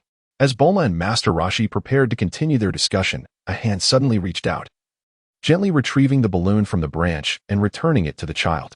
Bulma and Master Roshi turned to see a tall figure standing before them, holding an umbrella and clad in peculiar attire that clearly did not belong to this era. The individual stood upright, calm and composed, with the umbrella shading their face, seemingly in no rush to attract attention. With a smile, they addressed Bulma and Master Roshi, speaking in a clear and tranquil voice. "Bulma, old man, Launch. How have you all been?" Bulma, Master Roshi, and Launch stared at this person in bewilderment, confusion swirling in their minds. Who is this? They did not seem to recognize him. Bulma furrowed her brow slightly, a flicker of doubt crossing her eyes as she couldn't help but inquire, "Who are you?" The figure did not hasten to explain but instead asked, "Where are Krillin, Tien, and Yamcha?" At this, the expressions of Bulma and the others shifted from confusion to shock. And Bulma instinctively responded, her voice trembling, "Could it be Goku?" Wukong smiled gently and raised his umbrella. "I apologize, Bulma, and everyone else. It has been a long time." With a sudden gust of wind, the rain finally ceased, and everything around them appeared exceptionally tranquil. As Wukong gazed at the still bewildered Bulma, Master Roshi, and Launch, he couldn't help but chuckle. "Hiki, what has left you all so stunned?" Wukong said with a smile, retracting his umbrella and standing before Bulma, his eyes gleaming with a hint of pride. "Bulma, I have finally surpassed your height." Bulma continued to stare at him in utter confusion, as if she had yet to fully comprehend the transformation Wukong had undergone. Upon witnessing the scene, Wukong couldn't help but raise an eyebrow, speaking with a playful tone, "Have I grown just a tad taller in these 3 years? To the point where you can hardly recognize me?" Suddenly, Launchi interjected, "Not just a tad, Wukong. You've grown significantly. It's as if you're an entirely different person." Wukong scratched his head, revealing a hint of a bashful smile, as he lowered his gaze to meet Bulma's. Her eyes began to emerge from a state of confusion, gradually regaining clarity. As she scrutinized Wukong before her, she suddenly realized that he had not only grown taller, but had also developed a more mature and composed demeanor. Bulma paused for a moment, then unexpectedly broke into a smile and softly remarked, "Wukong, you have become quite handsome." Upon hearing this, Wukong felt a tinge of embarrassment. Scratching his head, "Is that so?" "In truth, not much has changed. I've merely devoted more time to my training over the years, and my physique has become sturdier. I truly did not recognize myself." Bulma murmured softly to herself, a wave of inexplicable emotions surging within her heart. Just as the discussion continued among everyone, a loud voice suddenly echoed from afar, "Contestants, please register for the competition promptly." Wukong turned his head to the source of the sound and saw a staff member of the martial arts tournament holding a large megaphone, calling out loudly to the participants, "Wukong, hurry and sign up. Do not waste any more time," the turtle sage urged, noticing that Wukong was still standing there. Wukong nodded, turned, and prepared to head towards the registration area, but suddenly paused to ask, "By the way, have Krillin and the others registered yet?" Master Roshi smirked with a hint of exasperation and replied, "They have yet to arrive. They're probably on their way. I didn't expect you to arrive first." As Wukong made his way towards the registration, Master Roshi, Bulma, and Launch remained rooted in place, observing Wukong's retreating figure. Master Roshi squinted and muttered, "This child has changed so much. He's even taller than I am. He was just a little squirt before. How did he grow so much?" Launch, watching Wukong's silhouette, couldn't help but chuckle. "You always claimed to be the strongest martial artist in the world. It seems you might soon be surpassed by Wukong." Master Roshi, with a look of defiance, replied, Not necessarily. Although Wukong is taller than me, he still has much to learn. It took me years of training to reach my current level. He is merely benefiting from his youth." Bulma, gazing at Wukong with a complex mix of emotions, softly remarked, "He was just a little rascal before, always putting on a mischievous facade. But now, he truly appears to have matured." Launch nodded in agreement, "Indeed. He hardly resembles the same person. Especially that aura, it's completely different from before." Bulma squinted thoughtfully. Perhaps after all these years of training, Wukong has become more composed. "I must admit, it is somewhat astonishing. Chapter 49. The gathering of friends having successfully completed the registration, Wukong, accompanied by Bulma, Master Roshi, and Launch, proceeded to the resting area beside the venue, awaiting the arrival of Tianjin, Krillin, and Yamcha. Time ticked away, yet Tianjin and the others still had not appeared. Master Roshi paced anxiously, his gaze frequently darting towards the entrance of the competition, growing increasingly fretful. Why haven't they arrived yet? The registration is about to close. He furrowed his brow in concern. What could Krillin and the others possibly be occupied with at this hour? Bulma, standing nearby, slightly frowned, feeling a tinge of unease. No matter how busy they were, they should not let the registration for the martial arts tournament slip their minds. Could it be that they forgot this day? Launch appeared somewhat impatient. Wukong approached them, glancing at the clock with a raised brow. Could it be that they have encountered some trouble? Master Roshi surveyed the surroundings and, with a sudden glint in his eyes, decided to inquire with the staff. Let me ask if I can register on their behalf. As he spoke, he swiftly made his way to the registration desk, with Bulma and Launch watching him with curiosity. Shortly thereafter, Master Roshi returned, his expression filled with reluctance, and approached Bulma and Launch. They said that the individual must be present to register, no exceptions, even for the previous tournament's runner-up. He paused for a moment before continuing. Have you any idea where they might have gone? Launch couldn't help but pout. Didn't they agree on this? Honestly, what's going on? Master Roshi immediately turned back to the staff. How much time is left? The staff member glanced at their watch and replied nonchalantly. There are only 5 minutes remaining until registration closes. What? Upon hearing this, Master Roshi panicked. So if they do not arrive in time, they cannot register? The staff member nodded. Yes, there can be no further delays. Gritting his teeth, Master Roshi returned to Bulma and Launch, his mind racing with anxiety.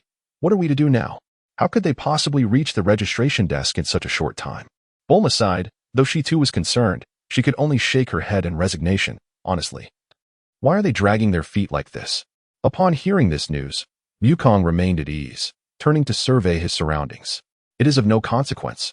As long as they arrive in time, there is no need for everyone to be overly anxious. You seem quite relaxed. The turtle sage shot him a glare. Have you not noticed the urgency that envelopes everyone? Wukong stood to the side, his gaze gently sweeping across the surroundings, a subtle smile gracing his face.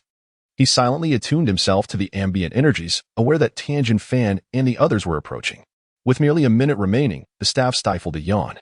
Clearly weary of the latecomers and preparing to pack up and leave, Bulma and her companions stood anxiously nearby, the seconds ticking away and their spirits growing increasingly heavy. Just as the staff was about to gather their belongings, a sudden surge of powerful energies pierced the air, and 4 figures darted past Bulma and her friends like lightning, their speed rendering them momentarily speechless. In the blink of an eye, these 4 figures came to a halt before the registration desk, their feet firmly planted on the ground. When Bulma and the others looked up, they were greeted by the sight of Tianjin Fan, Krillin, Yamcha, and Jiaozi arriving at the registration area. Finally, they have arrived. A sigh of relief escaped Bulma's lips, and a smile illuminated her face. As Wukong stood off to the side, he cast a glance at his familiar companions and couldn't help but marvel at their impressive entrance. The staff, having regained a modicum of energy, glanced at the clock and realized there was less than half a minute remaining before the deadline. Though his lips twitched slightly, he extended his hand to prepare for registration, urging them to hasten as time was of the essence. After the 4 from Tianjin completed their registration, they approached Master Roshi with utmost respect, greeting their teacher. Krillin was the first to step forward, his face beaming with pride as he exclaimed, Master Roshi, have you noticed how much I've grown? Master Roshi scrutinized Krillin and nodded in satisfaction. Indeed, quite impressive, Krillin. You've not only grown taller but also sturdier.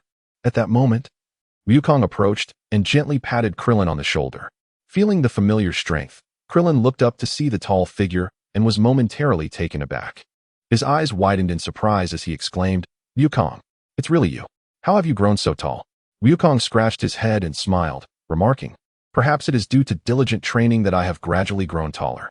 Upon hearing Krillin's exclamation, Tien and Yamcha turned to gaze at Wukong, their eyes filled with astonishment and curiosity. Wukong, it has truly been 3 years, and your transformation is quite unexpected, Tien exclaimed, secretly pondering Wukong's strength. Although Wukong emitted no discernible aura, he nonetheless instilled an intangible sense of pressure. Yamcha, also smiling, commented, It seems we must take this martial arts tournament seriously. Wukong, you are indeed a source of great anticipation. With a faint smile, Goku remarked, let the arena reveal the truth. Master Roshi, with a twinkle in his eye, addressed the group. I have already booked the hotel. You all should head there first to prepare for tomorrow's competition. Nodding in agreement, Goku and the others followed Master Roshi towards the hotel. Along the way, Tien, walking beside Master Roshi, inquired with a hint of confusion, Master, won't you be participating in this martial arts tournament? Master Roshi chuckled and waved his hand dismissively, feigning mystery. This time, allow you young ones to take the spotlight. As an old man, I shall merely observe your performances. At the rear, Bulma leaned towards Launch, gazing at Goku's tall figure, unable to suppress a soft exclamation. Goku has truly grown up, and he is becoming increasingly handsome. Launch cast a glance at Tien's silhouette and replied with a smile. Indeed, Goku is quite handsome, but I still find Tien more charming. Bulma teased, it seems you have a soft spot for Tien. The two exchanged smiles, their laughter mingling with the fresh air after the rain as they continued towards the hotel.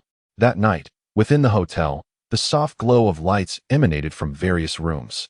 A torrential downpour resumed, with occasional thunderclaps adding a touch of tension to the pre-competition night. In Bulma and Launch's room, Bulma had hung a handcrafted Ikkyu doll by the window, symbolizing peace and good fortune. Watching the raindrops patter against the glass, she softly mused, I hope everything goes smoothly in tomorrow's match. Launch, with a playful tone, teased, what are you afraid of? You are Bulma, after all.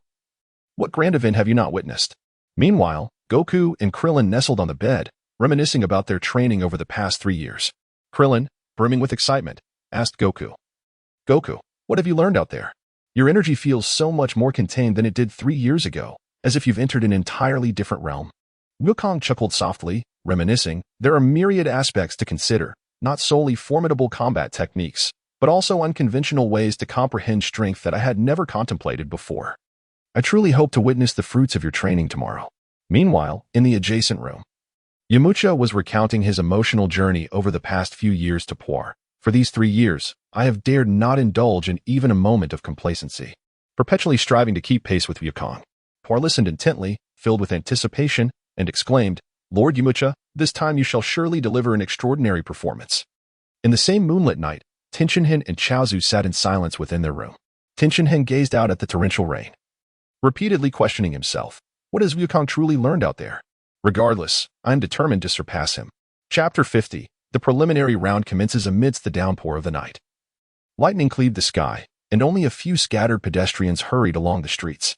A young child stood transfixed before a shop window, captivated by the exquisite toys within, utterly oblivious to the looming danger. Suddenly, a bolt of lightning struck the grand clock of the bell tower, and with a thunderous crash, fragments of the clock plummeted from above, hurtling towards the unsuspecting child. In that critical moment, a figure swiftly appeared beside the child. Calmly, the individual raised a finger, and a sharp beam of light shot forth, instantly reducing the falling debris to dust that dissipated into the air. The child's mother rushed over, cradling her child in her arms, breathless with gratitude towards the shadowy figure. However, the figure merely paused briefly, their gaze indifferent, turning not even a fraction before vanishing into the night's rain-soaked obscurity. This enigmatic savior, who intervened without a hint of sentiment, was none other than the solitary King Piccolo traversing the night. Although he scorned entanglements with humanity, he revealed a glimmer of kindness in a crucial moment. The following day dawned clear and bright. As the martial arts tournament venue erupted with vibrant fireworks, children cheering joyously around the site. Old man, did you bring my martial arts uniform? Wukong inquired with a grin, leaning closer to Master Roshi. Look at you all grown up. Why are you still yearning to wear my Turtle School's uniform? I didn't bring it. Your old one surely doesn't fit anymore, Master Roshi sighed, observing Wukong's now towering stature. Higi, I suppose it is time for a new set. Wukong scratched his head, smiling sheepishly. As Wukong and his companions entered the arena, they prepared to embrace the imminent competition. Krillin and Yamcha donned their familiar Turtle School martial arts uniforms, exuding an air of vigor. To everyone's surprise, Wukong approached wearing a brand new Turtle School outfit. Wukong, why are you still wearing that? I thought you were going for a new style. Krillin exclaimed with astonishment. Hiki, I've been ready for a long time. No matter how much I grow, I cannot forsake the spirit of the Turtle School. Wukong replied, patting his martial arts uniform. Just as Wukong and the others were getting ready for the match, a figure slowly approached, cloaked in a white cape, with green skin and piercing eyes. It was unmistakably King Piccolo. An oppressive aura enveloped the surroundings, causing Yamcha, Krillin, and Tenshinhan to break into a cold sweat. Despite years of training that had significantly enhanced their abilities, the shadow of King Piccolo lingered ominously. This guy is already so tall at just 3 years old. He is far quicker than I was. When I eventually have Gohan, he and Piccolo will be of similar age. It's no wonder they became such good friends in the original story, Wukong mused, observing Piccolo with keen interest. Piccolo's gaze bore into Wukong, emanating a chilling hostility and silence as they faced off, neither willing to speak first. The air was thick with tension, as if they were competing to see whose presence was more formidable. Suddenly, a hand clapped Wukong on the shoulder from behind. He turned to find a familiar face. The girl wore a simple martial arts uniform. Her hair was dark and lustrous, and her eyes sparkled with determination. She smiled and called out, "Son Wukong." Wukong was momentarily taken aback, but soon his eyes sparkled with delight as he exclaimed, "Chi-Chi. So it's you." His surprise was evident. Yet it was overshadowed by the joy of finding Chi-Chi amidst the bustling martial arts tournament. What a stunning young lady. Krillin and Yamcha exchanged excited whispers upon catching sight of her, unable to conceal their envious glances directed at Wukong, utterly captivated by Chi-Chi's charm and beauty. Chi-Chi couldn't help but smile, her lips curving upward.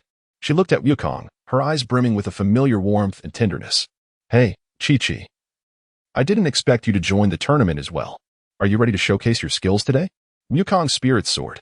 Chi-Chi's gaze was gentle yet tinged with a hint of challenge, as she playfully retorted, "Humph. No matter how powerful you are, I'm not afraid." Her tone carried a mischievous undertone, as if she were teasing Wukong. The atmosphere around them lightened considerably, and Krillin and Yamcha continued to whisper. "These two seem to be quite close, don't they?" They exchanged glances, a hint of envy flickering in their eyes at Wukong's fortunate companion. Outside the arena, although the spectators could not witness the matches within, the crowd remained densely packed. Master Roshi found himself squeezed into the front row, surrounded by enthusiastic young women.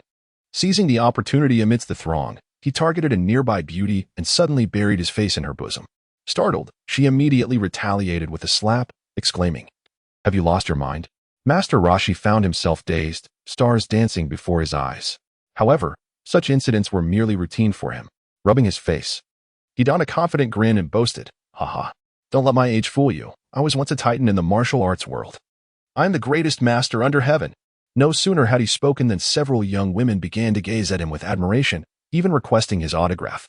Bulma, standing nearby, rolled her eyes and couldn't help but remark, "Master Roshi, you are becoming increasingly shameless, relying on bluster for attention." Yet the group of young women remained entranced, continuing their conversation with him, utterly oblivious to any impropriety, as if completely enchanted by his aura of greatness. As the preliminary draw commenced, Jiaozi stood aside, squinting at the lots. With a subtle wave of his hand, he used his psychic powers to ensure that Wukong and the others drew into different groups. Wukong glanced at his drawn number, nonchalantly smirking, seemingly indifferent to the outcome, while Krillin carefully held his drawn number, a hint of anxiety etched on his face. Unable to resist, he turned his head to steal a glance at Chi-Chi beside him. Dressed in a simple martial arts outfit, she stood out amidst the crowd, capturing everyone's attention. Krillin's heart raced, and he found himself swallowing hard, clearly enchanted by Chi-Chi's radiant smile. With a single glance, Wukong discerned Krillin's thoughts and couldn't help but chuckle softly, reflecting inwardly. This fellow seems to be quite content with her company. "Hey, Krillin, why do you keep staring at that lovely young lady?" Wukong approached, deliberately teasing him. Krillin, caught off guard, turned even redder, hastily lowering his head. "I don't mean anything by it. I just find Chi-Chi wonderfully charming." Wukong was assigned to the first match, and all eyes were fixed upon him. Standing on the arena, he yawned, exhibiting no signs of tension whatsoever. The competitors below whispered among themselves, lamenting the misfortune of King Gappa, who had encountered Son Wukong for the second time in a row. This remark reached King Gappa's ears and stirred a wave of displeasure within him. Gritting his teeth, he muttered, "It is Wukong who should be unfortunate." He glared at his opponent, who remained utterly unfazed, and resolved to forego further words, launching directly into the attack. King Gappa assumed a fierce stance, his muscles taut, his gaze fixed intently on Wukong. He thought to himself that he could not afford to let this opponent prevail so easily, and must exert all his strength. "Here I come," King Gappa roared. Dashing toward Wukong with astonishing speed, his right hand slicing toward Wukong's chest in an attempt to deliver a decisive blow. However, Wukong stood motionless, displaying no reaction. Just as King Gappa's strike was about to connect, Wukong suddenly vanished. King Gappa paused, his eyes darting around with heightened alertness. He searched left and right, up and down, yet could not locate Wukong's presence. The arena fell into an eerie silence, as if time itself had come to a standstill. In a moment of mounting anxiety, King Gappa suddenly felt a gust of wind behind him. Turning around, he found Wukong had materialized at his back. "Ah!" King Gappa exclaimed in terror. Just as he prepared to retaliate, a gentle breath brushed against his ear. Whoosh! Before he could react, Wukong's gentle breath sent him soaring off the arena. Like a leaf caught in the wind, the audience erupted in astonishment, while King Gappa crashed to the ground, dazed and disoriented. Tianjin Fan, Yamcha, and Krillin stood at the edge of the ring. Although they had witnessed Wukong's power before, each display left them in awe. "Incredible," Tianjin Fan murmured, his expression complex. "I can hardly believe how he accomplishes this." Yamcha nodded solemnly, "It's astonishingly swift. Even I cannot discern his movements." Krillin's eyes widened as he watched Wukong in the center of the arena, appearing effortlessly composed, a smile involuntarily creeping onto his lips. "Indeed, Wukong has surpassed us," he reflected. As the three friends marveled, their gazes shifted to Chi-Chi, who wore a smile, her eyes fixed intently on Wukong, filled with pride and joy. Though she remained silent, her expression spoke volumes about her delight in Wukong's performance.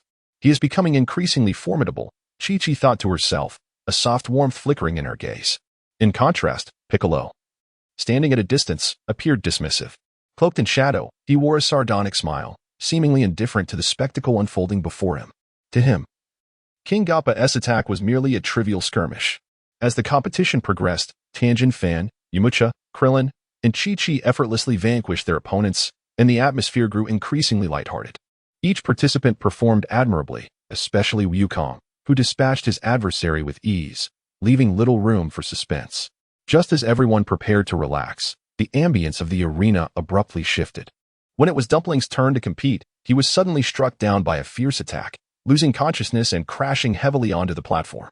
The audience gasped in shock, many unable to comprehend what had transpired. "Dumpling!" Tianjin Fan exclaimed, rushing toward the arena, his expression grave. He quickly knelt to assess Dumpling's condition, discovering him unconscious, pale, and breathing rapidly, clearly injured. "What is happening?" Yamcha frowned as he approached, bewildered. How could this be possible? He hadn't even finished speaking, his gaze suddenly froze, realizing someone stood at the opposite end of the arena. "Tao Pai Pai," Tianjin Fan gritted his teeth. Indeed, the one appearing at the edge of the stage was none other than the former master of the Crane School, Tao Pai Pai. Compared to his former self, this version of Tao Pai Pai was distinctly altered, clad in a pink combat suit that had evidently been transformed into a mechanical form. Wukong and his companions hastily approached, their expressions a tapestry of emotions as they beheld the figure of Tao Bai Bai before them. Unable to suppress a light chuckle, Wukong stepped forward and remarked, "I never imagined you would become a mechanical being, Tao Bai Bai." Tao Bai Bai's gaze fixated on Wukong, a sardonic smile gracing his lips as he retorted, "Son Wukong, how bold of you to show your face here. You are courting death. Do not be hasty in your exit. Await my arrival to claim your life." His voice was chilling, sending shivers down the spine. Subsequently, Tao Bai Bai turned his attention to Tianjin Fan, his eyes brimming with animosity. "And you, Tianjin Fan, traitor of the Crane School, once I have dealt with Son Wukong, you shall be next." Wukong offered a magical bean to Jiaozi, who swiftly regained his composure and rose to his feet, rubbing his head. "Thank you, Wukong," Jiaozi said, glancing at the others with a hint of embarrassment. "The reason for my defeat was that upon seeing my opponent, my master uncle Tao Bai Bai, I was so intimidated that I hesitated to strike, and as a result, was taken down by a single blow." Tianjin Fan looked at Jiaozi and reassured him, "Do not worry, Jiaozi. I shall avenge this grievance." Though Tao Bai Bai is a mechanical being, he remains ultimately a minor character. You need not fear him any longer. Jiaozi lowered his gaze and gratefully acknowledged Tianjin Fan. "Thank you, Tianjin Fan. But I," Tianjin Fan patted Jiaozi on the shoulder, "you have shown enough courage. Do not berate yourself further. Rest assured, I will undoubtedly handle someone like Tao Bai Bai." Chapter 51. Mechanical Tao Bai Bai. The roster of competitors for the quarterfinals was finally unveiled, and the atmosphere in the venue instantly grew tense. The lineup included Tao Bai Bai, Tianjin Fan, Chi-Chi, Wukong, Piccolo, Krillin, Yamcha, and a mysterious contestant named Yachi. Yachi donned a mask that concealed much of his face, evidently attempting to obscure his identity from others. Wukong's gaze fell upon Yaki, a flicker of contemplation passing through his eyes. Although Yaki made a deliberate effort to conceal his visage, Wukong had already recognized him by his familiar aura and form. However, Wukong understood that it was best to refrain from excessive conversation in the arena, since the other party opted to shroud their identity. It was prudent to let him retain that air of mystery. The absence of the celestial god at this martial arts tournament lingered in Wukong's thoughts. Perhaps he believes we are capable of defeating Piccolo. During the intermission, Wukong, Yamcha, and Krillin made their way to the spectator stands, intending to engage in light-hearted conversation with Master Roshi and the others to unwind. As soon as they settled in, Krillin could not contain himself. The first match is Tien against Tao Pai Pai. Tao Pai Pai? Wasn't he defeated by you, Wukong? How could he possibly have returned? Master Roshi exclaimed, suddenly taken aback, his expression shifting to one of grave concern. Do not fret. Although Tao Pai Pai has returned, he poses no threat to Tien. Wukong replied nonchalantly, waving his hand dismissively. Krillin, momentarily perplexed, looked at Wukong with confusion. Wukong, Tao Pai Pai is aware of all of Tien's techniques. Nonetheless, Tien must exercise caution. Wukong chuckled, reassuringly stating, rest assured, Tianjin Fan has become exceedingly powerful. Even the formidable Tao Bai Bai cannot surpass him. As his words faded, a familiar figure approached them, Master Crane, his expression grave and brow furrowed. He stepped before Master Roshi and the others, speaking in a hushed tone. While your turtle school has yet to be extinguished, you must escape at once. Without waiting for a response, Master Crane turned and departed without a backward glance. The host announced the imminent commencement of the match, and the audience below buzzed with excitement, the venue brimming with spectators. Bulma, Launch, and Master Roshi found themselves packed like sardines, struggling to enter. Bulma frowned, observing the crowd's reluctance to part. She grasped Launch's shoulder, whispering, what shall we do, Launch? We simply cannot get through. Launch pouted, a sudden thought flashing through her mind. She picked up a blade of grass and lightly tickled her nose. The next moment, Hachu. Launch unleashed a mighty sneeze, sending her golden hair cascading upwards, her aura transforming instantaneously. With a sharp crack, Launch pulled the trigger, gunfire erupting as she unleashed a barrage, causing the surrounding audience to scatter in fright, clearing a wide path. Thank you ever so much, Launch. Bulma laughed, unable to contain herself as she witnessed the spectacle. At last, the trio navigated through the throng to the prime viewing position. Launch stowed away her submachine gun, nodding in satisfaction. Now, who dares to obstruct my way? Bulma rolled her eyes, muttering, what a true road bully. Master Roshi murmured beside her. On the arena, Tianjin Fan's gaze was fixed intently on the opposing Tao Bai Bai. His thoughts drifted back to his youth, a time when he was merely a novice martial artist, often bested and bruised by Tao Bai Bai's relentless training. Tao Bai Bai stood on the opposite side of the stage, smirking disdainfully. Tianjin Fan, you will never triumph over me. His tone dripped with arrogance, exuding an air of confidence that belittled Tianjin Fan's resolve. A flicker of complicated emotions crossed Tianjin Fan's eyes, a blend of nostalgia and pain. This was his long-remembered master, the one who had subjected him to grueling training. In his youth, Tianjin Fan had at times contemplated surrendering under the harshness of Tao Bai Bai's tutelage. Yet, those very trials had forged his strength. You once claimed I could never defeat you. Today, I shall prove otherwise. Tianjin Fan declared softly, fist clenched tightly. You are overly naive, Tianjin Fan. Perhaps you have grown stronger, but you will never surpass me. Tao Bai Bai scoffed, a slow smile creeping across his face. Suddenly, he lunged at Tianjin Fan with blinding speed, his palm aimed directly at Tianjin Fan's chest, slicing through the air with a piercing whoosh.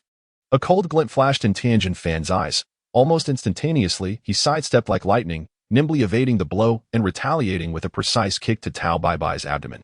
Caught off guard, Tao Bai Bai was propelled backward, crashing against the edge of the arena. Cough! Tao Bai Bai fell to the ground, slowly rising, fury and resentment flickering in his eyes. Rubbing his midsection, he stood, the previous nonchalance replaced by a chilling demeanor and palpable malice. Indeed, you possess some skill, he muttered to himself, then charged at Tianjin Fan once more. At that moment, Tianjin Fan raised his hand, halting the onslaught. Stop! Are you conceding? Tao Bai Bai paused, confusion crossing his face. No, surrendering is not in my nature. However, I will forget the incident with the dumplings. Let this end here. Tianjin Fan inhaled deeply, seemingly striving to temper his inner fury. Are you pitying me? You have merely learned a few moves, yet you dare to be so arrogant. Tao Baibai retorted coldly, his tone laced with sarcasm. Do you truly believe you can defeat me now? In a flash, Tianjin Fan vanished from Tao Baibai's sight, only to appear behind him the next instant. Gently tapping Tao Baibai's shoulder, he spoke with calm confidence, my abilities now far exceed yours. Tao Baibai froze momentarily, astonished as he turned to face Tianjin Fan, unable to comprehend how he had appeared so swiftly. Instinctively, he stepped back, exclaiming, when did you get behind me? You claim to be stronger than I am. How shameless. Tianjin Fan smiled slightly at Tao Baibai's reaction, though he hadn't intended to boast. He couldn't help but feel a flicker of pride at this moment. The truth is undeniable, he replied, his tone tinged with bashfulness, as if reluctant to admit it yet unable to conceal his true feelings. Tao Baibai launched another attack, his movements like a bolt of lightning, rapid and fierce. Each strike he delivered was imbued with tremendous force, aimed directly at Tianjin Fan. However, Tianjin Fan remained composed, effortlessly dodging every assault with agility and grace. As Tao Baibai lunged once more, Tianjin Fan suddenly seized one of his wrists, twisting it behind him with a sharp crack, forcing him towards the edge of the arena. Tao Baibai's balance faltered, teetering on the brink of falling outside. Is this how you wish to be defeated? Tianjin Fan said coldly, preparing to conclude the encounter. Yet, just as Tao Baibai was about to tumble off the stage, one of his metallic wrists shattered, revealing a sharp dagger. With a swift motion, Tao Baibai brandished the dagger, aiming it at Tianjin Fan's chest. Tianjin Fan's focus sharpened. Reacting swiftly, he felt the sting of the blade as it grazed his skin, blood spilling forth. But he did not flinch. Rage surged within him as he absorbed the pain, gritting his teeth in defiance. You dare to wound me? As Tao Baibai lunged again, Tianjin Fan seized the dagger's hilt, forcibly snapping it in two. Such trifles shall not fell me, he declared, a mix of fury and calmness in his voice. The host, witnessing Tao Baibai's blatant violation of the rules, sensed the situation spiraling out of control. Grasping the microphone, he announced loudly, the outcome of the match is clear. Tianjin Fan is the victor. Tao Baibai is disqualified for utilizing a weapon. Yet, Tao Baibai's rage did not dissipate with the verdict. His twisted visage morphed into a maniacal grin as he glared at Tianjin Fan, roaring, I care not for victory or defeat. I shall end this wretched brat. Before his words could fully dissipate, his broken metallic wrist emitted a crack, splitting anew to unveil a menacing black cannon, glimmering ominously. Behold my super hull wave. Tao Baibai bellowed, pressing a button on his wrist, unleashing a golden energy wave that surged towards Tianjin Fan like a bolt of lightning. Gasps erupted from the audience, who had believed the match concluded, only to witness Tao Baibai's reckless resurgence. A cold light flashed in Tianjin Fan's eyes as he shouted, gathering all his strength, unleashing a powerful gust that dissipated the golden energy wave entirely. As the formidable Super Dodon wave encountered the aura of Tianjin Han, it dissipated instantaneously into nothingness, failing to inflict any harm upon him. Tao Baibai's expression contorted further in disbelief. He could hardly comprehend that his powerful attack had been effortlessly neutralized by Tian. Anger surged through him, nearly driving him to madness. He gathered his energy once more, poised to unleash an even stronger assault, only to be effortlessly restrained by Tian's hand upon his shoulder. You no longer possess the right to remain on this stage. Tian's voice resonated with a deep authority. Without hesitation, Tian swiftly struck, delivering a powerful kick to Tao Baibai's chest, striking with such speed and force that it rendered Tao unconscious, collapsing onto the arena floor. Stripped of his fighting capability, Tian made no pause, advancing directly to the fallen Tao Baibai, lifting him and presenting him to Master Rashi for further handling. Take him away. He is never to appear before me again, Tian stated coolly, his tone devoid of any fluctuation. Standing nearby, Master Rashi maintained a stoic demeanor, casting a cold glance at Tian before turning to shoulder Tao Baibai. Although discontent brewed within him, the overwhelming presence of Tian compelled him to silently acquiesce. You ungrateful wretch, utterly oblivious to your own insignificance. Remember, having come this far, a grim fate awaits you, Master Rashi muttered under his breath, his voice laced with disdain and fury as he carried Tao Baibai away. Tian offered no response, instead lowering his head in contemplation. He walked toward the backstage, reflecting on his recent battle with Tao Baibai, yet his heart remained heavy with a complex foreboding. Chapter 52. Goku, will you marry me? It is now my turn, Goku declared. Krillin glanced at the match schedule, a hint of embarrassment crossing his face upon realizing his opponent was that charming young lady. Just then, Chi-Chi approached, and Krillin's face flushed crimson at the sight of her, stammering as he struggled to find the right words to say. However, Chi-Chi's gaze was not fixed on Krillin, but was instead directed straight at Goku. Wukong and Chi-Chi stood on opposite sides of the arena, their gazes firmly fixed upon one another. Son Wukong, allow me to witness your true strength, she challenged. Beside them, Piccolo observed with a cold, detached demeanor. Will you marry me or not? Chi-Chi demanded, her eyes locking onto Wukong's with a hint of indignation, clearly recalling the day in their youth when he had turned down her proposal. Wukong was taken aback, his face suddenly tinged with embarrassment. Why bring up such matters during the competition? He was somewhat at a loss, uncertain how to respond. Below the stage, Krillin and Yamcha were stunned, scarcely believing their ears. Such an adorable girl wished to marry Wukong? Bulma and Master Roshi suddenly recalled the young lady standing upon the arena. Realizing she was none other than the daughter of the Bull Demon King, Chi-Chi, Bulma's heart sank, her expression dimming slightly, as a wave of disappointment washed over her. A flicker of apprehension crossed her mind. She feared that Wukong might actually accept Chi-Chi's proposal. What on earth are you two discussing? Yamcha gazed at the awkward atmosphere between them, utterly bewildered. Yet the tense ambience of the competition remained unchanged, as everyone awaited Wukong's response. Defeat me, and you shall not have to marry me, Chi-Chi exclaimed, her eyes ablaze with indignation, clearly displeased by Wukong's prolonged silence regarding her question. Upon witnessing Chi-Chi's fervent reaction, Wukong harbored an understanding that her words were laced with frustration, yet he felt a sense of helplessness. He gently scratched the back of his head and chuckled, all right. Let us compete first. In his mind, he resolved to address this matter after the match had concluded. Meanwhile, Krillin and Yamcha remained in a state of bewilderment, seemingly dazed by the exchange between the two.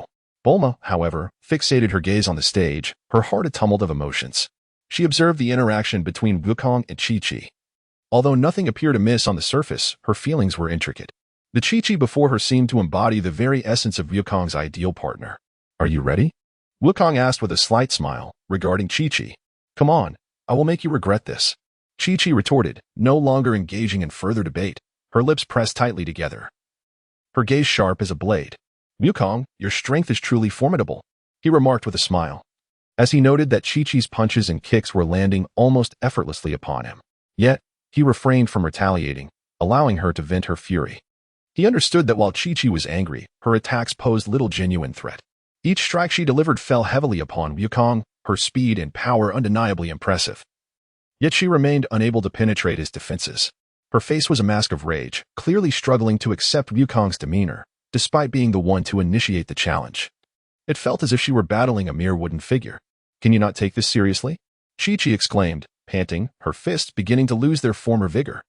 Witnessing Wukong maintain that relaxed smile only fueled the fire of her indignation further.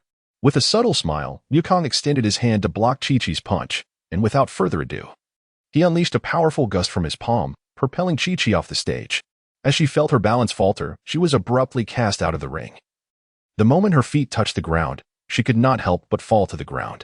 The match concluded, with Son Wukong emerging victorious, as the announcer proclaimed loudly. Piccolo observed the scene on the stage, disdainfully curling his lip. Humph, what a tedious battle.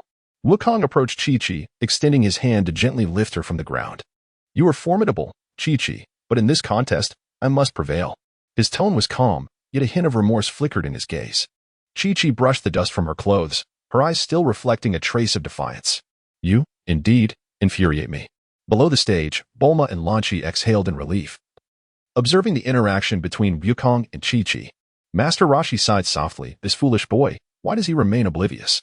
Do you truly believe Wukong is unaware? It is entirely intentional, Lanchi remarked, a glimmer of amusement dancing in her eyes as she spoke. After the competition between Wukong and Chi-Chi concluded, everyone gathered together, eagerly anticipating Wukong's decision. Would he accept Chi-Chi's proposal or turn her down?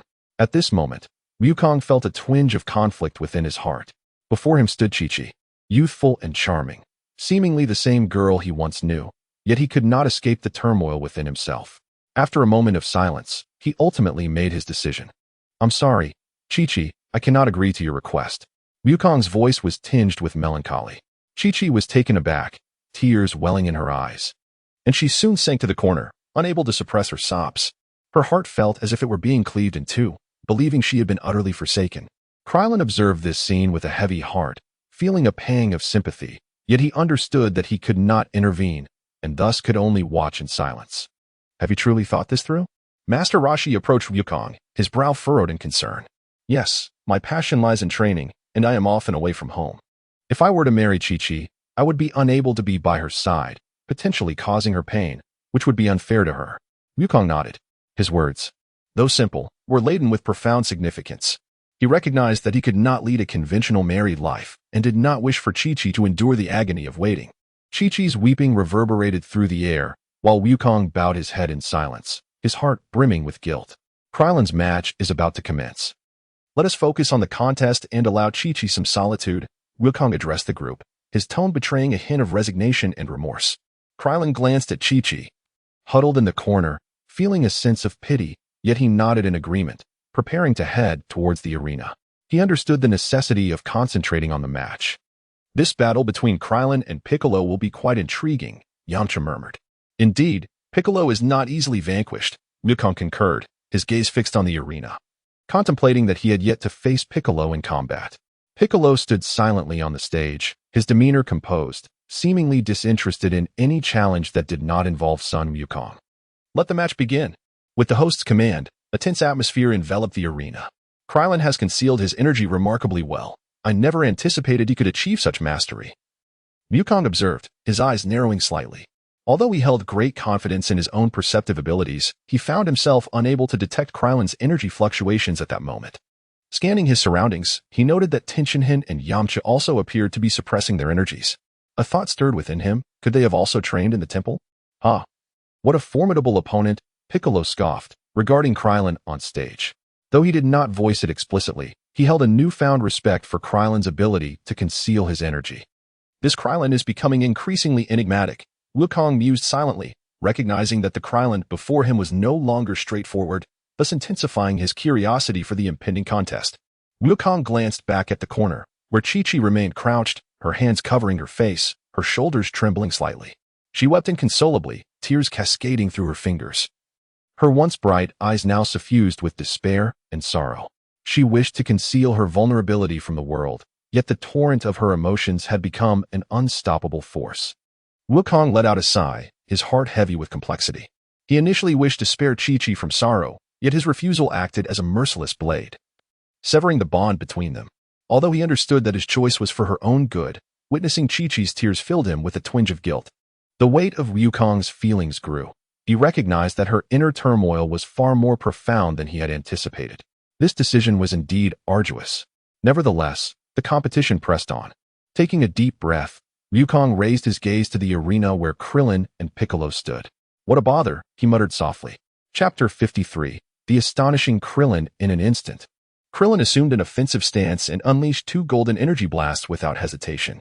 These waves of energy traversed the arena with lightning speed, locking onto Piccolo with formidable intent. Piccolo narrowed his eyes, sensing the threat. He took to the skies, attempting to evade the two blasts by gaining altitude. However, Krillin's energy waves were relentless, swiftly adjusting their trajectory, pursuing Piccolo with a precision that seemed almost sentient. A cold glint flashed in Piccolo's eyes as he disdainfully snorted, shooting forth two beams of dark energy that collided with the incoming blasts. The resulting explosion was deafening, radiating brilliant light. Such simple tactics, Piccolo sneered with smug confidence. Yet before he could finish his taunt, Krillin, utilizing his agility, leaped into the air and delivered a powerful kick from behind. Piccolo, caught unaware, was struck hard, propelling him away like a spacecraft launched by an immense force. He barely maintained his balance, nearly toppling off the edge of the arena. The audience erupted in astonishment, unable to fathom how Krillin had managed to launch such a clever attack on Piccolo, gaining the upper hand. You possess some skill, Piccolo managed to stabilize himself, casting a cold glance at Krillin. Boom. Krillin charged at Piccolo, his fist flying with astonishing speed, landing several blows in the blink of an eye. Each punch carried a fierce gust, echoing with a series of sharp cracks. Piccolo staggered under the relentless assault, gradually losing his equilibrium. Suddenly, Krillin delivered a heavy punch to Piccolo's chest, sending him soaring like a kite cut from its string, crashing violently against the arena's edge. Regaining his composure, Piccolo wiped the blood from the corner of his mouth and glared at Krillin, his eyes glinting with rage. You little brat, do you truly believe you can defeat me? I am merely toying with you. In an instant, Piccolo's physique began to morph, his arms swelled with muscle, and an overwhelming aura surged forth, creating an oppressive wave of energy that filled the air. Behold, this is my true power. Piccolo's deep voice resonated with a palpable threat as he swung his massive arms, his energy surging violently. The audience gasped in awe, some even retreating a few steps in fear. Bulma shouted from the sidelines, "Krillin, defeat this guy. You can do it." At her encouragement, Krillin clenched his fists. He took a deep breath, undeterred by Piccolo's escalating power. "You are quite stubborn," Piccolo remarked coldly, his tone dripping with menace. "Do you intend to persist in this futile struggle? I advise you to forfeit, or you shall regret it. Do not jest. Today, I will surely defeat you." Krillin replied resolutely. Piccolo's arm suddenly elongated, reaching out to snatch Krillin with incredible speed. Caught off guard, Krillin felt Piccolo's grip tighten around his leg. Seizing the opportunity, Piccolo retracted his hand and swung a punch at Krillin. However, Krillin reacted swiftly, blocking the attack and breaking free from Piccolo's grasp.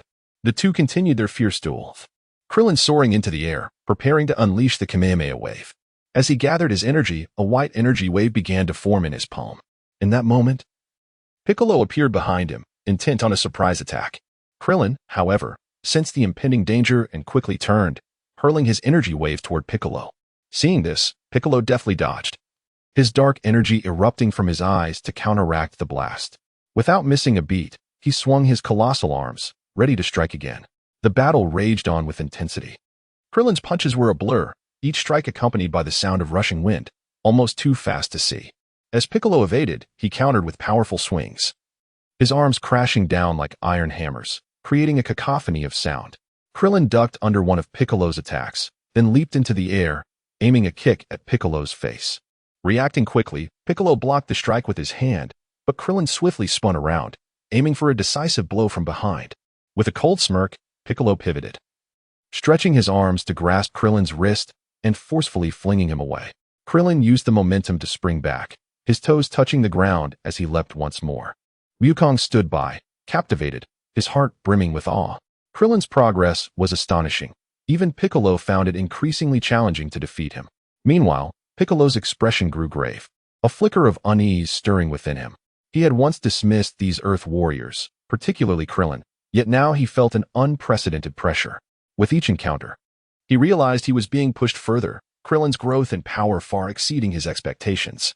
This young fighter, should he continue to develop, would undoubtedly become the most formidable obstacle to Piccolo's ambition of world domination. A silent warning echoed in Piccolo's mind. The battle between Krillin and Piccolo raged on fiercely. Piccolo's hands swung like hammers, each strike imbued with unmatched force.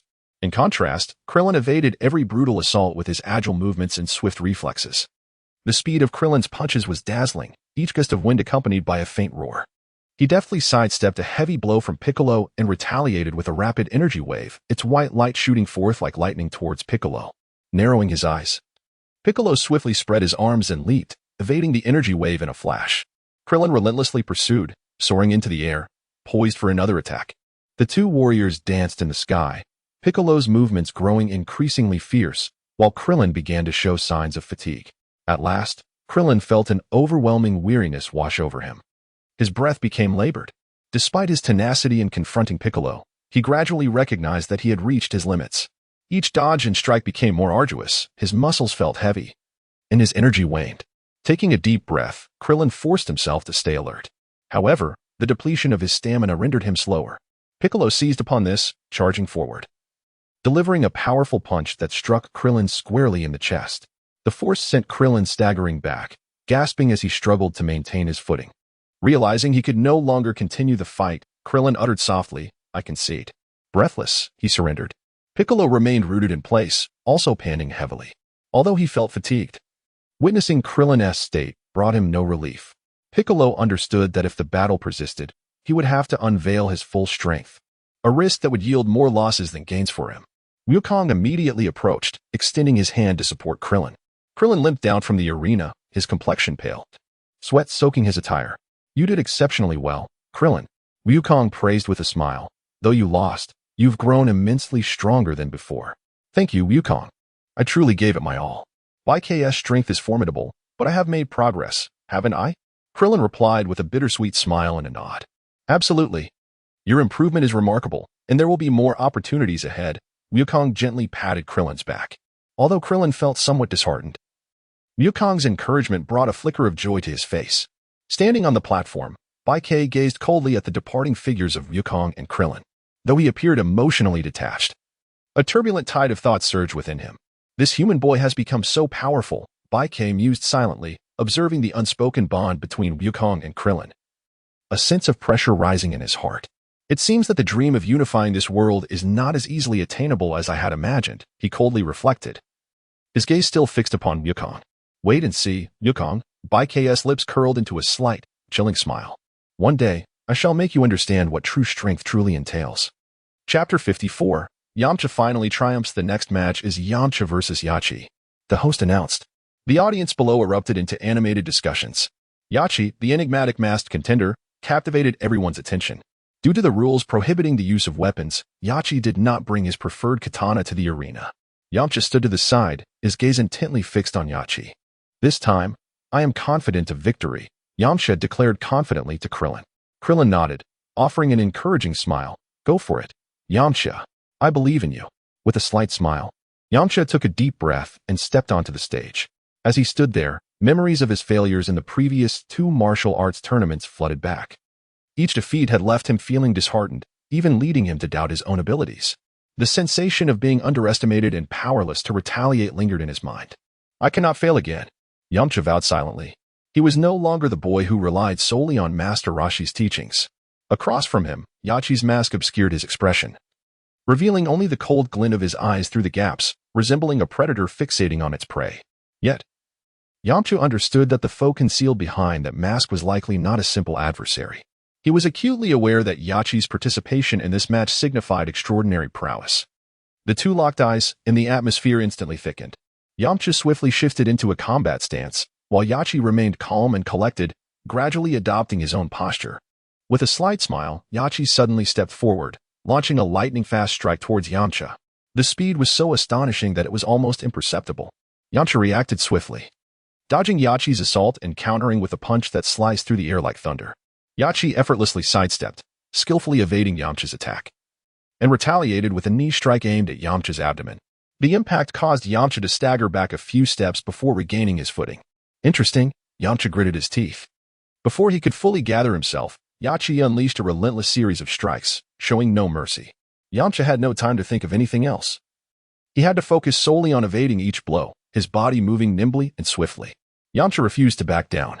He launched a powerful punch forward, channeling all his strength into it. Yachi underestimated this strike and, as he attempted to dodge, he was caught by the sheer force of Yamcha's punch to his shoulder. Yachi was knocked back several steps, his expression shifting to one of seriousness. Seizing the opportunity presented by Yachi's momentary lapse, Yamcha struck swiftly, delivering a decisive blow without hesitation, his fist connecting squarely with Yachi's face.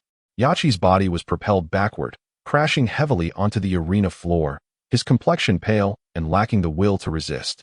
Yamcha wins, the host declared immediately. Standing at the center of the arena, sweat trickled down Yamcha's forehead. Despite this, an unmistakable joy illuminated his face. I have finally made it to the semifinals, Yamcha reflected emotionally, unable to suppress a low murmur. Closing his eyes, tears involuntarily slipped from the corners of his eyes. I did it. Yamcha took a deep breath, striving to maintain his composure amidst the cheers from the audience, feeling an unprecedented sense of relief and fulfillment. Yamcha is so much stronger than Yachi, Wukong quietly remarked. His insight into combat had always been keen, despite the tension in their duel. He could immediately discern that Yamcha's fighting technique and adaptability far surpassed Yachi's. Particularly in that final strike, Yamcha had exploited Yachi's weakness, delivering a fatal blow, a testament to his precise control of the battle's rhythm. This guy is truly getting stronger. Wukong couldn't help but smile with pride, feeling a sense of accomplishment for Yamcha's progress. Dear audience, the lineup for the semifinals has been confirmed. The upcoming matches will feature Sun Wukong against Tan Jinhan. The other match will be Bai Ke versus Yamcha, the host announced excitedly, microphone in hand. The crowd erupted into enthusiastic applause and cheers, the atmosphere becoming increasingly tense and exhilarating. Everyone eagerly anticipated these thrilling confrontations, particularly the bout between Wukong and Tan Jinhan, which had already captured the public's attention. Goku stretched languidly, sauntering toward the arena with an air of ease. Beside him, Tan Jinhan appeared more composed than usual, although his eyes sparkled with a fierce desire for battle. He maintained a calm demeanor. In a shadowy corner beneath the stage, Chi-Chi crouched quietly, secretly observing Goku's figure. Her face was etched with sorrow, clearly still reeling from the previous rejection. Upon hearing the announcer declare Goku's match time, a pang of bitterness surged within her. Why am I so insignificant? Chi-Chi murmured softly, tears welling in her eyes, her emotions tumultuous and unresolved. Despite the tumult within her heart, she chose not to depart.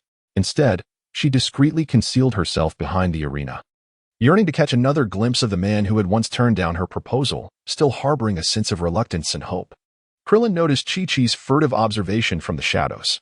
She remained fixated on Goku, her gaze filled with concern and anticipation. Standing at the side of the arena, Krillin felt a stir of emotions. Memories flooded back, recalling the rivalry he had shared with Goku since childhood.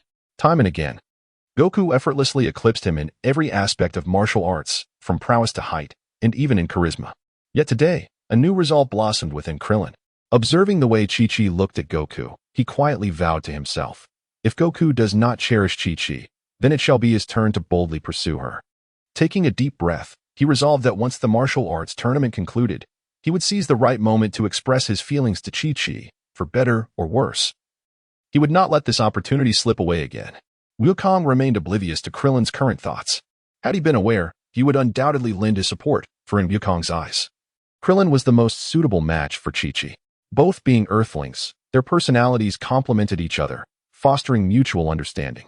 On the arena, Wukong nodded slightly and calmly declared, "Give it your all, Tien."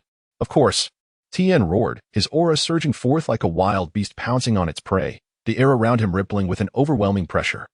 Yet, Wukong stood firm, his gaze tranquil, as if he had anticipated this moment. His stance was as solid as a rock, his expression betraying no sign of disturbance. With only his slightly bent arms hinting at his readiness to receive Tien's assault, the atmosphere around them seemed to freeze, and the audience collectively held their breath.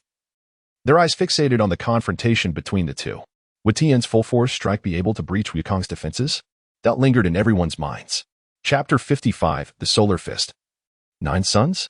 In an instant, Tien launched himself at Wukong, his form nearly vanishing from the arena, moving with a grace and swiftness akin to lightning. His fist, accompanied by a sound that pierced the air, struck towards Wukong's abdomen, the force creating a tremor that warped the very atmosphere. Tien's speed was so remarkable that even the onlookers struggled to track his movements. However, Wukong remained unmoved, a hint of nonchalance in his eyes, as if he had foreseen this attack. Just as Tien's fist was about to make contact, Wukong's form vanished like a specter, reappearing behind Tien in an instant. He swiftly delivered a powerful palm strike aimed at Tien's back. This rapid exchange rendered the audience unable to discern their actions, as the space between them shimmered with afterimages, the air thrumming with energy. Their figures quickly melded into the atmosphere, making even the slightest movement challenging to capture. The sound of their blows echoed like thunder, reverberating through the arena as if the very heavens were quaking at the intensity of their battle. The spectators could only gaze at the seemingly empty stage, hearing only the rush of air and the resounding impacts of their clash. With each strike, the cacophony grew louder, each blow resonating like a hammer against steel, causing the arena to tremble ever so slightly.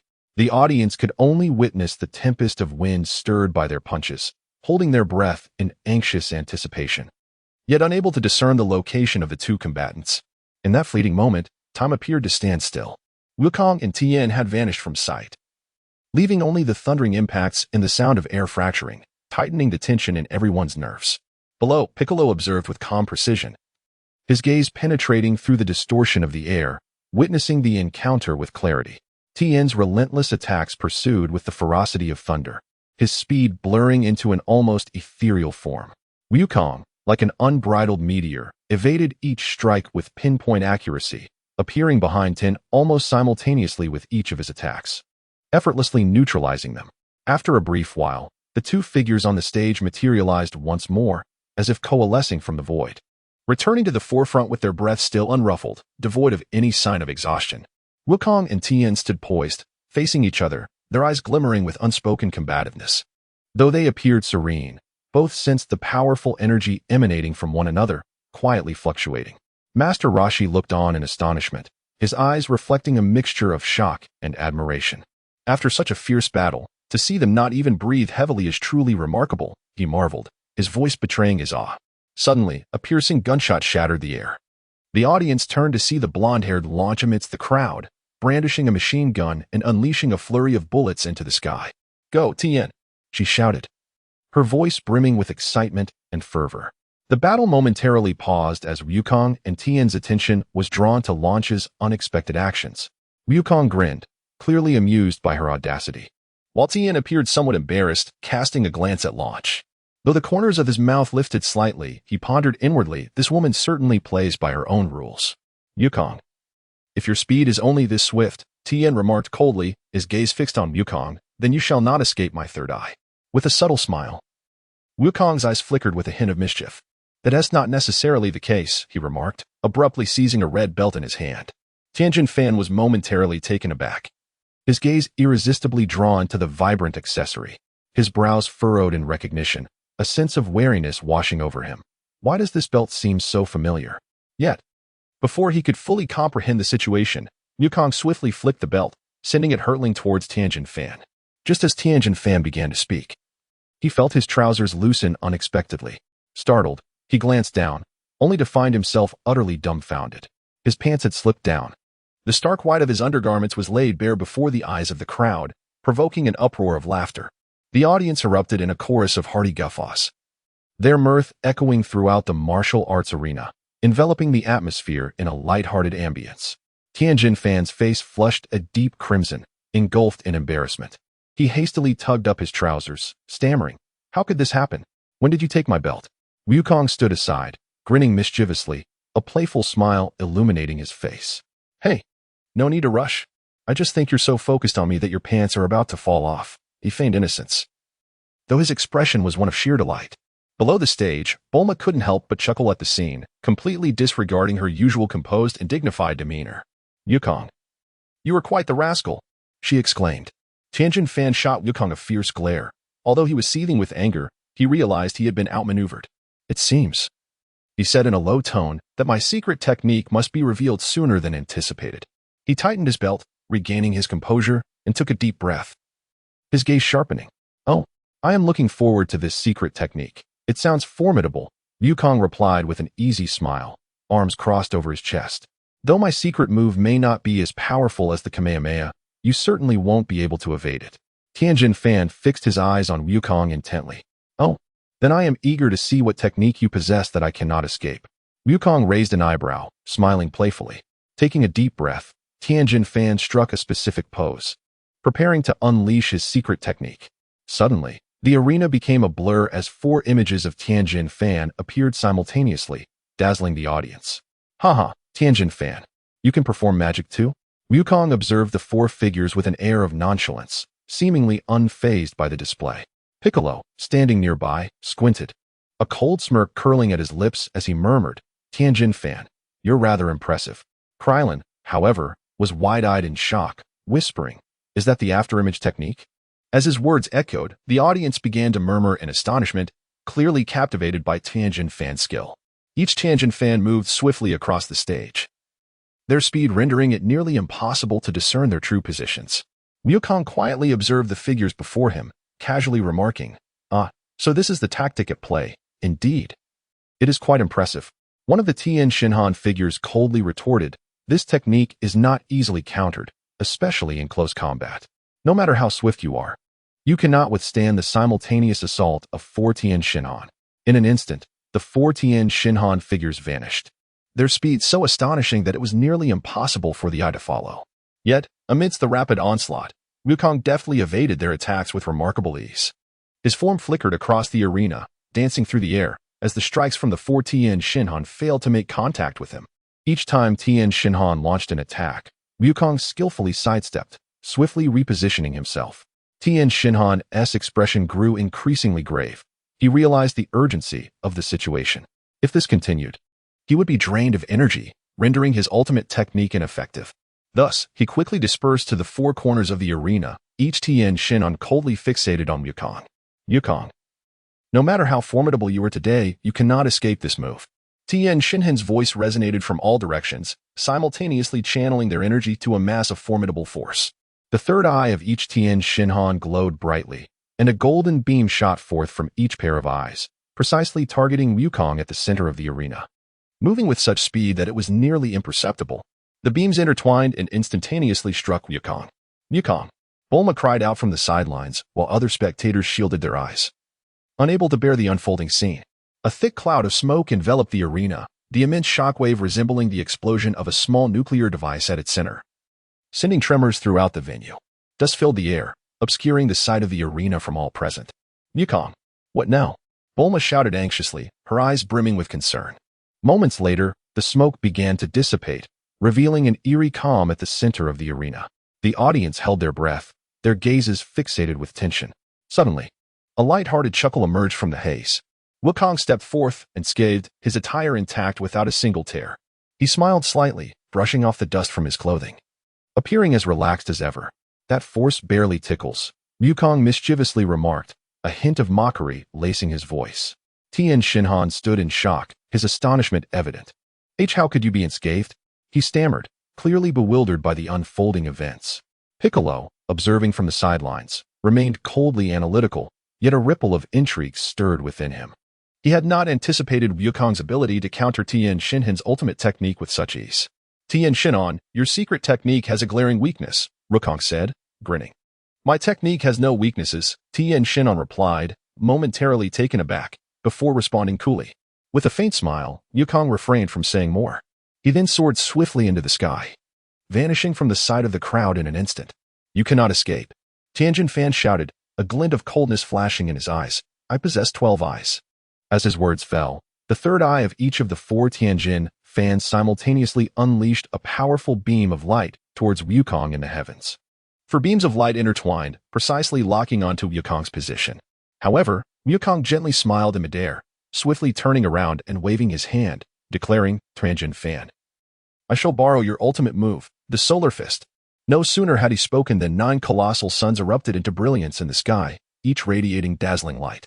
The scorching glow instantly illuminated the entire arena and the surrounding atmosphere, causing nearly all spectators to shut their eyes, unable to endure the blinding radiance. Even the martial arts competitors present could feel the searing heat, their garments beginning to smoke under such elevated temperatures.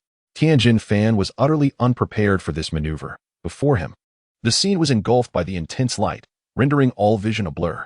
The brilliance of the Solar Fist was overwhelmingly bright, and his third eye could not acclimatize to such illumination. In that fleeting moment, the figures of the 4 Tianjin fans were consumed by the scorching light, leaving nothing but a void. As Wukong flashed behind the 4 Tien Shinhan clones, he swiftly struck each one with precision, sending them flying off the stage. Once the blinding sunlight faded, only Wukong remained, standing victoriously with a light-hearted smile. I won. Tien, standing alone, slowly retracted his clones, reverting back to his original form. His breath slightly labored, clearly astonished by Wukong's Solar Fist. Wukong, Tien managed to say with some difficulty, your Solar Fist is incredibly powerful. Hee. Your signature move isn't bad either, but it pales in comparison to my Solar Fist, Wukong replied, wiping the sweat from his forehead with a grin. Tien's expression was a mix of emotions, though he did not wish to admit it. He understood deep down that the gulf between himself and Wukong was still vast. If Tien were to train on Namek, he would undoubtedly become the strongest Earthling. Wukong mused, feeling increasingly impressed by Tien's strength as the match concluded. He believed that Tien not only had the ability to create formidable martial arts techniques but was also continuously improving. He estimated that Tien was now on par with Piccolo. Enjoy your moment of joy while you can. Soon, I shall dismantle you piece by piece, Piccolo sneered coldly.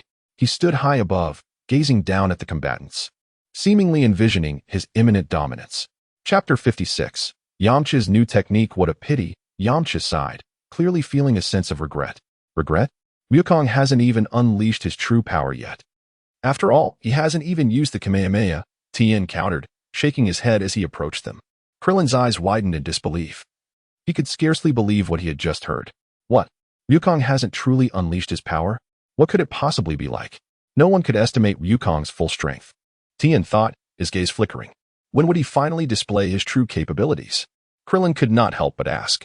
Tien smiled faintly at the most critical moment. Wukong will undoubtedly reveal his true strength. That will be the most terrifying moment. Minutes later, the announcer proclaimed loudly, next, it's Piccolo versus Yamcha.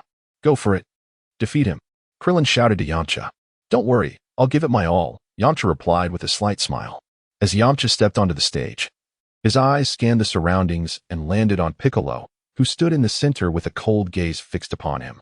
Piccolo's imposing stature radiated an aura of authority, resembling an insurmountable barrier. "I thought you might forfeit, knowing my strength.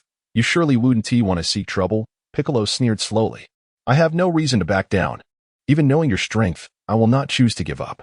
I have been improving, and this time, I won't make it easy for you," Yamcha replied, feeling a tightening in his chest but quickly regaining his composure.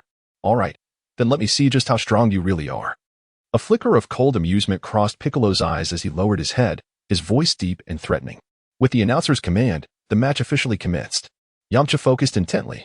His eyes locked on Piccolo's every move, his heartbeat gradually steadying. "I can take you down in just a few moves," Piccolo stated coldly, his gaze never leaving Yamcha, revealing an air of disdain. "But sorry, my target isn't you. It's Son Goku." "Humph. Anyone can talk big," Yamcha retorted softly as he lunged towards Piccolo with blinding speed. His figure darting across the stage like lightning, his fists slicing through the air with a fierce gale aimed directly at Piccolo. With quick reflexes, Piccolo crossed his arms to block the attack, the sound of a dull thud resonating as the shockwave spread out, stirring up a cloud of dust. Each collision of fists and feet distorted the air, causing the ground beneath them to tremble slightly. Yamcha's movements were rapid and agile, his continuous assault making it challenging for Piccolo to defend fully, yet every one of Piccolo's strikes bore lethal intent, equally formidable. Yamcha's momentum surged, his form rushing towards Piccolo like a tempest, the powerful gusts of his punches causing Piccolo's clothing to flutter. "Wolf Fang Fist," Yamcha shouted fiercely, his fist charged with rushing air, slamming towards Piccolo. Before Piccolo could react, the gale from Yamcha's punches forced him back step by step. Piccolo's expression shifted as he quickly retreated, attempting to create distance, but Yamcha's relentless attacks followed closely, battering against Piccolo's chest and shoulders, causing his body to sway. Suddenly, a heavy punch landed squarely in Piccolo's abdomen, forcing an involuntary grunt from him, and he staggered back a few steps, teetering on the edge of falling. "This is my true power," Yamcha yelled, intensifying his assault, determined to overwhelm Piccolo. However, Piccolo was not so easily defeated. With a steely gaze, he suddenly reached out like lightning, grasping Yamcha's right leg. Before Yamcha could react, Piccolo yanked him with force, causing Yamcha to lose his balance. "Humph," Piccolo chuckled coldly. And with a powerful throw, he sent Yamcha flying across the stage like a rag doll. Yamcha spun in the air, feeling as if his body were being torn apart. But just as he landed, he quickly adjusted his stance, stabilizing himself firmly on the stage. "Is this all you've got?" Piccolo mocked, looking at Yamcha with a hint of disdain. He seemed unconvinced that Yamcha had any stronger techniques to counter him. Taking a deep breath, Yamcha replied, "No. I have one final technique." With that, Yamcha slowly extended his right hand, palm facing upward, as if sensing some force within the air. His energy began to gather rapidly, the atmosphere around him growing tense, and the fluctuations of power intensified. As Yamcha's energy coalesced, a golden sphere of light began to take shape in his palm. "Behold my spirit ball," Yamcha shouted, and as his voice echoed, the golden energy swiftly expanded, transforming into a lightning-like energy ball hurtling towards Piccolo. Surprise flickered in Piccolo's eyes, but he quickly regained his composure, soaring into the air to evade the rapidly approaching energy ball. As it zipped past him, Piccolo offered a bemused smile. "Not a bad technique, but at this level, it poses no threat to me." What Piccolo did not anticipate was that Yamcha had not given up. His focus remained locked onto the spirit ball, and he began to manipulate its trajectory with sheer will. The golden energy orb abruptly changed direction mid-air, as if possessing a mind of its own, racing towards Piccolo with relentless determination. Piccolo's eyes widened in astonishment. Instinctively, he accelerated, attempting to shake off the ever-pursuing orb, but it followed him closely with every turn, as if tethered by an unseen force. Beneath the stage, Master Roshi stood in shock, exclaiming, "What is this technique? How can he control it with such precision?" He was acutely aware that the energy sphere possessed immense power. However, its trajectory was typically linear, rendering it incapable of agile turns to pursue a target. Yet, Yamcha had remarkably transcended this conventional limitation. As the energy sphere hovered before him, Goku gazed at the golden orb in the arena, silently marveling at Yamcha's mastery of energy manipulation, which had reached a breathtaking level of sophistication. The inherent tracking capability of this technique was truly extraordinary. Goku pondered, recognizing that the tracking attribute of the energy spheres was the most invaluable aspect to emulate.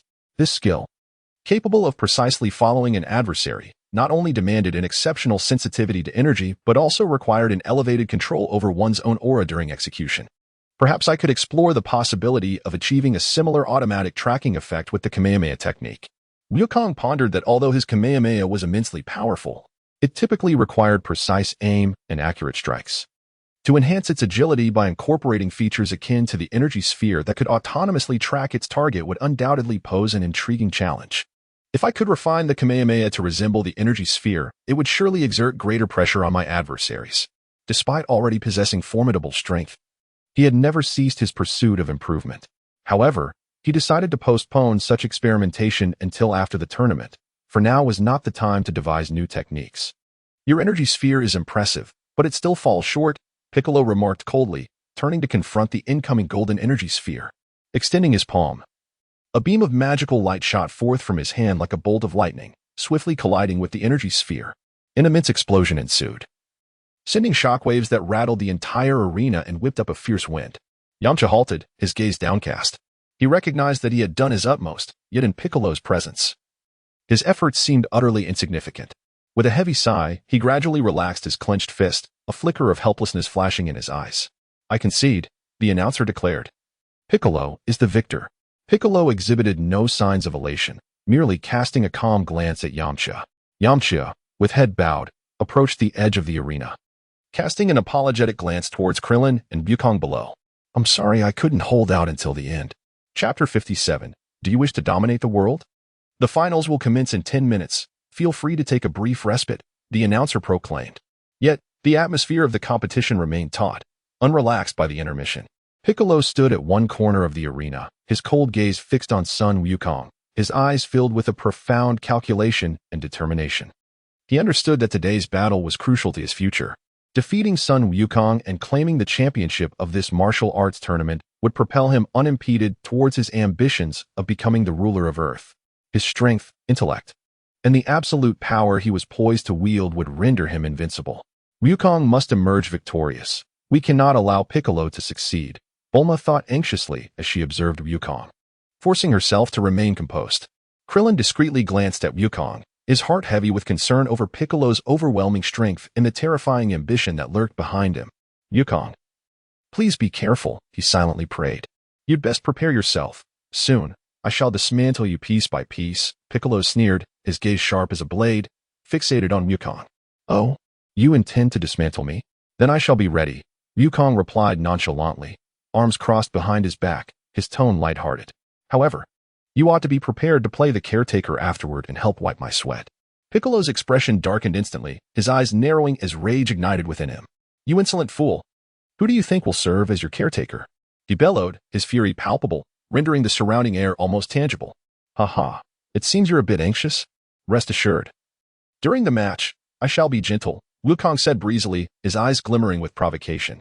Piccolo's fury was nearing its breaking point, his aura surged dramatically, creating an oppressive atmosphere that thickened the air within the arena.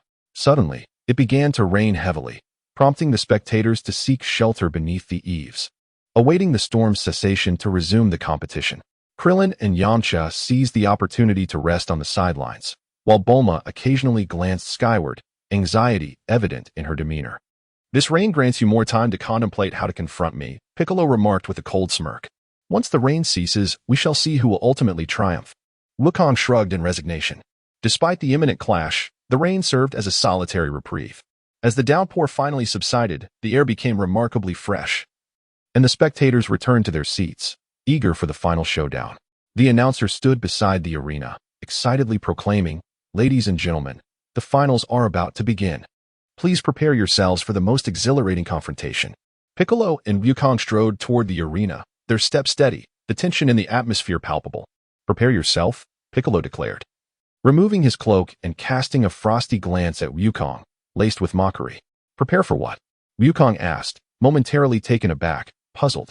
Certainly for the inevitability of death. Piccolo's eyes glinted with a chilling intensity as he sneered.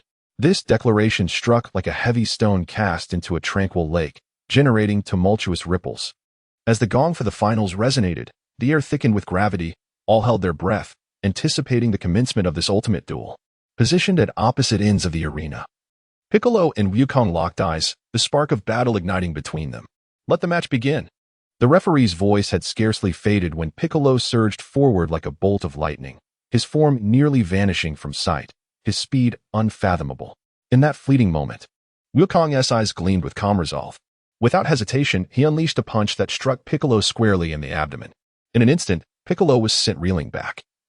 Collapsed on the arena floor, a flicker of astonishment and agony crossing his features, his complexion paling dramatically. The rapidity of this transformation left the audience momentarily stunned. They beheld Piccolo abruptly fall before Wukong, as if struck down by an unseen force, entirely unanticipated. The referee rushed to Piccolo's side, commencing the countdown. 1, 2, 3. As he reached 9, Piccolo trembled, managing to support himself, standing unsteadily, his visage ghostly pale, breath labored. You, Piccolo stammered. Shock evident in his eyes, clearly unprepared for the ferocity of Wukong's blow. Weren't you going to dismantle me? Weren't you going to conquer the world? Wukong stood there, observing the re-risen Piccolo, a faint smile gracing his lips, his voice deep yet commanding. Piccolo wiped the blood from the corner of his mouth, his eyes flashing with a sinister glint, revealing his astonishment at Wukong's formidable strength, so effortlessly inflicting injury. Seething with rage, Piccolo's aura surged once more, his eyes flickering ominously. Unforgivable, he roared, his voice laced with vengeance and malice.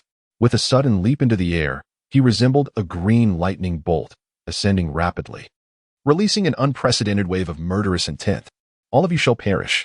Piccolo's voice boomed, extending his hands towards Wukong on the arena floor.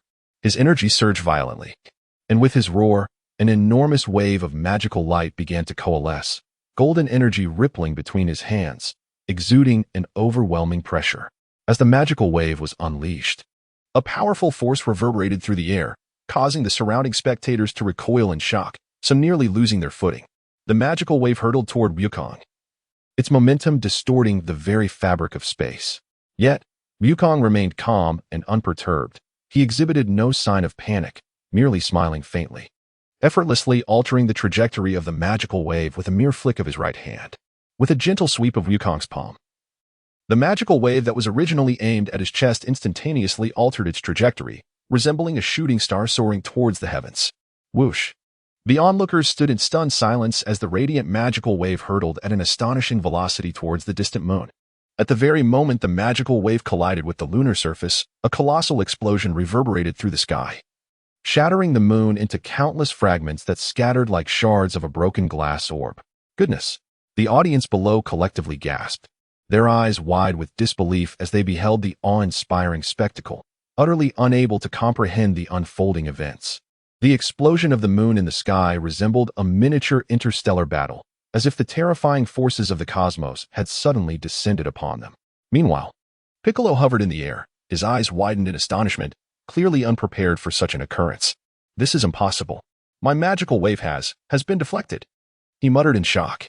Standing on the arena, Wukong smiled faintly and remarked nonchalantly, Your magic light wave possesses considerable power, yet regrettably, it cannot strike me. His casual tone and composed demeanor suggested he held no regard for Piccolo's assault. Below, Bulma, Krillin, Yamcha, and the others stood in astonishment, having never witnessed such an extraordinary battle. Even more astonishing was Wukong's effortless ability to deflect Piccolo's magic light wave, altering its trajectory with an almost casual grace. Just how formidable is this power? Krillin's expression was one of disbelief, utterly baffled by Wukong's strength. Wukong, he is truly formidable, Bulma murmured, her eyes filled with admiration and awe for him. Meanwhile, Piccolo had regained his composure, his expression dark as a stormy sea, fury igniting within him. Son Goku, you have truly underestimated me. He seethed, a more intense murderous intent blazing in his eyes. Given this, do not blame me for my lack of courtesy. As Wukong contemplated, he realized that this moon was not something the Turtle Hermit could obliterate with the Kamehameha. The notion that the Turtle Hermit could destroy the moon stemmed from the comedic nature of the early Dragon Ball series.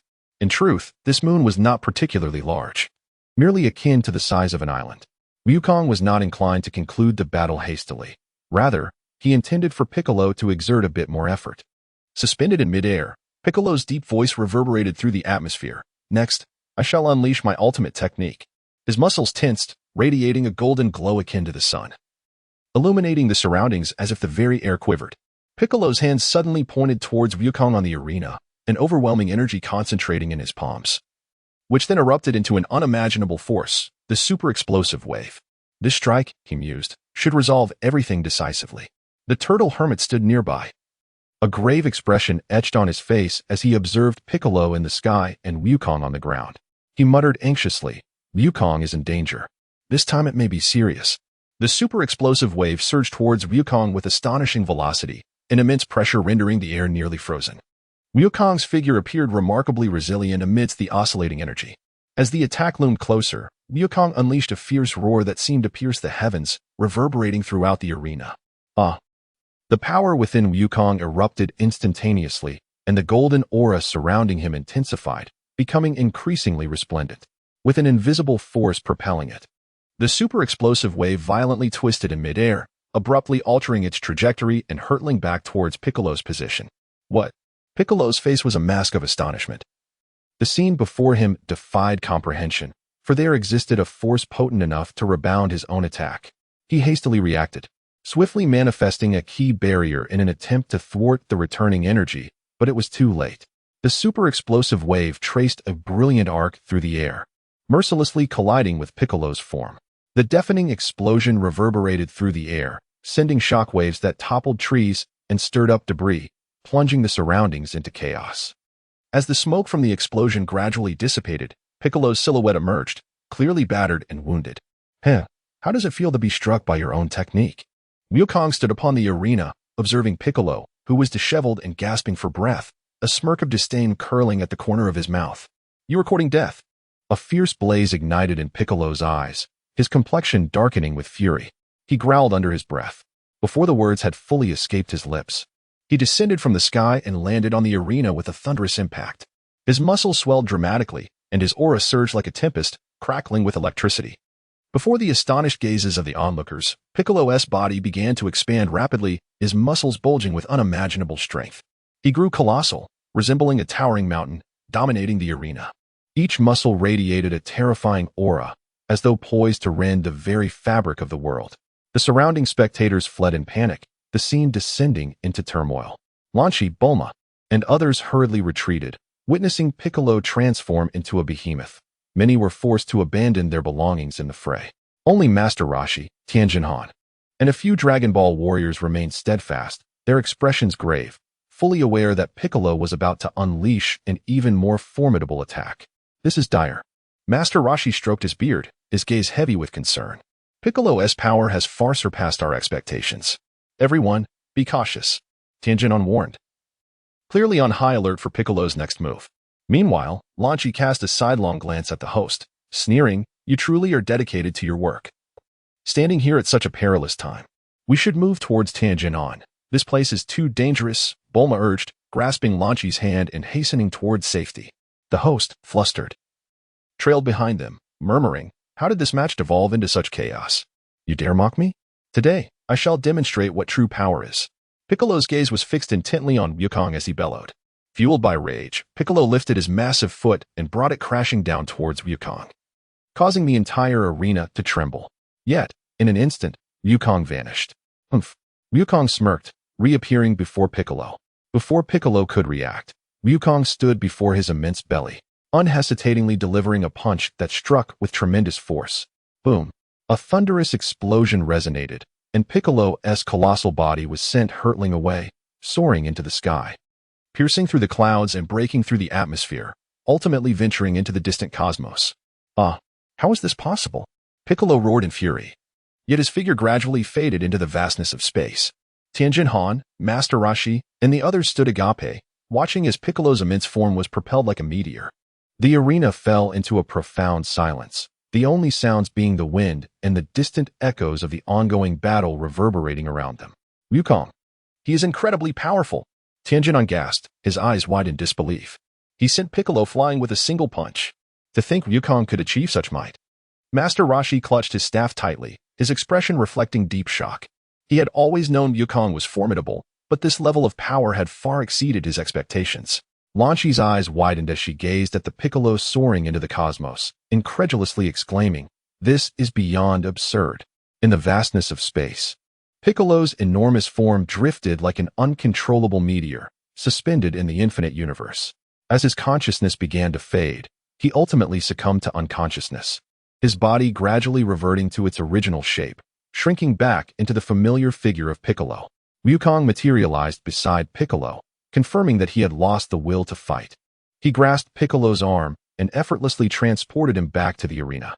"Hey, everyone, take a good look," Wukong exclaimed joyously, as he hurled Piccolo back onto the stage with a heavy thud, causing a resounding crash as Piccolo's body struck the ground, though still in a state of unconsciousness. It was evident that he could no longer continue the battle. The host, momentarily taken aback, cleared his throat and announced, "The fight is over. Sun Wukong is the victor." Despite the audience having long since dispersed, leaving only the Dragon Ball warriors and the steadfast host, Master Roshi, Tien Shin'an, and Krillin remained nearby, their faces illuminated with genuine smiles. "Wukong, you're truly incredible," Tien exclaimed, unable to contain his admiration. "You truly live up to your reputation." Even the Demon King Piccolo was dispatched so easily, Krillin added with a grin. However, Krillin hesitated and inquired, "Wukong, what do you plan to do with Piccolo now? It seems inappropriate to just let him go." "Well, let's just set him free. After all, he is my opponent. There's no need to eradicate him completely." Wukong replied with a slight furrow of his brow, speaking softly. With that, Wukong suddenly produced a senzu bean from his pocket and placed it into Piccolo's mouth. "Wukong, what are you doing?" Krillin and Tien gasped in astonishment, their eyes wide.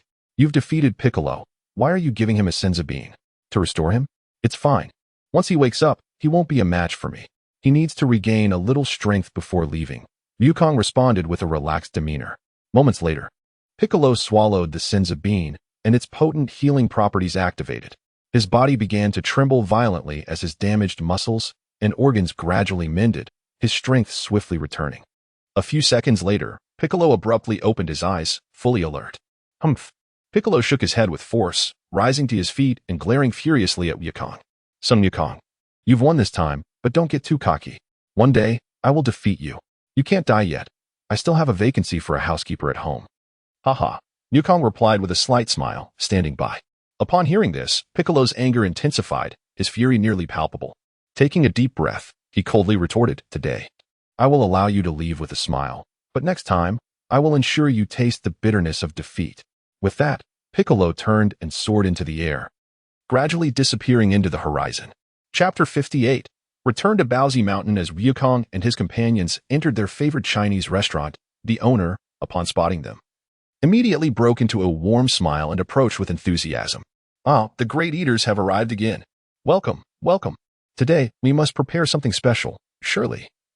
Dozens of bowls of noodles will be necessary." Wukong chuckled, patting his belly in agreement. "You're absolutely right. With the big eaters here, we ought to make it even more sumptuous." The owner's eyes sparkled as he turned to the kitchen, waving his hand to signal the preparation of generous portions. The others eagerly selected their favorite dishes, nearly clearing the menu. Each person chose their preferred delicacies. Yamucha opted for several meat dishes. Bulma requested some healthy vegetables. Krillin, as always, ordered numerous soups, while Lanchi chose an array of spicy fare, clearly in high spirits today. The owner gazed at the extensive list of orders, a proud smile gracing his lips, thinking to himself, "Next year, I shall be able to buy a new car. This group truly ensures my prosperity with each visit." During their meal, laughter filled the air. Despite having just emerged from a thrilling battle, the atmosphere at the dining table was one of joy and relaxation. Wukong devoured his food voraciously while teasing his companions. "By the way, Piccolo has departed today, but he will surely return to challenge me again." Bulma raised an eyebrow. "Your optimism is concerning. What if next time things go awry?" Wukong, unfazed, replied, "Then we shall fight back. A worthy opponent is one who cannot be easily defeated." Krillin chuckled. "You, my friend, remain ever so simple-minded. Yet, I truly admire your ability to handle even Piccolo with such ease." The table erupted in laughter as steaming dishes were served one after another, the atmosphere light and cheerful. The tension from their recent skirmish dissipated by the delightful food and joyous banter. However, this lavish dinner, though filled with merriment, did not bring happiness to everyone, especially Chi-Chi. Sitting to the side, she frequently cast anxious glances at Wukong, her unease palpable. Finally, unable to contain herself any longer, she spoke up, her tone laced with anticipation. "Wukong, Will you marry me? This question caused a slight pause in the lively atmosphere. Wukong cast a glance at her, a hint of an awkward smile gracing his lips as he scratched his head. Chi-Chi, did I not tell you? I have never claimed that I would marry you. It is merely your own overthinking. Chi-Chi stood frozen, a flicker of embarrassment and disappointment crossing her face, yet she remained resolute, her tone tinged with urgency. But I truly care for you. With a sigh of resignation, Wukong waved his hand dismissively. Chi-Chi, what I mean is, I still have many matters to attend to. Marriage is not something I have contemplated. At that moment, Wukong suddenly turned his head, patted Krillin on the shoulder, and whispered in his ear, "Hey, Chi-Chi is now your responsibility." Huh? What did you say, Wukong? Krillin, taken aback by these words, was momentarily stunned, his surprise palpable. Wukong chuckled lightly, murmuring, "Your prowess in charming the ladies is renowned. I entrust this matter regarding Chi-Chi to you." What are you joking about? Krillin replied, his face flushed with embarrassment, his lips twitching slightly as he spoke softly. Heh, Chi-Chi, please don't be upset, Wukong said, glancing at Chi-Chi and scratching his head. You know how I am. I rarely contemplate such matters. My focus is solely on battle. Chi-Chi observed Wukong's utterly perplexed expression, her feelings becoming increasingly intricate. Her gaze softened slightly. Yet the disappointment at the corners of her mouth was unmistakable. All right, Chi-Chi said softly, clearly resigned to the reality, though her heart was not entirely willing. Krillin glanced at the subtly charged atmosphere surrounding Chi-Chi and sighed, Wukong, could you please take this a bit more seriously? Wukong wore an expression of innocence, saying, hee. I have been earnest. Let her have a choice. After all, I haven't quite made up my mind, so let's go with the flow. As the delightful dinner approached its conclusion, it became apparent to everyone that it was time to bid farewell. Tianjin Fan rose from his seat and gently patted Dumpling's shoulder, saying, all right, Dumpling, let us embark on our training. This is a perfect opportunity to enhance our strength. Indeed, Tianjin, I too sense that I have much room for improvement. I must strive harder, Dumpling replied, nodding in agreement. The two exchanged a knowing glance before bidding farewell to the group, saying, we shall take our leave now. Take care, everyone. As Wukong watched them depart, a twinge of reluctance tugged at his heart, yet he understood that each individual must tread their own path. Master Roshi promptly noticed Chi-Chi's demeanor and approached her, gently patting her shoulder. Chi-Chi, what troubles you? You appear somewhat disheartened. Would you care to visit the turtle house for some relaxation? Surprised, Chi-Chi lifted her gaze to meet Master Roshi's eyes. She replied softly, I just feel a bit unsettled. Perhaps it's due to Wukong. That fellow Wukong certainly had a knack for causing headaches whenever he was in low spirits. Retreating to the turtle house for a few days to unwind and change his mindset proved beneficial. With a cheerful smile, Master Roshi suggested, you could assist with some tasks there, and in doing so, you might also find a sense of ease. Chi-Chi glanced at Wukong. Although a hint of dissatisfaction lingered in her heart, she recognized this as an opportunity to regain her composure and reorient herself. Thus, she took a deep breath and nodded. Very well, the turtle house will do. I shall go there to clear my mind. Goku gazed at Chi-Chi, a slight furrow appearing on his brow. Yet he refrained from uttering further words. He understood that Chi-Chi required time to process her emotions. Once everyone had departed, Goku remained rooted in place, staring at their retreating figures, momentarily lost in thought. Riding on the Nimbus cloud, Wukong leisurely ascended towards Baobao Mountain, his heart tinged with a sense of nostalgia. Baobao Mountain, the very place where he first encountered Bulma upon traversing into this world and embarked on his adventures, once felt so foreign, yet now it had become the sanctuary he knew best. The gentle breeze caressed his face as Wukong leaned out from the clouds, reveling in the long-lost sensation of freedom. Memories flooded his mind, and a smile crept upon his lips, despite the myriad challenges and confusions faced along the journey. The camaraderie with his friends and overcoming each trial filled him with an overwhelming sense of happiness. Ah, Baobao Mountain, I am finally back, Wukong murmured softly, as the familiar peaks drew nearer, revealing a landscape that unfolded before him. He eagerly anticipated returning to his humble abode, yearning for a moment of tranquility. Knowing well that he could not linger there for long, battles and adventures were inextricably woven into the fabric of his life. At last, the Nimbus cloud gently descended upon the summit of Baobao Mountain. Wukong leapt down, standing atop the peak, surveying his surroundings. The tranquility remained undisturbed, with the mountain breeze whispering and the clouds drifting ethereally as if time itself had not altered at all. He inhaled deeply, allowing his body to relax, Perhaps I should linger a while longer, Wukong mused with a subtle smile, his heart finally finding a semblance of peace. In this familiar land, even time appeared to slow its relentless march. Although the scene before him was as serene as ever, he was acutely aware that such peaceful days were fleeting. The world of Dragon Balls was fraught with peril, perpetually brimming with unforeseen challenges and formidable foes. He closed his eyes, gently attuning to the energy within himself. Though he had never formally measured it, he could distinctly sense the fluctuations of his power. He estimated that his combat strength had surpassed 3 million. Once, he had solely pursued greater strength in his training, never fully contemplating the weight of responsibility that such power would entail. Wukong sat atop the mountain, his legs elegantly crossed, quietly contemplating the future. The emergence of extraterrestrial beings is an undeniable reality, and in the days to come, an increasing number of formidable entities will begin to take notice of the existence of Earth. Wukong took a deep breath, gazing up at the horizon, a surge of complex emotions welling up within him. Perhaps he was no longer that youthful warrior who lived solely for the thrill of battle. Now, beyond the pursuit of combat, he might need to contemplate how to safeguard those around him and protect this world. Chapter 59, The Self-Tracking Kamehameha. The life of Wukong has entered a tranquil cycle. He has finally laid down the burdens of his heart and begun to relish this rare period of serenity. On the summit of Baozi Mountain, he lives like an ordinary hermit, his daily existence simple yet fulfilling. Each morning, Wukong rises early to inhale the crisp mountain air deeply before venturing into the woods. Hunting and fishing have become his new daily pursuits.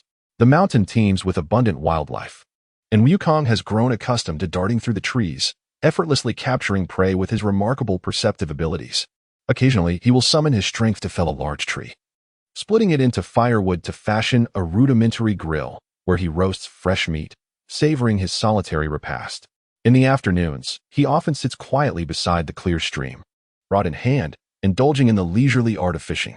The waters here are cool and crystalline, with fish gracefully swimming, and when a sizable catch bites, Wukong skillfully reels it in. Observing his haul, he chuckles to himself, remarking how much easier this is than the days of battle. The most relaxing moments occur when the afternoon sun bathes the grass of Baozi Mountain. Wukong delights in reclining upon the verdant ground, hands tucked beneath his head, gazing up at the azure sky as a gentle breeze caresses his face. He watches the clouds shift in form, occasionally pondering life, perhaps yawning unconsciously, feeling that everything is so simple and beautiful. In these moments, he is free from the pressures of conflict, enveloped only in tranquility and warmth. What bliss it is to wish for nothing, to do nothing. He could linger in such a state forever. Wukong contentedly closes his eyes, tilting his head back to absorb the sunlight. Yet, despite the peace that envelopes him, he knows deep down that he cannot remain in this state of calm indefinitely. For now, he yearns to savor this fleeting leisure, temporarily forgetting all battles, pressures, and responsibilities. Occasionally, memories of days spent with Krillin, Master Roshi, Bulma, and others drift into his mind, particularly the recent martial arts tournament, their laughter still warming his heart. After enjoying a spell of relaxation, Wukong resolves to begin honing his skills, particularly intrigued by the mastery of the Kamehameha technique. Although he has grasped the basic forms, he knows that with his innate talent, achieving better control over the directionality of his energy could lead to an automatic tracking effect in battle, making him more adept. Standing atop a large boulder on Baozi Mountain, he closes his eyes, concentrating on the flow of energy within him. Wukong took a deep breath, beginning to summon the energy within him, coalescing it into a sphere of Kamehameha.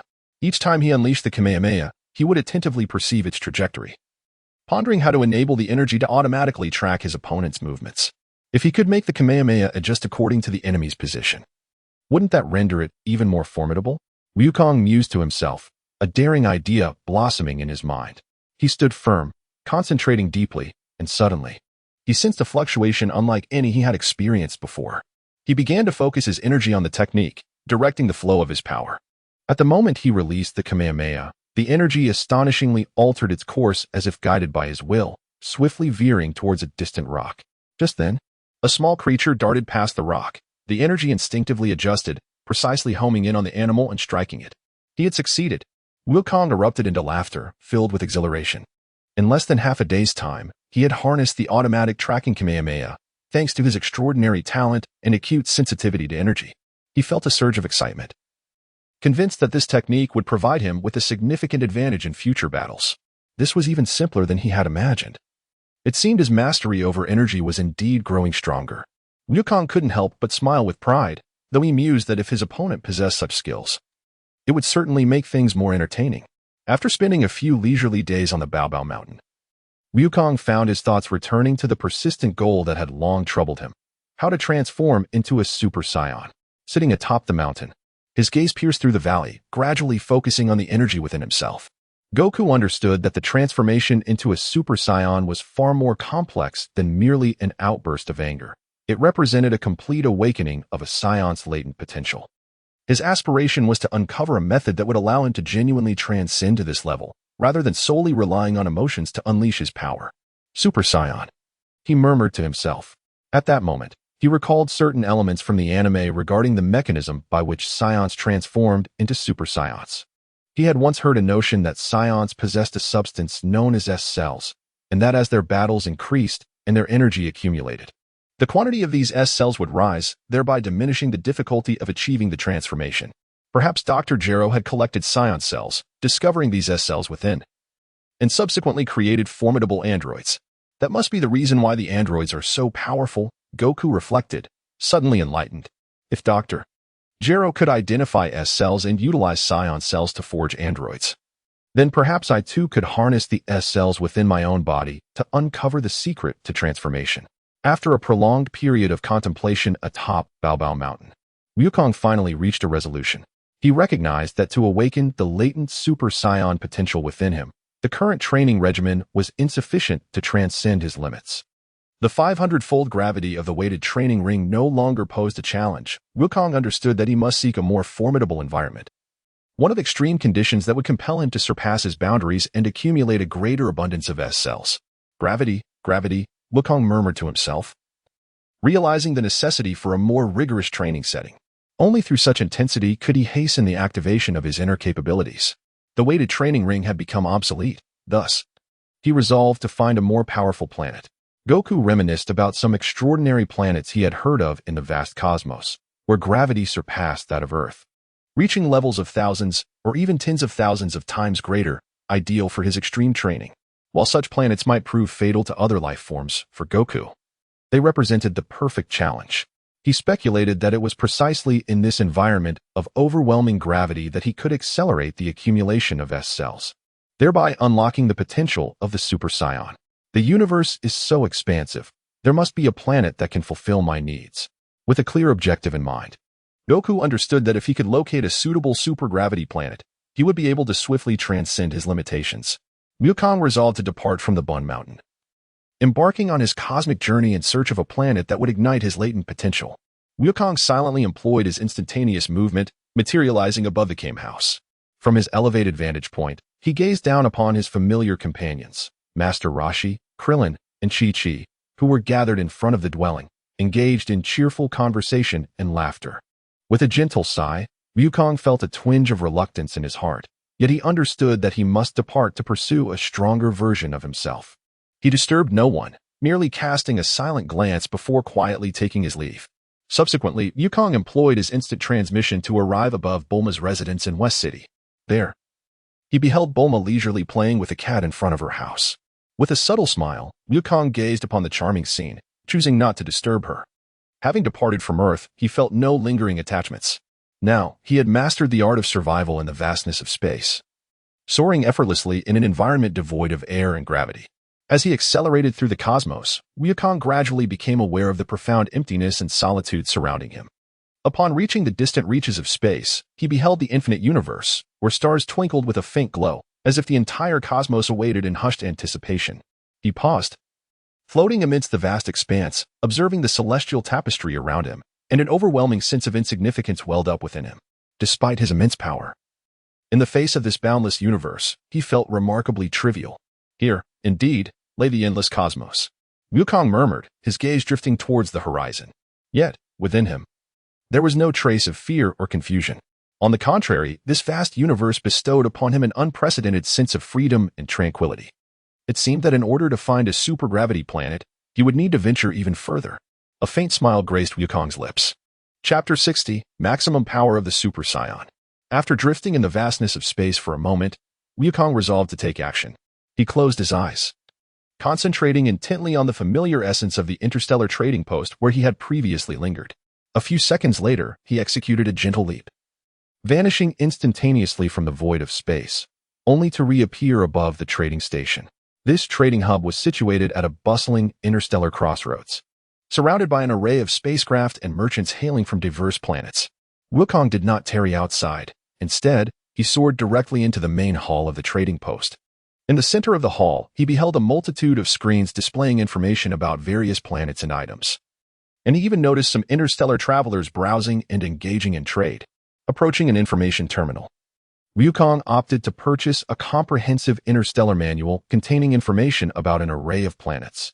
This data package encompassed the gravity, environment, species, technological level, and danger rating of millions of celestial bodies. Wukong swiftly perused the material, searching for a planet suitable for his training. Planets with gravity thousands of times greater than Earth's no longer posed a challenge to him. He perceived their gravitational conditions as merely a slight burden. He continued to sift through the information until his gaze finally settled upon a particular planet.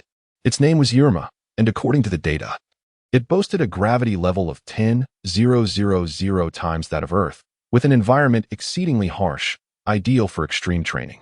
A surge of joy filled Wukong's heart. This was precisely the planet he sought. 10,000 times the gravity, sufficient to push the limits. Wukong mused inwardly.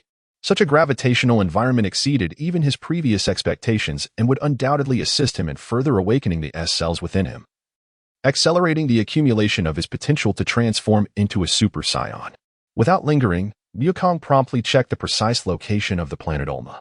This celestial body was exceedingly distant, traversing multiple star systems. After a year-long journey filled with flight and spatial jumps, Wukong finally arrived at the fringes of the Ulma star system. Throughout this period, he piloted the superluminal spacecraft he had acquired, not only crossing several galaxies but also continuously honing his skills and strengthening his powers during the voyage. Although he sensed that he was on the verge of breaking through to Super Saiyan, he restrained himself, intending to accumulate even greater potential before achieving a complete transformation into Super Saiyan at full power. When Wukong's spacecraft eventually came to a halt near Ulma, he beheld the immense planet from a distance. The gravitational force of Ulma was extraordinarily powerful, and Wukong understood that if he ventured too close, the gravitational pull could adversely affect his vessel. Thus, he resolved to maintain a safe distance, opting to cover the remaining journey at an accelerated pace. Inside the cockpit, Wukong felt the intense gravitational fluctuations emanating from the planet. Although the ship's exterior was designed to withstand such forces, he recognized that once he entered the planet's gravitational field, he would confront a far more formidable environment, where even flight would become exceedingly arduous. He sealed the spacecraft's door and leaped out, preparing to confront the planet's immense gravity. Taking a deep breath, Wukong attuned himself to the flow of energy and power within him. At this moment, his aura had become even more refined, and the S cells within him were gradually accumulating. While he had not fully transcended, he was acutely aware that the true challenge was only just beginning. As Wukong leapt into the cosmos, he commenced his swift descent towards the planet Ulma. With each surge of acceleration, he felt the energy within him swell with exuberance, his heartbeat quickening in tandem. The closer he drew to the gravitational core of Ulma, the more he became acutely aware of an overwhelming sense of pressure. This sensation not only rendered Wukong's essence more refined but also heightened his focus, as the S cells within him continued to accumulate. The gravity of this celestial body was simply magnificent. A glimmer of excitement sparkled in Wukong's eyes, for he knew he was one step closer to a genuine breakthrough. As Wukong entered the gravitational field of Ulma, the formidable pull swiftly ensnared him, each muscle in his body acutely aware of the immense strain. With the relentless increase in velocity, he was compelled to decelerate, yet ultimately, the powerful gravitational force drew him inexorably towards the planet's surface. The tremendous impact sent him crashing onto the ground, but fortunately, the energy within him swiftly enveloped his exterior, shielding him from harm. Wukong rose to his feet, casting his gaze around the desolate landscape. The surface of this planet was composed of high-density metal, remarkably resilient, with each rock appearing extraordinarily weighty. In this realm, devoid of life, an extreme desolation reigned. Nevertheless, Wukong had no need for sustenance. He was capable of replenishing his strength through the energy of the cosmos. The gravity here was truly exceptional. Wukong attuned himself to the surrounding environment, aware that this was the very place where he would transcend his limits. In the days that followed, Wukong embarked on his solitary cultivation on this planet. Each day, he endeavored to adapt to the overwhelming gravitational forces, his body gradually strengthening, every inch of muscle undergoing rigorous training in this extreme setting. Wukong understood that he needed to amass a more potent aura and power within this harsh environment, aiming to fully awaken the potential within him. One fateful day, a year later, Wukong sensed that he had reached the pinnacle of his accumulation. Standing amidst metallic dunes, he felt the surging currents of energy within him. His combat prowess had grown to a level where he could move freely on this planet, gravity no longer a hindrance. Though he had not yet transformed into a Super Saiyan, he possessed enough strength to break through at any moment. After a year of relentless pursuit, he had finally reached his limit. Taking a deep breath, he clenched his fists tightly, his inner yearning and passion erupting in an instant. With a low roar, his aura surged dramatically, creating a whirlwind around him. His hair turned golden, his eyebrows transformed to gold, and his eyes became a vibrant green, radiating a dazzling brilliance. Super Saiyan, at full power.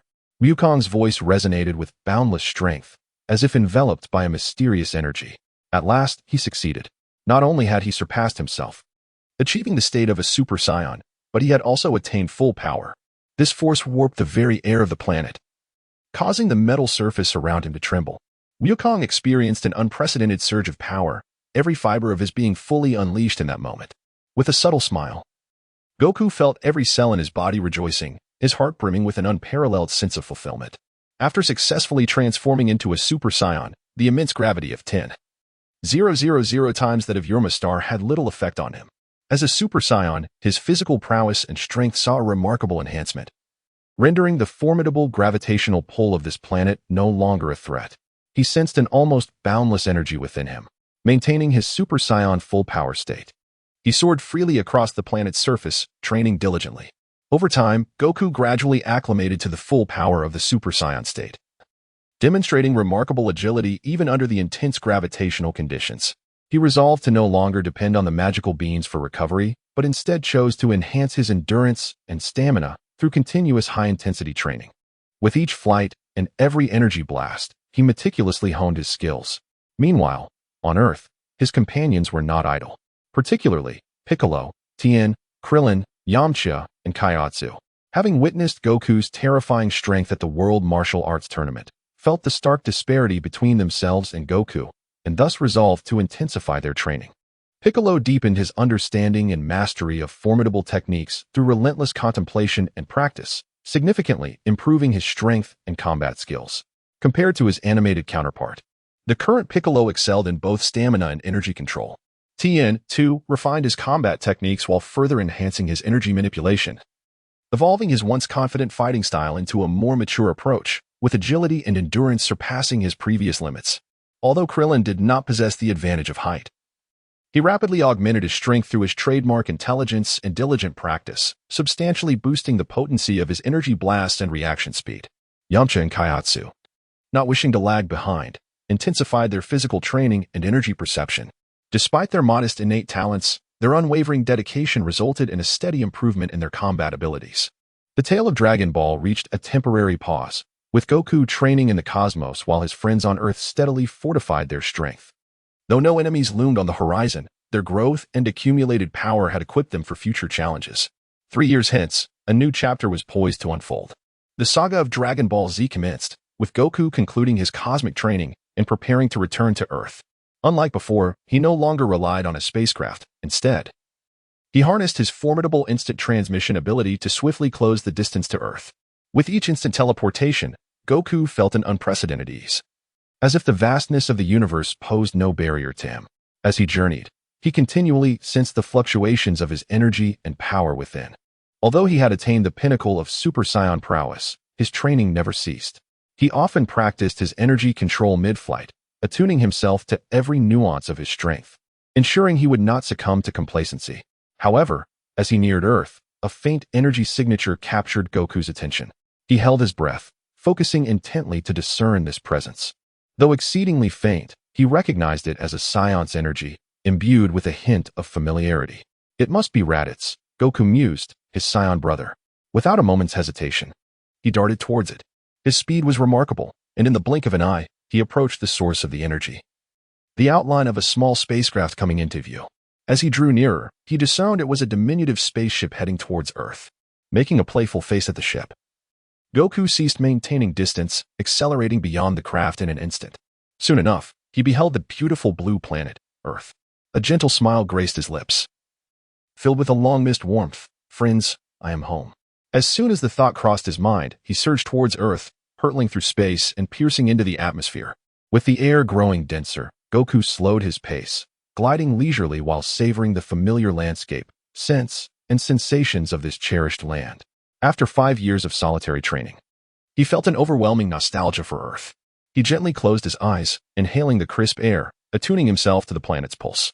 In that moment, he felt as if he had returned to his truest self. Goku soared effortlessly, his destination set on the Turtle Hermit's humble abode, a place he had reminisced about countless times. Filled with laughter and memories. At that moment, at the Turtle Hermit's residence, Bulma was landing her aircraft and entered the house to greet everyone. Krillin and the Turtle Hermit joyfully exclaimed, "Miss Bulma, what brings you here?" Bulma replied with a smile, "You called me over to hang out, so here I am." The Turtle Hermit chuckled at Bulma, teasing, "It's been ages. You wouldn't come unless I asked. How heartless." With that, he took a hearty sip of his drink. Bulma entered with a bag of gifts, smiling lightly. "These are some buns, just a small token."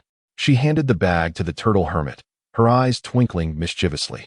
The Turtle Hermit accepted the gift, grinning broadly. "We're not strangers anymore. Just a pat would satisfy me." As he reached out towards Bulma, she promptly slapped his hand away. Indignantly retorting, "Turtle Hermit, you haven't changed a bit. Such a lecher." The Turtle Hermit rubbed his cheek where she had struck, mumbling, "Oh, I was just joking, Miss Bulma. No need to be so upset." At that moment, Chi-Chi emerged from the kitchen, carrying some snacks, accompanied by an adorable little girl. Upon seeing Chi-Chi, Bulma waved enthusiastically, "Chi-Chi. Long time no see." Chi-Chi smiled back, "Bulma, it's been a while." Bulma's gaze quickly fell upon the little girl beside Chi-Chi, prompting her to ask, "Who is this little girl?" The girl looked up at Bulma with innocent curiosity, unabashedly stating, "My name is Marin." Bulma furrowed her brow, slightly puzzled, and asked, "Who are your parents?" Marin beamed innocently, "Krillin and Chi-Chi." Bulma was momentarily taken aback, her eyes widening in disbelief. She turned to Krillin and Chi-Chi, exclaiming, "You two actually got married?" Yes, indeed," Krillin replied, a touch embarrassed as he scratched the back of his head. Chi-Chi smiled shyly, adding, "Yes, Marin is our daughter." A hint of tenderness shone in her eyes, clearly doting on the little one. "Wow, what a surprise. I thought you two would remain single forever. I didn't expect you to marry so quickly. What wonderful news." Bulma laughed heartily. "But where's Launch? Why isn't she here?" Krillin sighed, his expression turning somber. 5 years ago, Launch disappeared with Tien, and we've had no word since." Bulma's expression grew complex as she lowered her head in silence for a moment, reflecting, "I see. How truly lamentable." She shook her head, seemingly a bit sentimental, then smiled again, attempting to lighten the atmosphere. "Well, it appears that the fact we are all gathered together is quite wonderful. The most important thing is to cherish those present, and we need not worry excessively about anything else." Krillin nodded, a flicker of concern passing through his eyes. But he quickly regained his smile. "Indeed, as long as everyone is well." Bulma also smiled, her tone imbued with a sense of relief. Krillin eagerly opened the gift box that Bulma had brought, revealing several steaming buns neatly arranged inside. An enticing aroma wafted through the air. And Krillin couldn't help but lick his lips, his eyes lighting up. "Wow, these buns smell incredible. You only think about eating. Try them and see if they are truly the best buns I've made," Bulma remarked, observing Krillin's greedy demeanor with a chuckle. Krillin wasted no time in picking one up. Taking a bite, and an expression of sheer satisfaction immediately spread across his face. They're absolutely delicious." "Bulma, when did you become so skilled?" Bulma proudly lifted her chin. "Humph, is that even a question? I can certainly whip up some snacks, and they are undoubtedly top-notch." As she spoke, she took a seat. Chi-Chi glanced at Krillin, smiling as she said, "I see you only care about eating. You've nearly devoured the buns before they were even fully served." "Hee. What can I say? Bulma's cooking is just too good," Krillin replied, his mouth stuffed with the last bite of bun, his face radiating happiness. At that moment, Goku had flown to the entrance of the Kame house. He slowly walked in, observing his friends gathered together, the atmosphere vibrant and joyful. He smiled gently and said, "Hi, everyone." Everyone inside was taken aback, abruptly halting their activities, and exclaimed in unison, "Goku, Bulma, Krillin, Chi-Chi, Master Rashi, and others looked at Goku in astonishment, unable to believe his sudden appearance. Hee, I'm back. I hope I'm not interrupting anything, Goku said, smiling as he scratched his head. Goku's return was indeed unexpected. Bulma's eyes brightened as she approached him, smiling. You're back. What a surprise. Chi-Chi also set down the bowl she was holding, standing up with a smile as she looked at Goku. You finally returned. We've all been waiting for you.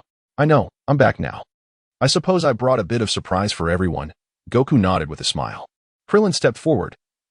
How is it that you always appear so suddenly? You nearly gave me a heart attack. Everyone gathered around, the atmosphere growing lively. Bulma jokingly said, Goku, you don't plan on training outside for such a long time again, do you? For now, I don't intend to. It feels like if I keep training, the people on Earth will almost forget about me, Goku chuckled. Krillin looked at Goku, appearing somewhat shy. By the way, Goku, I have something to tell you. Actually, Chi-Chi and I have gotten married, and we have a daughter named Marin. As he spoke, he pointed to the side where Marin was hopping around, greeting everyone cheerfully. Upon hearing this, Wukong was not at all surprised. Instead, he revealed a relaxed smile. Oh, you two have finally tied the knot. Well done, Krillin. He patted Krillin on the shoulder, his tone laced with a hint of jest. No wonder you are my good brother, even getting married so swiftly. Indeed. I never anticipated establishing a family so soon. Everything feels quite wonderful, Krillin replied, scratching his head with a smile. Bulma, standing nearby, chuckled softly. You both are becoming increasingly mature. To bring us along, our old friends. At that moment, Wukong suddenly heard Bulma let out a gentle sigh, which startled him internally, followed by an odd sensation. Consequently, he turned to Bulma, only to find her gazing at him with an extraordinarily subtle expression. Her eyes seemed to convey an indescribable emotion, imbued with deeper significance, stirring something within Wukong's heart. Wukong pondered, could it be that Bulma is interested in pursuing me? His mind was somewhat bewildered, and a look of confusion crossed his face as he contemplated the meaning behind her gaze. After all, Bulma had always been a lively and straightforward individual. What has got you dazed again? You don't even explain your sudden return, and you've left us all missing you, Bulma observed, a playful glint flashing in her eyes as she subtly shifted the topic. Oh, it's nothing, just lost in thought. Actually, I've come back to gather with everyone. Wukong hurriedly waved his hand, attempting to mask his earlier musings. Chapter 62, The Weakling with a Power Level of 5 in a Distant Farm. A middle-aged man was busy working in the fields when he suddenly spotted a streak of fire across the sky, descending like a meteor. The blaze grew increasingly bright until it crashed into the ground nearby, resulting in a massive explosion that sent clouds of dust billowing into the air. Startled, the man quickly set down his tools, grabbed his hunting rifle, and rushed toward the site, muttering to himself, could this be a meteorite? Upon arriving, he beheld a vast crater with a small spacecraft resting quietly at its center. The vessel's exterior was marred by scorch marks, evidence of a tumultuous descent. His heart raced as he cautiously approached. Just then, the spacecraft's hatch opened abruptly, revealing a shadow emerging from within. As the door swung wide, a tall alien figure stepped forth, clad in battle attire, with long hair cascading around a stern visage. This extraterrestrial being was Raditz, Wukong's brother. Raditz scanned the area, observing the tranquility and intact surroundings, and was momentarily taken aback. Indeed, the inhabitants of this planet are all alive and well. He muttered to himself, cockroach, that foolish fellow. The man trembled uncontrollably, his legs shaking involuntarily, and his lips turned pale as he quietly inquired, who exactly are you? As he spoke, he readied his rifle, finger poised on the trigger, fear evident in his eyes. Raditz regarded the man with a cold stare, his expression devoid of emotion. Activating his scouter, it emitted a faint glow and soon displayed the data, power level 5. With a disdainful smile, Raditz scoffed, indeed, a weakling. He dismissively shook his head and strode forward with resolute steps, each footfall seeming to close in on the man's very existence, intensifying the tension in the air that made the man's heart race like a drum. Stay back, the man cried in terror, gripping his rifle tightly, trembling legs betraying his fear. Suddenly, a glint of madness flickered in his eyes as he fired a shot at Raditz. The bullet sliced through the air, leaving a sharp trail as it sped towards its target. However, Raditz merely smiled, his gaze filled with contempt. He reached out, effortlessly catching the bullet in his hand. Pathetically weak, Raditz murmured, letting the bullet spin lightly in his palm before flicking it back with barely any resistance, sending it hurtling towards the man's chest with deadly precision. Raditz looked down coldly at the man's lifeless body, showing no hint of mercy. only a slight frown as he remarked, "What a useless fellow."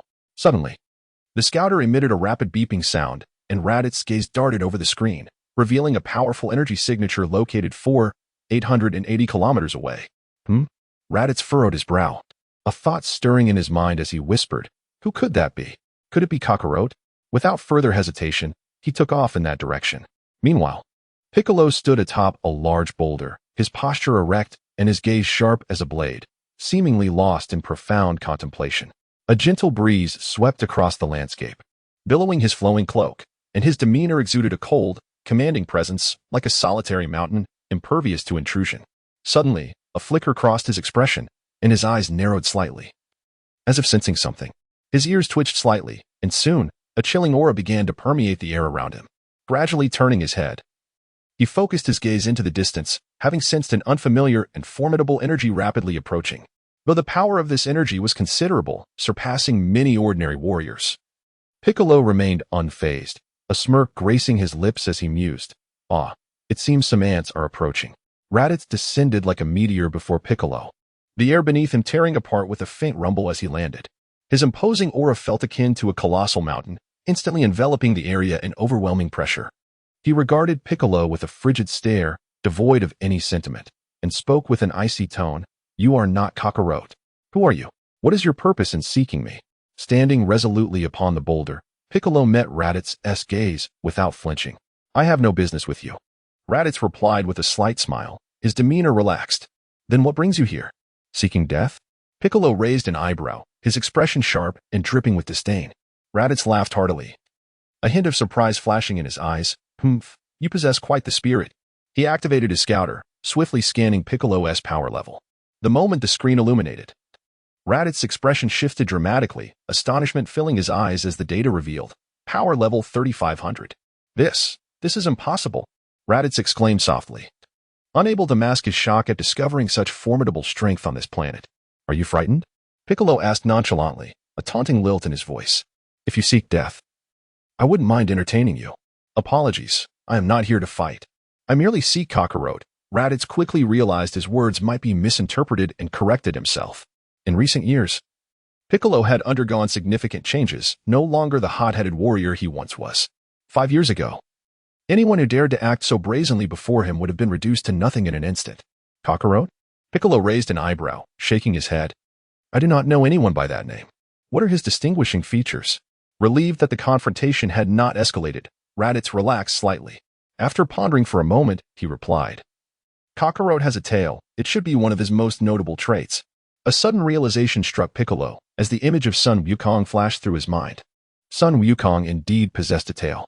"You mean to say Kakarot is that monkey?" Piccolo suddenly interjected, a complex emotion flickering in his eyes, recognizing the resemblance. "It seems you know of him," Raditz nodded, surprise flickering in his gaze. Piccolo took a deep breath, comprehension dawning upon him. "I know him. His name is Sun Wukong." He paused for a moment, raising an eyebrow. "If you truly seek him, what is your relation to him?" "I am his brother, Raditz." Raditz's demeanor shifted to one of gravity, his presence pressing heavily upon the atmosphere around them. Piccolo scrutinized Raditz with a piercing gaze, surprise rippling through him. It is revealed that Sun Wukong has a brother of considerable strength, a piece of information that comes as a surprise to him for the first time. However, Piccolo does not delve further into the matter. He pauses momentarily and replies with a nonchalant tone, "I do not know where Sun Wukong is. You may search for him yourself." His demeanor is flat, as if the situation bears little significance to him. Upon hearing Piccolo's response, Raditz is overwhelmed by an inexplicable pressure. Throughout their conversation, Piccolo's icy aura and formidable combat prowess loom over him. He swiftly makes a decision, leaping lightly backward, a flicker of panic flashing in his eyes. Raditz contemplates that it is best to avoid confrontation for the time being. "I shall take my leave," he states, refraining from any further dialogue with Piccolo. No sooner has he spoken than he ascends rapidly into the sky, soaring into the distance, eager to make his escape. His speed is swift, anxiety gnawing at him as he accelerates, fearful that Piccolo might pursue him unexpectedly. After flying a considerable distance, Raditz glances back to confirm that Piccolo is not in pursuit. Allowing a sigh of relief to escape him, he hovers in the air, raising his hand to touch the scanner, its screen pulsing with data. When he observes a powerful energy fluctuation on the device, exhilaration ignites within him, 12, 990 kilometers, an extraordinarily potent battle power. This must be Kakarot. Filled with anticipation, Raditz accelerates without hesitation, racing toward the indicated direction. The air violently tears beside him, and the surrounding scenery retreats at lightning speed. Chapter 63, Brother. I implore you to come with me. In the Turtle Hermit's house, Chi-Chi stands in the living room. Her brow slightly furrowed as she watches Marin languidly seated on the sofa, engrossed in play. Marin, please hurry and study.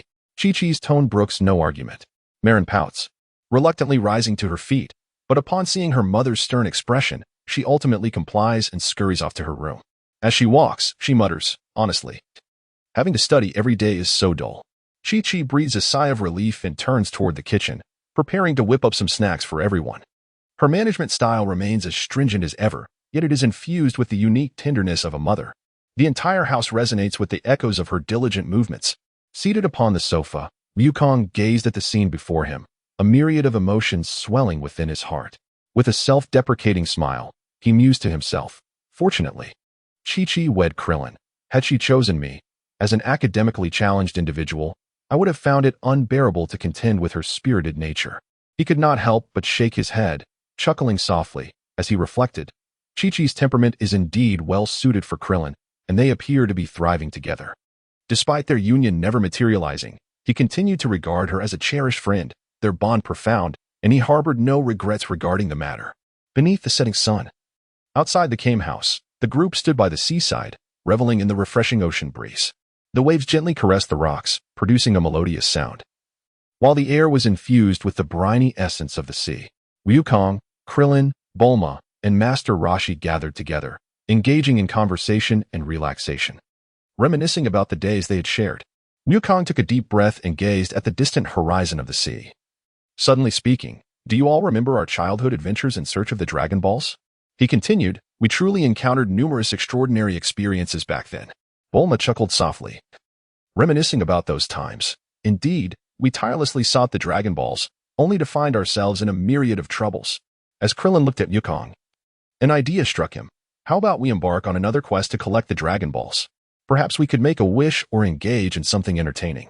Wukong shook his head, stating that he seemed to have no wishes at present. All his past desires had been fulfilled, and everyone was living well, with nothing particularly yearned for. Krillin felt a twinge of disappointment, but he swiftly redirected his focus. He picked up a small stone, exerted force with his hand, and hurled it towards the sea. The stone traced an arc through the air before beginning to bounce off the surface of the water, resembling a dancer in the depths, ultimately drifting several hundred meters before gradually sinking below the surface.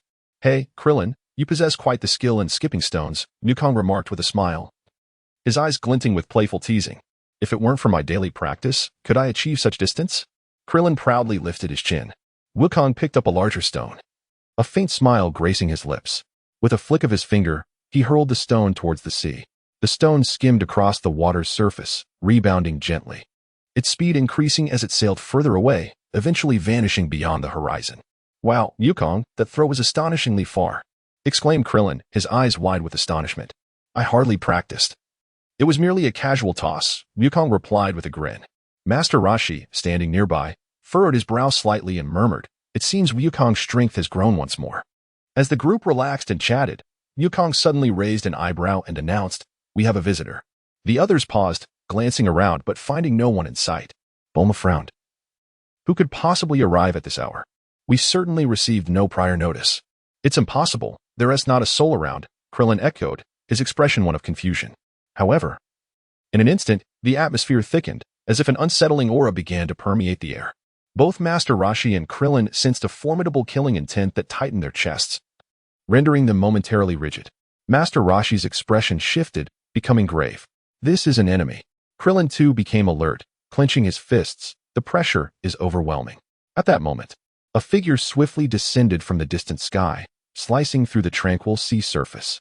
The figure approached at an incredible speed, nearly impossible to track with the naked eye, before finally alighting gently before the group. Clad in armor and equipped with a peculiar device atop his head, he emanated an intense aura of oppression, his gaze icy, and the air around him grew heavy with his presence. Kakarot.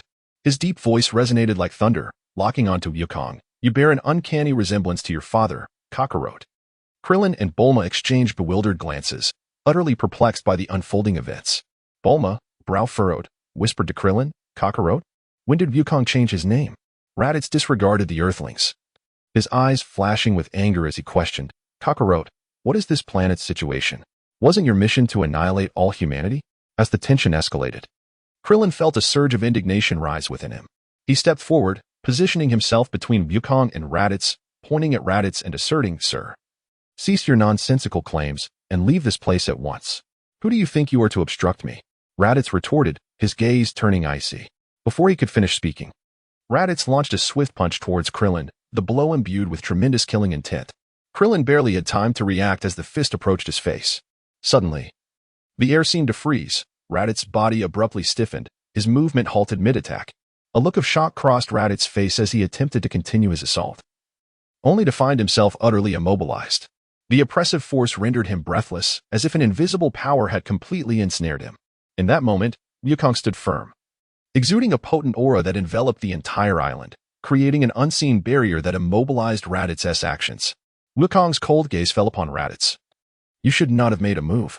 Goku gently retracted his aura, granting Raditz a semblance of freedom. Raditz gritted his teeth, glaring at Goku. "Indeed, you have grown stronger. What exactly have you done?" "I have merely engaged in training," Goku replied. "I have no desire to fight you, but should you continue to provoke me, I shall show no mercy." Goku smiled faintly. Raditz felt a tremor within, though reluctant to admit it. He recognized that the Goku before him had far surpassed his initial expectations. "You didn't come to seek me out merely to fight, did you?" Goku furrowed his brow. "Kakarot, you were meant to be a warrior of the Saiyan race, to join us in conquering the universe. Yet now you choose to inhabit this feeble planet. I will not allow you to squander your potential," Raditz scoffed. Goku gazed at the still arrogant Raditz, a hint of disdain curling at the corners of his mouth. He slowly spoke. "I fear you have yet to grasp the situation." Without a moment's hesitation, Goku raised his hand slightly, and an overwhelming aura erupted from within him, causing the surrounding air to feel heavy under the weight of his immense power. Raditz's scouter began to vibrate violently, the reading skyrocketing from a mere few thousand, accompanied by a cacophony of crackling sounds. Within mere seconds, the scouter's reading soared to an astonishing 20,000. Terror flickered in Raditz's eyes as he stared incredulously at his device. Disbelief etched across his face. 20,000? This is impossible. Kakarot, your battle power surpasses even Vegeta. The Saiyan race revered strength above all, and Raditz, as a Saiyan, was acutely aware of this truth. Vegeta, the so-called Prince of Saiyans, had always been the pinnacle of his aspirations. He had not anticipated that Kakarot, Goku, standing before him, had ascended to such heights, eclipsing Vegeta. A wave of panic washed over Raditz as he realized he had severely underestimated the brother he once deemed weak. He quickly recalibrated his tone, forcibly suppressing the fear and shock swelling within him, and managed a strained smile. "Kakarot, you truly are impressive. I must admit, I underestimated you." He paused, inhaling deeply in an attempt to regain his composure. "However, you must understand that with such power, it is impossible for you to live a peaceful life on Earth. With your immense potential, why not join us? Become part of our Saiyan team, conquer planets across the universe, and live a life free of fear as a true warrior?" Raditz's tone softened significantly, carrying a note of pleading. He understood that if he continued to confront Goku head-on, he stood no chance. As Goku regarded him with measured calm, a wave of vulnerability surged within Raditz. "Brother," he forced the words out, "please, come with me." His voice, now gentler, bore an undertone of entreaty. "There are few Saiyans left in the universe. I am your only kin. Would you not wish to understand what true Saiyans are like? Do you not wish to know our mission? You possess the power to alter the cosmic order. Together, we could conquer the universe. Moreover, the remaining two Saiyans are currently on distant planets. They may be the last hope for our race." Wukong remained steadfast in his position, motionless, his gaze icy and resolute. His voice, calm yet unwavering, echoed with conviction. "I present you with two choices." "What choices?" Raditz's eyes gleamed with anticipation, eager for the response. "Firstly, I can eliminate you. Secondly, you may contact those two companions of yours and summon them to Earth to meet me. The decision lies with you." Wukong spoke slowly. Raditz was momentarily taken aback. To refuse would spell his doom. While contacting the two Saiyans might afford him a temporary reprieve, it was evident that Kakarot before him was no longer to be underestimated. Could he ever return to Vegeta's ranks? A profound bitterness welled up within him as he cast his gaze skyward, enveloped by an overwhelming sense of powerlessness. Once, he had been formidable, basking in the glory of conquest. Yet now he stood here, unable to exert control even over his own brother. With clenched teeth, Raditz lowered his head, ultimately relinquishing any thoughts of resistance. He remained silent for a moment, a flicker of anguish and defiance crossing his features, but in the end, he drew a deep breath and murmured, "Very well, I choose the second option."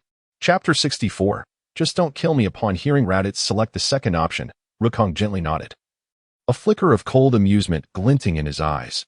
"You have made the right choice." Raditz was overwhelmed with a sense of helplessness and bitterness. He understood that he had exhausted all avenues of choice. Kakarot's formidable strength had utterly shattered all his illusions and pride. Even as the elder brother of a scion, he found himself compelled to bow his head in submission to Kakarot, the very sibling he had once held in contempt. Wukong's voice resonated once more, shattering the silence. "Use the communicator to reach them. Employ any excuse you deem fit. Merely deceive them into coming. Once they arrive, I shall not concern myself with your words." Raditz lifted his gaze, meeting Wukong's composed eyes, and a tumultuous wave surged within him. He was acutely aware that there was no turning back at this juncture, yet he could at least strive for a glimmer of hope. With a deep sigh, he murmured, "Very well, I shall contact them." Wukong remained silent, standing quietly to the side. Krillin, Bulma, and Master Roshi also stood aside, observing the scene without uttering a word. Raditz gripped the communicator tightly, aware that if he wished to summon the two scions, he must carefully fabricate a credible reason. The communicator emitted a series of beeps, and Raditz finally connected with his comrades. Moments later, a stern voice emerged from the other end. "Raditz, why are you contacting us at this moment? Is there an emergency?" Raditz took a deep breath, striving to keep his voice calm. "This is urgent. Immediate action is required. I have located Kakarot. He is on Earth and significantly stronger than we anticipated. If you do not hurry, you may miss a crucial opportunity." The scion on the other end fell silent for a moment, seemingly contemplating Raditz's words. Before responding, "Are you certain he is truly formidable? You cannot handle him alone. Do you require our assistance?" Raditz nodded, albeit with some hesitation, yet resolutely replied, "He is more powerful than I imagined. I know you can defeat him. Please, come quickly." "Understood." The voice on the communicator turned increasingly grave.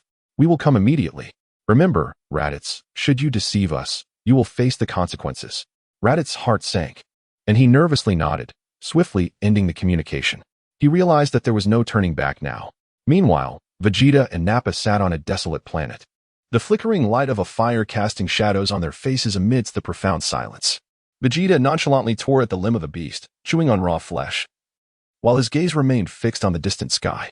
As he ate, he cast a disdainful glance at Nappa, who stood quietly by. A hint of uncertainty etched on his face. He understood that Vegeta's emotions were often complex, and Raditz's failure clearly displeased him. "Prince, shall we prepare to journey to Earth?" Nappa inquired, his tone laced with hesitation. Though he shared a good rapport with Vegeta, he was acutely aware of the need for caution, as Vegeta's mood could shift rapidly. Vegeta tore off another piece of meat, swallowing slowly, his eyes still locked on the heavens. He smirked derisively, a mocking curl at the corner of his mouth. "Raditz, that fool cannot even manage this trivial matter. To think he requires my personal intervention is laughable." His tone was imbued with a sense of superiority, making it evident that he was not surprised by Raditz's failure, even harboring a degree of contempt. However, the prince was intrigued to witness firsthand just how powerful this Kakarot truly was. Vegeta's disdain morphed into a provocative curiosity, a glimmer of combat fervor igniting in his eyes. Rising to his feet, he dusted off his clothes. "Then let us depart, Nappa." With that, he leaped into the air, activating their spaceship to head toward Earth. Their vessel roared to life, departing the barren planet and soaring toward its destination. Back at Kame House, Raditz stood solemnly, informing everyone, "My two companions, Vegeta and Nappa, will arrive on Earth in approximately a year." Wukong approached and swiftly removed the detector from Raditz's head. Raditz, taken aback for a moment, did not intervene. Wukong handed the detector to Bulma and said with a nonchalant tone, "Bulma, could you examine whether this device can be improved?" "Oh. And be sure to dismantle the monitoring function." Bulma accepted the detector, her gaze sharpening slightly, indicating her understanding. "Rest assured, Wukong, I will dismantle the monitoring feature. Enhancing this device is certainly within my capabilities, as I am quite proficient in this domain." Raditz observed the detector in Bulma's hands, a sense of unease brewing within him. Although he was uncertain about the extent of this Earthling's technical prowess, it was evident that Wukong had no intention of allowing his equipment to cause further trouble for the planet. He silently resigned himself, beginning to contemplate the forthcoming events. Listen closely, Raditz, Wukong continued, oblivious to Raditz's changing expression. I will not permit anyone to easily infiltrate Earth. As for your so-called companions, I can crush them with greater ease than squashing an ant, so do not harbor any unrealistic fantasies. Raditz regarded Wukong, while he disdained this attitude. He recognized that he had little room for resistance at this moment. In his heart, Wukong pondered that although Raditz was his own brother, the individual before him was exceedingly difficult to manage. To prevent any reckless behavior, Wukong resolved to temporarily leave him in Piccolo's care. Hoping that Piccolo could impart some discipline to Raditz, he first sensed Piccolo's energy, confirming that he was not far off, and thus, Wukong instantaneously transported himself and Raditz to Piccolo's location.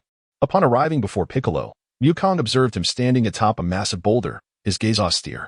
Sensing the overwhelming energy that had suddenly descended, Piccolo spun around, only to find Wukong and Raditz before him. Son Goku, what is this? Do you intend for the two brothers to join forces against me? Piccolo remarked, his tone laced with a hint of provocation. With a chuckle, Wukong waved his hand and said, "Ha, Piccolo, it has been 5 years since we last met. I merely came to check on you, nothing more."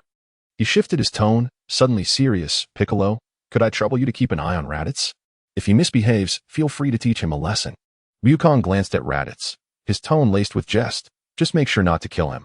Upon hearing these words, a chill ran down Raditz's spine. Being subjected to such treatment by his own brother was indeed a bitter pill to swallow. Before him stood the cold and formidable Piccolo, whose combat power was an astounding 500, far beyond Raditz's capabilities to contend with. Though resentment bubbled within him, he had no choice but to reluctantly accept the arrangement. Swallowing his pride, Piccolo, having listened to Wukong, offered a faint smile, his tone imbued with a cold yet relaxed demeanor. "Do not worry, son Goku. Such minor matters do not concern me. Your elder brother is quite suitable for me to practice my skills on." Turning his gaze towards Raditz, a glimmer of amusement flickered in his eyes. "However, you would do well to behave. Otherwise, I shall show no mercy." Raditz understood that this formidable opponent was not jesting, and a single thought dominated his mind: maintain a low profile and avoid provoking them. Piccolo regarded Wukong with a hint of challenge in his gaze, confidently stating, "So, son Goku, shall we engage in another duel? Over these past 5 years, my strength has significantly increased."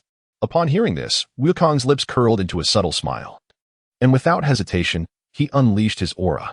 The force surged forth like a tsunami, the intense energy fluctuations causing the very earth to tremble violently. Far away at Kame House, Bulma, Krillin, and the others were thrown into a state of panic, rushing outside with anxious expressions as they gazed at the tumultuous sea. "Is this an earthquake?"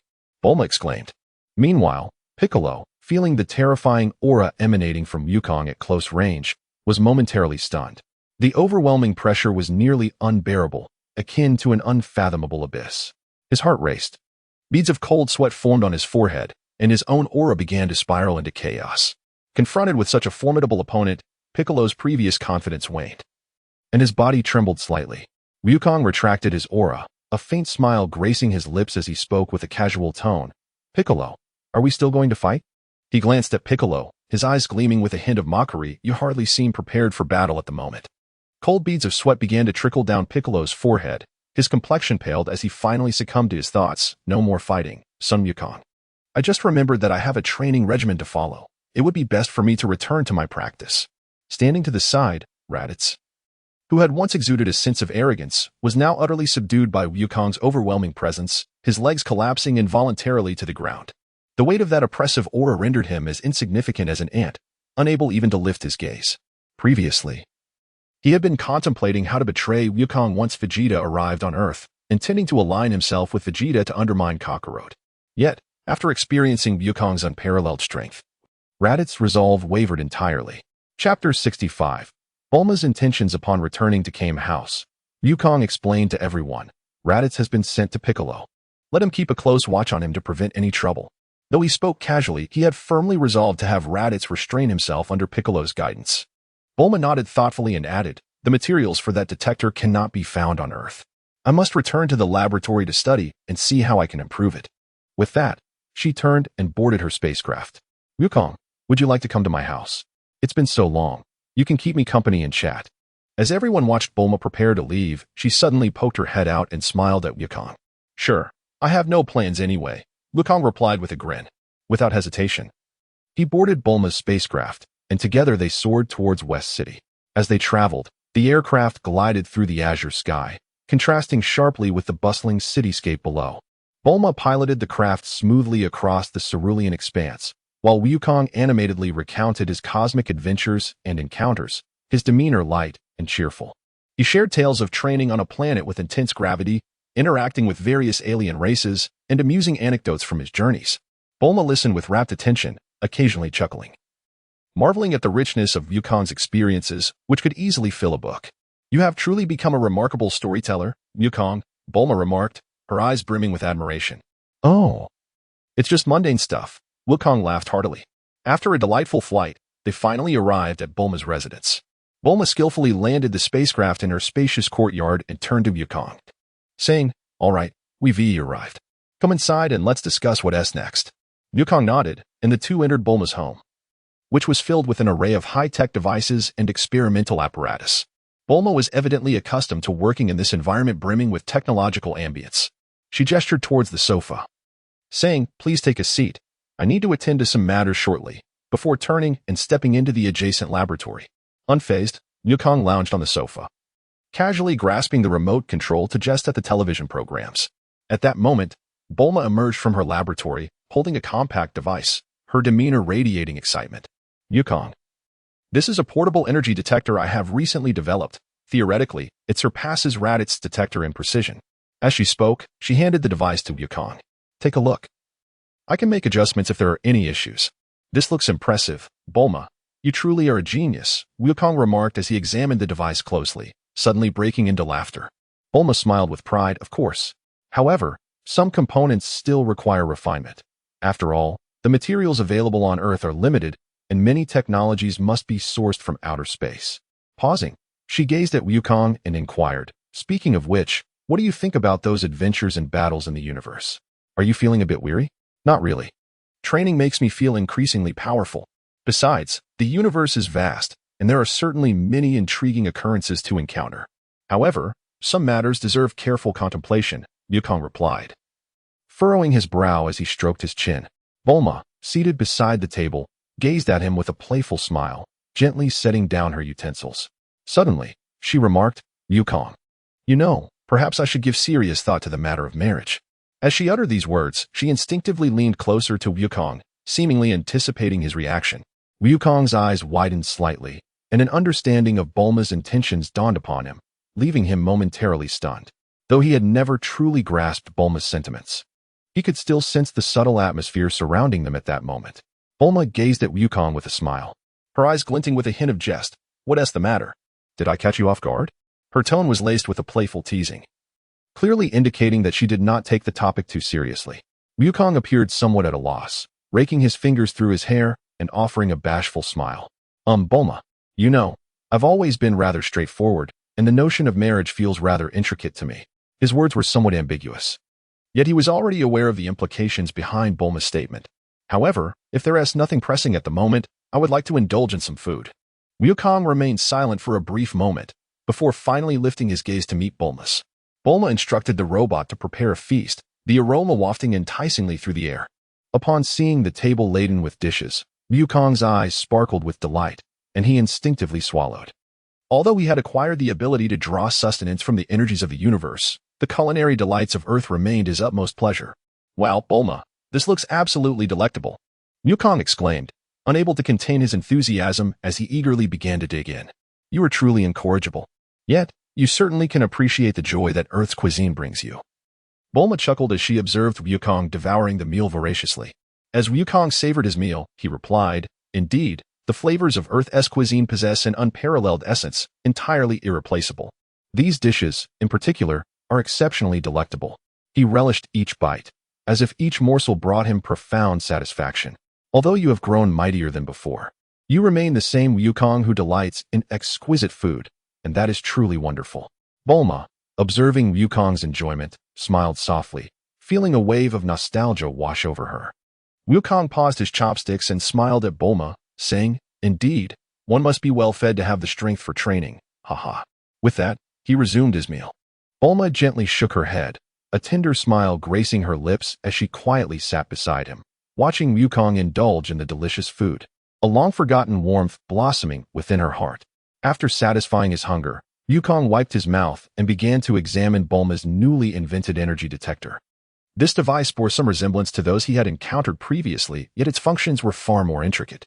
Not only could it measure the levels of energy, but it also had the capability to sense the energy of minerals, various forms of electromagnetic energy, and even detect certain unique energy fluctuations. "This is truly remarkable, Bulma," Wukong exclaimed as he delved into his exploration. "It can measure not only my own energy, but also the energy present in the surrounding environment. You are truly exceptional. Isn't it fascinating?" Bulma replied with a smile, watching Wukong engage with her invention. "I invested a considerable amount of time in its development. Now, you can perceive not only your own aura but also observe the fluctuations of energy around you, which will undoubtedly aid you in your future training." Goku lowered his gaze to the display screen of the detector, meticulously examining the data presented before him. The energy values of certain ores caught his attention, details he had never noticed before. It became evident that the capabilities of this detector were indeed remarkable. He gently adjusted a few buttons, and the screen promptly revealed various minerals along with the energy information they emitted. "What are your plans next?" Bulma inquired with a smile as she looked at Goku. "If you have none, why not consider staying at my place?" Upon hearing this, Wukong responded without a moment's hesitation. "Sure. I have nowhere else to go, so staying here would be quite pleasant."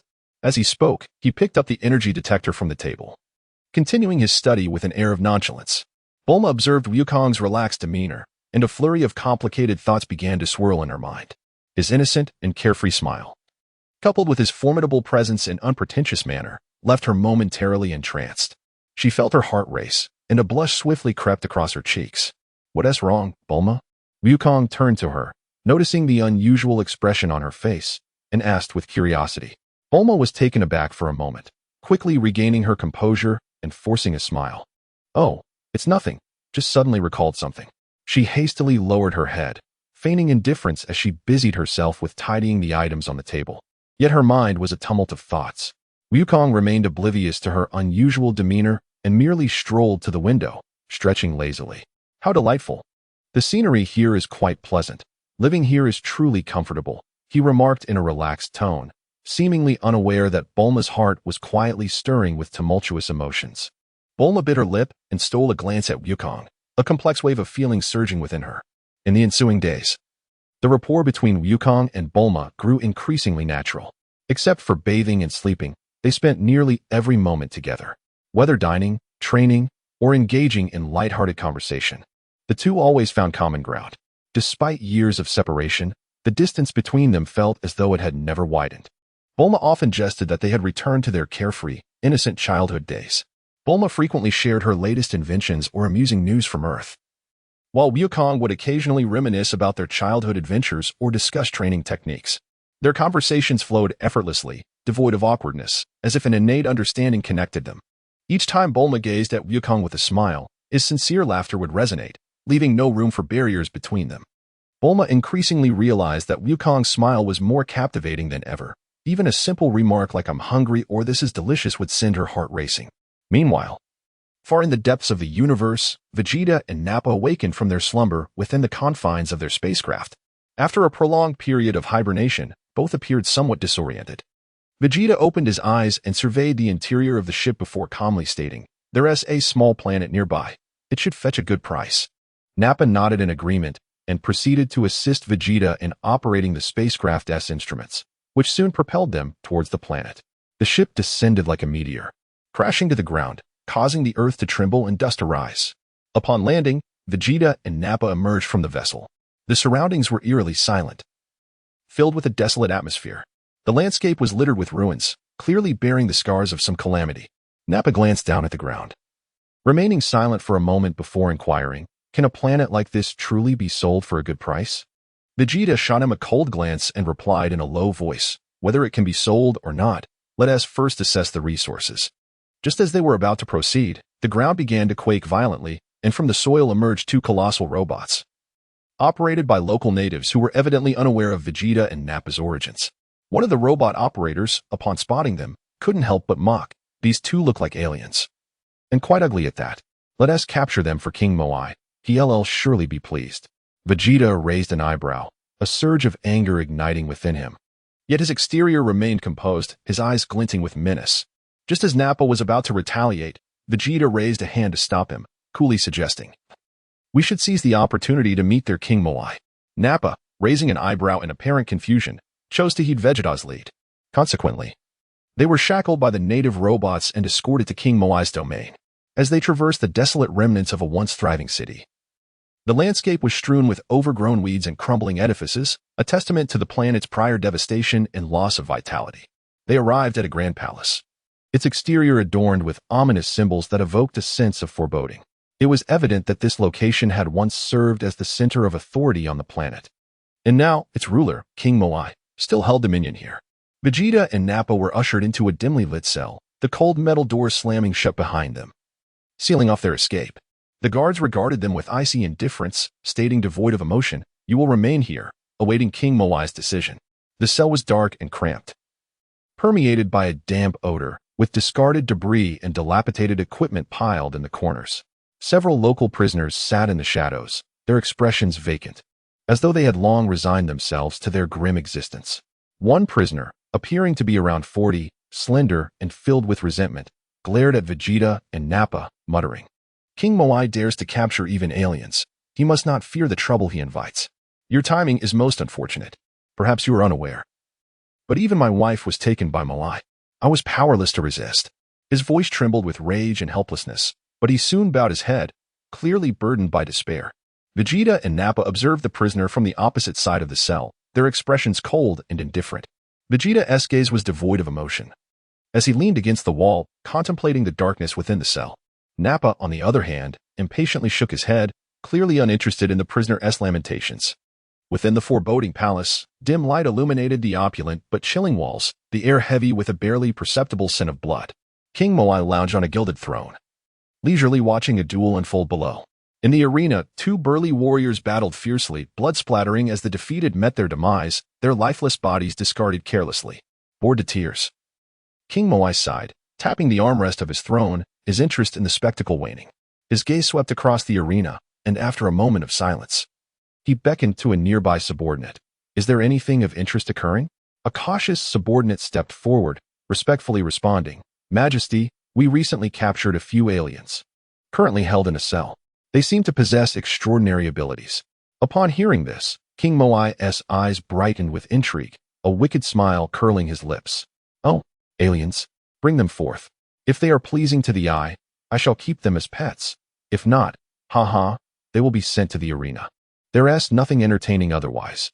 As he spoke, the heavy doors of the palace creaked open, and Vegeta and Nappa strode in unperturbed, as if the palace posed no threat to them.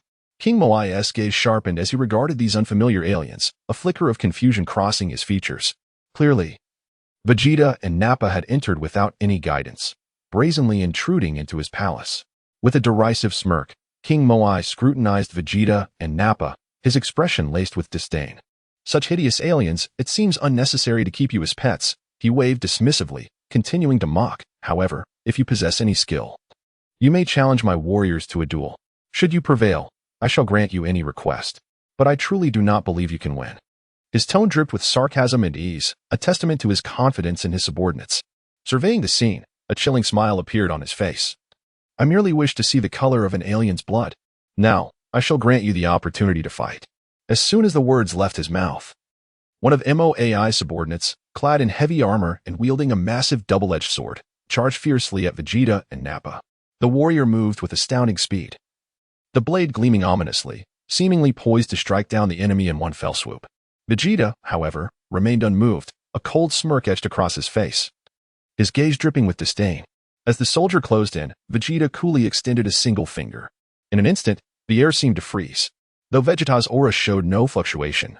A brilliant light suddenly flickered at his fingertip, akin to a precise laser, slicing through the stillness of the atmosphere. The light shot forth with incredible speed, leaving no time for the soldier to react. In the blink of an eye, his body was pierced by the radiant beam.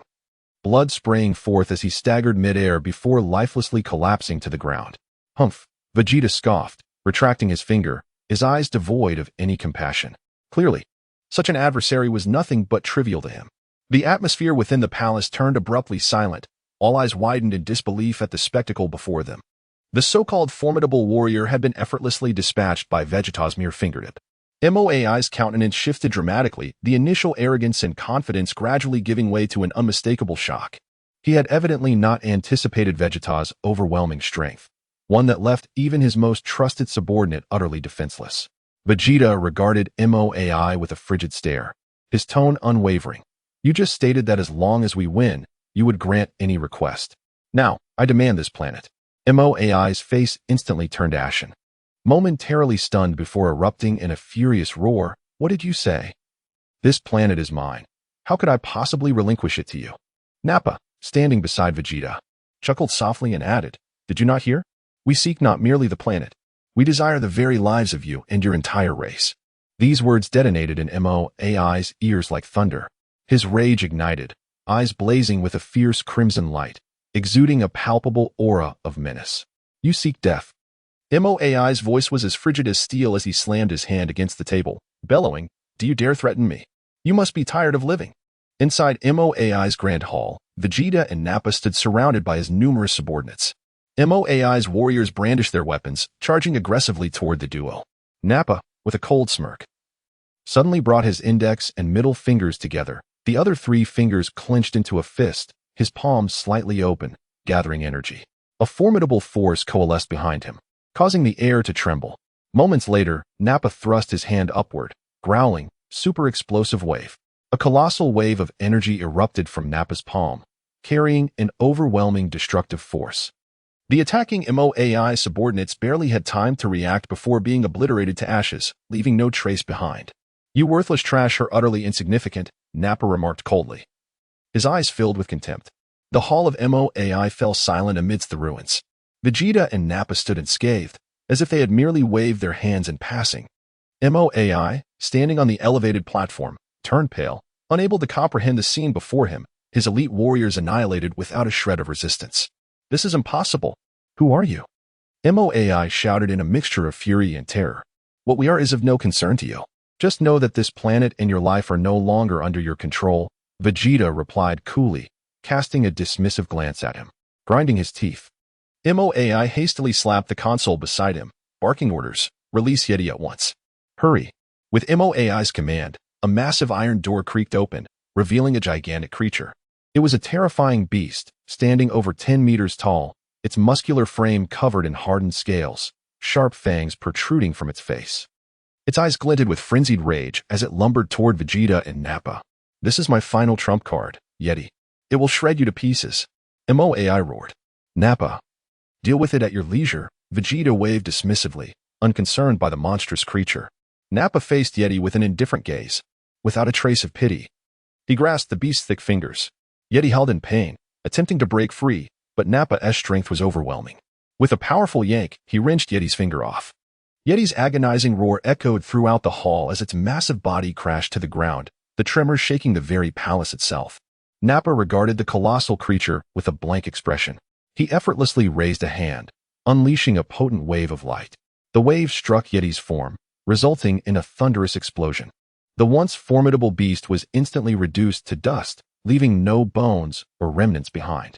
Witnessing Yeti's swift demise, the fear in MOAI's eyes surged forth uncontrollably. Stunned for a moment, he turned and fled, his footsteps frantic as if he were desperately escaping some unspeakable fate. The once proud and haughty demeanor had vanished, replaced by a palpable despair. Trying to escape? Vegeta scoffed. With a slight flick of his finger, the air around them trembled. A wave of energy shot forth from his fingertip, slicing through the air like a razor, striking the fleeing MOAI. Crack! The sound of shattering echoed as the powerful energy wave pierced through MOAI's back, sending him crashing to the ground, blood staining the earth beneath him. The local inhabitants, witnessing Vegeta and Nappa's effortless defeat of MOAI, surged forth, exuberantly shouting, Saviors! Saviors! You have rescued us! Their voices brimmed with excitement and reverence. Yet Vegeta and Nappa paid them no heed. The two men remained indifferent as they passed through the crowd, making their way back to their spaceship. Once on board, they ascended into the sky, aimlessly navigating through the vastness of space. The scenery of the planet sped by the ship's windows, but neither had the inclination to admire it. After a while, Vegeta surveyed his surroundings with an air of boredom. "This planet is hardly worth anything," Vegeta remarked nonchalantly, his tone laced with innate arrogance and indifference. Nappa nodded in agreement. Indeed, aside from some dilapidated resources, there's nothing of value here.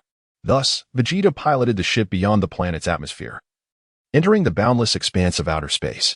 As the spacecraft drifted through the ocean of stars, Vegeta glanced back at the planet, a glint of cold determination flickering in his eyes. "Let it be destroyed," he intoned, his voice low and menacing. The ship's hatch opened, and Vegeta stood at the threshold, extending a hand as energy coalesced at his fingertip. This energy radiated a destructive essence, illuminating the cosmos before streaking through the void like a comet, striking the unsuspecting planet with relentless force. With a deafening roar, the planet erupted in a violent explosion, a colossal fireball expanding through the void of space, its blinding radiance consuming everything in its path. The remnants of the planet scattered like meteors following the detonation, gradually vanishing into the abyss of the cosmos, leaving behind a profound silence in the darkness. Vegeta observed the scene with a faint smirk playing at the corner of his mouth. The annihilation of the planet was truly exquisite. His tone brimmed with a sense of enjoyment and satisfaction regarding the calamity, akin to an artist admiring his completed masterpiece. Nappa stood nearby, his gaze complex as he surveyed the starry expanse, before turning to Vegeta and inquiring, "I wonder if that planet called Earth holds any value. I've heard tales of formidable beings residing there. Perhaps they could offer us a challenge." Vegeta chuckled softly, his eyes filled with disdain and contempt. "Earth? If it holds no worth, then its destruction would be fitting." His demeanor was relaxed, yet it exuded an undeniable aura of intimidation, as if he had already decreed the fate of Earth. Nappa chuckled, a glimmer of excitement flashing in his eyes. "Then let us pay a visit, Vegeta." He appeared eager to discover an intriguing target, and Earth was poised to be their next destination. Chapter 67. Goku, let us marry one day. In the serene backyard of Bulma's home, Bulma and Goku were leisurely basking in the warm sunlight while relishing delectable food. Bulma gazed at Goku, her eyes flickering with complex emotions, before suddenly proposing, "Goku, let us marry." Wukong was holding a cup of beverage when he heard those words, momentarily taken aback. In his surprise, he inadvertently sprayed the drink from his mouth, splattering it onto Bulma's attire. Bulma was taken aback, quickly wiping the beverage off her clothes, her face a picture of confusion as she gazed at Wukong. Meanwhile, Wukong was utterly bewildered, his eyes wide open, wearing an expression of utter incomprehension. What? Marriage? Wukong stammered, seemingly struggling to grasp the situation. "You must be joking." Upon hearing Wukong's response, Bulma chuckled softly, yet there remained a hint of seriousness in her eyes. "I'm not joking, Wukong. You mentioned that you have nowhere else to go, right? I believe that if we can continue living like this, why not consider marriage?" Wukong stared blankly at Bulma, his mind a whirlwind of confusion. Marriage? He had never contemplated such a notion, particularly not with Bulma. In terms of affection, he considered their bond to be one of true friendship, almost akin to familial ties. However, the idea of matrimony felt rather abrupt. "But we have always been friends. Is marriage truly appropriate?" He scratched his head in bewilderment. "Wukong, I understand you may not be ready, but this is something I have contemplated earnestly. What are your thoughts?" Bulma sighed softly, shaking her head. I haven't considered this before. I'm suddenly a bit overwhelmed." Wukong gazed at Bulma, at a loss for words. "That's all right. Wukong, take your time to reflect. I merely feel that if we both have such fondness for one another, perhaps we could explore this possibility." Bulma's gentle smile suggested she had anticipated Wukong's reaction. As Wukong looked at Bulma, he couldn't help but reminisce about their shared experiences, the countless adventures they had embarked upon, and the life and death trials they had faced together. Their relationship had indeed grown increasingly intimate over time. "Don't worry, Wukong, there's no rush. Take your time to think it through. I will wait for you, whenever you are ready." Bulma smiled again, observing Wukong's prolonged silence. Wukong nodded, though his mind remained somewhat bewildered. He could sense Bulma's sincerity and anticipation. He pondered that perhaps he should give this matter some serious consideration. Just then, Bulma added playfully, "However, Wukong, if you refuse, I might just have to evict you from the backyard. Think it over." With that, she made a playful gesture of expulsion towards Wukong, her eyes twinkling with mischief. Wukong was amused by her humor, and he let out a sigh of relief. Come on, don't be so serious. However, I believe I truly need to ponder this matter deeply. He flashed a smile at Bulma, saying, I will give it careful thought, Bulma. That's wonderful. I await your good news. Bulma replied with a gentle nod, her smile growing brighter. As night fell, the moonlight spilled through the window. Wukong lay in bed, his hands resting behind his head, his gaze fixed on the ceiling, while Bulma's words echoed in his mind. Wukong, let us marry. This phrase struck him like a pebble cast into a tranquil lake, sending ripples across his otherwise serene heart. He found himself mulling over the concept of marriage, something he had never truly contemplated, especially with Bulma, although they had always been friends. And at times Bulma felt akin to family, the sudden mention of marriage left him in a state of bewilderment. He closed his eyes, memories of their years together flooding his mind.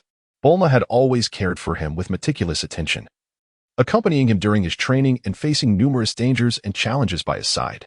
She was not merely a friend, she occupied a unique place in his heart. Whenever he encountered difficulties, Bulma stood by him without hesitation, offering not just assistance but an intangible support and encouragement. What am I really thinking? Wukong murmured to himself. He turned over, furrowing his brow, and gently pressed the back of his hand against his forehead. Wukong was unaccustomed to delving into the complexities of emotional matters. He had always lived in a carefree state, enjoying life as he pleased, and had grown accustomed to a world devoid of such intricate emotional entanglements. Yet today, Bulma's unexpected proposition of marriage thrust him into a perspective he had never anticipated. Is Bulma truly serious about this? Wukong pondered aloud. What would our marriage be like? He could not help but envision a life married to Bulma. Each morning, he would awaken to her radiant smile, sharing the mundane moments of life together. She would care for him when he needed it, offering comfort during his fatigue. In turn, he would continue to accompany and protect her. But this relationship would transcend mere friendship. It would embody the profound commitment and responsibility inherent in marriage. Wukong remained silent for a prolonged moment, the echoes of Bulma's voice resonating in his mind. A subtle transformation began to stir within him. Emotions he had long neglected now emerged with striking clarity. Perhaps I should give it a try, he mused to himself. With his eyes closed, he endeavored to calm his racing thoughts. He understood that Bulma had granted him an opportunity, and he was resolute in his intention not to squander it. That night, Wukong tossed and turned in bed for quite some time, eventually drifting into a deep slumber at a certain moment. The following morning, sunlight streamed through the curtains, illuminating the room, and Bulma had risen early. Dressed in comfortable loungewear, she tiptoed into Wukong's chamber. Inside, Wukong lay still on the bed, his gaze fixed on the ceiling, seemingly lost in contemplation of the events from the previous night. Observing his dazed expression, Bulma couldn't help but chuckle softly, feeling a sense of triumph.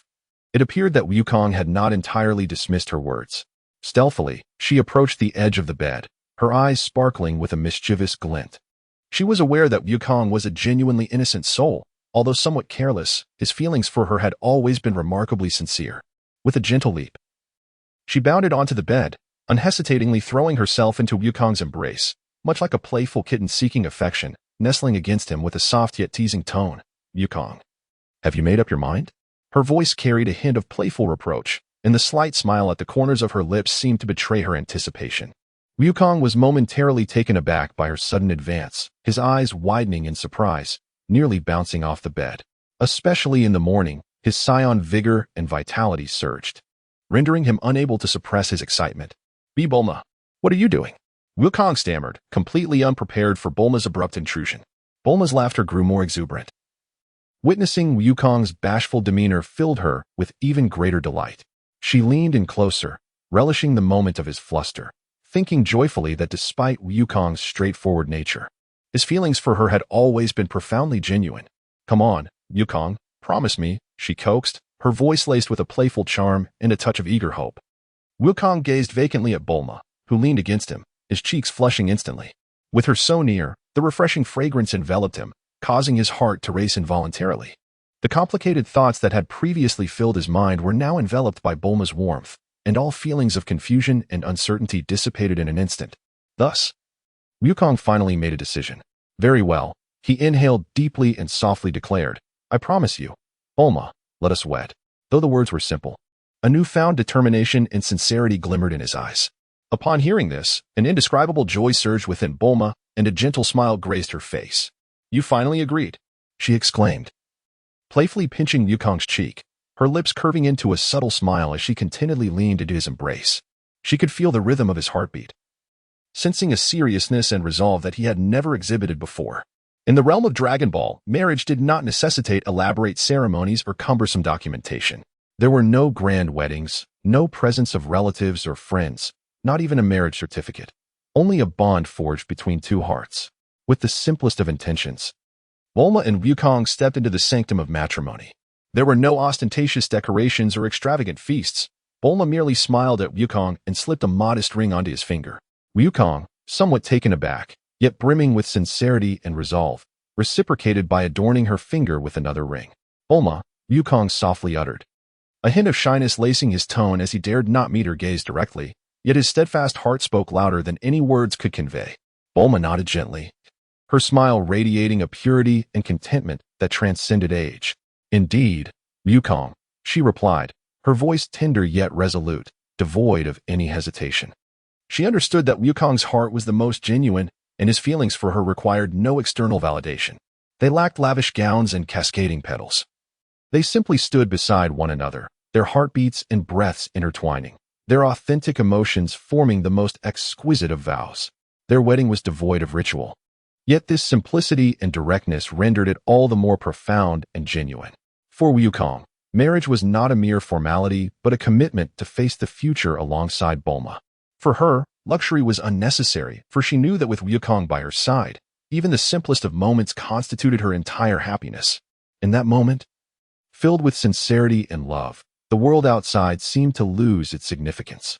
Regardless of the vastness of the universe or the clamor of Earth, in Bulma and Wukong's world, there existed only each other. The vows and promises they held in their hearts transcended all forms of constraints. No matter what the future holds, I will always be by your side, Wukong whispered.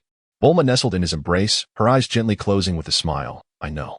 In the living room of the brief household, Bulma's mother sat on the sofa, sipping a glass of fine wine, her gaze drifting to the clock. That child assured me she would come to speak with me, she muttered, a hint of impatience creeping into her voice as she noticed the time. It's already noon. Where could she be? Setting down her glass, she frowned slightly, growing increasingly anxious as she awaited Bulma to share something significant.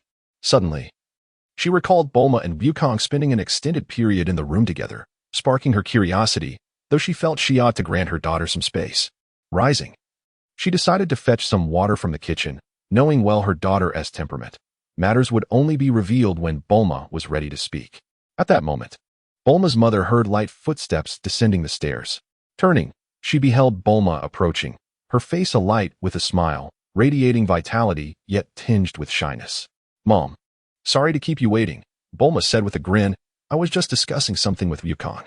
Have you and Wukong come to a decision?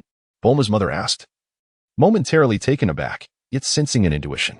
Yes, Mom, we are getting married, Bulma replied, her happiness evident in her smile. Just then, Dr. Brief entered, and upon hearing Bulma's announcement, joy welled within him. His lively daughter was finally tying the knot, despite her previous claims of focusing on work. He knew that if she didn't marry soon, she risked becoming a spinster. Wukong, hurry down, Bulma called upstairs. Moments later, Wukong descended, his cheeks flushed with shyness as he stood before Bulma's parents. Feeling their gaze, he softly greeted, Dad, Mom, his voice laced with nervousness. For it was his first time stepping into this role, even though they had always been amicable. Bulma, observing Wukong's bashful demeanor, couldn't help but chuckle. Normally, he exuded confidence, either as an invincible warrior or a carefree child, yet now, he appeared both endearing and amusing. She playfully pinched his arm, laughing. What's wrong? Afraid to meet my parents? Wukong momentarily froze, lowering his head and murmuring, not at all, just feels a bit strange. Her parents exchanged knowing glances, laughter dancing in their eyes. Her father warmly placed a hand on Wukong's shoulder, saying, Wukong, no need to be anxious. We've considered you family for quite some time. Her mother, lifting her glass with a smile, added, Today is your special day. How could we not have good wine to celebrate? She gently raised her glass, inviting everyone to join in the festivities. Although Wukong felt somewhat bashful, he eventually took a seat, secretly relieved that Bulma's parents were not as stern as he had envisioned. Leaning beside him, Bulma chuckled softly. Look, my parents are welcoming you so warmly. There's no need to be so anxious. Chapter 68. Bulma, teach me. I don't understand. As night fell, The newlywed room of Bulma and Wukong was adorned with warmth and romance. The gentle glow of the lights casting a cozy ambience over the bed. Bulma, clad in alluring sleepwear, stood by the bedside, tidying up her belongings. Wukong found himself irresistibly drawn to her, feeling his heart race as his gaze wandered over her every detail. Sensing Bulma's charm, he could not help but swallow hard, his heartbeat accelerating with each passing moment. Suddenly, a bold thought flashed through Wukong's mind. Would transforming into a Super Saiyan intensify the atmosphere even further? He mused internally. Surely Bulma could withstand it. After all, the power and aura that accompanied the transformation were incredibly formidable. Perhaps it could ignite a spark for this enchanting night. In his heart, Wukong contemplated, and a mischievous smile involuntarily crept upon his lips. However, he quickly realized that Bulma might be frightened. The transformation into a Super Saiyan was not merely an augmentation of strength. The fluctuations in energy and the visual metamorphosis were strikingly pronounced. Wukong felt a twinge of uncertainty about whether he could truly master it all. On the night of their nuptials, Wukong felt an undeniable nervousness, having never encountered such an experience before. Although he was a genius in combat, he appeared somewhat clumsy in matters of interpersonal relationships and emotions. Bulma, observing Wukong's dazed demeanor, could not help but smile gently. "Wukong, don't be anxious. Just relax," she said, softly grasping his hand for comfort. "We are married now, and there is no need to worry. We have all the time in the world to take things slowly. I don't really know what to do," Wukong admitted, scratching his head awkwardly with a sheepish grin. Bulma chuckled lightly, her warm smile easing Wukong's tension. She drew closer, wrapping her arms around his waist and gently caressing him. "It's all right. I will guide you. There is nothing to fear." Her voice was soft, laced with a hint of playful tenderness. At that moment, they embraced tightly, and Wukong felt an unprecedented sense of ease as his nervousness gradually dissipated. That night, Bulma and Wukong hardly closed their eyes. Although Bulma felt a touch fatigued, witnessing Wukong's earnestness filled her heart with warmth. She understood that, despite his lack of experience, he always endeavored to give his utmost. As time passed, Bulma's eyelids grew heavy, fully aware that they would likely remain awake through the night. Wukong, on the other hand, was physically exhausted from prolonged energy exertion, and his initial fervor had weakened. Eventually, as dawn approached, they found a moment to pause. "Wukong, you are incredibly strong. You've worn me out," Bulma exclaimed, resting her head on the bed while yawning. "Bulma, I feel like I cannot hold on any longer either," Wukong replied, embracing her as he gently massaged her back, his eyes fluttering shut. They exchanged no further words, succumbing to a deep slumber that was so profound they could not even dream. It was not until the afternoon, when sunlight streamed through the curtains, that they finally awoke on the soft bed. Bulma was the first to open her eyes, feeling a wave of dizziness wash over her. "Oh no, it's already afternoon. I've slept for so long," she exclaimed, rubbing her eyes. Glancing at Wukong beside her, she found him still asleep, his head nestled in her hair, clutching a ball tightly, resembling a child lost in sweet dreams. What a big child he is, Bulma thought, unable to suppress her laughter. In the days that followed, Wukong and Bulma enjoyed a carefree and joyful life, revisiting the places where they had once adventured together, reliving their cherished memories. Though some years had passed, they still found joy in those recollections. One day, Bulma took Wukong to the Baozi Mountain, the site of their first encounter, where she had been riding a motorcycle, and Wukong had accidentally crashed into her. "Wukong, do you remember?" Bulma asked, standing atop Baozi Mountain, pointing to the winding road below with a smile. "Of course I do. You rode in on your motorcycle, and I crashed right into you, sending you flying," Wukong replied, looking around before slapping his forehead in amusement. "Indeed. You were so clumsy back then, you didn't even see me coming on the motorcycle and ran right into me, tossing me off." Bulma laughed heartily. "Hee. I truly didn't see the road clearly," Wukong admitted, scratching his head in embarrassment. "But you weren't angry back then." Bulma shrugged. "There was no point in being angry. After all, I saw you looking so pitiful, just a country boy." She teased him, her eyes sparkling with mischief. "But little did I expect you would later ask me to study all sorts of strange things. That's because I possess a heart that is unafraid of trouble." Wukong chuckled, his joy intensifying. "Back then, I never imagined we would end up like this," Bulma said, her smile softening significantly. "Nor did I, Bulma.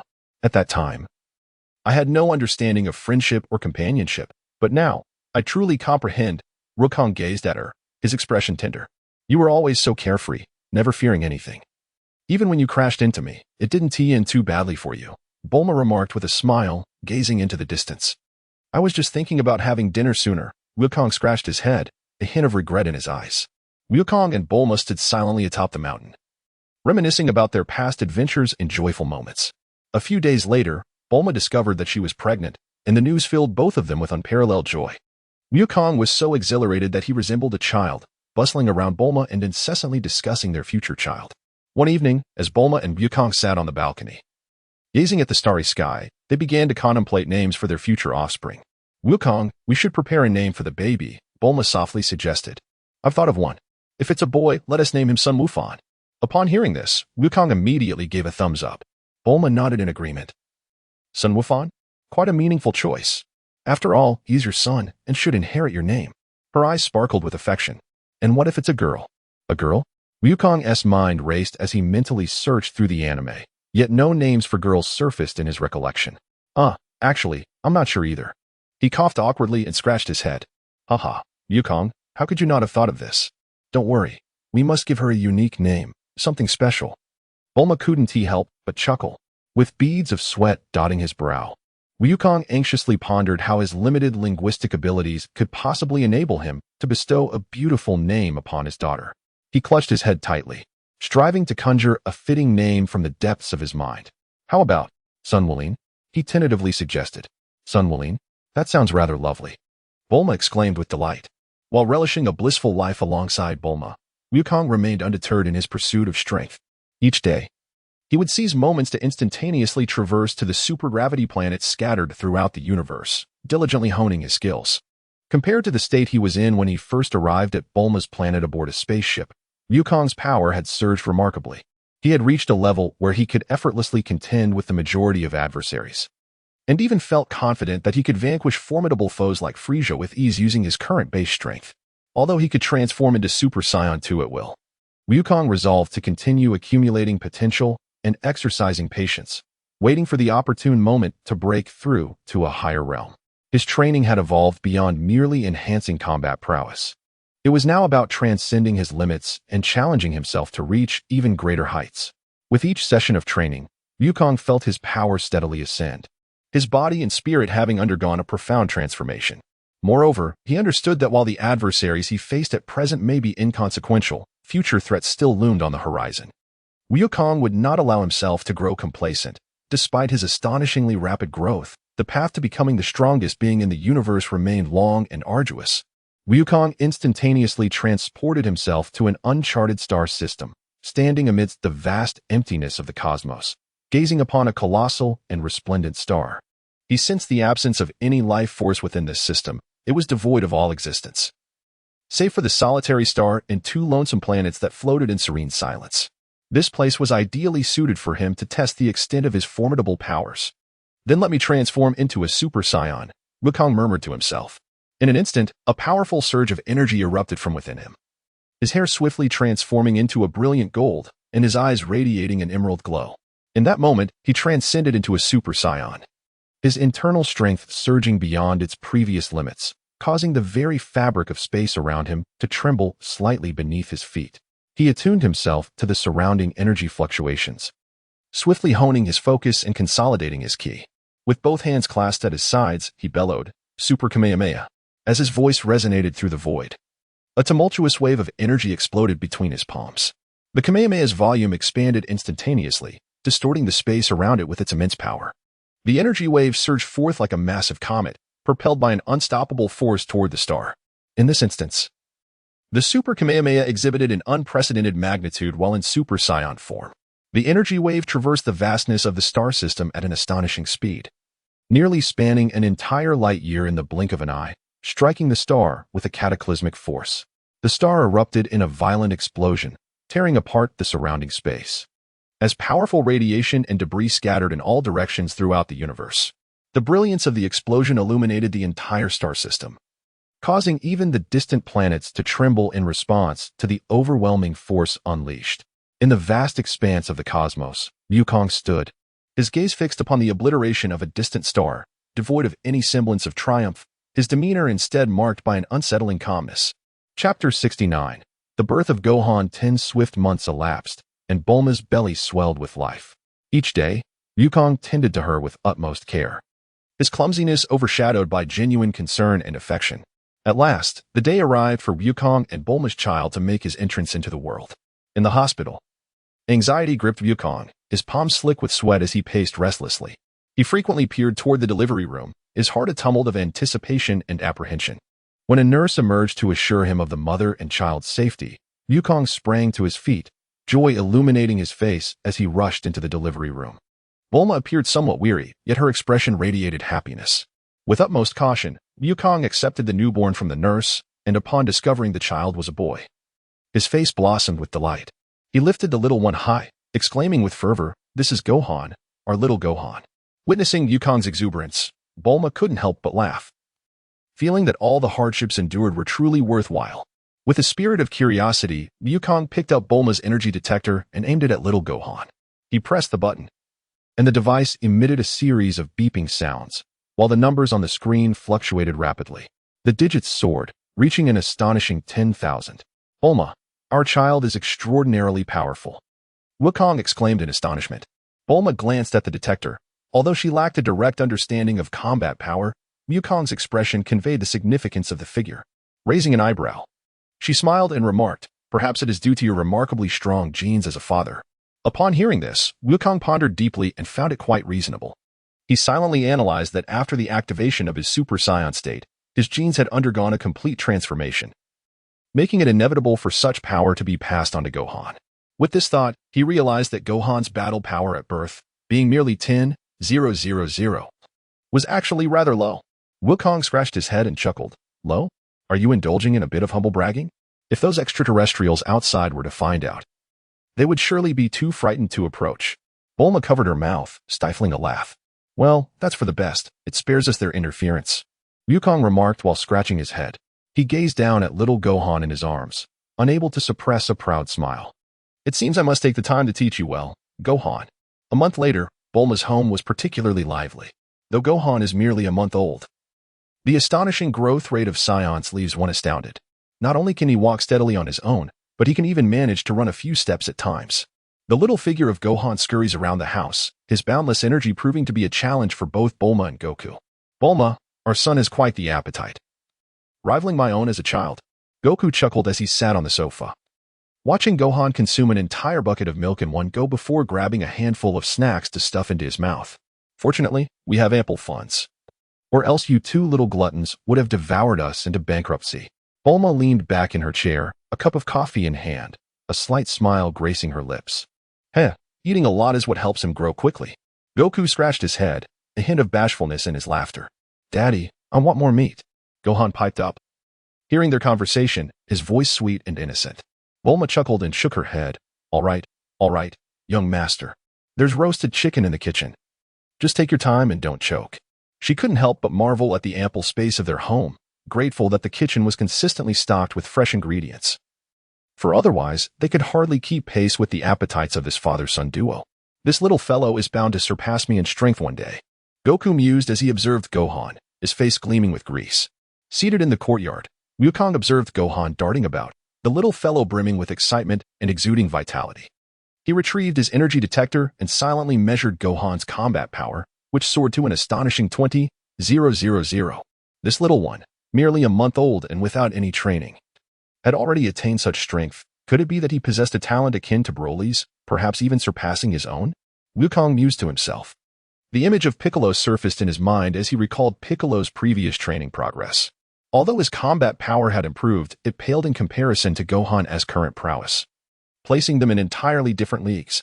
The prospect of Piccolo mentoring Gohan seemed promising, yet he pondered the dilemma. What if Gohan inadvertently knocked Uncle Piccolo down?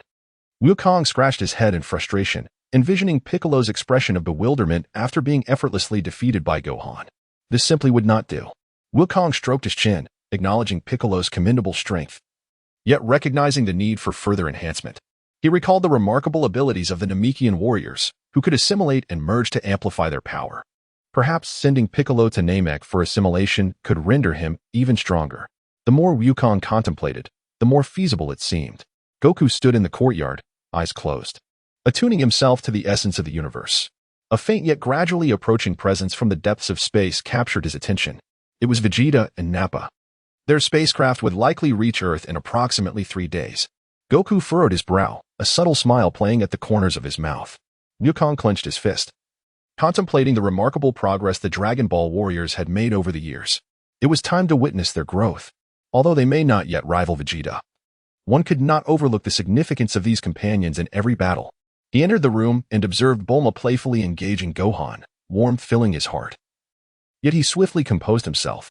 Gently stroking Bulma's hair, he smiled and said, "Bulma, I must step out for a while. The Scions are arriving and preparations are in order. Gohan, you and Bulma stay at home. Do not worry, I shall return swiftly. Rest assured, we will take care of ourselves. Do not be reckless. Remember to use instant transmission if necessary." Bulma, sensing the seriousness in Wukong's demeanor, nodded in agreement.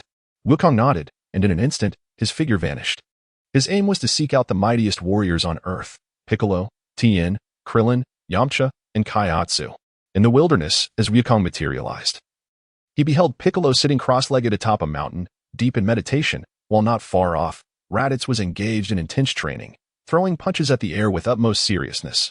Observing Raditz's earnest demeanor, a slight smile crept across Wukong's lips. It appeared that Piccolo had nearly tamed this hot-tempered individual. "Son Wukong, you have arrived," Piccolo remarked, opening his eyes and gazing at Wukong with a calm expression. Raditz ceased his movements and turned around, instantly shedding his former arrogance upon seeing Wukong. Offering a slight nod as a greeting, "Raditz has become so well-behaved. How remarkable. Piccolo truly deserves the title of the finest mentor of the mind," Wukong marveled inwardly. As Wukong descended beside Piccolo, he spoke directly. "Piccolo, the spacecraft of Vegeta and Nappa will likely arrive on Earth in approximately 3 days. I have come to see how your training has progressed. Raditz informed me of Vegeta's intentions last year, which has motivated me to train even harder than before. And I assure you, I will not disappoint you." Piccolo, maintaining a calm demeanor, cast a brief glance at Wukong. "Piccolo, your energy has grown significantly compared to a year ago. It appears that you have indeed dedicated yourself to training." Wukong sensed Piccolo's aura. Raditz could not restrain himself from interjecting, "Humph. Piccolo's training intensity is certainly commendable, and my own strength has increased considerably as well. However, Vegeta and Nappa are not adversaries to be trifled with, especially Vegeta. That individual possesses terrifying power. Son Wukong, when those two arrive, I will ensure they understand that Earth is not a place for reckless abandon." Piccolo smirked coldly. "That's good. It seems this battle will be quite intriguing." Upon hearing this, Wukong gave a thumbs up. After bidding farewell to Piccolo, Goku instantly transported himself to Master Roshi's island. Upon his arrival, he beheld Krillin seated at the table, patiently instructing little Marin in reading and writing. The young girl beamed with joy, while Krillin radiated the warmth of a devoted father. Goku sensed Krillin's aura and mused inwardly. Krillin's energy remains unchanged. It appears this fellow has been wholly absorbed in family life these past years, neglecting his training. "Krillin," Goku greeted cheerfully, interrupting the tender atmosphere of learning. "Goku?" Krillin exclaimed, momentarily taken aback as he turned to face him. "What brings you here?" "Vegeta and Nappa will arrive on Earth in 3 days, so I came to see how everyone is preparing," Goku replied. "You need to be ready too, Krillin." At this, a flicker of hesitation crossed Krillin's face. He glanced at Marin, who was diligently writing, and then at Chi-Chi sitting nearby, seemingly in a quandary. Noticing Krillin's gaze, Chi-Chi immediately placed her hands on her hips and asserted firmly, "Krillin, you mustn't go. Marin's education is paramount. You need to stay with her." "Well, Goku, I think I should remain at home." "Chi-Chi is right.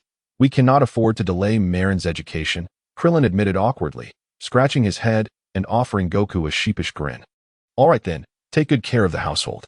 If you need assistance, don't hesitate to call me," Goku replied, glancing at Chi-Chi and then at the resigned Krillin.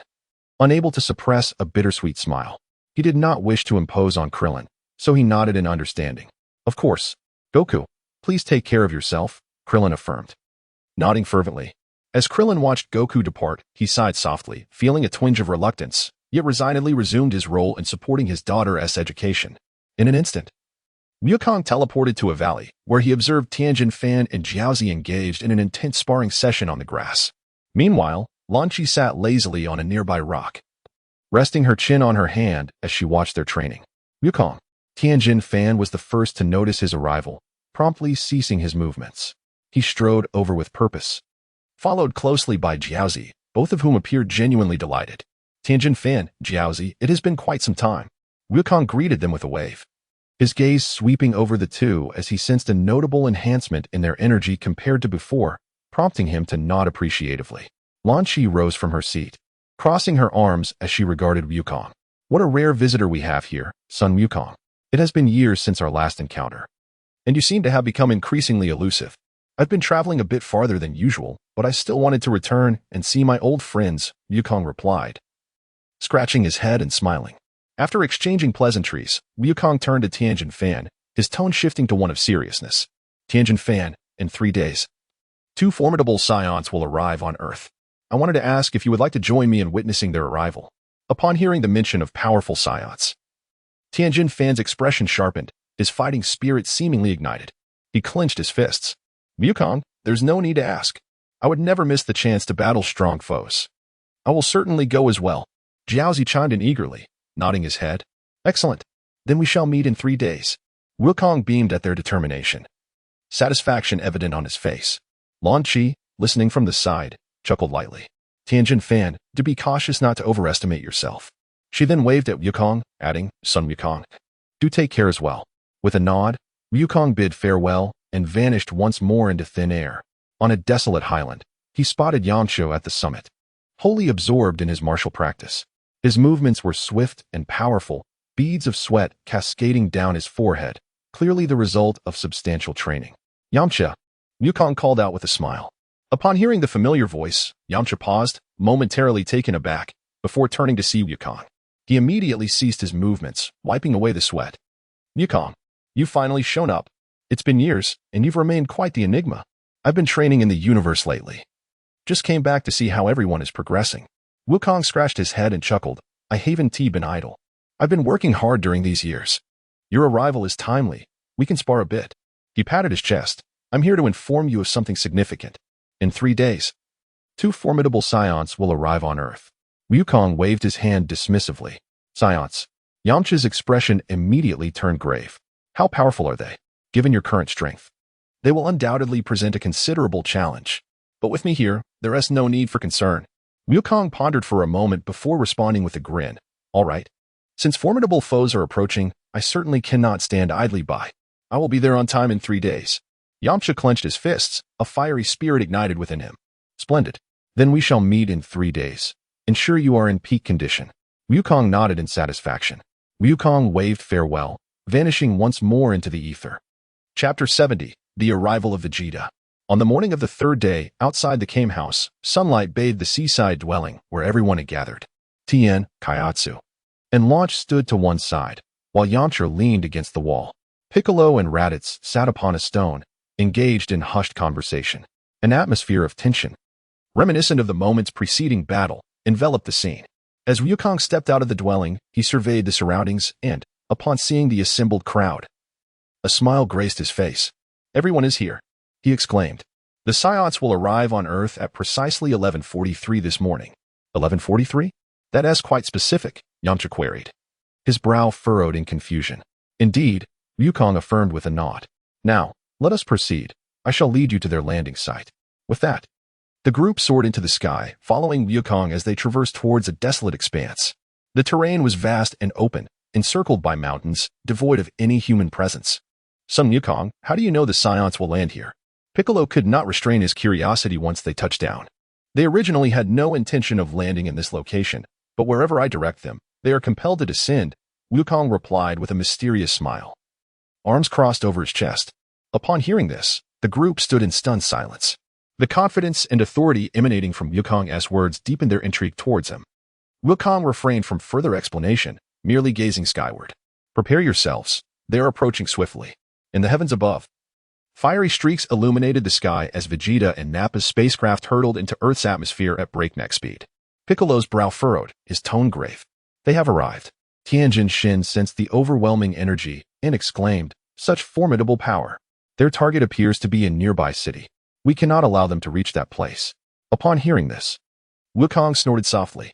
He slowly raised his right hand, directing it towards the descending vessel, and conjured an invisible force at his fingertips. A strange vibration emanated from his palm, as if he commanded the very fabric of space itself.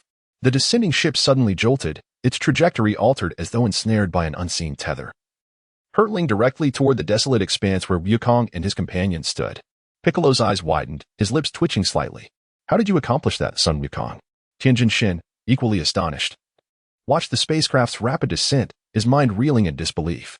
Inside the ship, Vegeta sprang to his feet, bellowing, "What is happening? The navigation system has malfunctioned? Impossible. Our vessel has never encountered such an issue." Nappa peered out the window, his expression mirroring Vegeta's confusion. Interesting. It seems there are some unique beings awaiting us on this planet, Vegeta mused, a cold smile creeping across his face as he surveyed the barren landscape outside. With a thunderous roar, Vegeta and Nappa's craft descended, crashing heavily upon the ground before Wukong and his allies, sending a vast cloud of dust into the air. The earth trembled, rocks scattering, heralding an unprecedented crisis on the horizon. From the swirling dust, two figures emerged from the spacecraft. The towering Nappa stepped out first, stretching and surveying his surroundings with ease. "The gravity here is remarkably light. It makes movement so much simpler." "Humph," Vegeta replied, arms crossed, a disdainful smile gracing his lips. "What a primitive planet, yet it meets our expectations adequately." They completely disregarded the Earth warriors standing nearby, treating them as inconsequential as the air itself. As Vegeta and Nappa approached, their glacial gazes bored down upon Wukong and his companions, exuding an aura of intimidation. As they drew nearer, Nappa's eyes fell upon Raditz, and he erupted into laughter. "Well, look who it is. Raditz, reduced to mingling with these inferior Earthlings. How disgraceful. Your pride as a scion must be trampled beneath their feet." Upon hearing this, Raditz could not suppress a nervous gulp, cold sweat trickling down his back. He clenched his fists tightly, yet could not stifle the slight tremor coursing through him. "Humph, this traitor Raditz has betrayed the Scions, associating with these lesser beings. Perhaps I should eliminate him as well, to rid my sight of his shameful presence," Vegeta scoffed, casting a scornful glance at Raditz, his tone icy. Vegeta surveyed the scene, a smirk curling at the corners of his mouth. "It seems you have come prepared, which rather surprises me. What are your intentions on Earth? Conquest? Or merely an invitation to your own demise?" Piccolo stepped forward, arms crossed, his gaze sharp and penetrating. "Oh, were you the one who defeated Raditz? You do not appear to be an ordinary Earthling," Vegeta remarked, turning his attention to Piccolo with a hint of intrigue. At that moment, Nappa squinted, scrutinizing Piccolo closely. Suddenly, he clapped his hands, exclaiming in astonishment, "Wait, this fellow, he seems to be a Namekian. Ah, that explains it. No wonder Raditz fell to you. The Namekian race, though few in number, is indeed a troublesome one," Vegeta stated, his eyes narrowing.